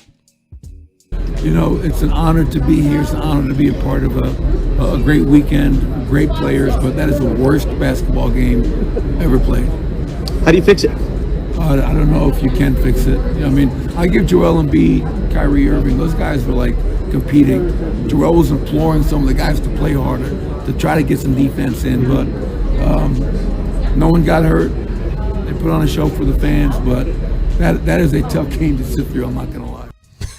Okay. He said maybe the worst game ever. Shout out to 2 individuals who looked like they were giving about 70% effort, and I want to commend them for it. I was just watching the highlights just a minute ago. Like, they had officials for this thing? Yeah, there's almost no reason to even have those guys. The guys, what are they doing? Just kind of getting some cardio. They're getting like $30 a game? Yeah, they're collecting a check and they're getting cardio, bro. I mean, that's pretty much it. They're surrounded by celebrities sitting courtside and stuff. I don't know. Okay, let me ask this, guys. Lucius, you too on this one. If you were an official, would you like talk to celebrities during like between timeouts? Would you just like go over, you see like Beyonce sitting there, would you go over and just say hello and all that stuff if you're an official? For some of them, I would. Some of them, I wouldn't have the guts. Like Beyonce, there's no chance I would have the guts. But for some celebrities, I would like to think I could get at least a little dap in, the same way I did Chris Sims when I walked into Radio Row a couple of weeks ago. Lucius? Yeah, I'm going to do it for the gram for sure. Get them likes, Probably baby. ask Beyonce if she want to blow the whistle or something like that. You want to call a foul? Get this game interesting. You see Beyonce walking out there giving a little traveling, charging. Yeah. Yeah, she's like the emphatic charging call. Man, let's make history. I want the blocking. I want the blocking. I want that block from Beyonce. That is fantastic, Lucius. You win once again. No question. That's the approach. You want to call a foul? Yeah. Because that's one of the few things that Beyonce's probably never been privy to. Yeah. Like, hey, you've gotten to do basically anything a human could ever want to do, but you've probably never gotten to do this. Would you like to? Yeah. Tell Kevin Durant his foot was on the line. Blood one time. Foot was on the line, fam. It's How about fantastic. Beyonce like throw the jump ball? Like she's like Ooh, that's a good one. Let Yeah. her do that. Get the tip off. Yeah. Why don't you come handle the tip, Beyonce? What do you think? Mm. So you also have some news that has come out in regards to Russell Westbrook. It looks like he's going to be, after being bought out by the Jazz after he was traded from the Lakers, he will remain in Los Angeles. And Woj is saying that the 9-time All-Star Russell Westbrook plans to sign with the Clippers. So maybe the deepest team in the sport gets even deeper. And we'll see how they elect to use him. I'd imagine he's going to be comfortable coming off the bench there. He kind of did that nicely a little bit with the Lakers. So it is certainly star-studded when you consider Kawhi Leonard, Paul George, and now Russell Westbrook on the Clippers. Definitely a contending team. But I also I felt bad. I think the person I felt the worst for over All-Star Weekend was Julius Randle. And I felt bad for him on the front end. I don't know why he was like, sure, I'll do this. Yeah. And by this, I mean the 3-point contest. Yeah. And to be fair, he wasn't even the worst one, but he was the one that everybody was kind of making fun of a little bit because his son was there courtside. And his son was sitting there making cringe faces. Yeah. Because out of the 40 possible points you have in the 3-point contest, he made 13, which surprisingly wasn't last. Thanks to Kevin Huerter. And that probably is the only thing. I know. I was surprised by that too. I was watching. He's a legit three-point That's what I'm saying. shooter. I was watching those, and like all of us we were watching them play Sacramento. The Mavs playing back-to-back. And Huerter was like knocking down, it seemed like he was hitting every shot in those games against the Mavs. Yeah. I mean, he's a good player. Like he wasn't a name that you saw pop up on the front end of who the contestants were going to be and thought, "Ooh, that could get wonky." I think something happened with one guy who was supposed to participate and couldn't, and so they threw Julius Randle in there. And this is a guy who, by 3-point field goal percentage, ranks 123rd in the league. Got a shot. He's not a 3-point shooter. Yeah. And so they threw him out there, and to his credit, he went out there and did it. Yeah. I'm just surprised that he would have even wanted to. Like, there's a self-awareness factor where you're like, hey, guys, I appreciate the opportunity. Probably, actually, there is 122 other players in the league that are more suited for this particular drill. So nonetheless, Damian Lillard wins it. And as soon as I saw him throw on the Weber State gear, I was like, okay. Yeah, he's probably going to go ahead and take this one home. But that one was a fun one. I mean, the 3-point contest was fun, and it's nice because you get the superstar name in Damian Lillard who wins it, and he did it in pretty epic fashion where he needed to hit all of his last 4 shots to unseat Buddy Hield by 1 point. and he did that, and that was fun. And then Damian Lillard also is the one who hits the game winner for the actual All-Star game last night, even though Jason Tatum is the one who ended up being the MVP. But I wanted to play some sound here of Chuck and Shaq and crew, and they always have a great time. And that's one of maybe the biggest draws of the entire All-Star weekend is the TNT crew getting to show out and have fun during the game, the festivities, the draft, and they're just cutting up and cutting loose. Just like the players, they're treating it like just a goofy, this one doesn't count game. And when it comes to the broadcasters, that actually they do that makes every it night, fun. right? Well, that's a good point. Everything doesn't count any night that they're doing the broadcast, right? Even more so during All-Star Weekend. But here is Shaq sort of maybe snitching on Chuck a little bit. Yes, sir. What did you think of LeBron's selections among the reserves? Man, ain't no bad picks today. All these guys are great. Why does it sound like you're drunk? You all right? No, man, it's my mic. No, it ain't the mic, it's you. The mic. Hey, Mark Cuban, I see you down there. You all right? Yes. Hey, what the hell you drinking? No, man, it's my mic. I got a delay. No, that's you. Always blame it on the equipment. I want to thank Patron for sponsoring Chuck today. This is a dry state. This is a dry state. Which of those guys would you? Oh, that's good, man. That's good. Thanking Patron on behalf of Chuck is pretty strong, and I'm sure Chuck had some fun throughout the entire day there, but that was not as bad as Rob Manfred. And I should have pulled the sound of Manfred during congratulations when he was shouting out the Dodgers on their World Series Let me ask you victory. this, though. We've all been a part of this broadcast and stuff. Have you ever had the microphone, echo mic thing? Yeah, that's rough. It would be rough. I don't know. I've done it before, and you immediately take the earpiece and move it aside. So you don't, but man, that's tough. Oh, when you're talking about the TV side of things, yeah. that is difficult. The echo, you have somebody in your ear, but when you get into those arenas and you're doing some level of emceeing kind of deal, I think that can happen a lot. But Chuck was drunk, right? Chuck, I mean, if you believe what Shaq's selling, he used a good excuse because it is a legitimate excuse, but I think that Shaq wanted nothing to do with his excuse. Now, Zion Williamson, a couple of weeks ago, we saw a video of him sitting next to two of his Pelicans teammates, CJ McCollum and Brandon Ingram, and they were doing a sit-down interview, and at one point they were asked about their favorite road city to travel to, and Zion mentioned Dallas as one of his top three, and his buddies were kind of messing with him a little bit, tell the people why you like Dallas so much, Zion, tell the people why, and he just kind of laughed and shrugged it off, and so everybody's been wondering. So during All-Star Weekend, all the players talk, they get to the podium, and somebody asked him about his affinity for Dallas, and here was Zion. Come on now, you know the answer to this.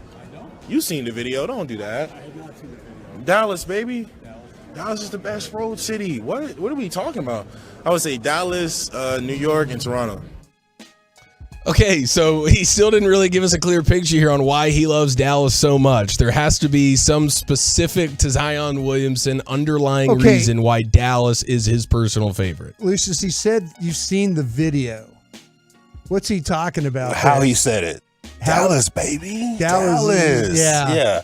I just left Uptown Whole Foods a little while ago before I came here. I know exactly what he's talking about. Right. And down every aisle, I'm like, should I've gotten married at this age?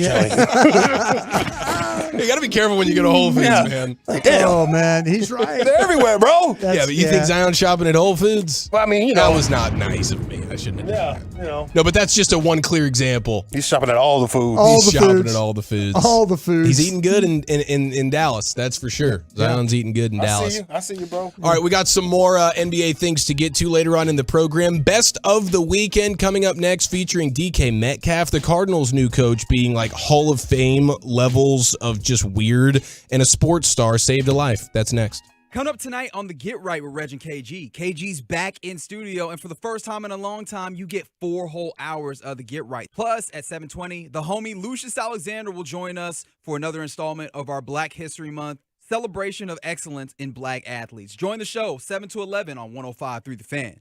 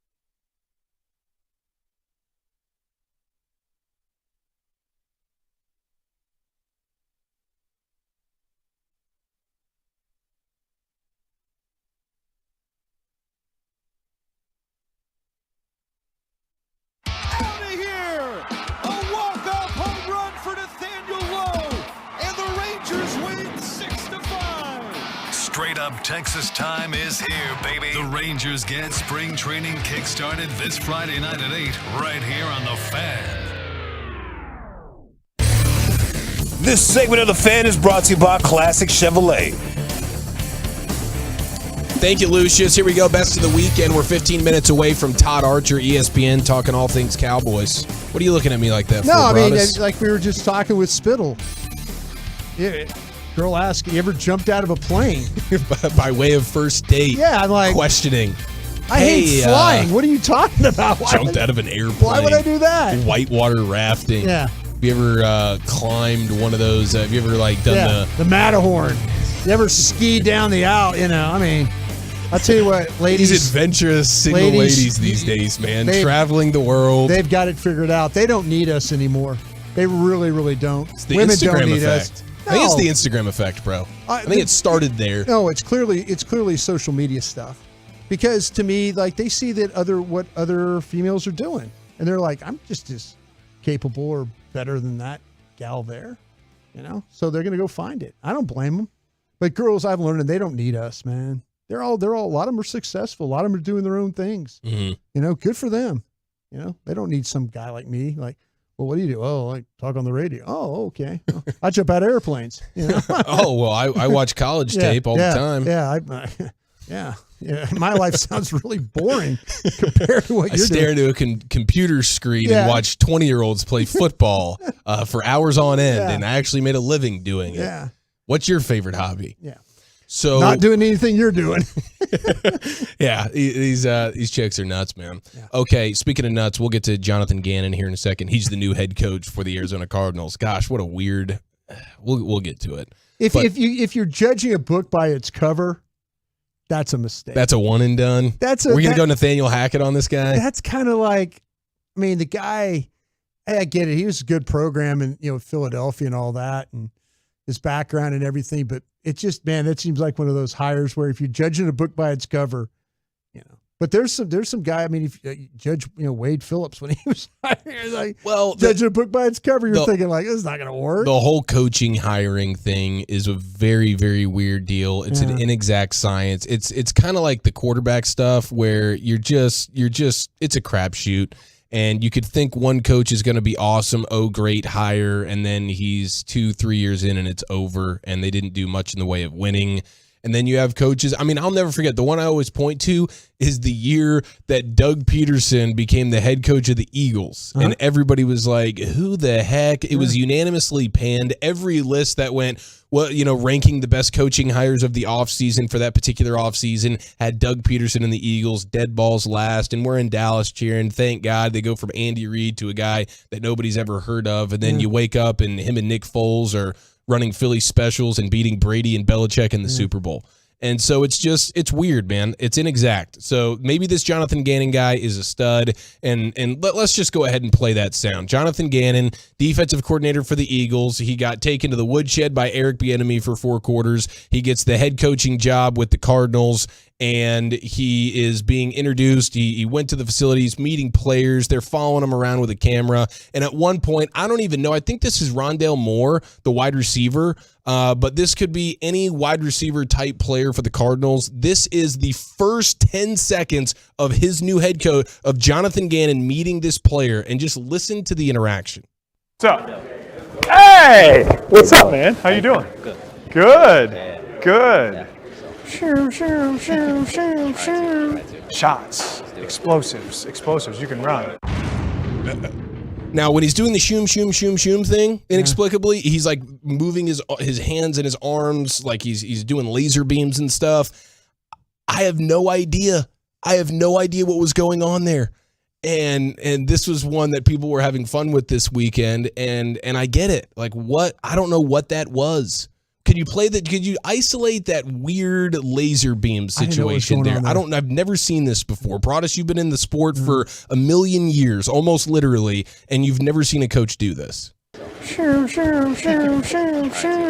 Shots. Explosives. You can run.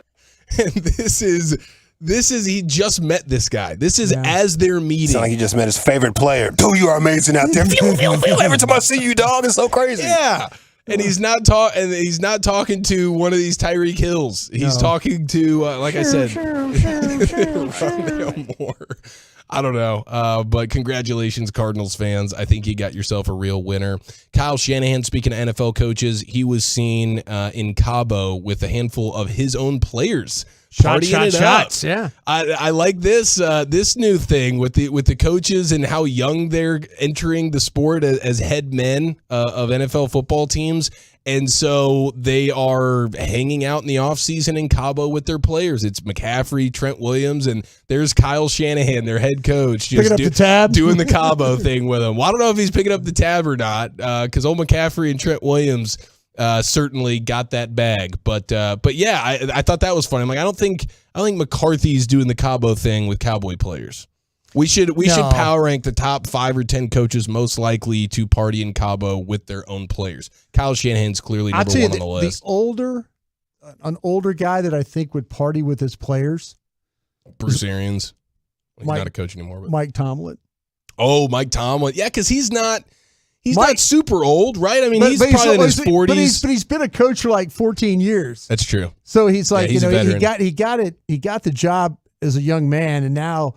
But a veteran coach, like I could see like hanging out with Mike Tomlin, like smoking cigars and like drinking a lot of like high-end liquor, that kind of thing. Mm-hmm. And then him ordering something like, man, you ever tried these? You ever try this? Yeah. He's ordering something. Yeah, I'm like, oh, no. Hey, Casey Hayward, here, try this. Try this exactly. drink, bro. Yeah.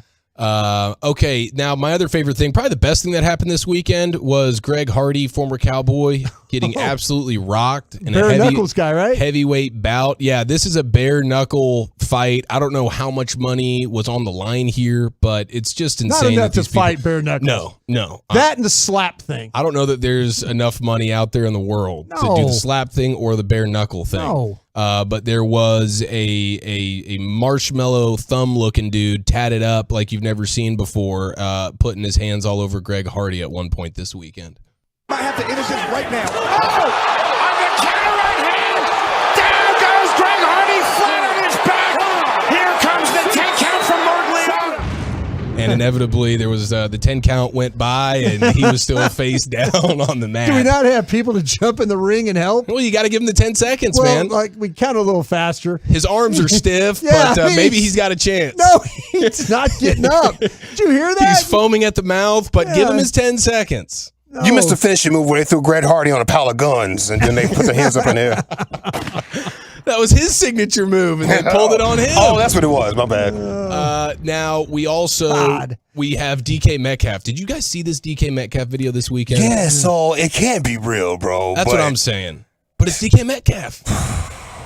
So there's room for it to be real. The NFL thought it real enough to drug test him after the fact, and DK Metcalf confirmed it. But there's a video. Anyway, where he was dunking all over the goal and the fan, whatever the hell. Yeah, celebrity joint. Yeah, thank you. Yeah. The Friday night celebrity game for All-Star Weekend. DK Metcalf looked like he belonged on the court last night. To be quite honest with you, just a physical freak like you've never seen before. He scored 27 last night. We know that. Oh, DK Metcalf gonna drop 50. Yeah, easy. He's just gonna dunk it 25 times, and he's gonna go 25 for 25. He looks incredible. We all know this. DK Metcalf is one of the most physical freak shows we've really ever seen, especially for a wide receiver.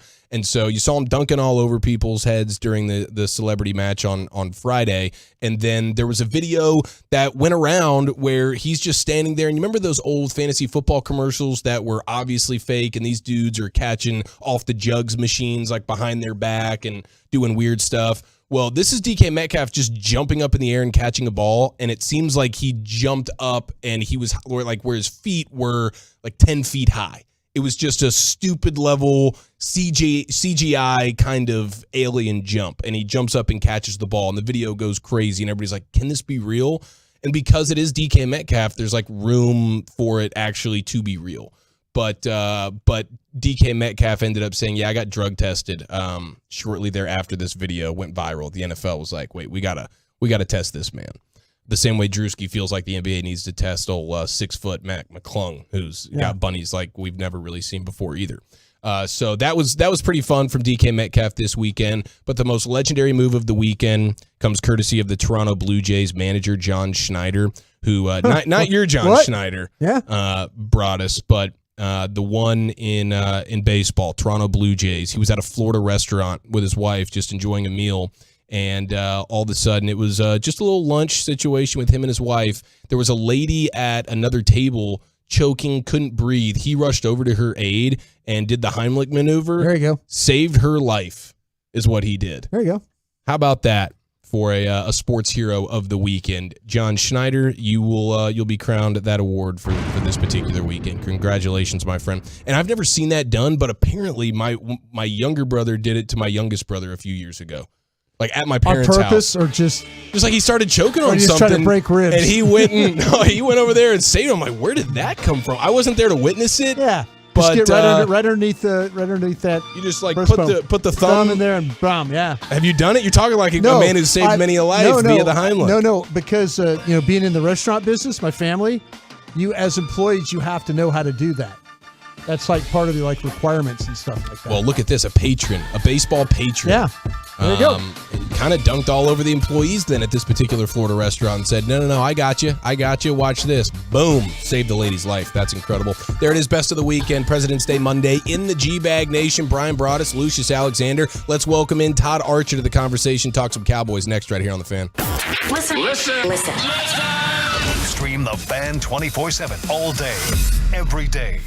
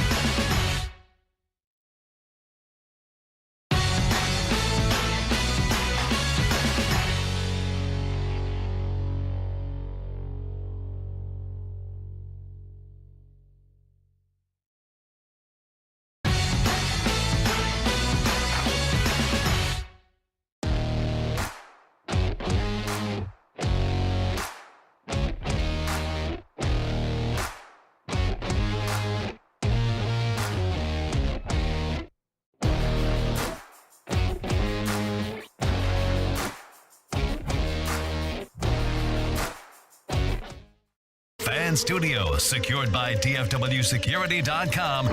You're rolling with the G-Bang Nation on 105.3 The Fan. I was not planning to have a stat of the day right here, but I just saw it, and I gotta just get right to it because this is making my heart smile, and it's really just to dog the Commanders a little bit. John Keim, he covers them. He says, this is a bit stunning, but Washington as a football team has averaged 20 points per game only 5 times since the year 2000. They're 28th in points per game since that year. They've averaged fewer than 18 points per game 12 times since the year 2000. Oh, thank God. I thank God every day that I'm not a Commanders fan. Can you imagine what a nightmare that would be, Brian Broaddus? Well, they've got Eric Bieniemy now. They do. See if they figure that thing out. They do. Kind of felt like they needed a quarterback. That's probably something else they'll figure out. We'll see, with the rookie who finished off the season against the Cowboys. I have a feeling they're going to be looking maybe a little bit stronger for one. In this coming draft, sitting in a pretty good spot to maybe grab one. Well, it is the G-Bag Nation on a President's Day Monday. It's great to have you in the home of the Cowboys. Brian Broaddus, Lucius Alexander, myself, Eric Chiafalo. We'll get the General and the Wooly Bully back in the saddle coming up tomorrow, and we'll hit the Wooly Bully top 10 list of the day coming up in 20 minutes. But right now, we head out to the Diamond Factory fan hotline. We welcome in the greatness of Todd Archer, ESPN, covering our Dallas Cowboys. And I wonder, Todd, do you thank God every day that you don't have to cover the Commanders on a daily basis? That's a good one. I would say I'd be okay covering them too because they make as much Cowboy news as the Cowboys. So win or lose doesn't matter as long as you're interesting, and they're interesting, I guess. That's a good point. That's a good point. You're just looking for storylines, and there is a plethora of them. And as we barrel into this NFL offseason, we have the Combine around the corner, decisions to be made. We were talking about Zeke earlier. Broaddus is pretty convinced here that Zeke in a Cowboys uniform has come and gone, and unfortunately for Zeke, his final play will be that final play in San Francisco where he was disguised as a center until he ended up on his back. Are you in agreement with Broaddus? Like gut feeling, more likely than not, no Zeke? Heading into the Combine, that's my gut feeling, is that he's played his last snap as a Cowboy, and I use history a little bit as a guide, right? I mean, let's DeMarcus Ware in 2013, Dez Bryant in 2000. Oh gosh, when was Dez? 2018, 19, 18, whatever year it was with Dez. The Cowboys didn't even make offers to keep those guys on pay cut deals because they didn't want to insult them by giving them offers so low. And I can see the same thing happening when the Cowboys talk with Zeke at the Combine, that they're going to say, hey, see what you can get out there and good luck to you. I go, you have a lot of money in that running back room. If you're going to use a franchise tag on Tony Pollard, that's 10.9 or 10.09 million. Let's just call it 10.1 million. What number makes sense for the Cowboys to bring Zeke back? I think it's extremely low. And what number does it make sense for Zeke to want to come back? His effect on the locker room, to me, would be it's too great to have him back on such a low contract that I just think it makes more sense to just cut bait and let him continue his career somewhere else. Todd, is that the most interesting Cowboy decision in your mind for this offseason, or is there a different one? I would say that's the most interesting one just because of everything that went into them drafting Zeke in 2016 and then the contract extension that they gave him in 2019 and how all that stuff played out. It's the most interesting, but it's not the only question. I think there's some things they need to figure out with Tyron Smith. I think there's some things they need to figure out with their free agents that they got coming up. If this is a draft and develop team, you want to develop them for yourselves, not for other guys. So they have to start figuring out how to get these guys that they've developed under contract the way they used to do it, not even into that far distant past with guys like Ware and Terrence Newman and Brady James and Jason Witten and Tony Romo and, Jay Ratliff, all these guys that they were able to keep before they got to their second contract. They have to figure that out again. And I don't know how you really go about it other than, just give them everything they want. And that leads you into a place against the cap that you don't want to go. So I'm interested another interesting storyline to me is what you do with guys that are now eligible for the big time contracts. And that's CeeDee Lamb, Trayvon Diggs, and even Biotish to an extent. how do you go about getting those guys under deals before they're able to test free agency? And to me, the number one guy to go get right now and done is CeeDee Lamb, because you know what he is, and the number's not going to go any lower. This is the year, to me, that you try and do everything you can to get Lamb to an extension. Yeah, Todd, you open it up for me to ask you this question then. Who is going to be the harder of the contracts to try and get done, Lamb or Diggs? They're both can be hard. So harder, I would say, coming to an agreement, I would say, would probably be Trayvon Diggs, because you can look at Trayvon's game and the interceptions and the impact that he has in covering guys and shutting guys down and all that, and say, man, he warrants this. Right. But then you can also look at some situations where you say, well, he doesn't tackle very much, he doesn't hit very much, and you look at it from the CD. Now turn it to CD. What doesn't he do well that you would say, got some questions there?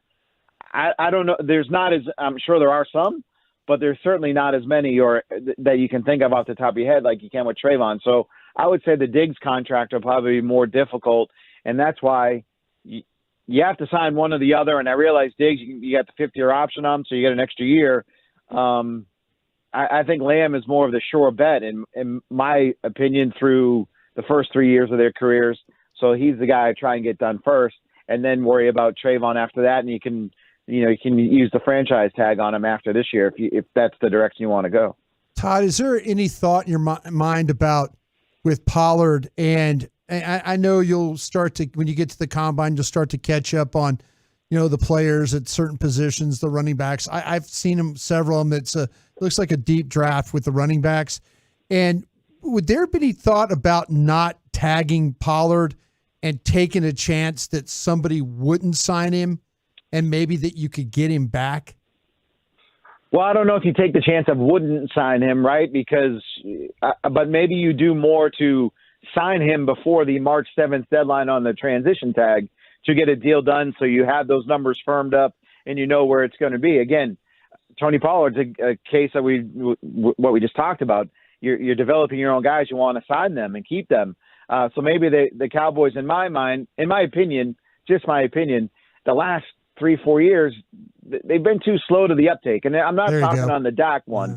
I'm not talking on the Dak contract specifically at all, because they made Dak a fair offer in 2019 that would have paid him roughly the same as Wentz and Goff, two guys from his draft class. And he played it out where he wanted to wait, and he got everything he wanted. So kudos to Dak and his team for how they operated that. But I think for the Cowboys, they need to be more proactive in getting their guys done, and I would do that here with Tony Pollard. And I'm not saying you got to spend, 15, 14, 13 million a year to keep them, but maybe there's a number that you can come up with that makes it make sense on a 3, 4, even 5-year deal just for cap purposes, that you keep him, and then you can draft one of your guys, because this is a two-man job these days. And that's why the tag makes sense to a degree. But if you can get a free agent, I couldn't give you a name right now, let's say a 750-yard free agent guy that is still up and coming, maybe not as good as Pollard, and then you draft a guy, well, then you kind of covered a little bit. And we know what running backs' value is and where they are on this offense and what they mean. I can see them not tagging Pollard, but I just don't think that sends the right message of, if you draft and develop, you keep your guys, and it just buys you time now, between now and March 7th, work out a deal, between now and July 15th to sign that deal. I think that's something you have to do. Todd, what do you envision the Mike McCarthy play caller being like? I kind of feel like that. One. Yeah, I kind of feel like, though, that you're going to get, with Solari and then, with Schottenheimer kind of setting things up for Mike. I just wonder, do you have a vision of what he might be or what the offense might look like? So the automatic thought is you go back to his last couple of years in Green Bay where it wasn't very good, but you forget the first decade that he had when it was very good. Right. So, it's for as a kid who grew up in Boston, I remember Larry Bird in the beginning being able to run. Everybody else remembers Larry Bird sitting at the end of the bench protecting his back, and he couldn't move anymore. So it depends on what you want to fixate on as to what this offense will be. I think the decade of Favre to Rodgers and a Super Bowl is probably closer to what it will be than it was at the end of his time with Aaron, where they were butting heads, they weren't getting along, and the offense got kind of stagnant. I think this could be a good thing for Dak. I think this could be a good thing for CD and a good thing for the offensive line, just to have new voices and new ways of going about it, because this has been all that they've all really ever known. So this is Mike McCarthy getting his wish as to something that Jason Garrett never got at the end of his time. If this is going to be on me, put it on me. And Mike has told us 1,000 times he misses play calling. He misses the element of going head to head against somebody and proving that you're better than the guy across the field from you. I'll go with what it looked like early in Green Bay as opposed to what it looked like at the end of Green Bay. It's Todd Archer with us here in the G-Bag Nation. What do you think their confidence meter is in Michael Gallup and him returning to form after that injury? Yeah, well, forget their confidence meter. It has to happen, right? Yeah. And if it doesn't, then the contract extension that they signed him to last year was not the right play. And we can always talk about it's the second year off of a major knee injury is when you kind of revert yourself back into form. And I don't doubt that Michael will be raring to go, in shape, fired up, attack this offseason, do everything he needs to do to find that form again, and be better than what he was last year. But if I'm the Cowboys, I'm also getting myself some protection, and I don't mean I'm going to go get a James Washington type and draft a Jalen Tolbert type. You have to almost prepare for the fact that his best days are done, and you've got somebody ready to go, not just Noah Brown, not just Jalen Tolbert, not James Washington, but a legitimate guy. That's why wide receiver is at the top of the list. And look, it's not going to be in free agency week. Just cross off those names that everybody's going to think of. I think it'll be an early round wide receiver that they have to take. Could it be one? I know, Broadus, you love the Tennessee kid. Is that too early for him? No, I don't think so, Todd. Not at 26. No, not at all. So but then you get into the cornerback situation. Well, heck, you got Jordan Lewis. Who knows when he's going to be able to play again? You got Diggs' contract situation we talked about. You got Anthony Brown, who's a free agent coming back from the Achilles tear. Will Kelvin Joseph be on this team? Who else we got? And you got Deron Bland. So of their 5 corners that I just mentioned, the most secure guy you got, at least under contractual issues, is Bland, a rookie. Yeah. So, that's why I think corners at or near the top of the list as well. Now, is it inevitable that they're going to do the restructure or extension or whatever on Dak to alleviate his cap hit? I think so. I would say more of the restructure than the extension at this point, although we'll see. Steven said at the Senior Bowl that he can see Dak for another 10 years as this team's quarterback. I'll take him at his word. That means that they would be open to an extension. I mentioned that to Steven at the opening press conference at training camp where we were in Oxnard, if that's something that they would look at, and he said yes. But I think it probably makes more sense. The most sense is maybe do nothing and just carry the $49 million cap figure and figure out elsewhere how to make it work from a salary cap perspective. The likeliest point is probably restructure him, gain the $22 million that you can, and then put this all into he has to get it done this year because, again, I mentioned history of guys with DeMarcus Ware and Dez. Well, history also tells you if a quarterback has been your team's starting quarterback for this long and he's not taking your team to an NFC title game or Super Bowl by now, he's likely he's never going to do it. So why double down or triple down in this case and extend it out again? That's something that I would think they would be thinking about. And that's why I think restructure this year to gain the cap space, even if it muddles the cap up in 24 and 25, that you're in a situation where you can draft a guy to be Dak's replacement in 24 or 25. Todd, do you think that when you get to Indianapolis, the Combine, the end of the month and stuff like that a lot of these questions that you're having right now are going to be answered? Hell no. Really? No. They're going to do what they always do. They're going to have guys come in and on and off the bus and talk to them about contracts, and they're going to be like, I can't believe that guy wants that much money. Oh, maybe we can get this guy back on this kind of a deal. But will there be any firm answers while they're up in Indianapolis? It would stun me if there are firm answers on a not the Pollard decision on the franchise tag, but it would stun me if they have a contract extension really with any of their 19 unrestricted free agents, because when you're this close to the testing the market, unless the player just says, hey, I don't want to leave, this is what I'll take, and everything matches up perfectly, you do it. But if you're a player, you'd wait until you get to the open market, because let's say the Cowboys are offering you 5 a year.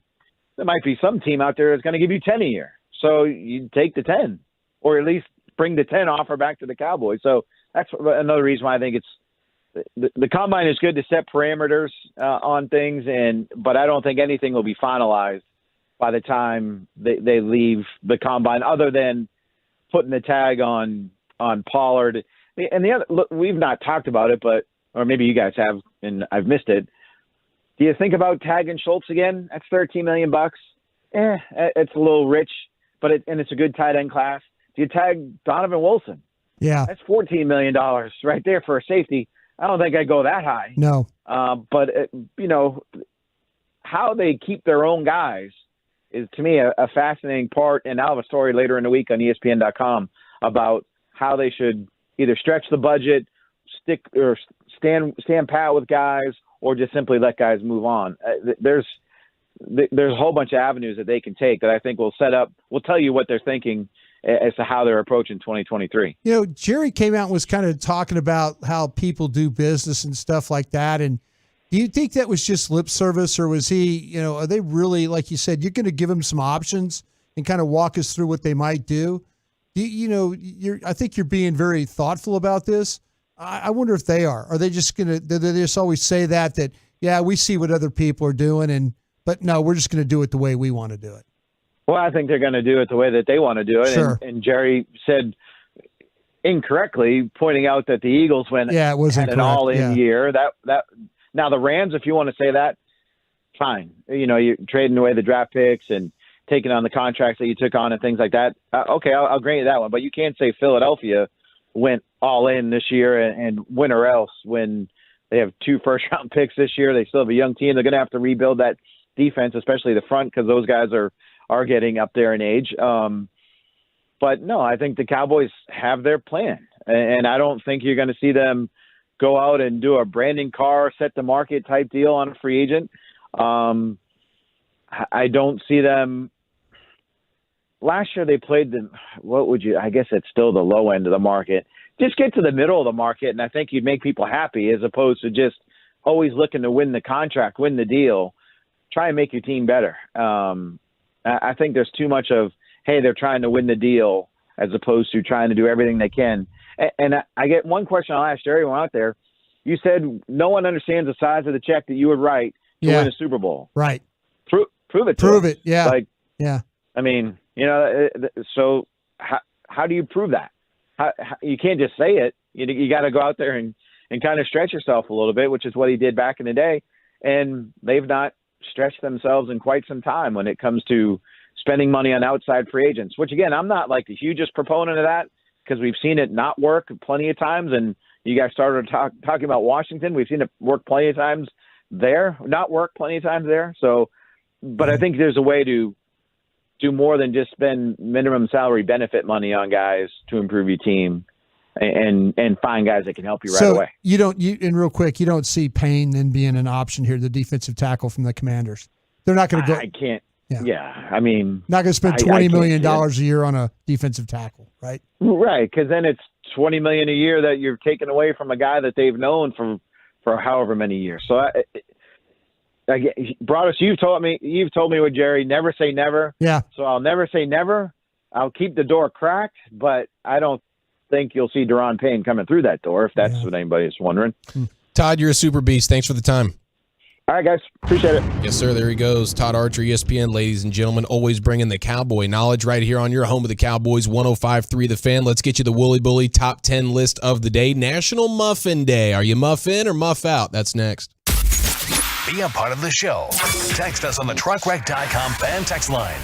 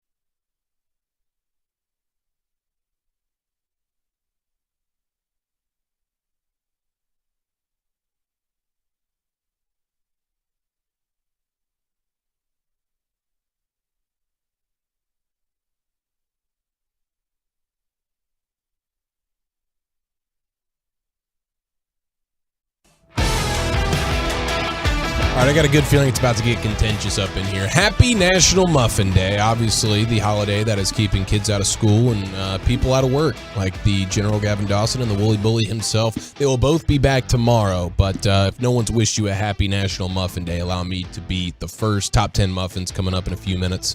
Are you muff in or are you muff out?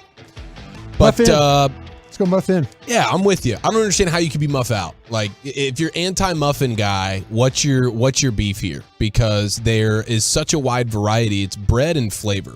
So pick your flavor and let's go party. All right. But what's the best flavor? We'll find out all together here in just a few minutes. But I did want to acknowledge one of Broadus's favorite quarterbacks of all time. Thought he might be the next, I think he called him the next John Elway / Joe Montana. His name, of course, is Paxton Lynch. He was almost a Cowboy. He was a first-round pick of the Broncos back in 2016. He went 15 of 21 for 136 yards and just a disgraceful to the game interception, and was benched for Quentin Dormady in his XFL debut. And I believe that is the official end of the Paxton Lynch era being paid to play football. I think he's been benched in every professional league now. 100%. He's gone from NFL benching CFL. to CFL benching, probably a USFL benching somewhere in there. If the XFL, Arena League was still floating around, he's got an Arena League benching. Yeah, well, that's true. Maybe he can hang tough and get one more official benching under his belt before he officially hangs him up, and he can go just tear it up in the Arena League for about 2 quarters before the inevitable benching occurs. I've been wrong about some players in my day. Is that the most wrong you've ever been about a player, or maybe just more specifically Joey a quarterback? Harrington, I always say Joey Harrington was one I was really wrong about. Come out of Oregon. Thought he was going to be a super beast. Yeah, I thought he was going to be a super beast, and all he wanted to do was play the piano in a lobby of a crowded hotel lobby, you know? Wait, what? There's a story there? Oh, he's a very talented piano player.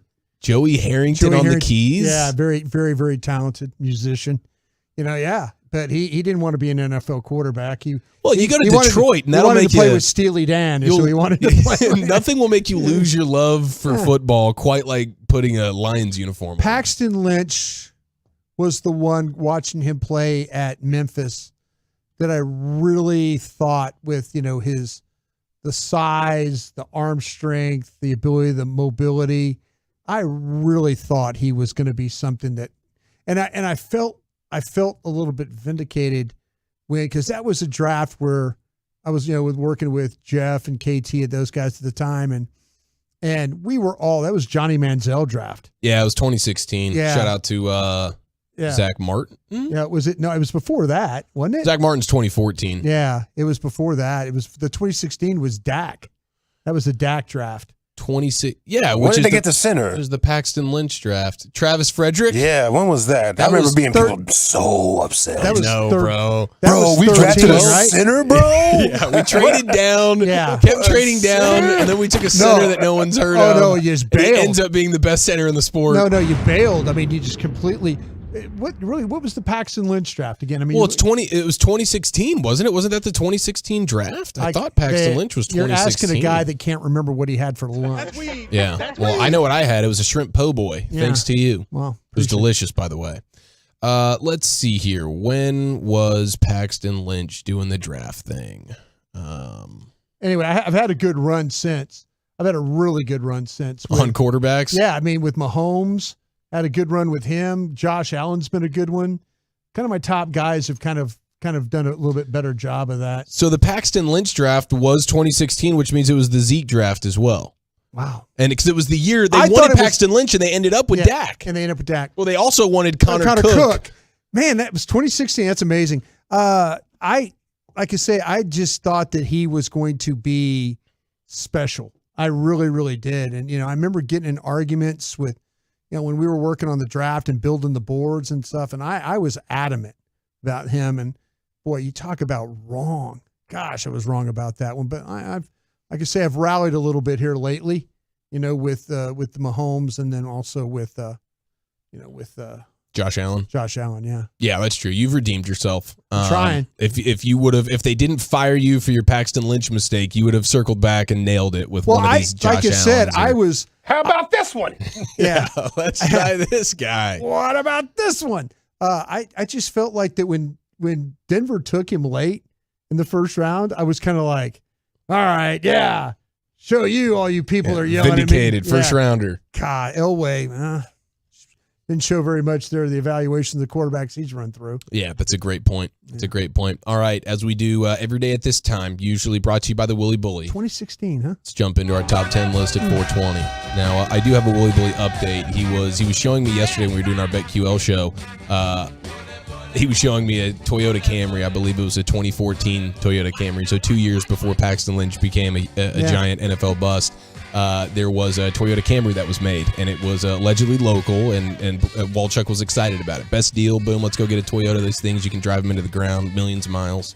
And was I just asked him. Was there millions of miles on it? I think there was like 100K on it. 2014 100K Camry. That thing should still go for another decade or more. But I just asked him, hey, you going to get that Toyota? He says, no, it was false advertising. Big bummer. So back to the drawing board for Walchuk and his nightmare car What's issues. he driving now? He didn't tell me it had flood damage in it.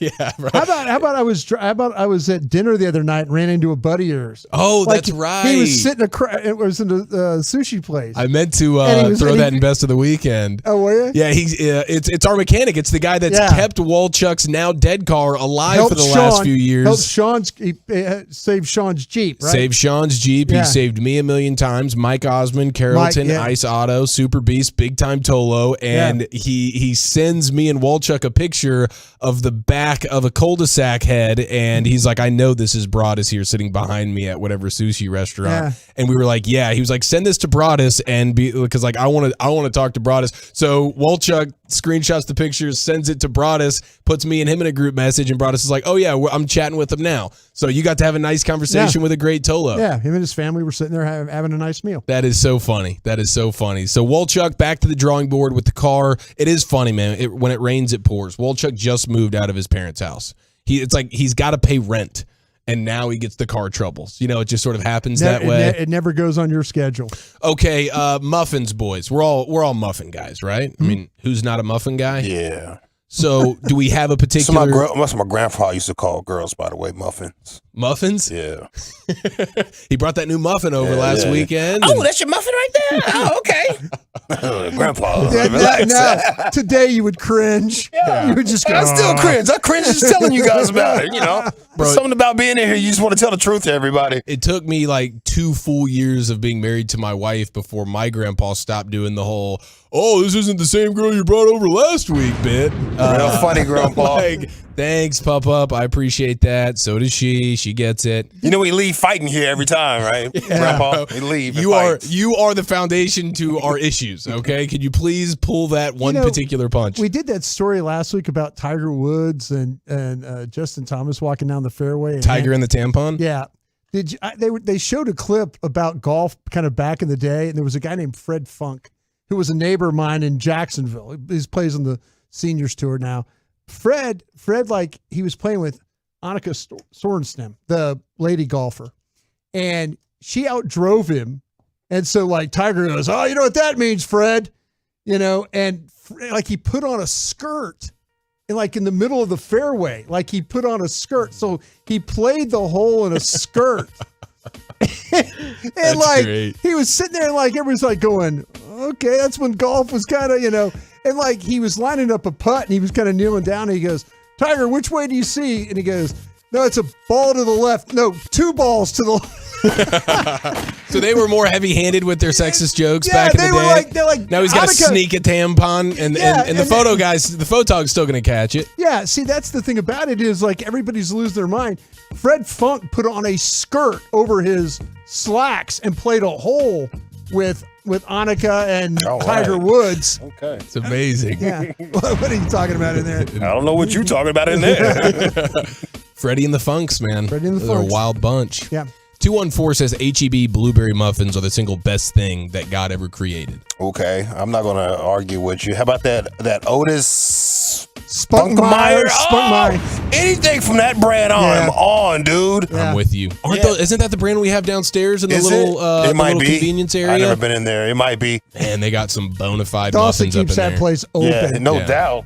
It's like the Dawson grocery store. It's probably his spot. Tell us yet. Yeah, dude. I had a stretch where I was consuming those particular muffins downstairs in the lobby. Yeah, that's some joints. Every single day. The banana nut. The banana nut. You gotta warm the banana nut up. The chocolate chip. The blueberry. You gotta warm them up, man. It wants about 5 to 10 seconds in that microwave. That's all it needs. If you get a blueberry muffin that weighs like 4 pounds when you pick it up, that's a blueberry muffin. You know. Or just a muffin in general. Yeah, it's got that. I want it to fit in, like, Heavy. it needs to fit my entire hand. I don't want one of these mini muffin situations. I want mad butter in it, too. All the butter. Unhealthy levels of butter in it. Yes, dude. I love them. I love them to death. Like when we were in Oxnard and they do the continental breakfast, the main thing was like snag 4 or 5 of those packaged muffins and just pocket that bad boy. Bag. Yeah, scouting bag that thing and just snack on them all day. So are we going with the banana nut number 1, Lucius? Always for me. Okay. Always. I'll co-sign that one. Yeah, I think banana nut is the best. And the tried and true blueberry, you can't go wrong. Can't go wrong. That's not a go wrong either. The chocolate one. Yeah. And then you got the chocolate muffin with the chocolate chips, so you're double chocolate. And it's just like in the moist muffin out of the package. It's like, that's better than the homemade. Just give it like, that's the one thing where I'm like, yeah, it's better packaged. That's what I do it for. I want that thing processed. I hope it was made a year ago. It's going to be delightful out of the package. Red velvet muffin outside looking in. That was a shocker. Yeah. That was a surprise. Monkey bread muffin coming in at number 12. Just Never missed had the that cut. one. And how about the carrot cake muffin not entering the top 10? People have not had a carrot cake muffin, and that's all that tells me is America is just a few steps behind. We'll circle back in a couple of years. They're not seeing it. Carrots are good for your eyes. That's why I said that. That's good. That is good. Damn, I tried. Swing and a miss, my brother. Yeah, I tried. But it's you all have right. to explain Sorry, it. hit the plate. If you have to explain it, it's not as good. Yeah. Pumpkin muffin number 10.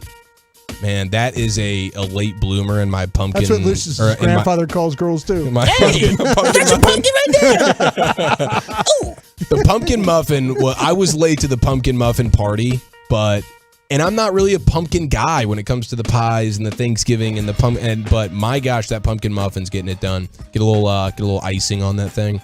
Raspberry muffin coming in at number 9. I'm sure it's delightful. Raspberries are incredible. Banana chocolate chip muffin. Whoa. Okay, so that's another Combo. iteration of the banana muffin. Combo, yeah. Banana does well with the muffins. Like that's just that's a staple. Double chocolate chip muffin. We all know that one. Guaranteed. That's number 7. Lemon poppy seed muffin. Here we go. That's coming in at number 6, dude. The lemon poppy seed is absolutely fire. Don't you I like denigrate lemon, that. but the poppy seed thing I can do without. Really? Yeah, I can do without that. On the muffin, I can. Banana nut muffin at number 5. That's way too low. There's respect, but it like worst case, that's a Mount Rushmore muffin. Yeah. Apple cinnamon muffin. This is where they draw me off sides. That's offensive. Apple cinnamon muffin. I'm not an apple cinnamon. It is better than the poppy seed one, lemon. Well, I couldn't disagree more. The coffee cake muffin. Man, coffee cake is incredible. And the thing about coffee cake, it's like, can I get away with having that for breakfast in the morning? Mm-hmm. You can. It says coffee. 100%. It says coffee. Coffee. Rules are rules. Chocolate chip muffin number 2, and the tried and true, never failed a single soul blueberry muffin number 1 on National Muffin Day. Ladies and gentlemen, there's your top 10 list at 420. Wooly Bully back tomorrow. General Gavin Dawson back mañana. How about this one, though, before we get into the 5 o'clock hour and barrel into the expressway commercial freestyle? Let's go with the prominent voice in the world of sports and television. He suggested something that completely ticked me off. It's going to tick you off as well. I'll tell you what he said next. Coming up Tuesday morning on Sean and RJ, the whole show is back together. And the Jake DeGrom make it through another.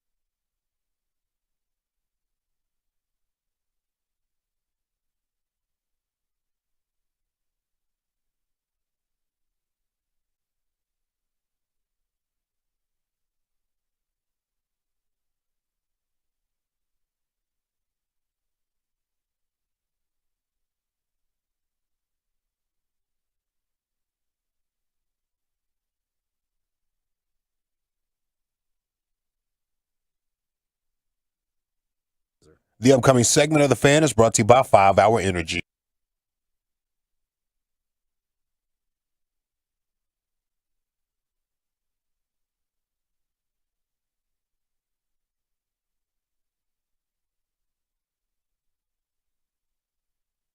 Odyssey celebrates Black History Month. Black History Month. Black History Month. You better learn about it. Coretta Scott King, wife of Dr. Martin Luther King, once said, Hate is too great a burden to bear. It injures the hater more than it injures the hated. Black voices shaped history. For more moments like this, music, and podcasts that matter, go to Odyssey.com/Black History Month. Download it. Or download the free Odyssey app. That's AUDACY. Odyssey. This segment of The Fan is brought to you by Classic Chevrolet. Thank you, Lucius. Would you pay to watch the Super Bowl? Just right there in your own living room. How much would you be willing to pay? It looks like that might be on the horizon. Not necessarily in the next year or two, but could be the case, and I'm going to give you the details here in just a moment, but I do want to do some cleanup on the muffin situation. 469. For some reason, the truckwreck.com fan text will not allow me to respond to you at this very moment, but yes, cranberry orange muffins were on the list. They were at number 14.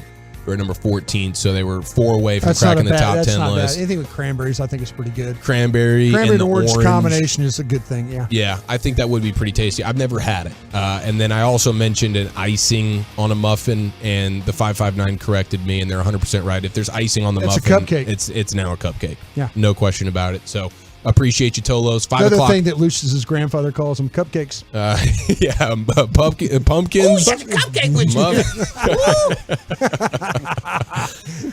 We're 12 minutes away from hopefully the NFL taking notes on some things the XFL was doing. We'll get to that, and then we'll get you into the Expressway, LA Live, 5 o'clock hour. Always a super party. Bobby Belt will be thrown in the mix there. But I did see and hear former ESPN headman John Skipper, and he's one of the single biggest voices when it comes to sports and television, and he was at the forefront of ESPN or television sports. Televised sports. He was at the forefront of ESPN changing their business model a little bit, and he's no longer at ESPN. He's with Meadowlark Media now, but he is the former ESPN chairman, and he is alluding to something that might end up happening over the next, 5 years, 10 years, whatever it may be, where he believes that people are going to have to pay to watch the Super Bowl, a Super Bowl pay-per-view event.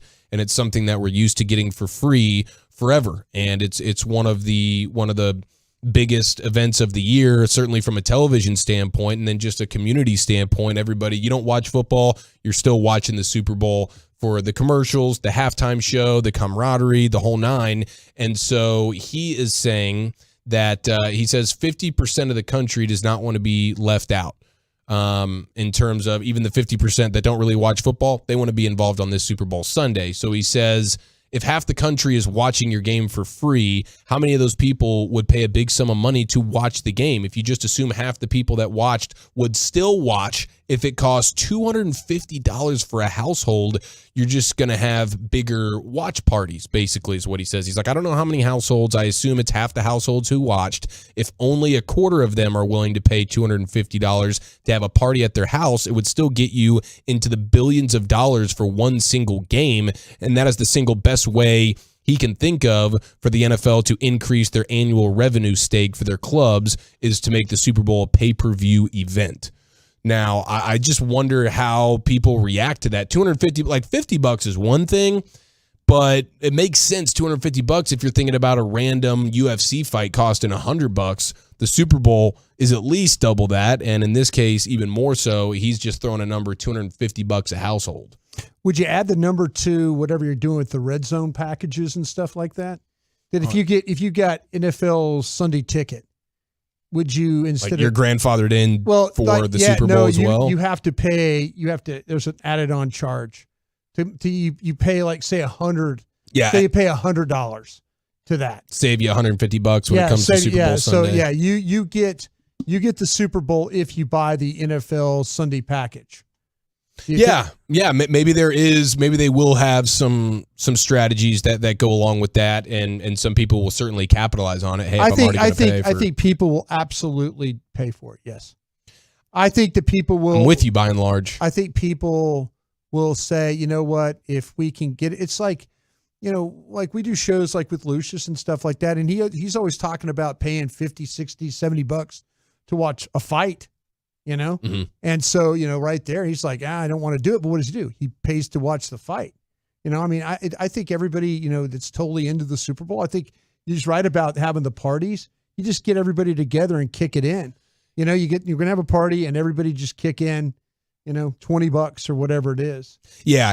And that I would like to see them. I would like to see them maybe the charge for Joe and Flower Mound would be different than, say, a restaurant or a bar. You think the restaurants and bars should pay more? Well, I think I do.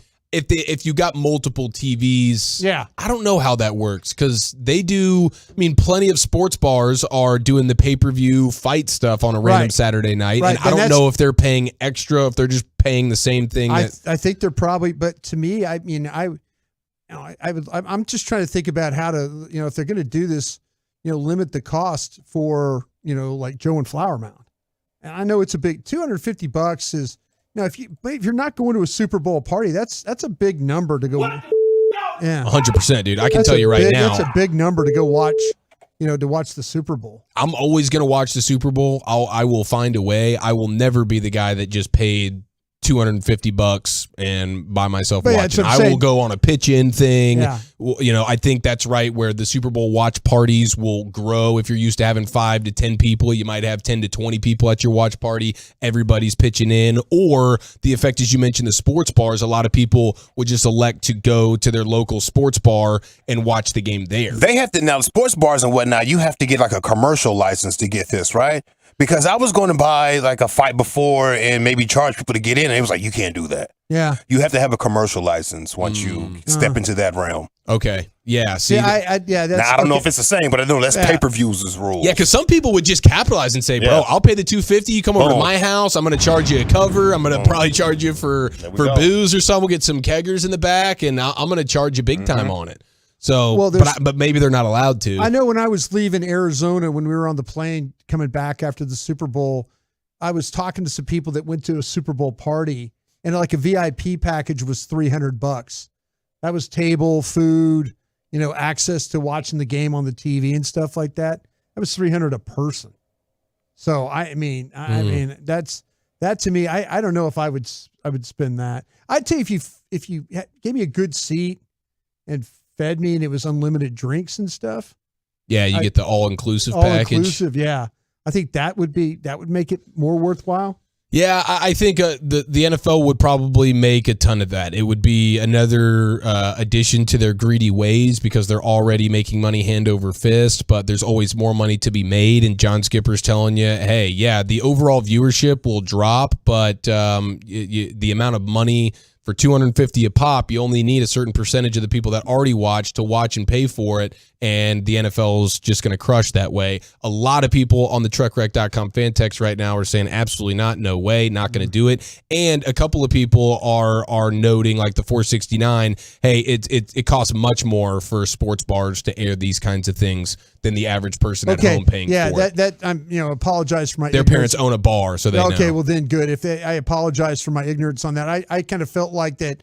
Okay, you're a bar, and is it by certain amount? Is it by how many you have in the bar? With the occupancy, that kind of thing. I mean, yeah, 817. My uncle owns a bar, and he pays $2,000 to $3,000 for a pay-per-view fight. It's the licensing fee again. Like you cannot get it and have your own event without paying for that licensing fee. Now you're like a business. Okay, if that's the case, then I stand corrected on that. And if you're already paying $2,000-3,000 for that, by all means, I hope you get your money back on that. Yeah, I think plenty of people are saying like, hey, dude, I'm not going to sports bars. I'm not trying to socialize. I'm trying to watch the game for free. And if it's going to cost me anywhere even close to $100, I'm just not going to watch it. And that's going to be what it is. And the NFL will be comfortable with that because plenty of people will pay for it. And even though the viewership numbers go down, the dollars go up. And unfortunately, that's probably where we're heading. The evolution of the Super Bowl. It's been free forever. 5 years, 10 years from now, I don't know, maybe sooner. But that would be certainly unfortunate. And there's no way I personally would pay the $250. I'm going to have to gather and do it at my place or go to somebody else's place, drop $10-15 and do it that way. But yeah, that one, when I saw that, I'm like, gosh, he's probably right, and I don't want to kill the messenger for it, but bleep you, John Skipper. How about that? All right, let's head into the 5 o'clock hour. I hope the NFL was taking notes yesterday. We'll talk about it next. Commercial-free fellowship. It's the G-Bag Nation's Expressway, 35 straight minutes of...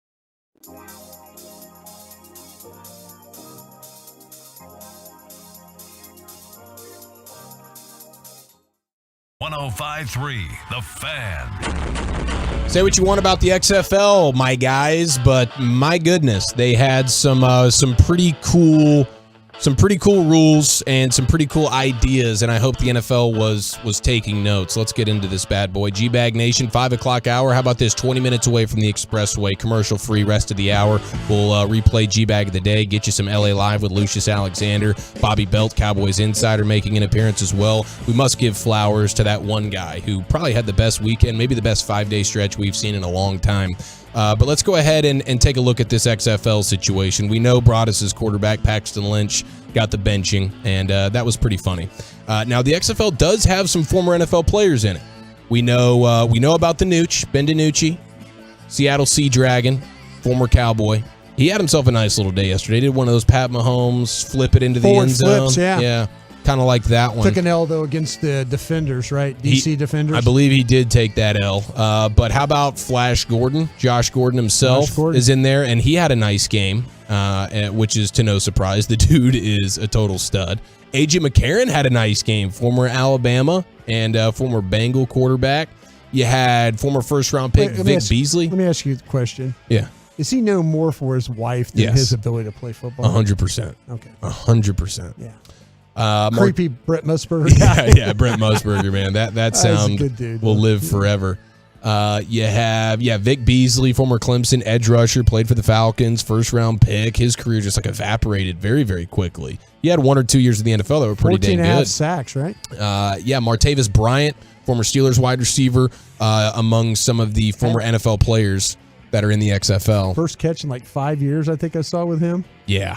That was, I was like, okay, I mean, he's certainly got the talent for it, but I just haven't heard that name in forever. Sure. But man, the XFL is implementing some really cool rules. Like there was a part of me that was like watching this, there's a futuristic feel to the way they're going about it. Now, outside of the talent on the field feels like a bit of a regression, but everything involved with the strategies and the rules and the broadcast itself felt a bit futuristic, and hopefully the NFL is paying attention. And a couple of those rules, let's start with the way they do the reviewing process and challenges.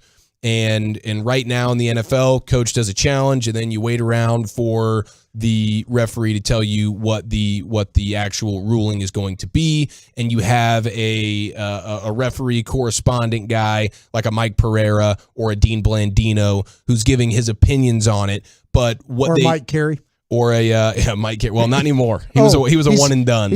Mike Carey's not doing this anymore. Mike Carey is one and done. I'm sure he's still collecting like a CBS paycheck of sorts. You know how it goes. Hey, the contract was the contract. Was there anybody that was worse than on his job on TV than Mike Carey was? I don't want to say Emmitt Smith's name, so I'm not. You wouldn't say Emmitt Smith's name? Nah, I probably would. Emmitt, it was tough sledding for all Emmitt. Mike Carey was. I don't think there was ever a game. It got to the point where they wouldn't even go to him. Yeah, it was. They'd go to the sideline. Fired! By the end of the season, they were going to go to the sideline reporter. Yeah, they boxed him out. Beth, what do you have down there? Let's get your thoughts. Yeah. But I do think the NFL should adopt the XFL's live review process. So now it's a challenge, and they're showing you a split screen of, in this case, Dean Blandino. And he is the one who's going about making this decision. And you're hearing him go through his thought process as he's doing it. He's talking you through it. And then you hear him relay the information to the head referee and tell him what is going to go down. So here's just a little snippet of a particular game. This is actually the Arlington Renegades game. And they were down 14-3. Next thing you know, they end up winning the game. Down 14-3 at half. Of course. And they win the game. So shout out to the Arlington Renegades for that one. But here is just a little snippet of what you could imagine, like if the NFL adopted it, this is how a challenged play would look and sound. It gives us a chance to listen in to Dean Blandino back in the XFL Command Center. My best look, your handheld. I've got control. I've got the left foot down in bounds. Let's go to our line for you and get a spot. Dean, I had some traffic there. I can't hear you. Yeah, Mike, we're looking at the catch at the sideline. I've got a really good look. I've got control, and I've got the right foot down in bounds. So we're just going to give you a new spot. So we're going to go to the 46. It's going to be 1st and 10. 1st and 10. It's going to be on the right hash. Right hash. And we're going to go on the ready for play. And we're on the ready. So 1st and 10 at the 46. You got it. I think it's a great example. A lot After of times review, play. the ruling on the field is a completed pass. The receiver had firm possession of the ball with the right foot down inbounds. It's Once first they down. figure out the call, then we got to figure out clock, location, and sometimes that's what takes a moment or two. Then you see the efficiency that the command center is able to operate with. Sometimes, you're looking at a million different looks, and it's, I don't know. It's called on the field, incomplete. Boom. Dean Blandino, great job of executing. It's done in about 30 seconds. Get a new spot and a nice conversion for Arlington. So it certainly went the Renegades' way, which is nice. I didn't see the games. Did I just hear the play call in the huddle? I think you hear a lot. There's field incomplete. Boom. Dean Blandino, great job of executing. It's done in about 30 seconds. Yeah, you heard that. It wasn't as simple as Andy Reid's corn Scrap that dog. play. That's right. What are we doing? Throw that one away, Phil. Do we get to do that do we get that every time? Maybe the NFL shouldn't adopt that particular portion of the XFL. I like this. I like what we're doing here. No, I mean, as a fan, I enjoy it too. But that was, the efficiency with how quickly they got that thing done, and then just getting that behind the scenes look at how they come to whatever conclusion they come to. I feel like that's kind of fun. Instead of just seeing some random replays and talking it amongst yourselves of what you think, you just hear the decision maker go through his process. You're discovering it in real time, and then boom, there it is. We move on. We rock and roll. I think the NFL should definitely adopt that one. I like that one. I like that rule a lot too. Okay, so 1 for 1 so far in adopting the rule. The next one is the way they do the point and after. The play call. Let me hear the play call. Yeah, let me hear the play every call. time. Yeah. Only if John Gruden's the coach and it's his Spider 2 Why Banana insanity of it's like a chapter long book that the quarterback's having to read in order to get the play off. He broke down Chris Sims, right? You ever see that video that time when they were in Tampa and Sims couldn't get the play call in the huddle? And he just rips him. Lost. Give me a new quarterback. Yeah. Somebody put a Peterman in here for me. Exactly. Now, the way they do the point after an XFL touchdown is scored, you're not kicking an extra point. You have 3 options. Your offense is going to be on the field for all 3 options. You can go for the 1 point play, the 1 point extra point, which is just from 2 yards away, right? From 2 yards out. You can go for which the Eagles would do every single time because they've got that ability to the tush push. The tush push, yeah. And the NFL might be banning that one. We'll find out. Yeah. But so you get the 1 point play from the 2 yard line, or you can choose a 2 point play where you go in from the 5 yard line, 1 play to get in the end zone from the 5 yard line, or you can go to the 10 yard line and that's a 3 point play. So that is really fun. The extra point, I know they've moved it back and made it a little bit more challenging, and so now there's more involved there. Here's Brett Maher just consistently missing extra points because it's not a 10-yard kick. It's a 35-yard kick or whatever it is. But I think this 1, 2, and 3 point play opportunity, the offense and the defense being on the field, it is way more fun from a fan standpoint, and not just getting to sit back and watch it, and that's watching one more offensive play, 1 play to get in the end zone, obviously much more fun than watching an extra point, but also what it does for these games where you're kind of never out of it. You can there are no leads that feel insurmountable. I just talked about the Renegades being down to the Vipers 14-3 at halftime, and then they come back and win. Well, then you have the San Antonio Brahmas versus the St. Louis Battlehawks, and that was just electric at the end of that game because it's a 15-3 game with 90 seconds to go. And the team that's losing in this scenario, the Battlehawks, end up coming back and winning. Why? Because they have these opportunities. And it starts with the ability to go for 3 after a touchdown. So it's 15-3. There's 90 seconds remaining. Battlehawks get a touchdown, and they go for the 3 point play. They get it. Now it's 15-12. Okay, cool. Well, the other rule that the NFL will hopefully adopt one day, and they reviewed it last year. It was up for adoption, if you will, for the NFL.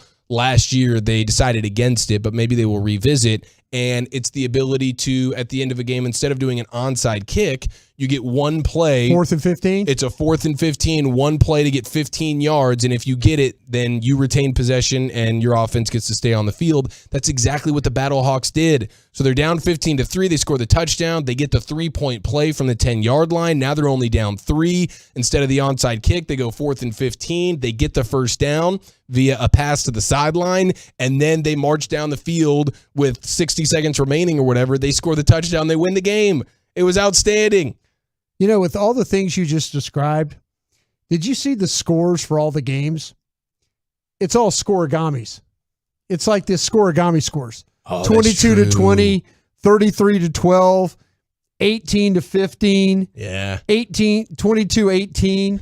It's all scoregamis. Yeah. That's because you don't have the traditional way of tacking on extra points. Even more reason, man. We're going to get a weekly NFL scoregami, which is few and far between nowadays. Every game's a scoregami. Every game's a scoregami. Yeah. Who's going to hate that? No. Nobody's going to hate that. No. Are you implementing all these rules? I'm in favor of all of these rules. Do you like all of them, or is there one that you're like, maybe not? You want to know the rule that or the adjustment? And I do. I appreciate everything you ran through.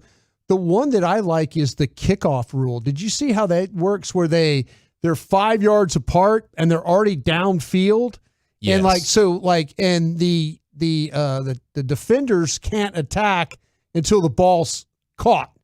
So now you have kick and you have the lines are 5 yards apart. So now you have just go and they just start battling. And then, you have, I think for safety reasons, that makes a ton of sense. Instead of having the kickoff team just sprinting down the field. Absolutely. Put them 5 yards apart and then let them. I think maybe you're a little bit too deep on, because you got to maybe give the returner a little room to operate. It seems like they were a little bit closer to the returner, but I like the fact that you don't have those big time collisions. If you're talking about safety aspects. Definitely. I mean, from a safety standpoint, and it doesn't really change the field position. You're consistently seeing these teams after the kickoff in the XFL with that different rule starting around the 25, 30-yard line. So it doesn't really change anything. And they could take one of these rules and put their own little spin on it. Maybe the NFL says, hey, a 4th and 15 for an onside kick. We want it to be even more challenging than that. Maybe they make it 4th and 20. No, 15's good. 15 feels good to you. Yeah, I mean, it feels good to me, but I think the NFL may want to tweak a couple of things. Even something as simple as the game clock that you're seeing on the screen has the milliseconds. Once they get under a minute, you see the milliseconds involved as well. And so it's just you could have a 0.2 situation here. Yes. Yeah. And so even something as small as that was like, yeah, I'd like to see that, especially with how many times there's an obvious delay a game and they don't call it. They give them like the offense an extra second to snap the ball. But I even like the just showing the milliseconds there on the ticker. But overall, I didn't watch all the games. I watched moments of some of them and then just went back and saw some of the things that they implemented. And I'm like, dude, the NFL should get all over some of these things. The extra point one, I think, is my favorite. Yeah. Like, why are we doing the extra point kicks? Because now in the NFL, they'll miss them. Yeah, they will. We've seen that firsthand. Yeah. But it's still not, from an entertainment standpoint, wouldn't we rather watch these offenses have to get 2 or 5 or 10 yards? Yeah. And again, it changes the math on the game. Scoregami. All the scoregamis and all the comebacks, no lead is safe. Yeah. It's kind of like the way the NBA is now, where no lead is safe because of the 3-point shot. It's the NFL's own version of that. The Battlehawks scored like 15 points in the fourth, all basically in the last 90 seconds of a game. Yeah, crazy. Yeah. It was a ton of fun. Josh Gordon, he did have 6 catches, 74 yards, and a touchdown for the Sea Dragons. There you go. It does help the Nooch that he's got Flash Gordon to throw to, who should still be in the NFL and probably still being productive in the NFL if it wasn't for all those drug tests that he couldn't pass. Yeah. Now, quite a few of those. Some people are saying that this guy should be drug tested, and we'll tell you who it is. And we need to give him his flowers. This might be the best 5-day stretch in American history. That's next. More G-Bag Nation, less commercials. We go commercial-free all the way to the top of the hour. Coming up next, right here on The Fan and the Odyssey app.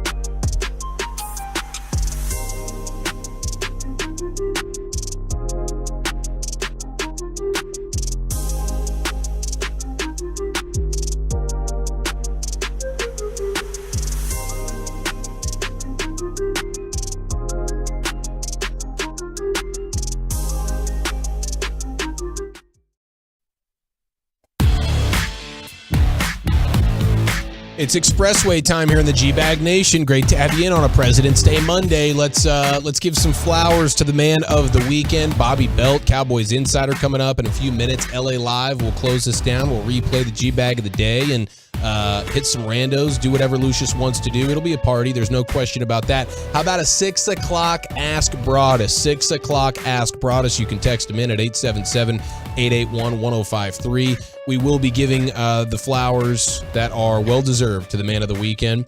But we had All-Star Weekend in Utah, and I guess Micah Parsons might have been there, or maybe he's just in the middle of nowhere, Utah, enjoying some relaxation and scenic views.